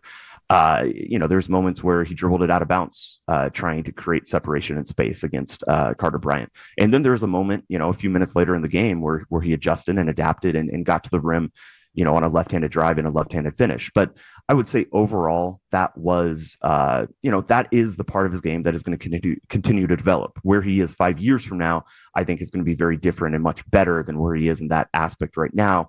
What I really liked in the second game and is as the first half went on and then into the second half, they've really freed Cooper up to not always be the first guy starting the attack, not always having the pressure and the responsibility to go get a step on his defender, go get a step in the paint. And it was a lot more of him driving at closeouts. It was a lot more of him, receiving the ball, after his teammates swung it around the perimeter. And that's where he's going to thrive. That's why I say main character syndrome. It's very much that he is so talented that if you put him on the floor long enough, he's just going to make plays. He's going to make awesome plays. He's going to make an impact. He's going to help you win. I just think that right now what we saw is that, he's going to come in next season and he's going to be better doing that in a secondary role, a weak side role, an off ball role. There's going to be a mix and an ability for all of that stuff to be featured in his game next season. And he's going to be awesome at it. But yeah, I think right now, he's going to impact winning right away, but he's definitely going to be better and more consistent and efficient, kind of in a secondary role. What are your favorite traits of his other than the scoring, than the shooting? What are the other things that he does NBA ready already? So I think you were asking kind of on the court, but I'm gonna take this off the court. I think the absolute best trait for Cooper Flagg, and a really important part of understanding who he is that he is always challenging himself. He is always rising to the competition. That, he was named the player of the year in Maine as a freshman and decided, all right, well, I'm the best player in Maine and I'm, 14. I've got to go find another challenge. So he went to Montverde. And, that is the most prestigious basketball high school academy. And his second year there, he was very good, and he reclassified it, and he went, he was a sophomore. So, he reclassified as a junior to get to Duke a year early. He was the youngest player in college, just about. It also meant that he's in the NBA 1 year earlier. We all know how he was on the Team USA Select or the USA Select team last summer and played against future Hall of Famers. And those Hall of Famers said he was the standout player in this second select team, when they scrimmaged. So this is somebody who is always, always ascending, always challenging himself for more. And, there's a quote from his mom that he often cites, if you're the best player on the court, you're the best player in the gym, you need to find another gym. And so I think that really defines so much of who Cooper is. And it's why that he, in this entire time, he's improved and grown. When he was first considered a prospect, everybody looked at him and this is going to be a special defensive player. It wasn't until the past 2 years that, the offensive ceiling and the offensive development started just spiking. And that is what turned him into a really, really intriguing lottery pick to the de facto unquestionable number 1 pick in last year's draft. And that's just what stands out to me. Do you think he'll play for USA in the 2028 Olympics?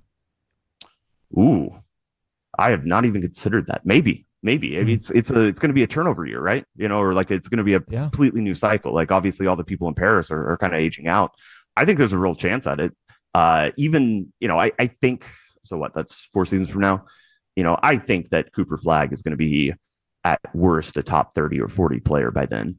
But he's so versatile. He can fit anywhere that even if he's not like a top 10 NBA player at that point, it probably is going to make a lot of sense to bring him up and put him on, Team USA, just because he can do everything. He can fit anywhere.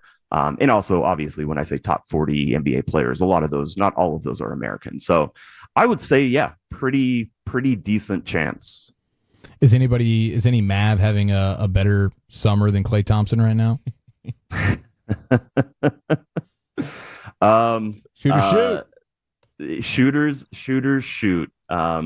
I love her music. I love her song WAP, which stands for White American Prospect. It's actually about Cooper Flagg. Tim, I know you guys got to chat with Ryan Nembhard out there in Vegas as well. I mean, how is that conversation? How likely do you think he is to contribute this year? And did anybody else stand out to you? I mean, Kelly, I thought was pretty darn good for the team as well. Those are the two standouts, and those are the two players who are already signed to two-way contracts for the Mavericks. They still have a third spot open. My assessment, and from what I've heard, although I'm going to be honest, I haven't been dialed in 100% to this, but my assessment is that nobody on the team right now is the clear favorite for that third spot. And of course, they can go get a third player from anywhere around the league. There are people in the front office who are tracking all of these summer league games and keeping an eye on players on every single team. And they're the potential that, they would be available for a two-way spot, that just because they're on another team's summer league roster does not mean that those people are shoo-ins to go get two-way spots, but they might be for Dallas. They might be somebody that Dallas considers. So yeah, Miles Kelly for sure. I think he was pretty consistent and good in both games. Ryan Nembhard, great first game, struggled in the second one. I think it's going to take a little bit of time for him. He's, a small point guard. And so it's not that, he's a very polished player, but if you're 6 feet, you have to be so polished. You have to be so smooth and consistent, to be able to elevate your game past, the elevation, if you will, that you're giving up to defenders.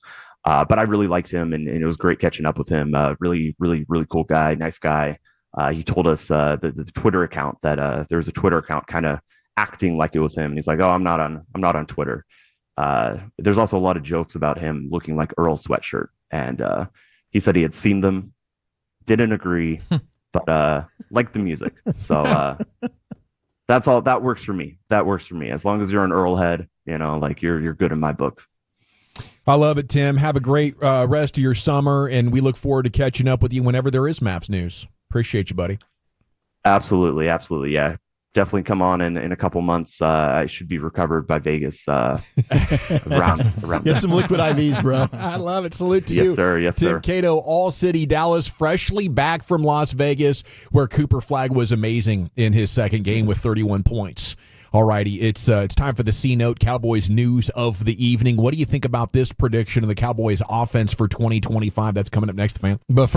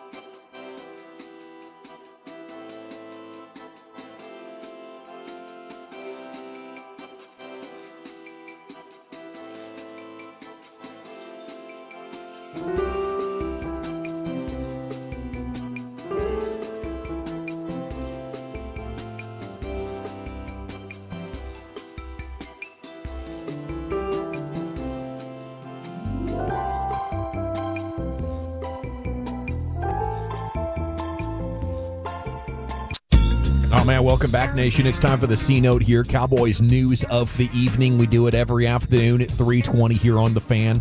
Rangers baseball has the next 4 nights off here for the All-Star break. Home run derby tonight. We'll talk about that a little bit later on. Wolchuk's got around the bases, but, man, what a good feeling to be able to go into this All-Star break, coming off a win, coming off a series victory, and coming off having the best offense in baseball over the last week. 53 runs combined last 7 games. The only downside was the Mariners got a sweep over the weekend, so they remained 3.5 up in the wild card. But it's a lot more fun to enjoy this wild card, and maybe we can talk about what the Rangers, need to do to make their team even better here in the second half. But I guess I'm falling for it. I'm eating the cheese. Eat the cheese. Offense is back. Here we go. Just had to shake it off. And now that you have Seager, Semien, and Adolis García all rolling at the same time, Dolly not in the home run derby tonight, which is good. You don't want your power hitters in the home run derby. I think Adolis has proven that. But he's not in there tonight. I think it sets up for a tremendous second half of the season. Join KMC tomorrow. They'll be at Whataburger 10 to 2. And that's on El Dorado and Coit. The Cowboys cheerleaders will be there from 10 to noon tomorrow. Okay, Damian Woody on ESPN this afternoon. Cowboys should have a top 5 offense. That's his prediction. It is hot take season. We're into July radio now, halfway through July. July radio. Where are you guys? I have hope. I wouldn't predict that. Great coaches. I think a good quarterback, great wide receivers. Good tight end. I think it's just the same as last year when you look at the offensive line and the quarterback, and I don't know if just adding Pickens changes that much. I'm just hopeful of a winning season, to be honest with you. I'm not, and I know Cowboy fans don't want to hear that, and I'm not trying to undersell anything or anything like that. I think they're a difficult schedule. I think they have a lot of questions on defense. And I think I have questions about what's going to happen on offense scheme-wise. Now, what do you think? What do you think about the idea of just top 5 offense? Is that possible? No, yeah. I mean, but boy, I tell you, and that is a hot take because Damian Woody does not know what Brian Schottenheimer and this staff is going to do scheme-wise. No, I don't think any of us do. Not I think they do. I think they do at the Star. I think they have an idea of going in as they've. We get ready next week, the game plans, or not game plans, but playbooks put together, like install sheets, install practices, things like that have all kind of been set up. But I don't think with any great certainty, anybody in the media can tell us what Brian Schottenheimer and this offense is going to do. And until I get an idea of that, but we've been in situations before. Oh, look. Movement. Oh, look, bunch formations. Oh, look, different types of pin and pull, run packages. Oh, look, some outside zone stuff. Oh, look, crack talk. All these things that, you would kind of think about. And you're like, okay, I just need to see, and I'm quoting my guy, Botch Lombardi, who I work with, at nightly on these podcasts and stuff. He's always saying, hey, don't let this be a run up the field and hook offense. Yeah. Don't show me that. Don't show me the run up field and hook offense. Because that's not going to do anything for me.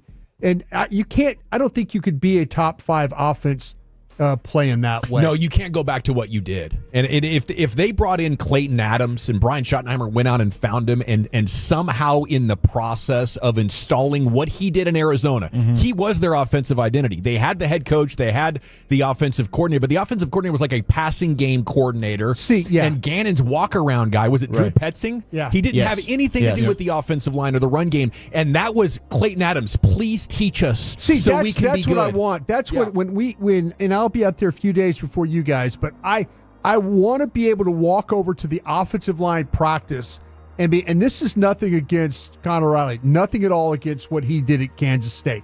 I'm not, but you were a college coach at one time. You're now learning how to be an NFL coach. I get that. I'm happy for you. But if in fact Clayton Adams is not running this offensive line at least the first year, I'm not going to feel great.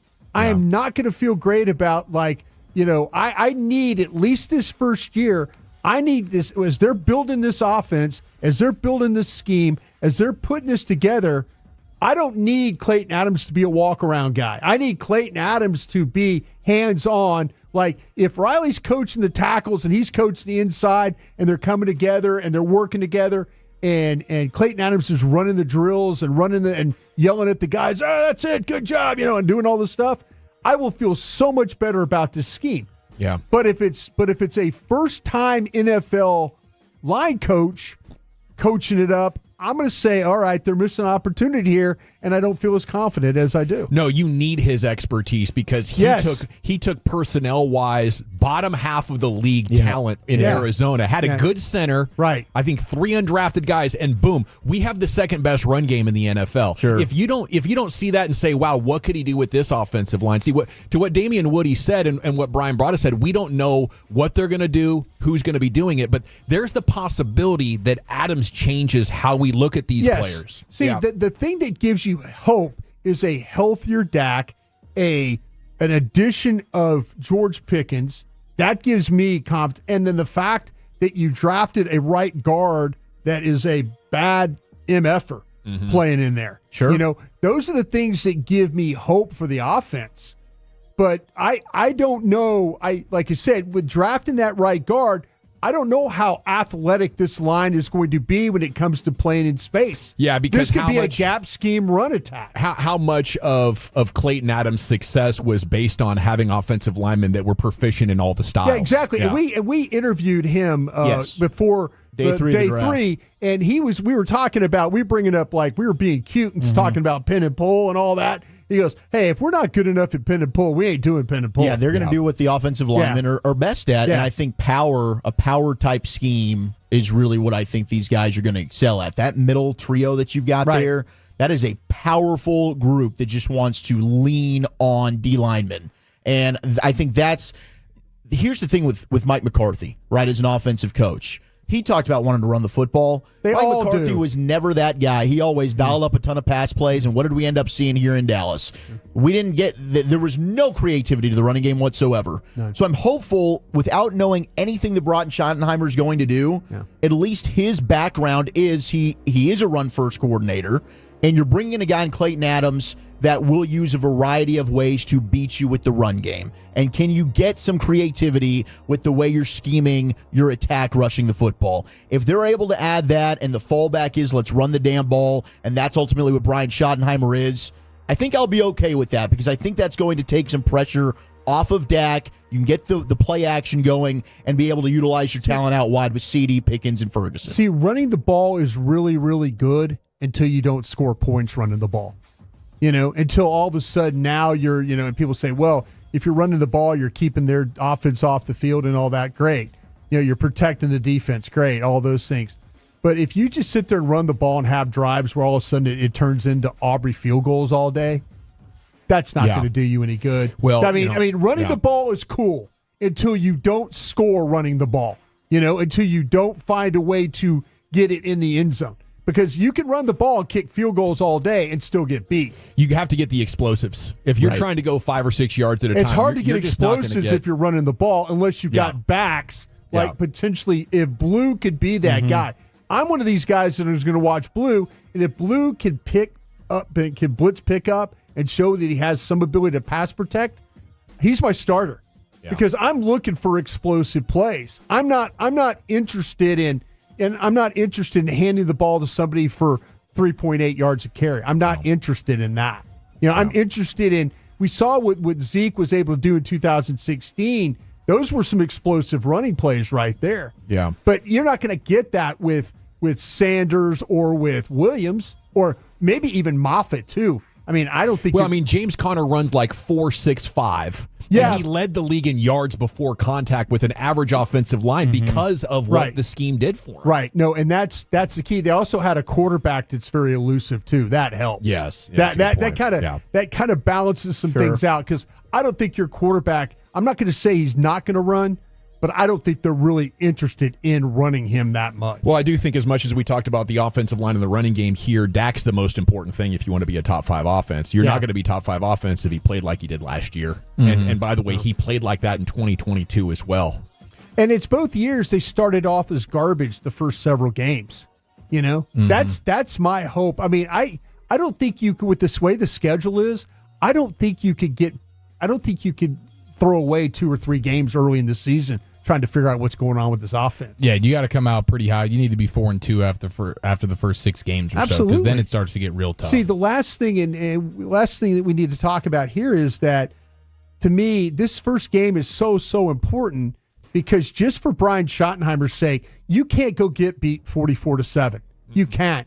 I mean, if you want, they might lose this football game, but you cannot go out there and get beat 44-7 and create so much doubt within your team and the fan base and all that. Be the end of the vibes. Yeah, you have got all that. Hey, we're playing ping pong, and hey, we're having fun, and hey, all that.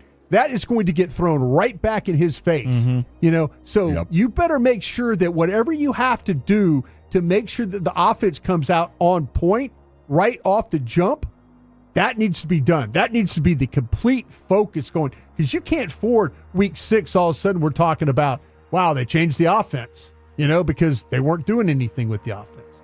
If Brian Schottenheimer wants any credibility with this football team, he's got to figure out ways to make this thing work right off the jump. We're 6 days to Oxnard. We're counting it down. We've been doing it all summer here in the 320 segment every day in the G-Bag Nation, the C-Note. Krusty's Corner's coming up next, buddy. Yeah, I got some questions for my guys. We'll do those next. Coming up Tuesday morning on Sean and RJ, 2 more concert ticket giveaways in the 7 and 9 o'clock hours. We got a home run derby winner and the unthinkable Texas Ranger trade presented by RJ Choppy. It's a Tolo Tuesday on The Fan. Men, are you ready to feel unstoppable again? Join me at Men's T Clinic to become stronger than ever with the experts on men's health. Men's T Clinic's dedicated optimization tools are designed to help you meet, maintain, and elevate your total wellness goals across key areas of men's wellness, like hormones, weight, muscle mass, movement, and sexual wellness. It's individualized and comprehensive total wellness through Men's T Clinic's method, and it's yours for the taking today. 5 DFW locations, flexible hours, and affordable plans. Call 972-GO-MEN'S-T today or visit menstclinic.com. That's menstclinic.com. Hi there, it's Pete Thompson from the Consumer Team.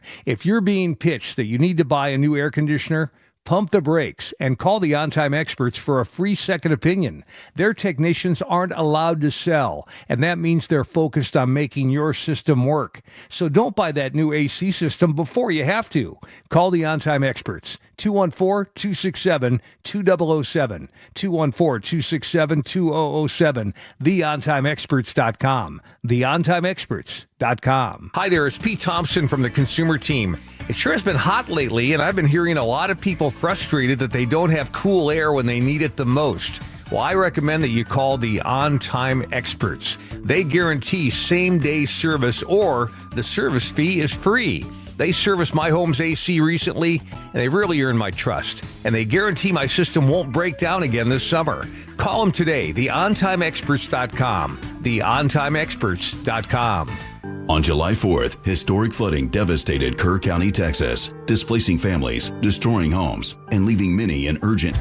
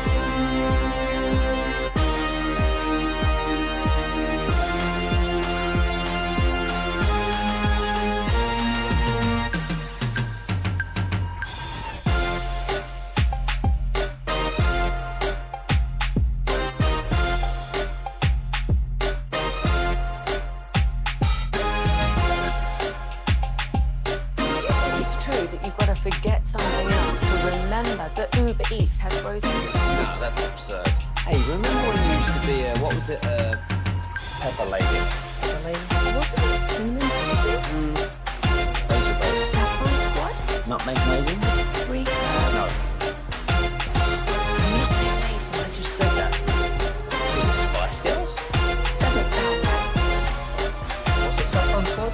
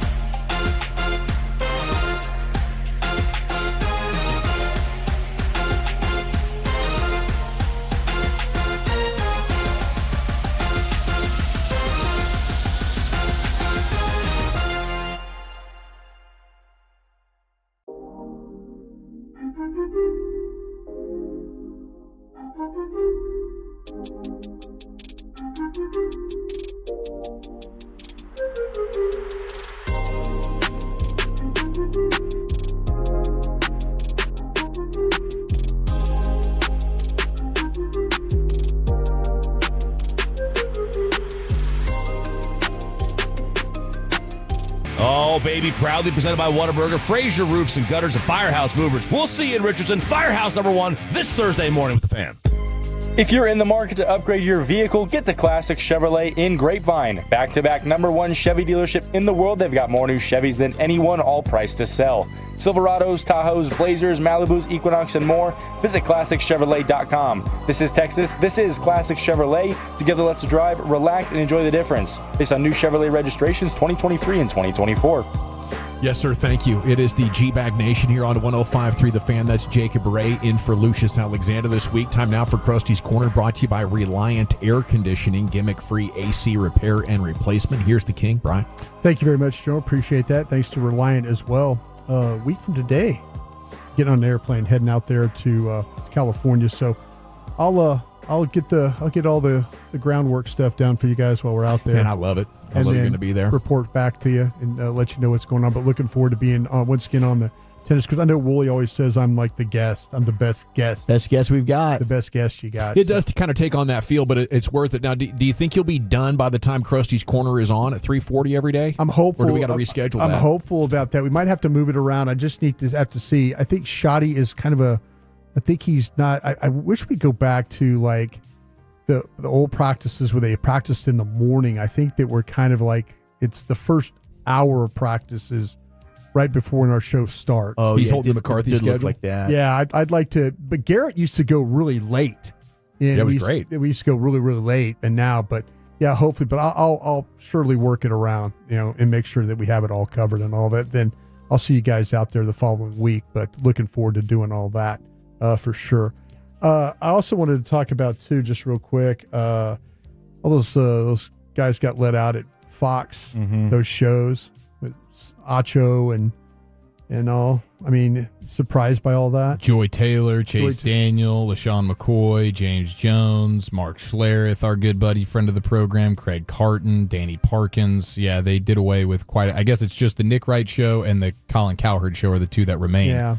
Everything else is going to be a clean sweep. I'm seeing that maybe Max Kellerman could get involved. Kay Adams could get involved. Tony Reale from Around the Horn could get involved. Yeah, they're going to add some shows, too, it sounds like, to these. Yeah, maybe upgrade some talent there. Yeah. I mean, they had some talented guys. I don't know why everybody like that had to go, but it's clear what they were doing wasn't working as far as the TV ratings. Like some of them had 0.0s. And I think my biggest takeaway is that when you're trying to do something other than just people sports debating, sure. Oh, we're going to have a nuanced conversation. We're going to approach it from this perspective. It's going to fail. You know, and it sucks because I grew up in an era where I would watch SportsCenter 6 times in a row. Mm-hmm. You know, but now now it's just debate shows. Yeah, and I guess that's in the best interest of their business. But I'm finding it harder and harder to watch. I mean, we're some up close with Roy Firestone. You know what I'm saying? No, those were some back in the day programs. How about that investigative reporting from Bob Lee? Remember that? Bob Lee. Outside the Lines. Outside the Lines was great. The sports reporters I loved. Dude. I mean, they should be calling Pablo Torre. He should get his own show on here with what he's uncovering out there. He's been awesome lately. Yeah, he does a nice job. But hey, sorry about all those folks losing their gigs out there at Fox. But hopefully they'll figure some things out. David Hellman safe still? Yeah, I think Hellman. I think he's okay. I haven't talked to him here in about a month. But as far as I knew, their contract was up. So hopefully they got all that taken care of. I'd need to circle back with him, but there was some talk about his contract was up, and he was asking me about some things and maybe in the works and stuff that we can work on. And I was like, I'm always up for working with David Hellman. He's the best. I'm always up for working with David. David Hellman. I mean, I don't have any type of a career if it ain't for David Hellman. The way he helped me. So anything I can do to help him, I'm sure going to do it. He was the guy that helped you learn how to spell words and stuff. I didn't even know how to spell. I didn't have to spell words. He just spelled them for you. He spelled them for me. And seriously, he for 8 years, that man read. He was Dave GPT for you. Yeah. He read every story I ever did and edited it to the point where it was readable. And I owe him a ton. I absolutely owe him a ton. So I hope everything's going. I'm going to check on him when I get out of here today. All right. I want to ask you guys a couple of questions if we could here. And, I'll start with you on this one, Chief. As the season goes here, who do you need back first? Diggs or Overshown?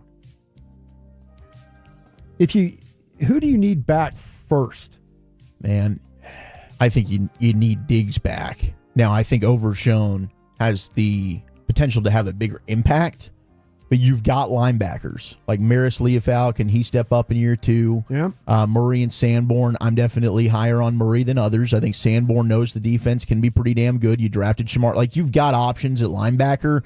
You really don't have anybody proven at corner. Like, I at least need Diggs back to, hey, I've got Diggs, I've got Blands, and then we'll see what happens with Elam and the rookie Ravel. But yeah, I think you need Diggs back first because it's just you're way thinner, I believe, at the cornerback position than you are at linebacker right now. How about you, Chieftain? Yeah, I mean, everything you just said is 100% correct, and I cannot argue with it other than just the idea that I feel like you're playing with 10 defenders oftentimes when Diggs is on the field. Overshown's an actual badass. He's a game wrecker. I'm hopeful that he comes back and is the same version athletically. Mm-hmm. Give me Overshown all day. That guy's like a heartbeat of a defense. He inspires people. How about you, Dawson? So this comes down to do I have more faith in Elam or Murray and Sanborn? Yeah. And I think I have more faith in Murray and Sanborn, so I'm going to go Diggs. See, I kind of felt like to me that, and I've been championing the linebackers, and I wonder if you, and I know that people talk about Leofau, and my hope is that Leofau, my number one hope is that Murray is somewhat Eric Kendricks. Mm-hmm. That'd be a home run. That's my okay. Give me, if you could tell me this is going to work out for me, give me Kendricks. I think that Murray is that guy. Give me that. I don't know if Leofau can be Overshown. And I'm thinking he definitely cannot be Overshown. There's no way. Overshown he's a different animal. He's he's a Micah level game breaker. He doesn't have the sideline to sideline range as Overshown does. What he does have the ability to do though is impact as a blitzer. Yeah. And I think he can be a really, really good blitzer. He's got an innate feel and instinct to time it. Yeah. And I think that's something that Eberflus, and also I think the linebacking crew, I just feel better about having Eberflus here. Sure. We can question him as a defensive coordinator and how well will that go. But one thing is true. Anywhere he goes, the linebacking play is going to be better because that's his bread and butter. Yeah, and I like that. I do wonder, though, if maybe Overshown's getting more credit for being a complete player, than he deserves. Like, is his coverage, is his run stopping that good, or is he like a big play guy who's going to rush the passer? And he's really good at that. But I think the same can be said about Trayvon Diggs, who, is a great ball guy. He's going to go get the football, but he's got shortcomings, and his shortcomings are worse but also the thing he does the best showed up a lot in his 2 healthy seasons. Yeah, I do have faith in the linebackers. I think I would say Diggs coming back. I have faith that Ravel is going to be. I'm putting a lot of pressure on Ravel. I'm putting a lot of pressure on him to show up and be ready to play, and a rookie and all that. But it'd be nice if we're not going to do Gilmore like I expected by now. He'd be in here, or Hilton, I think nothing else at corner. In the discussions we had last week, the thing that I asked about Gilmore and all that, and it was just kind of we'll just wait and see. I do think when we get to camp, there will be. I think they're going to be hunting these corners. Remember how they were hunting edge rushers last just year? like last year where they're working out guys. I think they're going to be hunting those guys. So we'll be watching practice, and then all of a sudden practice be over, and there'll be a group of guys, or we'll hear some whispers that so and so came in, or this guy, but I think they might be working on that. So, all right, my last question for you guys on this, if I have time for it though, is I'm going to say this. I don't think that Jalen Brooks, Ryan Flournoy, I don't think those guys are going to be on the roster when it's all said and done. Do you have any disagreements with you? And I'm talking about if they carry 6 wide receivers. Yeah. I'm going to say Brooks and Ryan Flournoy are not going to be part of what they're doing at wide receiver. And I think that Holden, if they carry the 6 wide receivers, like I say, we're about to get into the time where Jalen Cropper is going to start practicing, and he's going to look like all Oxnard like he normally does. Yeah. But my prediction right now is I do not think that Jalen Brooks nor Ryan Flournoy will be on this roster when it breaks camp. And it's Cropper, an Oregon guy? Undrafted Oregon? Holden is. Trayshawn Holden's an Oregon guy. guy. Cropper probably won't make the roster. He'll be practice squad guy. But I think if it comes down to the last guy, I think Holden is going to be the guy. Coach Adams gets his dude on. Yeah. What do you like about that guy? I tell you what, to me, this is where it's more about the size, the length, his ability to catch the football. He's pretty good after the catch. The catch. That's the thing that, like I said, I think that we've kind of understand what Brooks is, and even Flournoy. The size and all that, I think you got that already with Jonathan Mingo. I don't think you need that type of guy. But I kind of feel like, though, that Holden is going to show up better in camp than what they have with Brooks and Flournoy, and that includes the preseason. And I would also maybe include this Josh Kelly in there as well. Texas Tech? Yeah. I think that Josh Kelly and Holden are going to battle Brooks and Flournoy for that last spot. And I think one of those two kids off the undrafted free agent list is going to be the difference maker. It's going to be the final one. I don't see Brooks or Flournoy making it. I've been hopeful Brooks and Flournoy can look great, and maybe those can be trade pieces for you. That'd be fun. They play well in preseason games. Maybe other teams want them. Yeah. All righty, well, Chuck, thank you, Brian. Krusty's Corner every afternoon, 3:40 here in the G-Bag Nation. What are we doing next, Zachary? All right, let's do some NFL sounds and news of the day. We've got a new top 5 paid wide receiver in the National Football League. And who does Jamar Chase say is the best DB in the NFL? That's next in the nation. But got to talk to you about my homies over at Stress Free Auto. And I know finding someone trustworthy to work on your vehicle, it is not the easiest task in the world. But I got the person and I've got the team. It's my guy, George, over at Stress Free Auto Care. They're big-time Tolos like you are. They're the real deal. You can get 30% less than the dealership by going to Stress Free Auto, all right? They're going to give you a price match guarantee. They're going to keep you updated in real time with digital inspections, and they're going to make sure you're taken care of. If you got to leave your vehicle, you got somewhere you got to be, they're going to hook up a lift for you. If they end up needing to work on your vehicle for more than a day, you end up needing a rental car, they're going to go ahead and take care of that completely on them. You're not paying anything out of the pocket, and it's Christmas in July at Stress Free, so you can save up to $100 on repairs. Check them out right now. Stressfree.com/Tolo. That's stressfree.com/Tolo. Hey, you want the scoop from the sources? You came to the right place. It's the G-Bag Nation on 105.3 The Fan and the Odyssey app, presented by Comerica.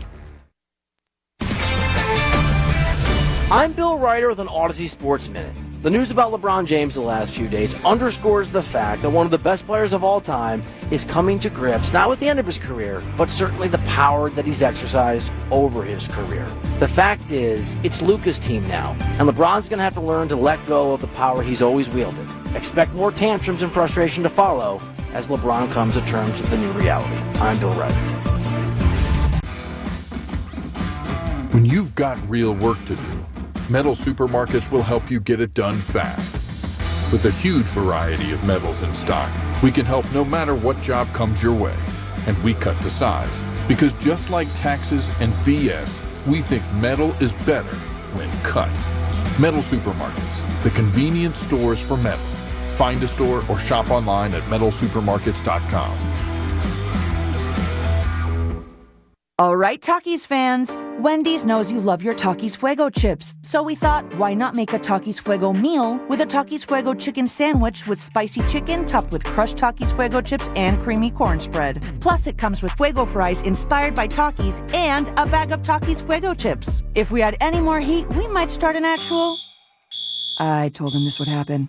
For an intense new take on Takis chips, gotta be Wendy's. Limited time only at participating U.S. Wendy's. Includes 1 ounce Takis Fuego chips while supplies last. Takis and Fuego trademarks are used under license. Hello, I'm Joe Cordell, founder of Cordell & Cordell. Divorce is complicated, especially when your small business or professional practice is involved. At Cordell & Cordell, we understand that these assets raise unique valuation and allocation issues. For 35 years, we've helped doctors, lawyers, and small business owners navigate divorce with confidence. Call us at Cordell & Cordell. Let me tell you, I understand on a personal level, your business is much more than a job. It's your legacy. Dallas, Fort Worth, and St. Louis. CordellCordell.com. Are you or someone you love struggling with opioid addiction, including oxycodone, hydrocodone, fentanyl, or heroin? There's help right here in your community. Symetria Recovery has outpatient options to treat opioid addiction without disrupting your life, using medication therapies that are recognized as the best treatments for opioid addiction. Symetria can stop your withdrawal symptoms immediately so you can focus on...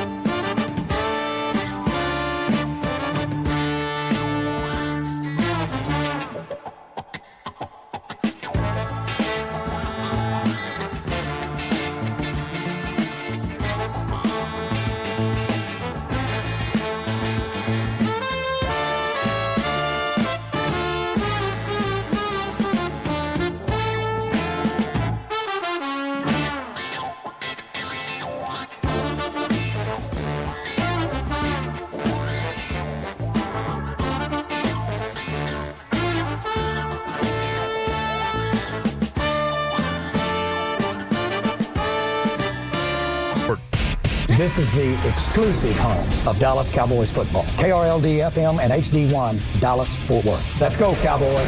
An Odyssey sports station. Driven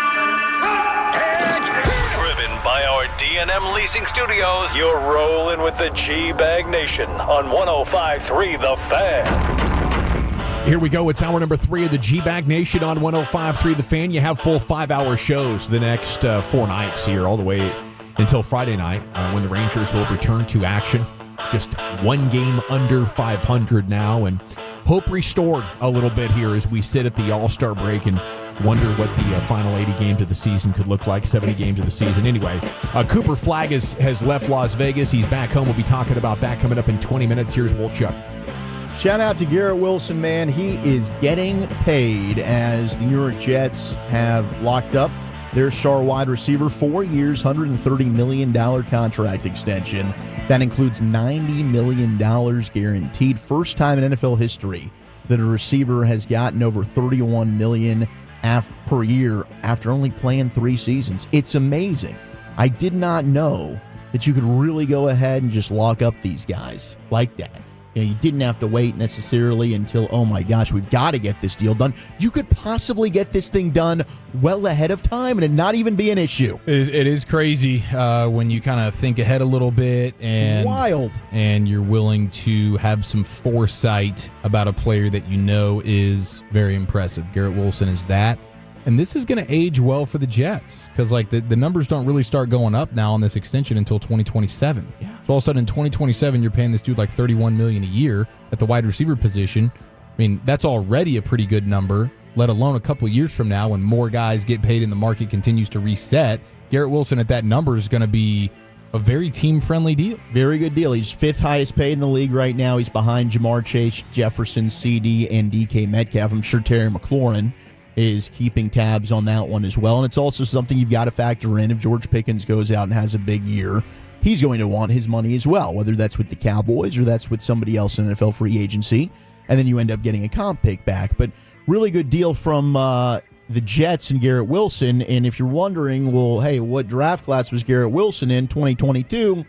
Tyler Smith was the Cowboys selection, also due for a contract. And Tyler Smith happened to be number 2 on the interior offensive line list when it came to ESPN's top 10s. They're pumping out Tyler Smith, second best interior offensive lineman behind Creed Humphrey of the Chiefs. Cowboys have had a lot of success on this. It's been pretty much Zach Martin 1 or 2 on this list for the last however long they've been doing it, and now Tyler Smith takes over the spot for one Zach Martin. And I'm hopeful, I think we could get Tyler Booker, Cooper Beebe. Those guys could be making appearances on this in the future as well. But for the Cowboys, man, Tyler Smith's another guy. I know we talk about Micah a lot, but yeah, Tyler's one of these guys coming up that they probably need to get a head start on as well. You know, last hour we were talking about the Cowboys' offensive line and what it can change. And I wonder with the pin and pull action, can't you just have Booker on the play side and run to the right and have Tyler Smith do all that stuff? Like, you have to be able to mirror that and play back the other way to keep the defense honest. But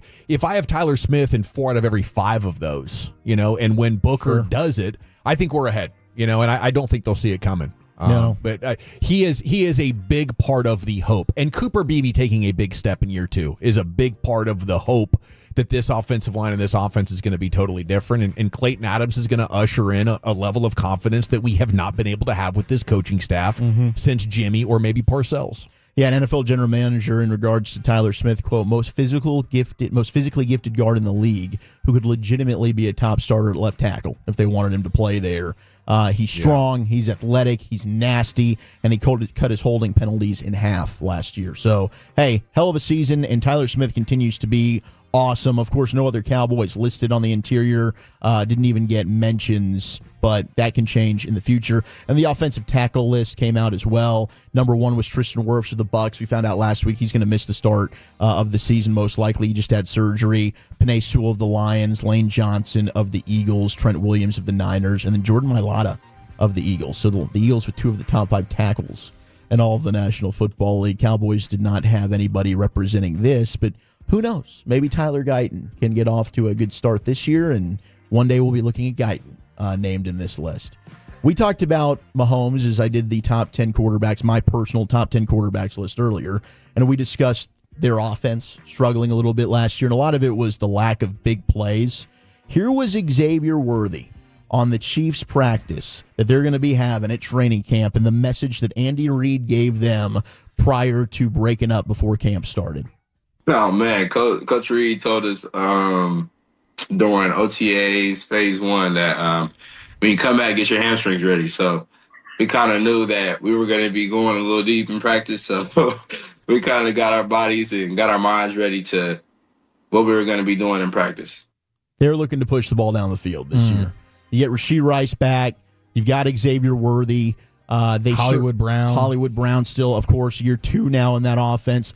Since 2018, when Mahomes led the league in average depth of target with 9.7 yards. He's landed below 8 yards in each of the last 4 seasons. In the last 2 seasons, he's hovered around 7 or below. Obviously, when they lose Tyreek Hill, they lost quite a bit of explosiveness. Xavier Worthy helps that. Getting Rashee Rice back helps that. Hollywood Brown now sliding into a wide receiver 3 role. But I'd be looking for Andy Reid and these Kansas City Chiefs to be pushing the ball down the field this year with Patrick Mahomes. Well, I hope they can do that. You know, it does feel like maybe they're settling into this mode of, hey, we got to go cheap somewhere. We've won one being cheap at wide receiver. We lost Hill and we're good. Yeah.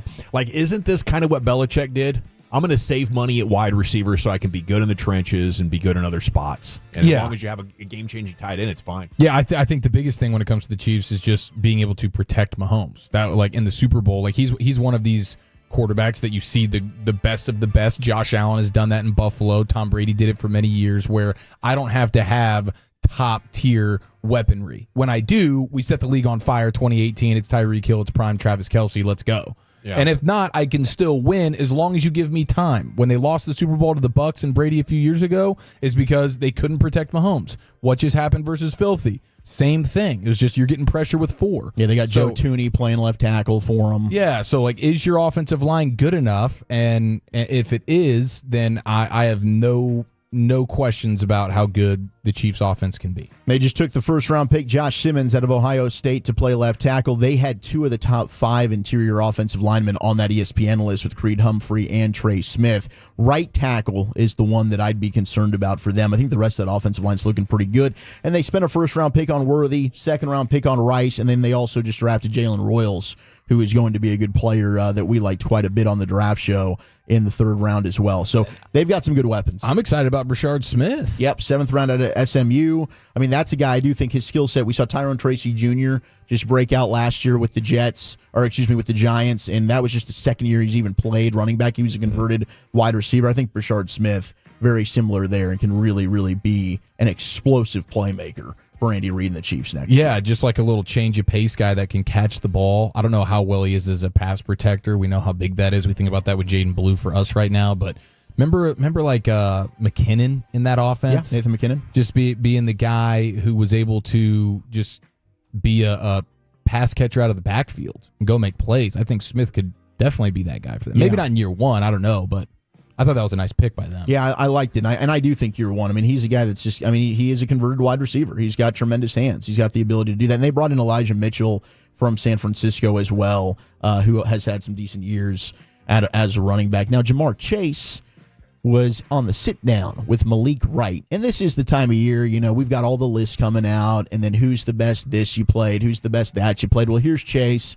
best cornerbacks that he has faced in the National Football League. I got to put Denzel on there. I don't really play, too many on the other side. Besides the AFC. Joey Porter pretty smooth. He's just long. I ain't played too many people, and I don't want, you know what I'm saying? Yeah. It's going to be fun going against Ramsey and Darius Slay. I had an opportunity to go against them this last year, and, you know what I'm saying, him my rookie year.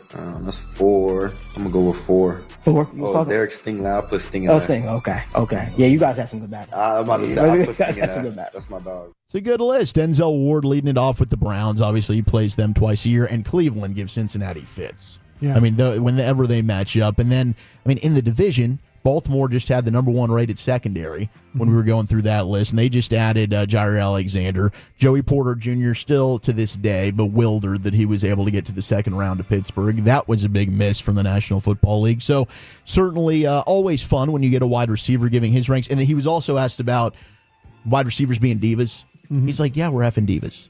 That's us. We're supposed to be divas. That's the position. And I agree. When we had those knocks about like, oh, George Pickens a little diva-y. Well, yeah, he is. Of course he is. When have wide receivers not been divas? You name the best wide receivers, they've all kind of had a little bit of that. They kind of need it. I mean, the chip on your shoulder that you're playing with when you're out on the island as a DB and a wide receiver, I need a little feistiness in you. Yeah. I want that. Yeah, you want that. You need that. I think where you draw the line is when the team is winning, but the guy doesn't feel like he's getting enough touches, and now he's throwing tantrums. Throw me the damn ball. That's like the type of diva that you just can't have. Yeah, that's a bad teammate right there. It's more remarkable when a wide receiver isn't, like Larry Fitzgerald. Amari. Yeah. And I think Amari Cooper was just a soft-spoken diva. Yeah, it could be. Because he was like, I don't want to practice, but I want to play in the game. So that's actually a very fair point there. Larry Fitzgerald just went about his business, right? And, I mean, hey, Calvin Johnson was kind of one of those guys, too. Yeah. Supremely talented. You never really heard anything about Calvin Johnson outside of him just going about day-to-day practice, show up, all out. I'm going to have 338 yards and make Jeff Heath my bitch. That's kind of how he was out there. Calvin Johnson, freak of nature. Speaking of wide receivers, Jawan Jennings is the latest player in San Francisco who wants himself a new deal. And I'm here for this because I just hate San Francisco. So any way that they can have any type of drama, anything that's going to go ahead and possibly derail their season, I mean, that's third and Jawan.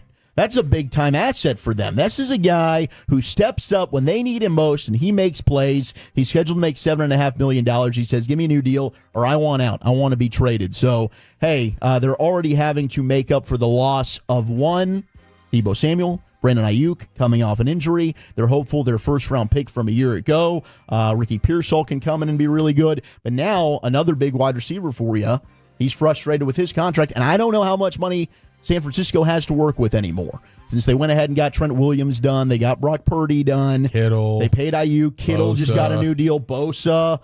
Like, ooh, can they pay Jawan Jennings? I don't know. I kind of don't think so. They can afford him if they want to, but the ownership got annoyed with how bad they screwed it up and going for it in 2024, and I think they're pulling a lot of chips off the table. I don't think we have to worry that much about San Francisco for a couple years. Screw them, right? The death of John Elway's former agent, which was tragic and terrifying.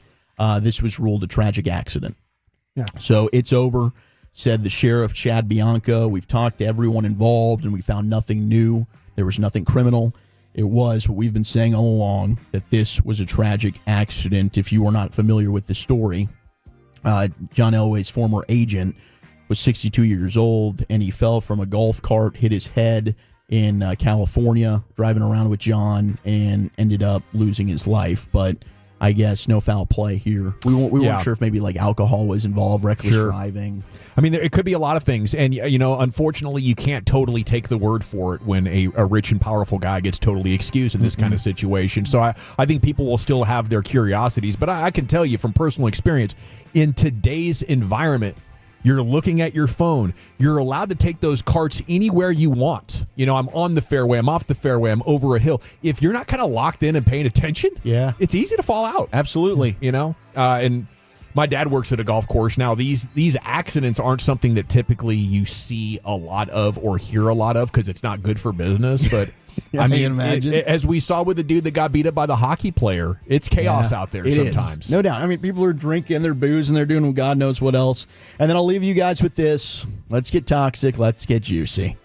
Greg McElroy, South Lake Carroll's own, Alabama Crimson Tide. Yeah. Incredible broadcast. He's been chatting. We got SEC Media Days going on. McElroy appeared on Mac and Cube. This is a Nick Saban and he said, story. quote, a very much in-the-know person that I have a lot of respect for and have spent a lot of time around and just really, really admire. They seem to think Nick Saban is not done coaching. Yeah. He's pretty adamant that he thinks Nick Saban will be coaching again. What are the chances, do you think, this very much in-the-know person is Nick Saban? It's Nick Saban, yeah. Nick Saban is the source on this, but if I it just feels like Nick Saban wouldn't want him to say that, right? No, it's okay. Well, maybe he would. Put the chum in the water. Drum up some interest. I mean, honestly. How old is he now? 72 or so? Yeah. How old is Saban? Is he 72? That sounds about right. I mean, would you... I guess if my 73. school needs a coach, he just showed that kind of like the NIL stuff is not his specialty. Like, NIL emerged and Bama receded. So I need somebody who's really good at the money side of college football to pair with Nick Saban. Yeah, I mean, that's a good. Yeah, but if you're moving towards some level of regulations, involved with it, that might help. Then that's probably something that more control over it. Yeah, he can feel a little bit better about it. But there's no question any program in the country, they'd be lining up. Absolutely. And apparently, he's still doing the recruiting at Alabama. He's the one that's still kind of in charge of all of that. He's still under, contract. So is he going to come back to Bama? It's $500,000. I'm trying to get Brian Kelly out of Baton Rouge. Let him go back there for you, Broadus. How about that?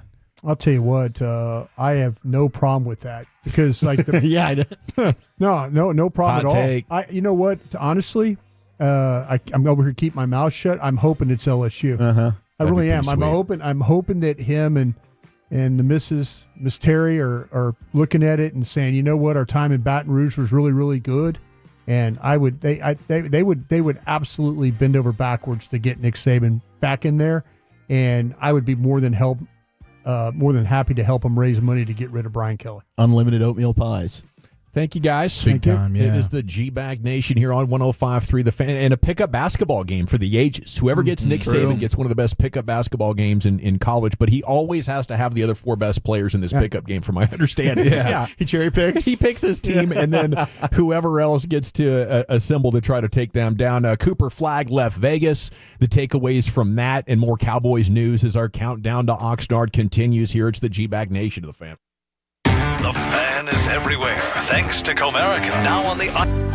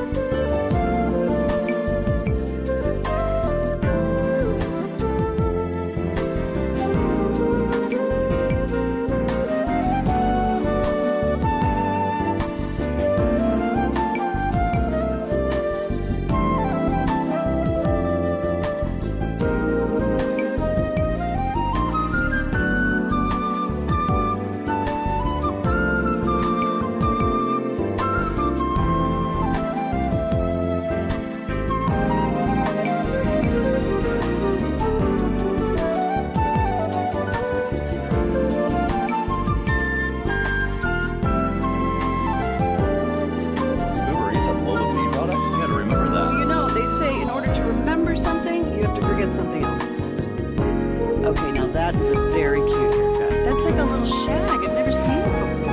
Well, I mean, of course you have. It's the Rachel. Oh, is that your name?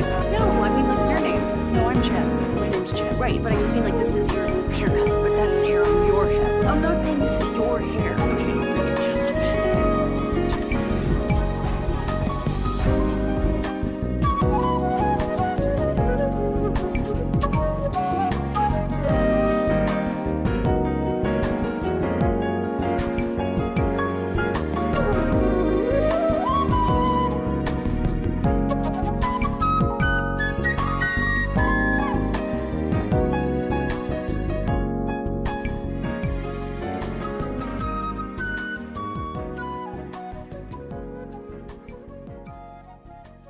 Do you think it's true that you've got to forget something else to remember that Uber Eats has groceries? Nah, that's absurd. Hey, remember when you used to be a, what was it, Pepper Lady? Pepper Lady? Wasn't it Semien? Those are babes. Saffron Squad? Nutmeg Maiden? Paprika? No. Nutmeg Maiden. I just said that. Spice Girls? Doesn't sound right. What's it, Saffron Squad?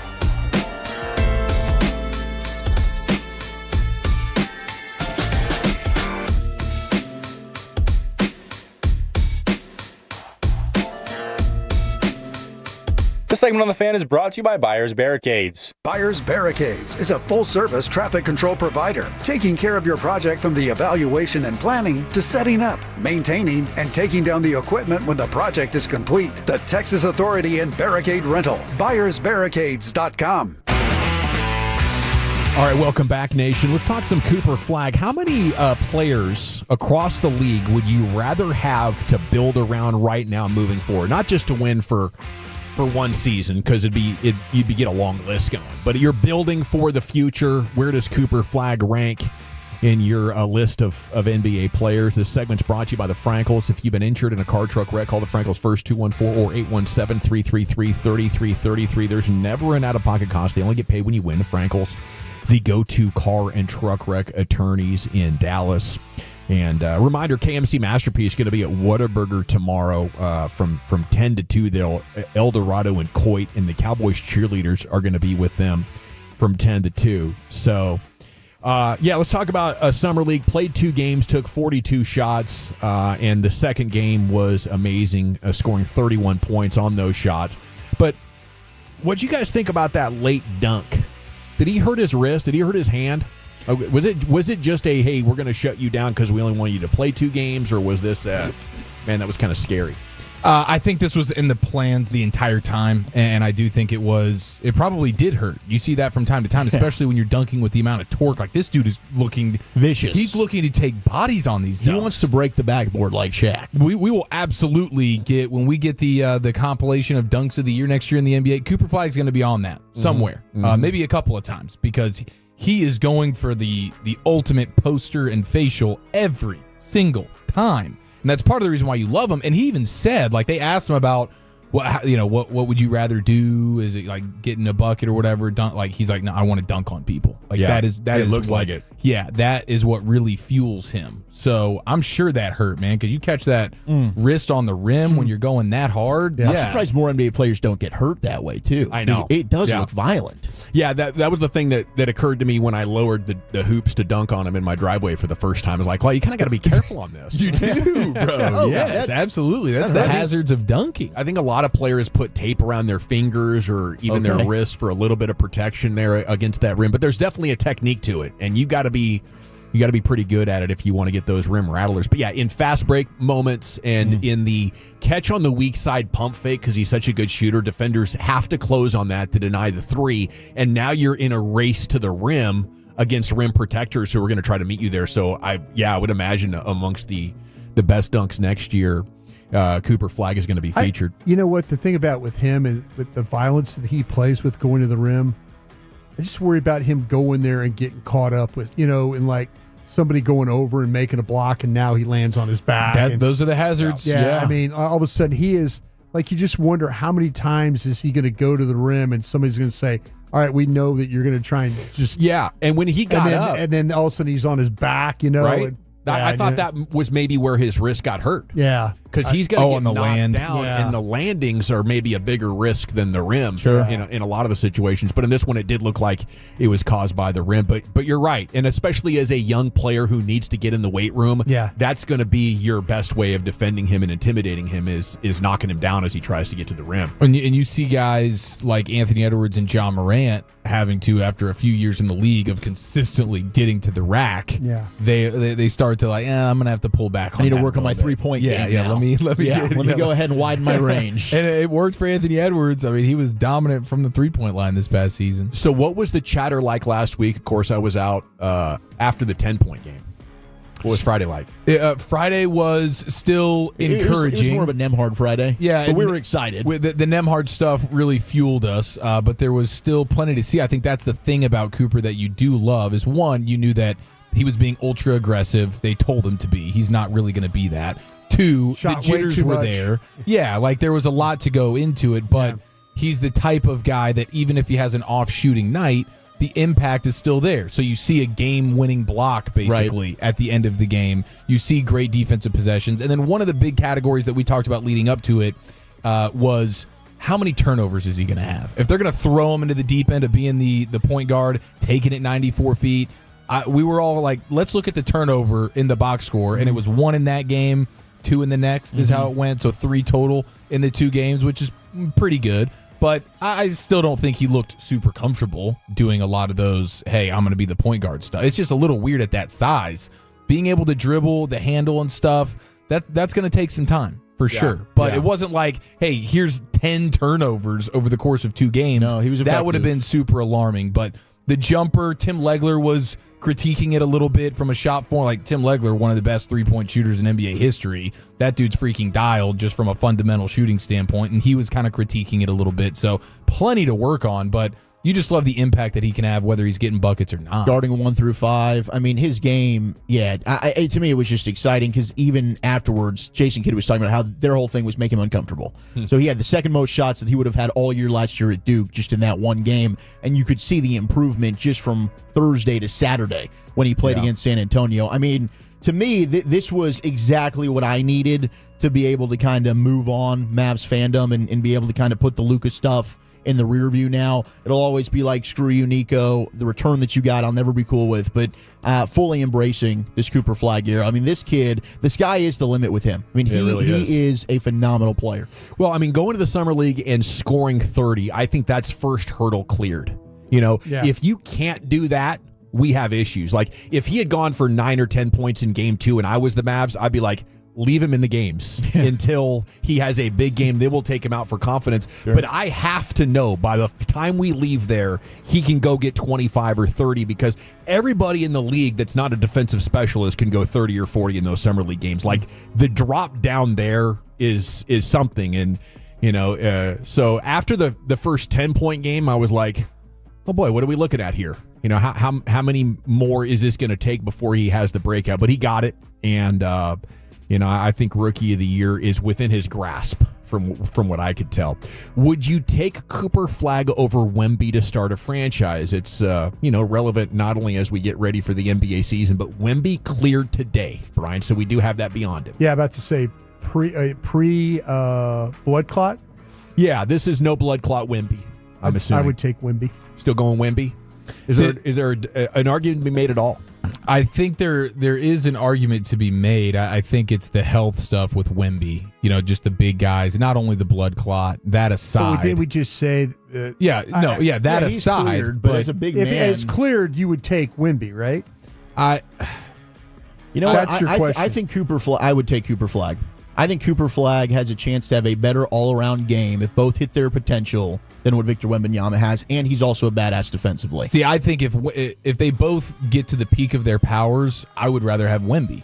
Wemby's unbelievable. Mm-hmm. I just don't know. Blood clot aside, the other health, when you're that big and you're moving the way he does, I think I have more concerns about his longevity in the league physically than I do Cooper Flagg's. Yeah. And I'm also taken back to draft night, though, when Bob Myers, who built the dynasty in Golden State, says, I'm going to say something that might be controversial. Victor Wembanyama got a lot of attention being the number 1 pick. I could see Cooper Flagg impacting winning more than Victor did in his rookie year. So it's definitely a fair conversation to have. And if I knew they were both going to be healthy their entire career, I would probably go Wemby. Like he's an alien. He's 7'3", he can shoot the three, and he led the league in blocks in 46 games. Like he's an impact player. He could be your defensive player of the year, and he can score what he did last year, 24 points on like 46 or 7% from the field. That gets better. I mean, could be a 30-point scorer who's also your depoy. Like Wemby hitting the height of his powers is nothing we've ever seen before. I just think Flagg can do it too. Sure, I really do. But we've seen Wemby do 24 and 11 with 4 blocks and 4 assists. Yeah. We've seen that at the NBA level. So to project that a guy's going to be able to even do that, like 24 and 11 for career numbers for Cooper Flagg would be a terrific career. Right. I mean, Wemby's doing that in year 2. Here's what I would say for Flagg, though. Like, Wemby moves closer to Porzingis than Kevin Garnett or Kareem Abdul-Jabbar. Mm-hmm. This is closer to Greg Oden. Even though he's slight and doesn't have the super, like, heavy body that will tax your knees and your back, like, the defensive liabilities will be there for Wemby. I don't think you can switch on the perimeter with Wemby. Now he can drop and stop all the stuff in the paint that you can dream of. The best rim protector in the sport. Yeah. Well, and he should be at that size. Right. Sure. I mean, health. If he wasn't, we've got issues. Yeah. But there's things that Cooper Flagg is going to be able to do that are going to make you a lot more defensively versatile. I agree. And that's fair. And you can be the best rim protector in the world, but if you're not quick enough, like Rudy Gobert. Luka played him off the court defensively. Now, obviously, Wemby's going to be able to score on the other end. Sure. But that's the kind of situation where you get into the playoffs that can determine a game or two, and you find yourselves on the outside looking in quickly because you had one thing that was just so massively exploitable. And I know Cooper Flagg's not going to be that dude. Mm-hmm. Right. Like Wemby will have the blocks. I think Cooper would have the stealing advantage, right? Like he'll have more steals, and he'll have blocks too. I mean, it's a great conversation because it's awesome that we're even in this conversation. Well, and how amazing is it that this could be this is like a Dirk and Duncan situation that could be looming for the next decade plus if both these dudes are healthy and rocking in the division. Like, it sucks, but it's also awesome at the same time. And the beauty is we've got the Wemby stopper and Derek Lively. There you go. That's true. Yeah. And when he plays those 40 games a year, he's going to be a force to be reckoned with. There. I mean, between him and AD, you're going to get 82 games. Yeah, and that's why we kept Gaff, too. All right? Shout out to Gaff. Spread the wealth. All righty. It is the G-Bag Nation here on 105.3 The Fan, and that is exciting. To see him go to Vegas, and he should be getting ready for his freshman year of college. He's a year ahead. 6 days to go to Cowboys training camp. How will you react to this news of what the second-round picks are holding out for? That's coming up next here, the G-Bag Nation on 105.3 The Fan.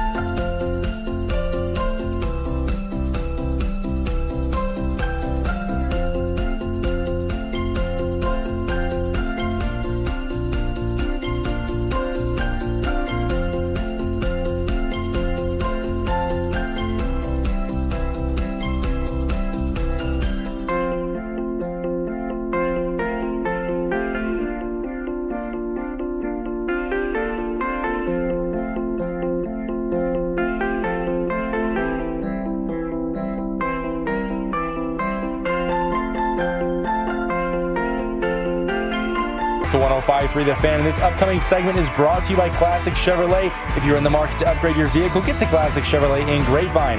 Back-to-back #1 Chevy dealership in the world. They've got more new Chevys than anyone, all priced to sell. Silverados, Tahoes, Blazers, Malibus, Equinox, and more. Visit ClassicChevrolet.com.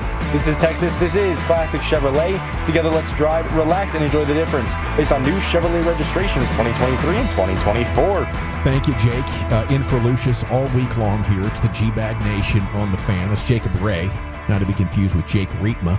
Got a couple of Jakes running around here. This is new guy Jake, according to Fan After Dark. The newer Jake. Yeah. Okay, new guy Jake. Gotcha. All righty. Got some Cowboys content here. 6 days until Oxnard. Brian will be out there coming up on Sunday, reporting live from the field with us here in the G-Bag Nation. Then we'll be out there the following week. KMC's there next week, right? Mm-hmm. Right.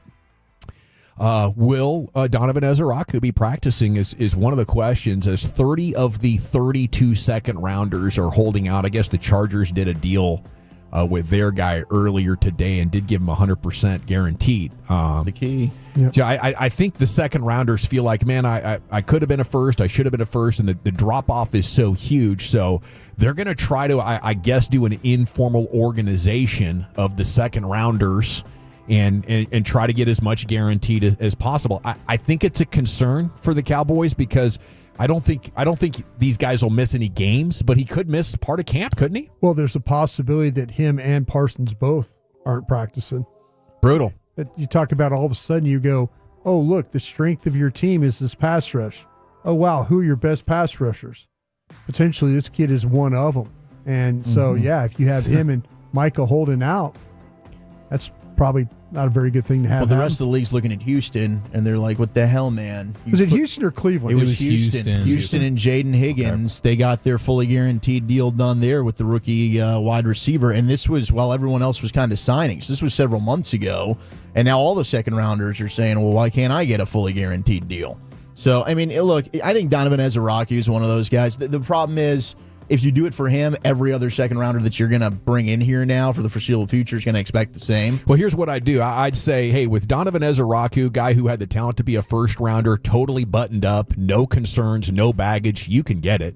You know, we just can't be giving this to Kelvin Joseph and Jalen Smith. But from Ezeraku's perspective, if I'm his agent, I'm going to say, listen, the Cowboys aren't moving on from you. You're going to get your 4 years here minimum. The only player they've moved on from the last 2 decades is Kelvin Joseph. Okay, and that was a very, very extreme situation. And, you know, from the Cowboys' perspective, I would say the same thing. It makes no sense for either of you to hold out. The player, there's nothing to gain. Okay, they did a second deal with Jalen Smith. Trust me, whoever they draft, they love.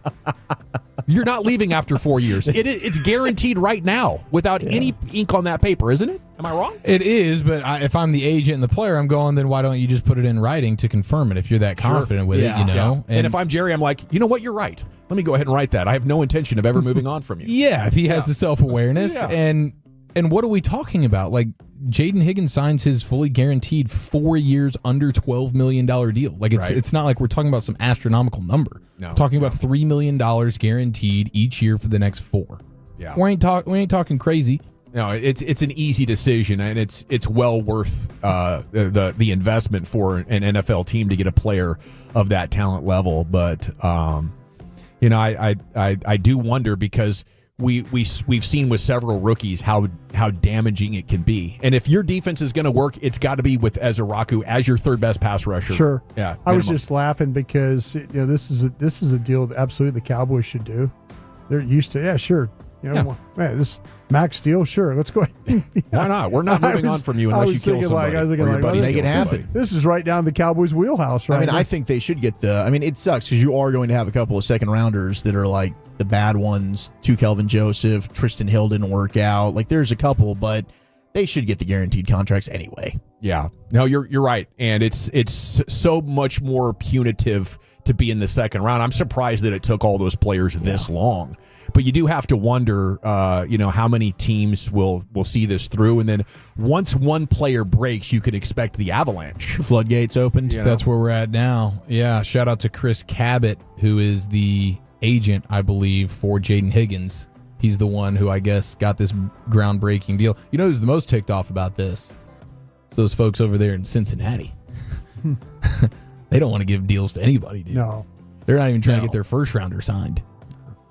All righty, it is the G-Bag Nation here on 105.3 The Fan. You got the Ezeraku holdout. A lot of curiosities going into Oxnard, California. Tyler Booker on pushing that kid down at his camp. Did you see him? He had a great answer. Joseph Hoyt asked him about it on Friday. He said, no one was beating Tyler Booker at the Tyler Booker football camp. Yeah. He said with a smile. There's some great quotes in that article.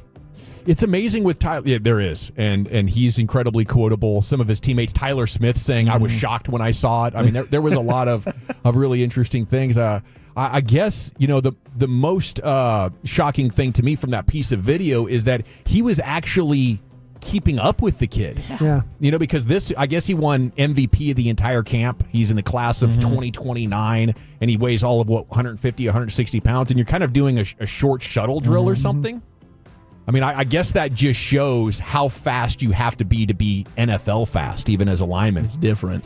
I was doing a deep dive on Booker. I'm getting ready to do a longer form podcast on it. But there's some cut ups from him at Bama on counters, and when he did try to pin and pull, that he's like barely getting past the center. Yeah. Like Jalen Milroe was taking that thing and just running around him. Like, I don't need you for a block, and you're not in position anyway, so I'm just going to go for it. Well, his athletic score was bad. There was a couple of times there where you, like I say, even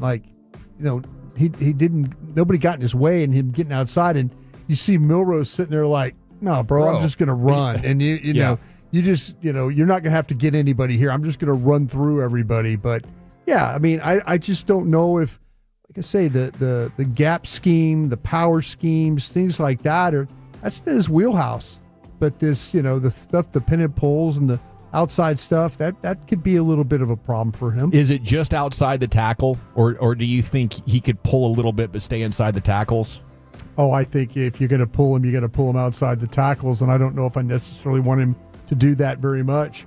I think the thing that to me, where you're going to see he's going to a lot of the combination blocks in line. Mm-hmm. I don't know how much he's going to get second level, but that's okay because he'll destroy the tackle over him.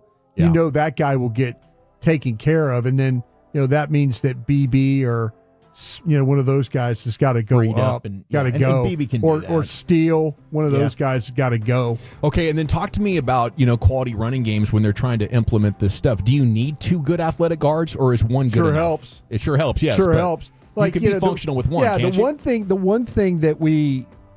great thing that we learned about Travis Frederick was, and I always used to say this about him, he cuts the defense in half because his ability to step, play side, secure, and he got enough of a bump to where he could get the guard fitted, and now the guard's fit and he's gone, and then here comes the backside trying to run, and he's right there. So now you've got a secure down block with the guard, usually a Martin or Ron Leary or somebody like that, and then him up on the second level, and the linebackers could never get past him. So now you have two guys, you have just this natural, like this alley behind your Martin block and then his block on the second level. So you get guys up on the second level, and that's where BB got a little bit better towards the end of the year. He did last year. That him and him and Smith and those guys, Hoffman, they were doing a better job of fitting and then him getting up. Because sometimes if you go too early and you leave that guard in a bad spot, you go too early. That's where you have the penetrator that splits the block, and now he's in the backfield and the play's dead. So you got to make sure that you got it secured, and then you go. That's where Frederick was really good at just taking that hand and just kind of bumping that tackle to the guard and then getting up on the second level. But are you saying, hey, I can have Tyler Booker be the pin, and then now I can have Tyler Smith be the puller? Yeah. And you could. The thing is, it's a tell. Right, so you're going to have to just wrinkle that in, and it's not going to be. It's kind of similar to Clayton Adams had he used a variety of ways to do it. Like he had like a percentage of each one, like the zone scheme, the pin and pull, the power. So you might be able to wrinkle that in, but it's probably not going to be like we were thinking. Maybe pin and pull. This is kind of the identity if you will, for lack of a better word, of the offensive running scheme? Probably not, but maybe something that you could wrinkle in there a little bit. One of the really cool things that Clayton Adams told you guys on that draft night interview was when he left Indianapolis, they'd been outside zone and killing it. They get to Arizona, it's not working for Connor. The linemen aren't good at it. Yeah. So it was his way of answering your question about Booker, and we're going to play to the strengths of these guys, and whatever plays they block well is going to be our... Yeah, I need to go back and look at like Will Hernandez. There's a guy that's kind it's of. So funny you said that. I just looked up his RAS score to see He's a just how heavy-footed guy. Oh no, he was really a heavy-footed guy. Much so. Yeah, I mean, top heavy. His athletic score was a 8.82. Much better than I would have anticipated. His composite speed grade and agility grade was elite for the speed and good for the agility. So for as big as he tested really well. Booker did not test very well. But I guess that didn't really translate for him with the Giants. So something clicked last year in Arizona for Will Hernandez. Maybe the coach. The great thing about Booker is he's so dang strong and can sit down, and in pass protection, he's going to be really good immediately. That's where, I think there's going to be a lot of gap scheme runs for this team. I think this is where we might see all of a sudden it is Williams and Maffa and guys like that are going to be the guys running the ball, because that's probably the strength of what they're going to be doing. Well, how about the power play to C gap? Can he do that on the opposite side? Can he get over there with the fullback and bash on the edge there? Like that's what I want to know, because if you can do that kind of stuff, then you get linemen not necessarily attacking what's right in front of them. And I think that's enough change-up stuff that Adams can get done what he needs to as far as motion and deception without asking Booker to get up and run 15 yards. This is where Booker could be.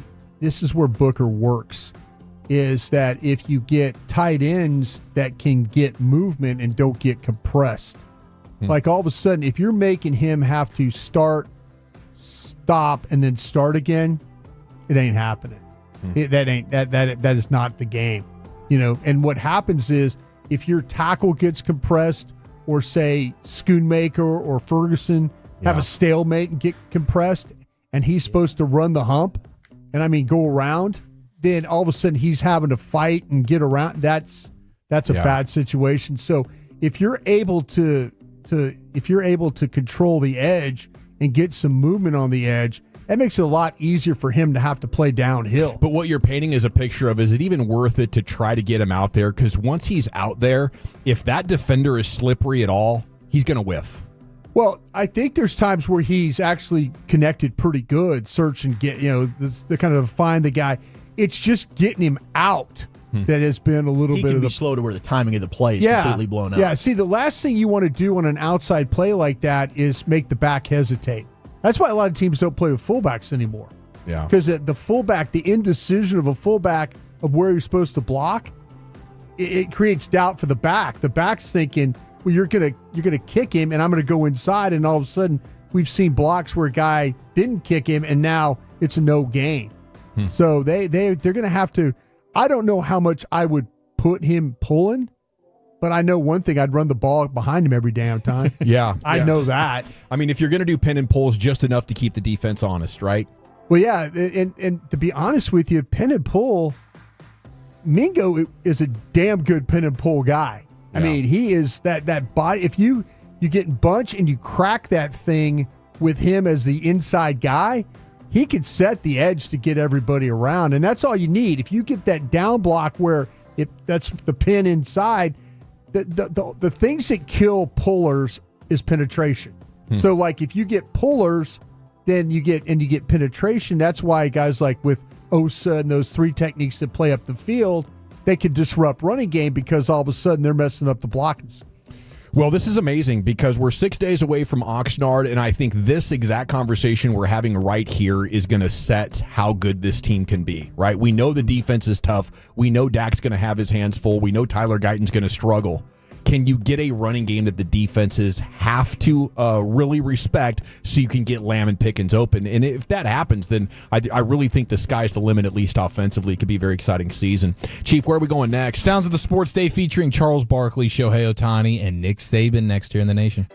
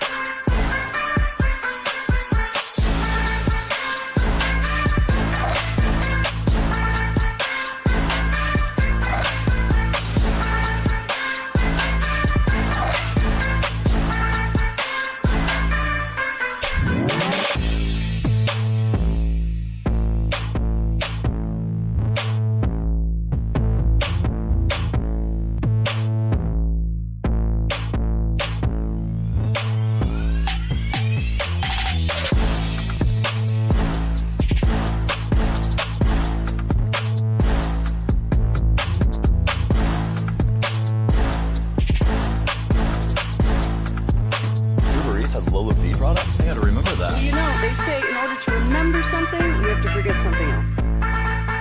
Okay, now that is a very cute haircut. That's like a little shag. I've never seen it before. Well, of course you have. So Rachel. Oh, is that your name? No, I mean like your name. No, I'm Jen. Your name's Jen. Right, but I just mean like this is your haircut. But that's hair on your head. I'm not saying this is your hair.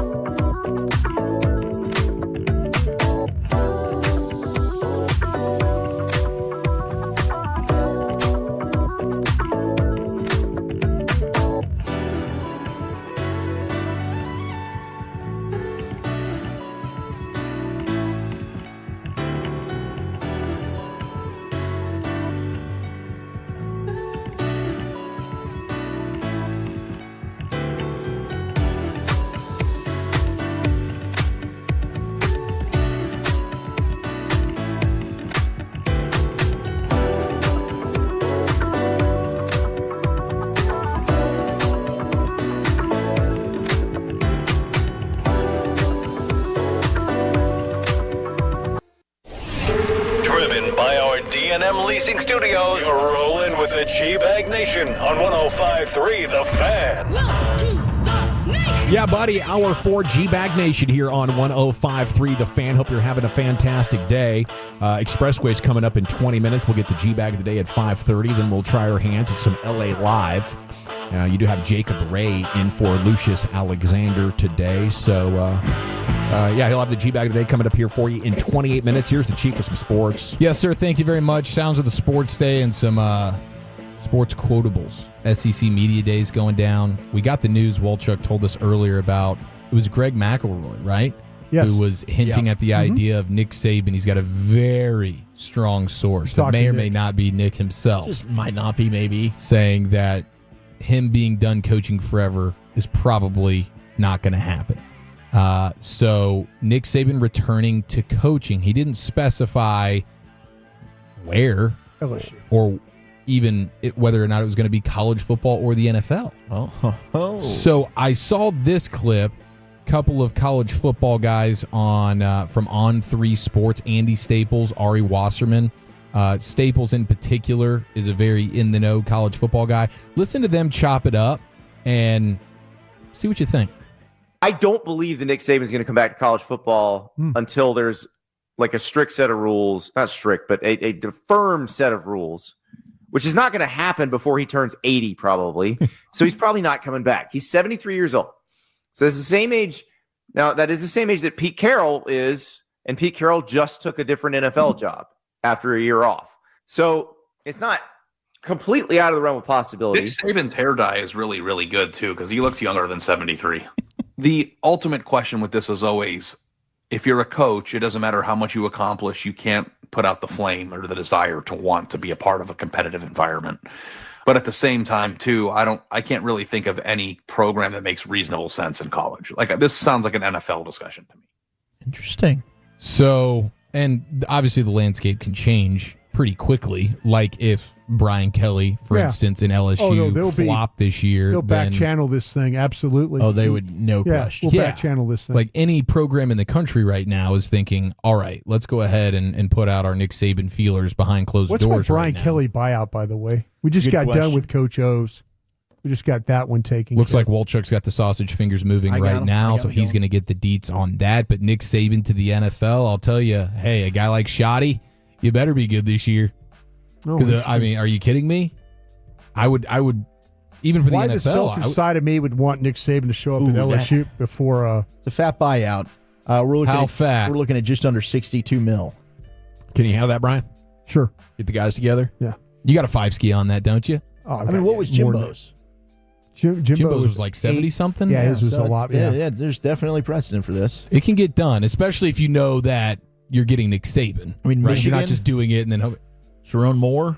That thing doesn't go well. Michigan pivoted, went the Harbaugh route. Nick, if you remember, he was up at Michigan State as the head coach. He was, at Bowling Green, Michigan State, LSU. Yeah, that's right.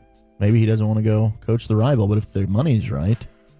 Is it a no-brainer that, let's say, the Cowboys season doesn't go the way we want it to go? Would you be interested in moving on from Shoddy after 1 year to get Nick Saban?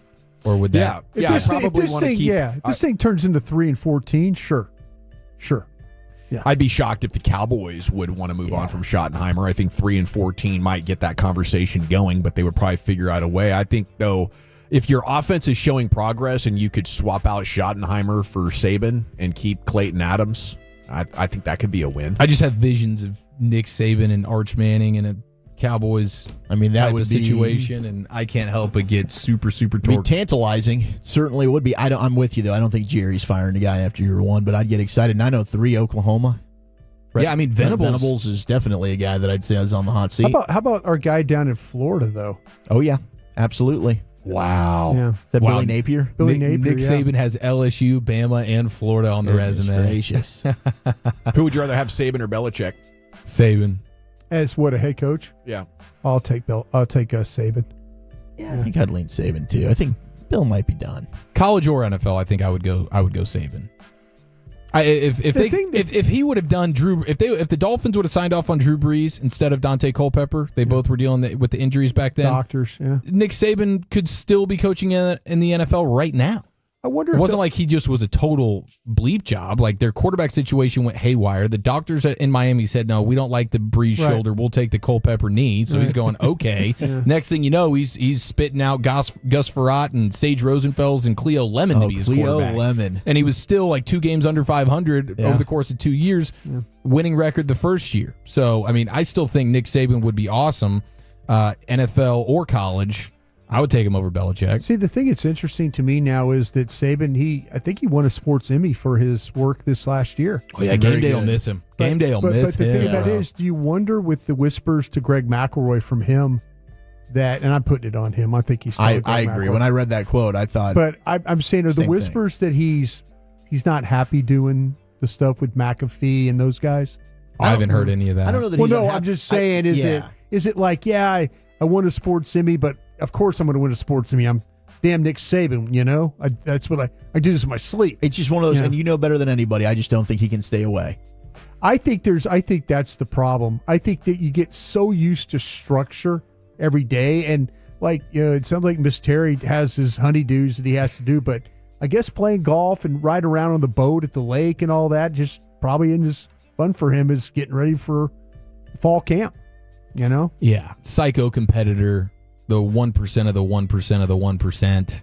That's just a different type of personality. Yeah, I think when you're inside of it and you're coaching, especially in a place like Bama, you'd stopped winning, the stress of it. Like all you can think of is, man, this is a rough ride and it's really beating me up here, and the fans don't appreciate it. But after a year off, you're like, wow. Well, I think they're right though I think that he sees hope that there is going to be a cap in the NIL stuff.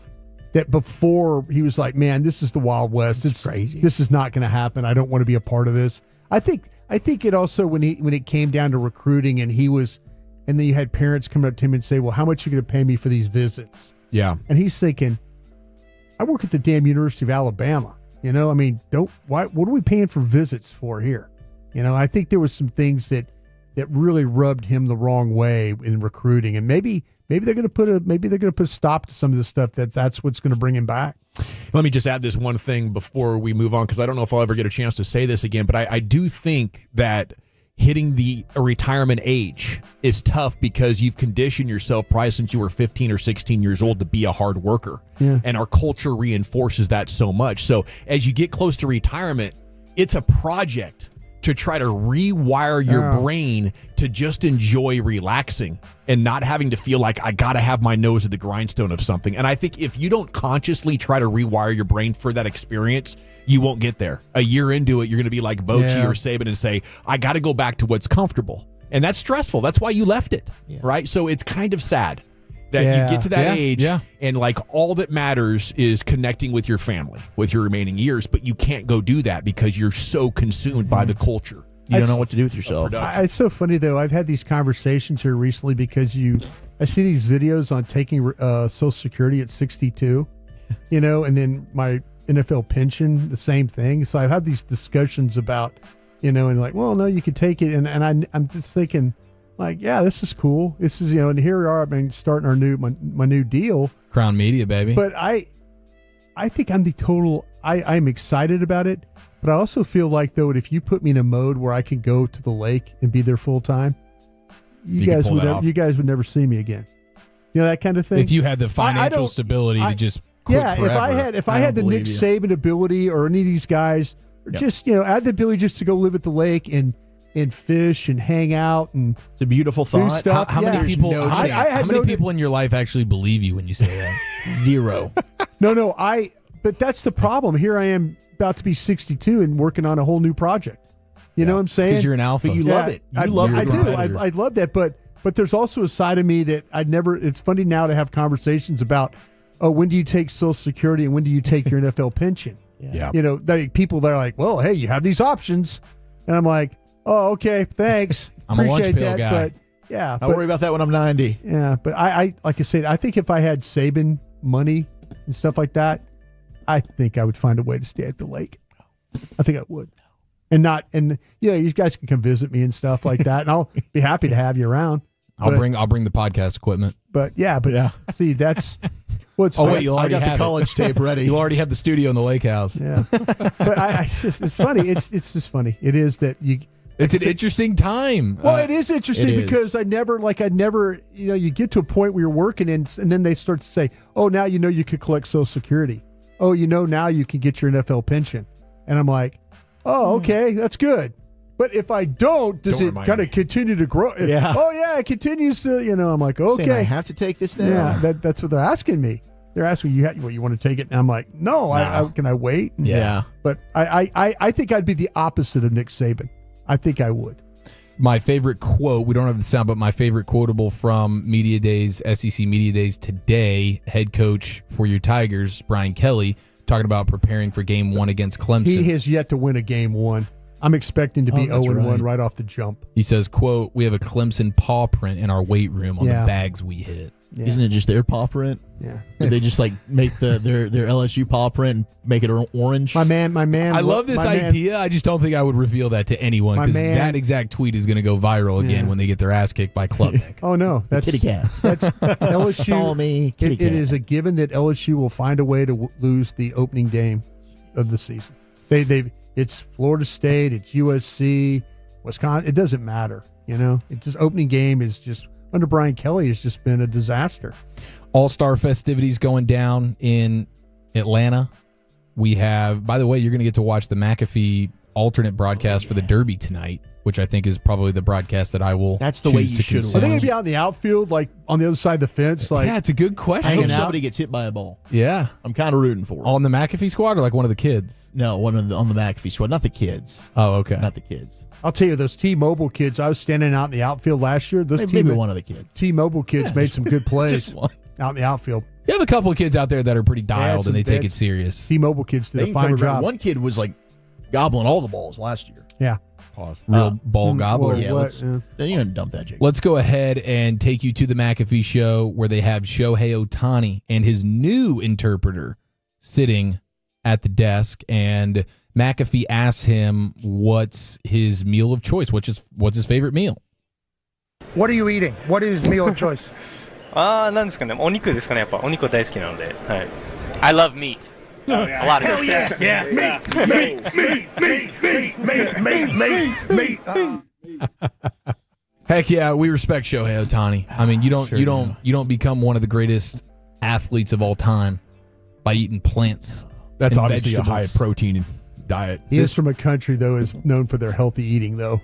Yeah, but it's meats. It's Wagyu. Right? But I'm telling you, man. It's the Wagyu.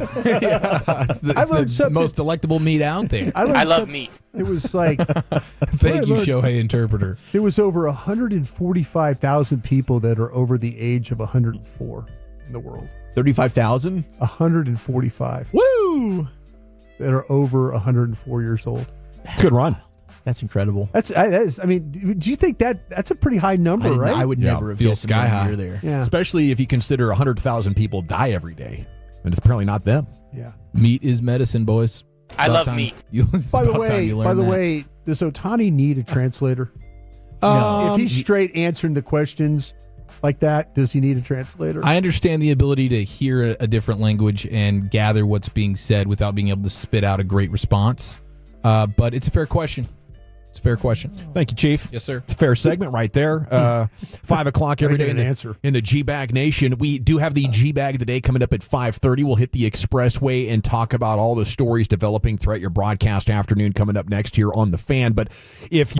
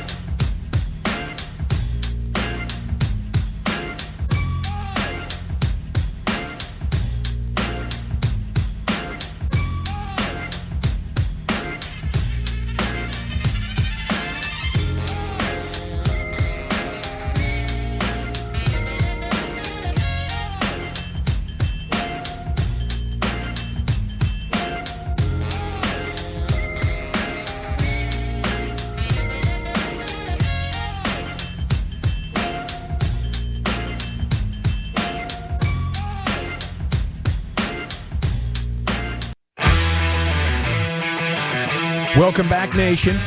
Here we go. It's time to hit the expressway. Brought to you by the On-Time Experts. And the segment's brought to you by Cars for Kids. Donate your vehicle today, carsforkids.org.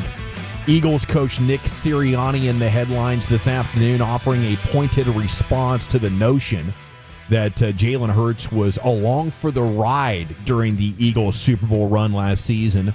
In the first hour of the show, Wolchuk put Hurts 6th in your quarterback rankings, right? Or was it 7th? No, he was number 6. Sirianni says, I think that's bull bleep.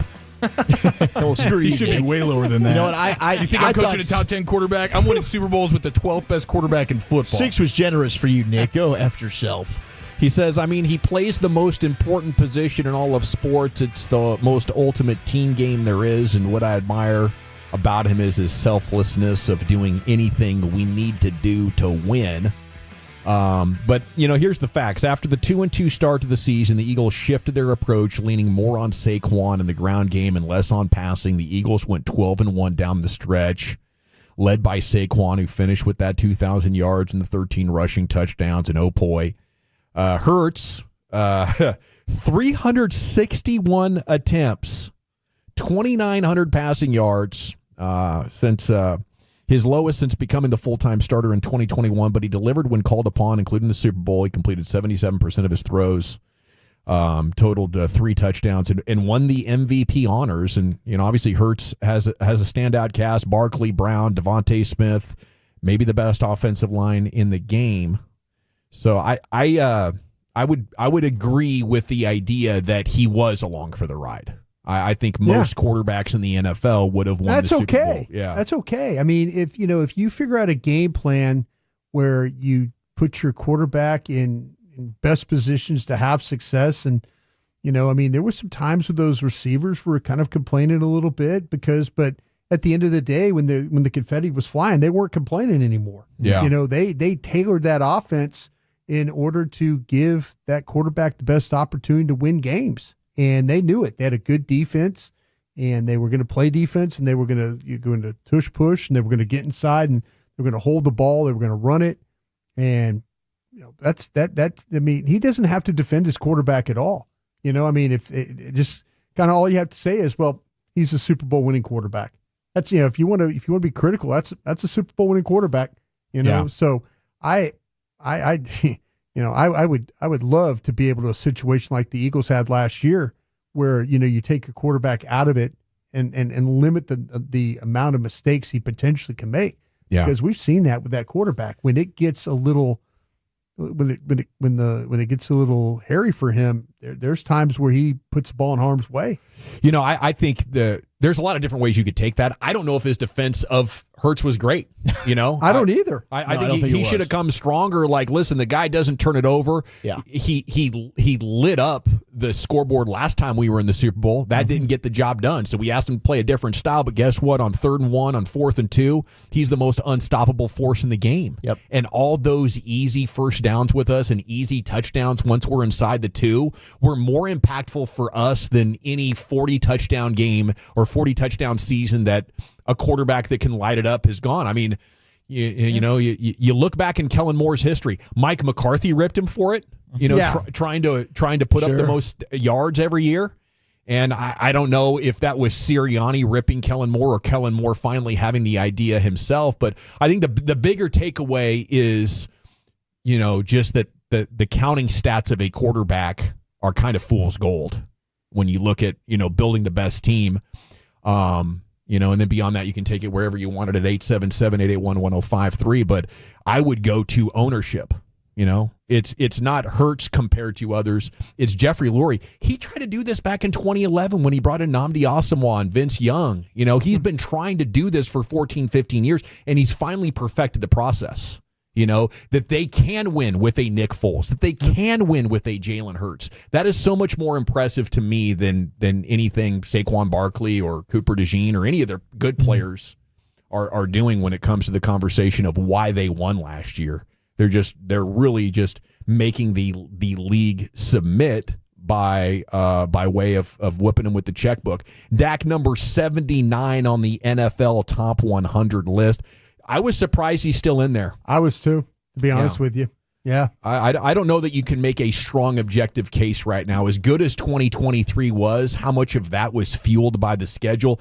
And then 2022 was bad, 2024 was bad. I know it might sound like I'm beating a dead horse on that by now, but 2 out of the last 3 years, he should have led the league in picks, and he did 1 year in just 12 games. Yeah. Like, what was the outlier? It was 2023 against a soft schedule, and you really weren't actually that good. You got smoked by Green Bay in the playoffs. Like, how really good was that team? So I think this is like career recognition, and I don't think Dak is done. I just think he's got a lot to prove here in 2025. 100%. Yeah, I mean, this is a big time make or break year for him, not financially or contractually, because he's going to be here for a while. But in terms of him not getting totally crushed by the media and Cowboys fans, this is a huge, huge year for him. That's not going to change unless he wins a Super Bowl or at least gets to an NFC Championship game. He's going to keep getting crushed. No question. Like, if the playoffs, if it's a good regular season and then it's the usual thing in the playoffs, then it's going to be loud. But and I think right now that'd be a win, considering how bad his numbers were last year with like turnover-worthy plays. Good. It was the worst in the NFL. Mm-hmm. It was like 60th out of 62 possible guys who even qualified for it. Like Dak Prescott went to Badland next year, and you have to keep your fingers crossed that with Tyler Guyton back out there at left tackle, like he's improved enough or the scheme has adjusted enough to take pressure off of Dak. I think 2023 what happened is Tyron Smith was healthy, and now you're back into the same situation Dak was in 2022 and 2024 with a left tackle that's not good at all, and Terrence Steele, who's, pretty dang good at run blocking, but not that good in protection. Terrence Steele, 6 years now in the league, lasted a hell of a lot longer than I thought he would. Yeah. And this has a chance to be his best year. 2 years removed from ACL. Yeah, I think moving on from Mike Solari was a breath of fresh air for him. Yeah. Joseph Hoyt in the Morning News asking, could the Cowboys keep only 2 quarterbacks? I think you have to, and until you know for sure that Milton can be better than Greer. I think you have to stay with 3. But even then, with Dak's injury history, I think you got to keep 3. Yeah. And I haven't seen enough from Joe Milton. The Week 18 game against Buffalo was encouraging. Yeah, it was very encouraging. I mean, there was some throws where we were like, oh no, oh yeah, like that kind of thing. So yeah, I mean, you'll see him quite a bit in training camp. I mean, there'll be some throws he makes during the practices. We were going, oh my gosh, that's pretty. That'll be fun. Yeah, and it'll be fun to watch him in preseason. Yeah, and folks take it the way. I mean, I had a guy one time say, "Well, why you talk about Milton? He's not going to beat out Dak." I'm like, just got to talk about the backup quarterback. I'm not saying he's going to beat him out. I'm just saying you watch him play. There's going to be some throws that you're going to be like, that's pretty damn impressive right there. Indeed. It is the G-Bag Nation here on 105.3 The Fan. We have LA Live coming up here in about 10 minutes or so. It's time to go into that Pimp Cup where Jacob Ray is standing in for Lucius and has your G-Bag of the day. All right.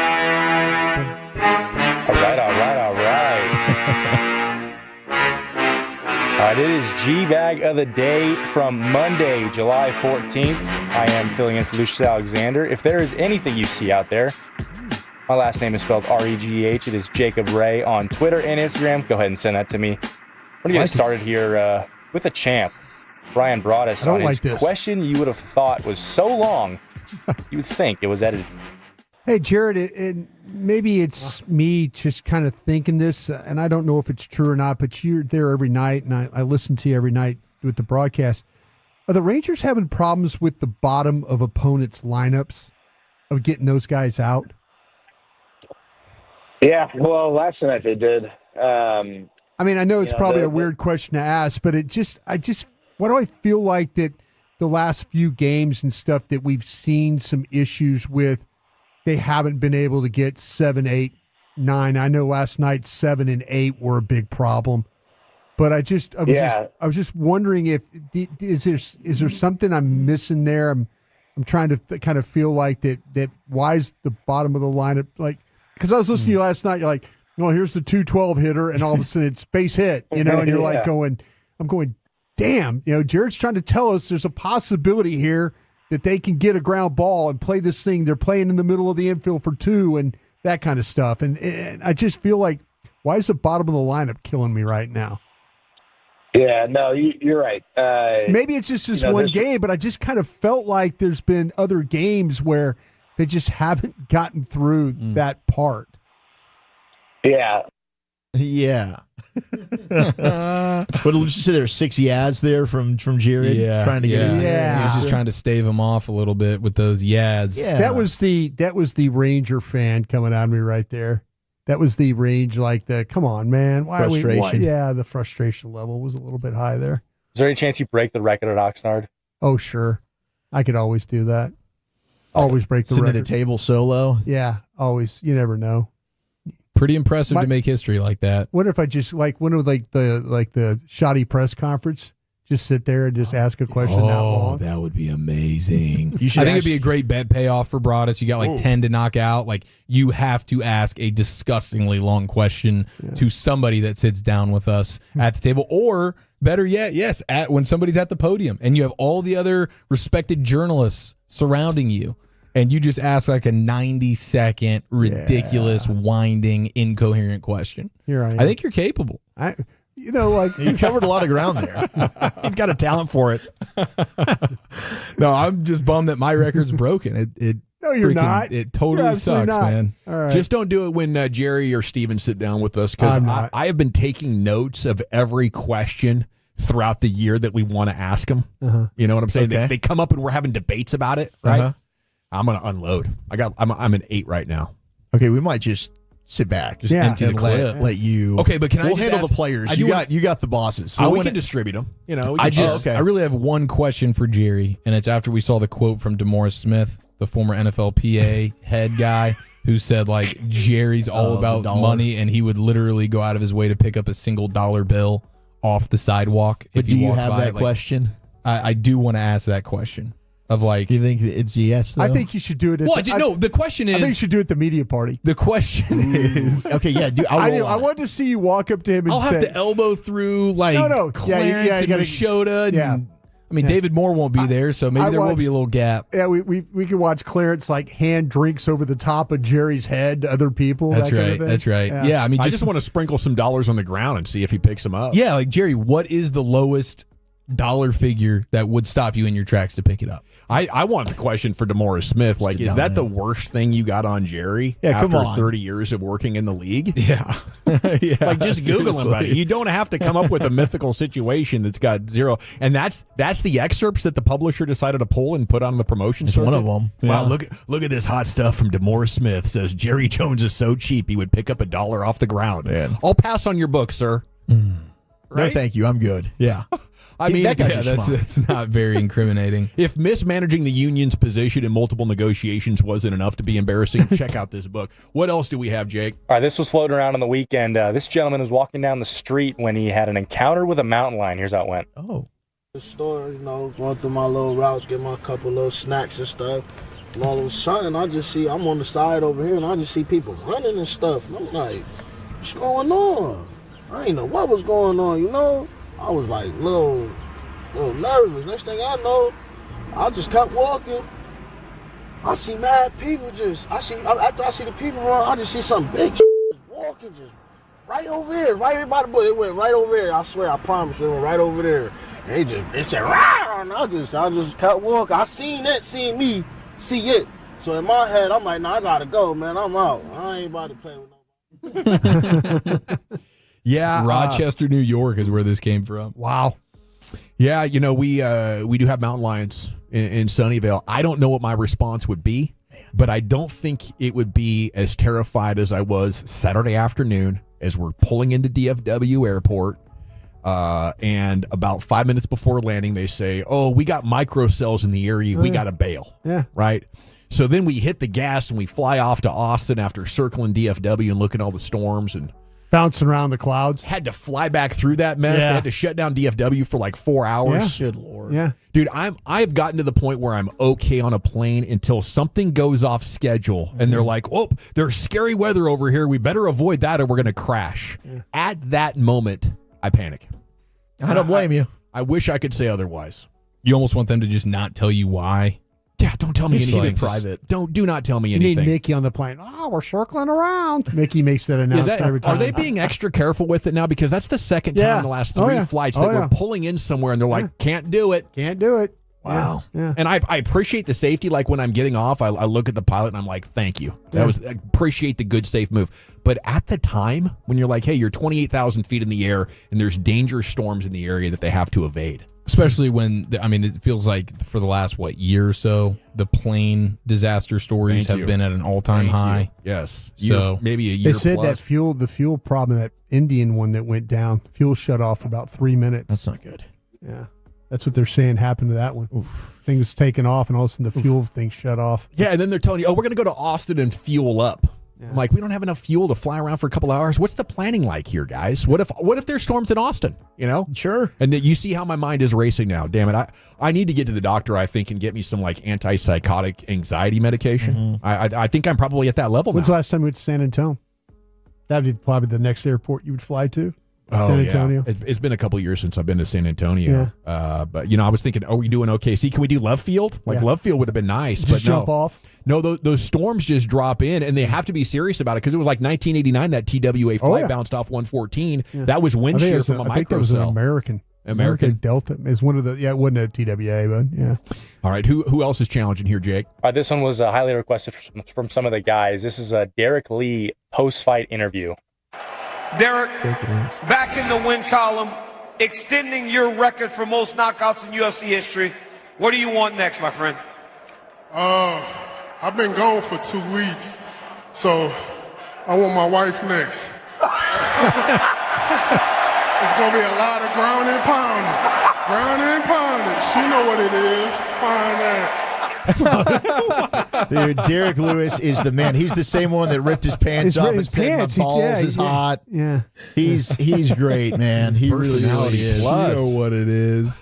Fine ass. That might be a winner right there, Brian. I think he might be off the hook. I might be off the hook on this one. Hell of a question, though. And the Mancy and the Mountain Lion was great as well, Jake. What do you say? Is it time to vote, or do you want more nominees in here? I got one more if you guys have time. Just one more. One more. All right, this one's coming. This one's from across the pond. I found this one on Twitter. It's a lady crashing out over some kids and their graffiti.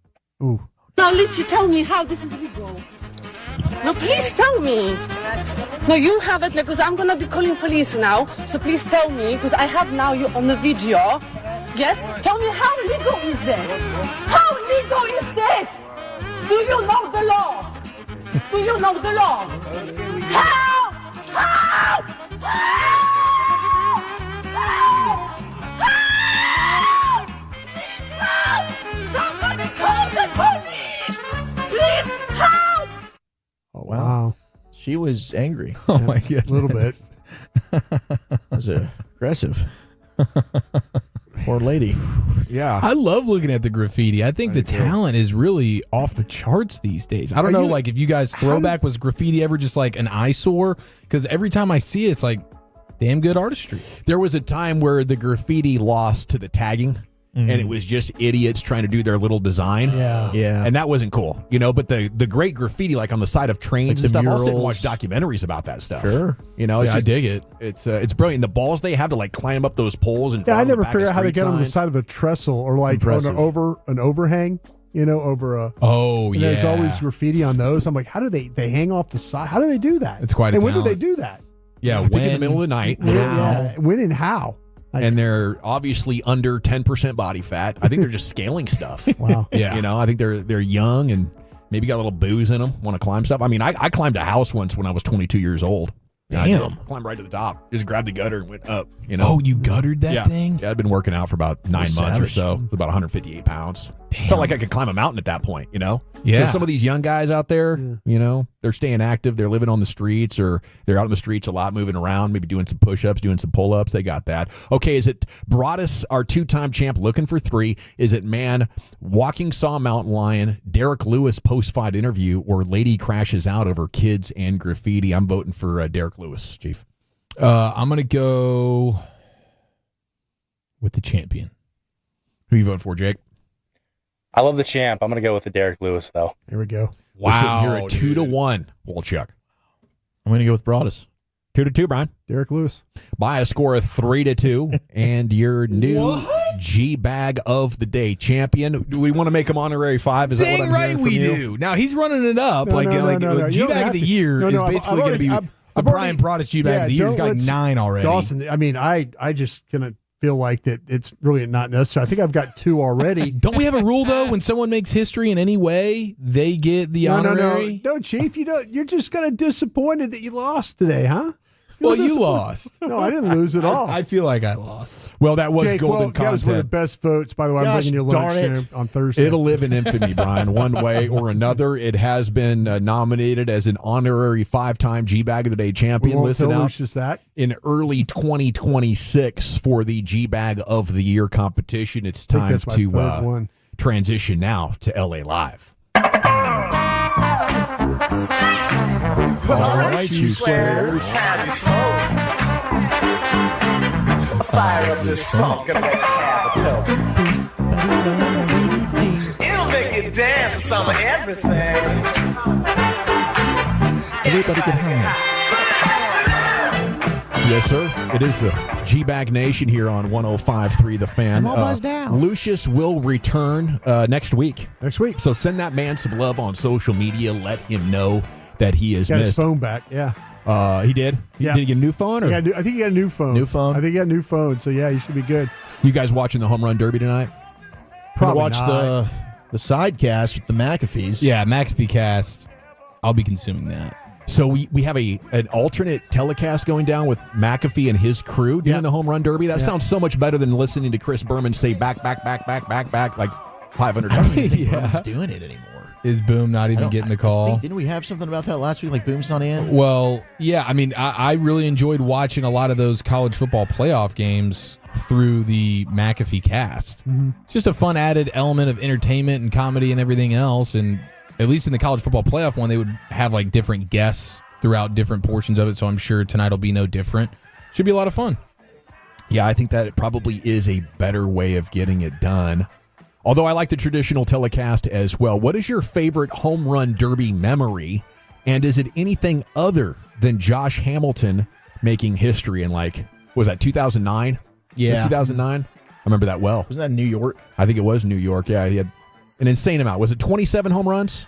Is that what he did in one round? It might have even been like 30-something. Ends up not winning it, but I remember just my jaw dropped on the floor, and it was on tape delay.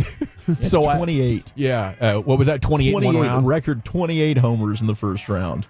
I mean, that was incredible. Adolis Garcia's had some good moments over the last couple of years, including 24 and 2023 when he lost to Randy Arozarena, even though he hit 17 home runs in the first round. Arozarena hit 24. Does Corey Seager count? He was good in 2022 when he was still with the Dodgers, and he was back in the home run with derby with his former team against Seattle's Julio Rodriguez. Joey Gallo at Coors Field in 2021. That was cool. Prince Fielder, Great American Ballpark 2015. I don't even remember that, probably because Prince only hit 13 dongs that evening and lost to Todd Frazier, who was the eventual winner. Nelly Cruz in 2009. Derby. Do you remember this one? He had Albert Pujols. You had Ryan Howard. It was the young Ranger who landed in the finals that year against Prince Field. I did not remember that. Nelson Cruz in 2009. The first baseman for the Brewers at the time barely snuck by Nelly's boomstick in the final with a score of 23-21. Then, yes, you go to 2008 there with Josh Hamilton at Yankee Stadium. You go back to 2005 for Mark Teixeira at Comerica Park. Now we're going way back. That I think most people remember Mark Teixeira now as the guy that got you Elvis Andrus and Nefty Feliz. Hank Blaylock was a very fun name 20 years ago. In 2004, Hammerin' Hank Blaylock won up Teixeira, hitting 3 first-round dingers, but failed to make the second round. That was with a different scoring system. And, of course, Alex Rodriguez in 2001 at Safeco. That was huge. Man, you can go back to Juan Gonzalez, 1993. There's a lot of Texas Rangers history here in this event, but I think this is the first time in quite a while there will be no Ranger in there this evening. I remember when Pete Alonso was doing deadlifts in between his at-bats. Back-to-back jam. Go down into the clubhouse and just start rapping them out. Well, that 2019 when he won, I mean, the headline for that home run derby was Guerrero and Peterson staged dinger duel for the ages. Oh, Jock. Mm-hmm. Back when Jock was really swinging. In the semis, they just went toe-to-toe, dinger for dinger. Guerrero smacking 29 dingers, and then Peterson had 29 as well in the semis before ultimately they fell to Pete Alonso in the finals. But didn't they have like 2 or 3 tiebreaker rounds? Of course. Between the two of them, Vladdy versus Jock, but then neither one of them ended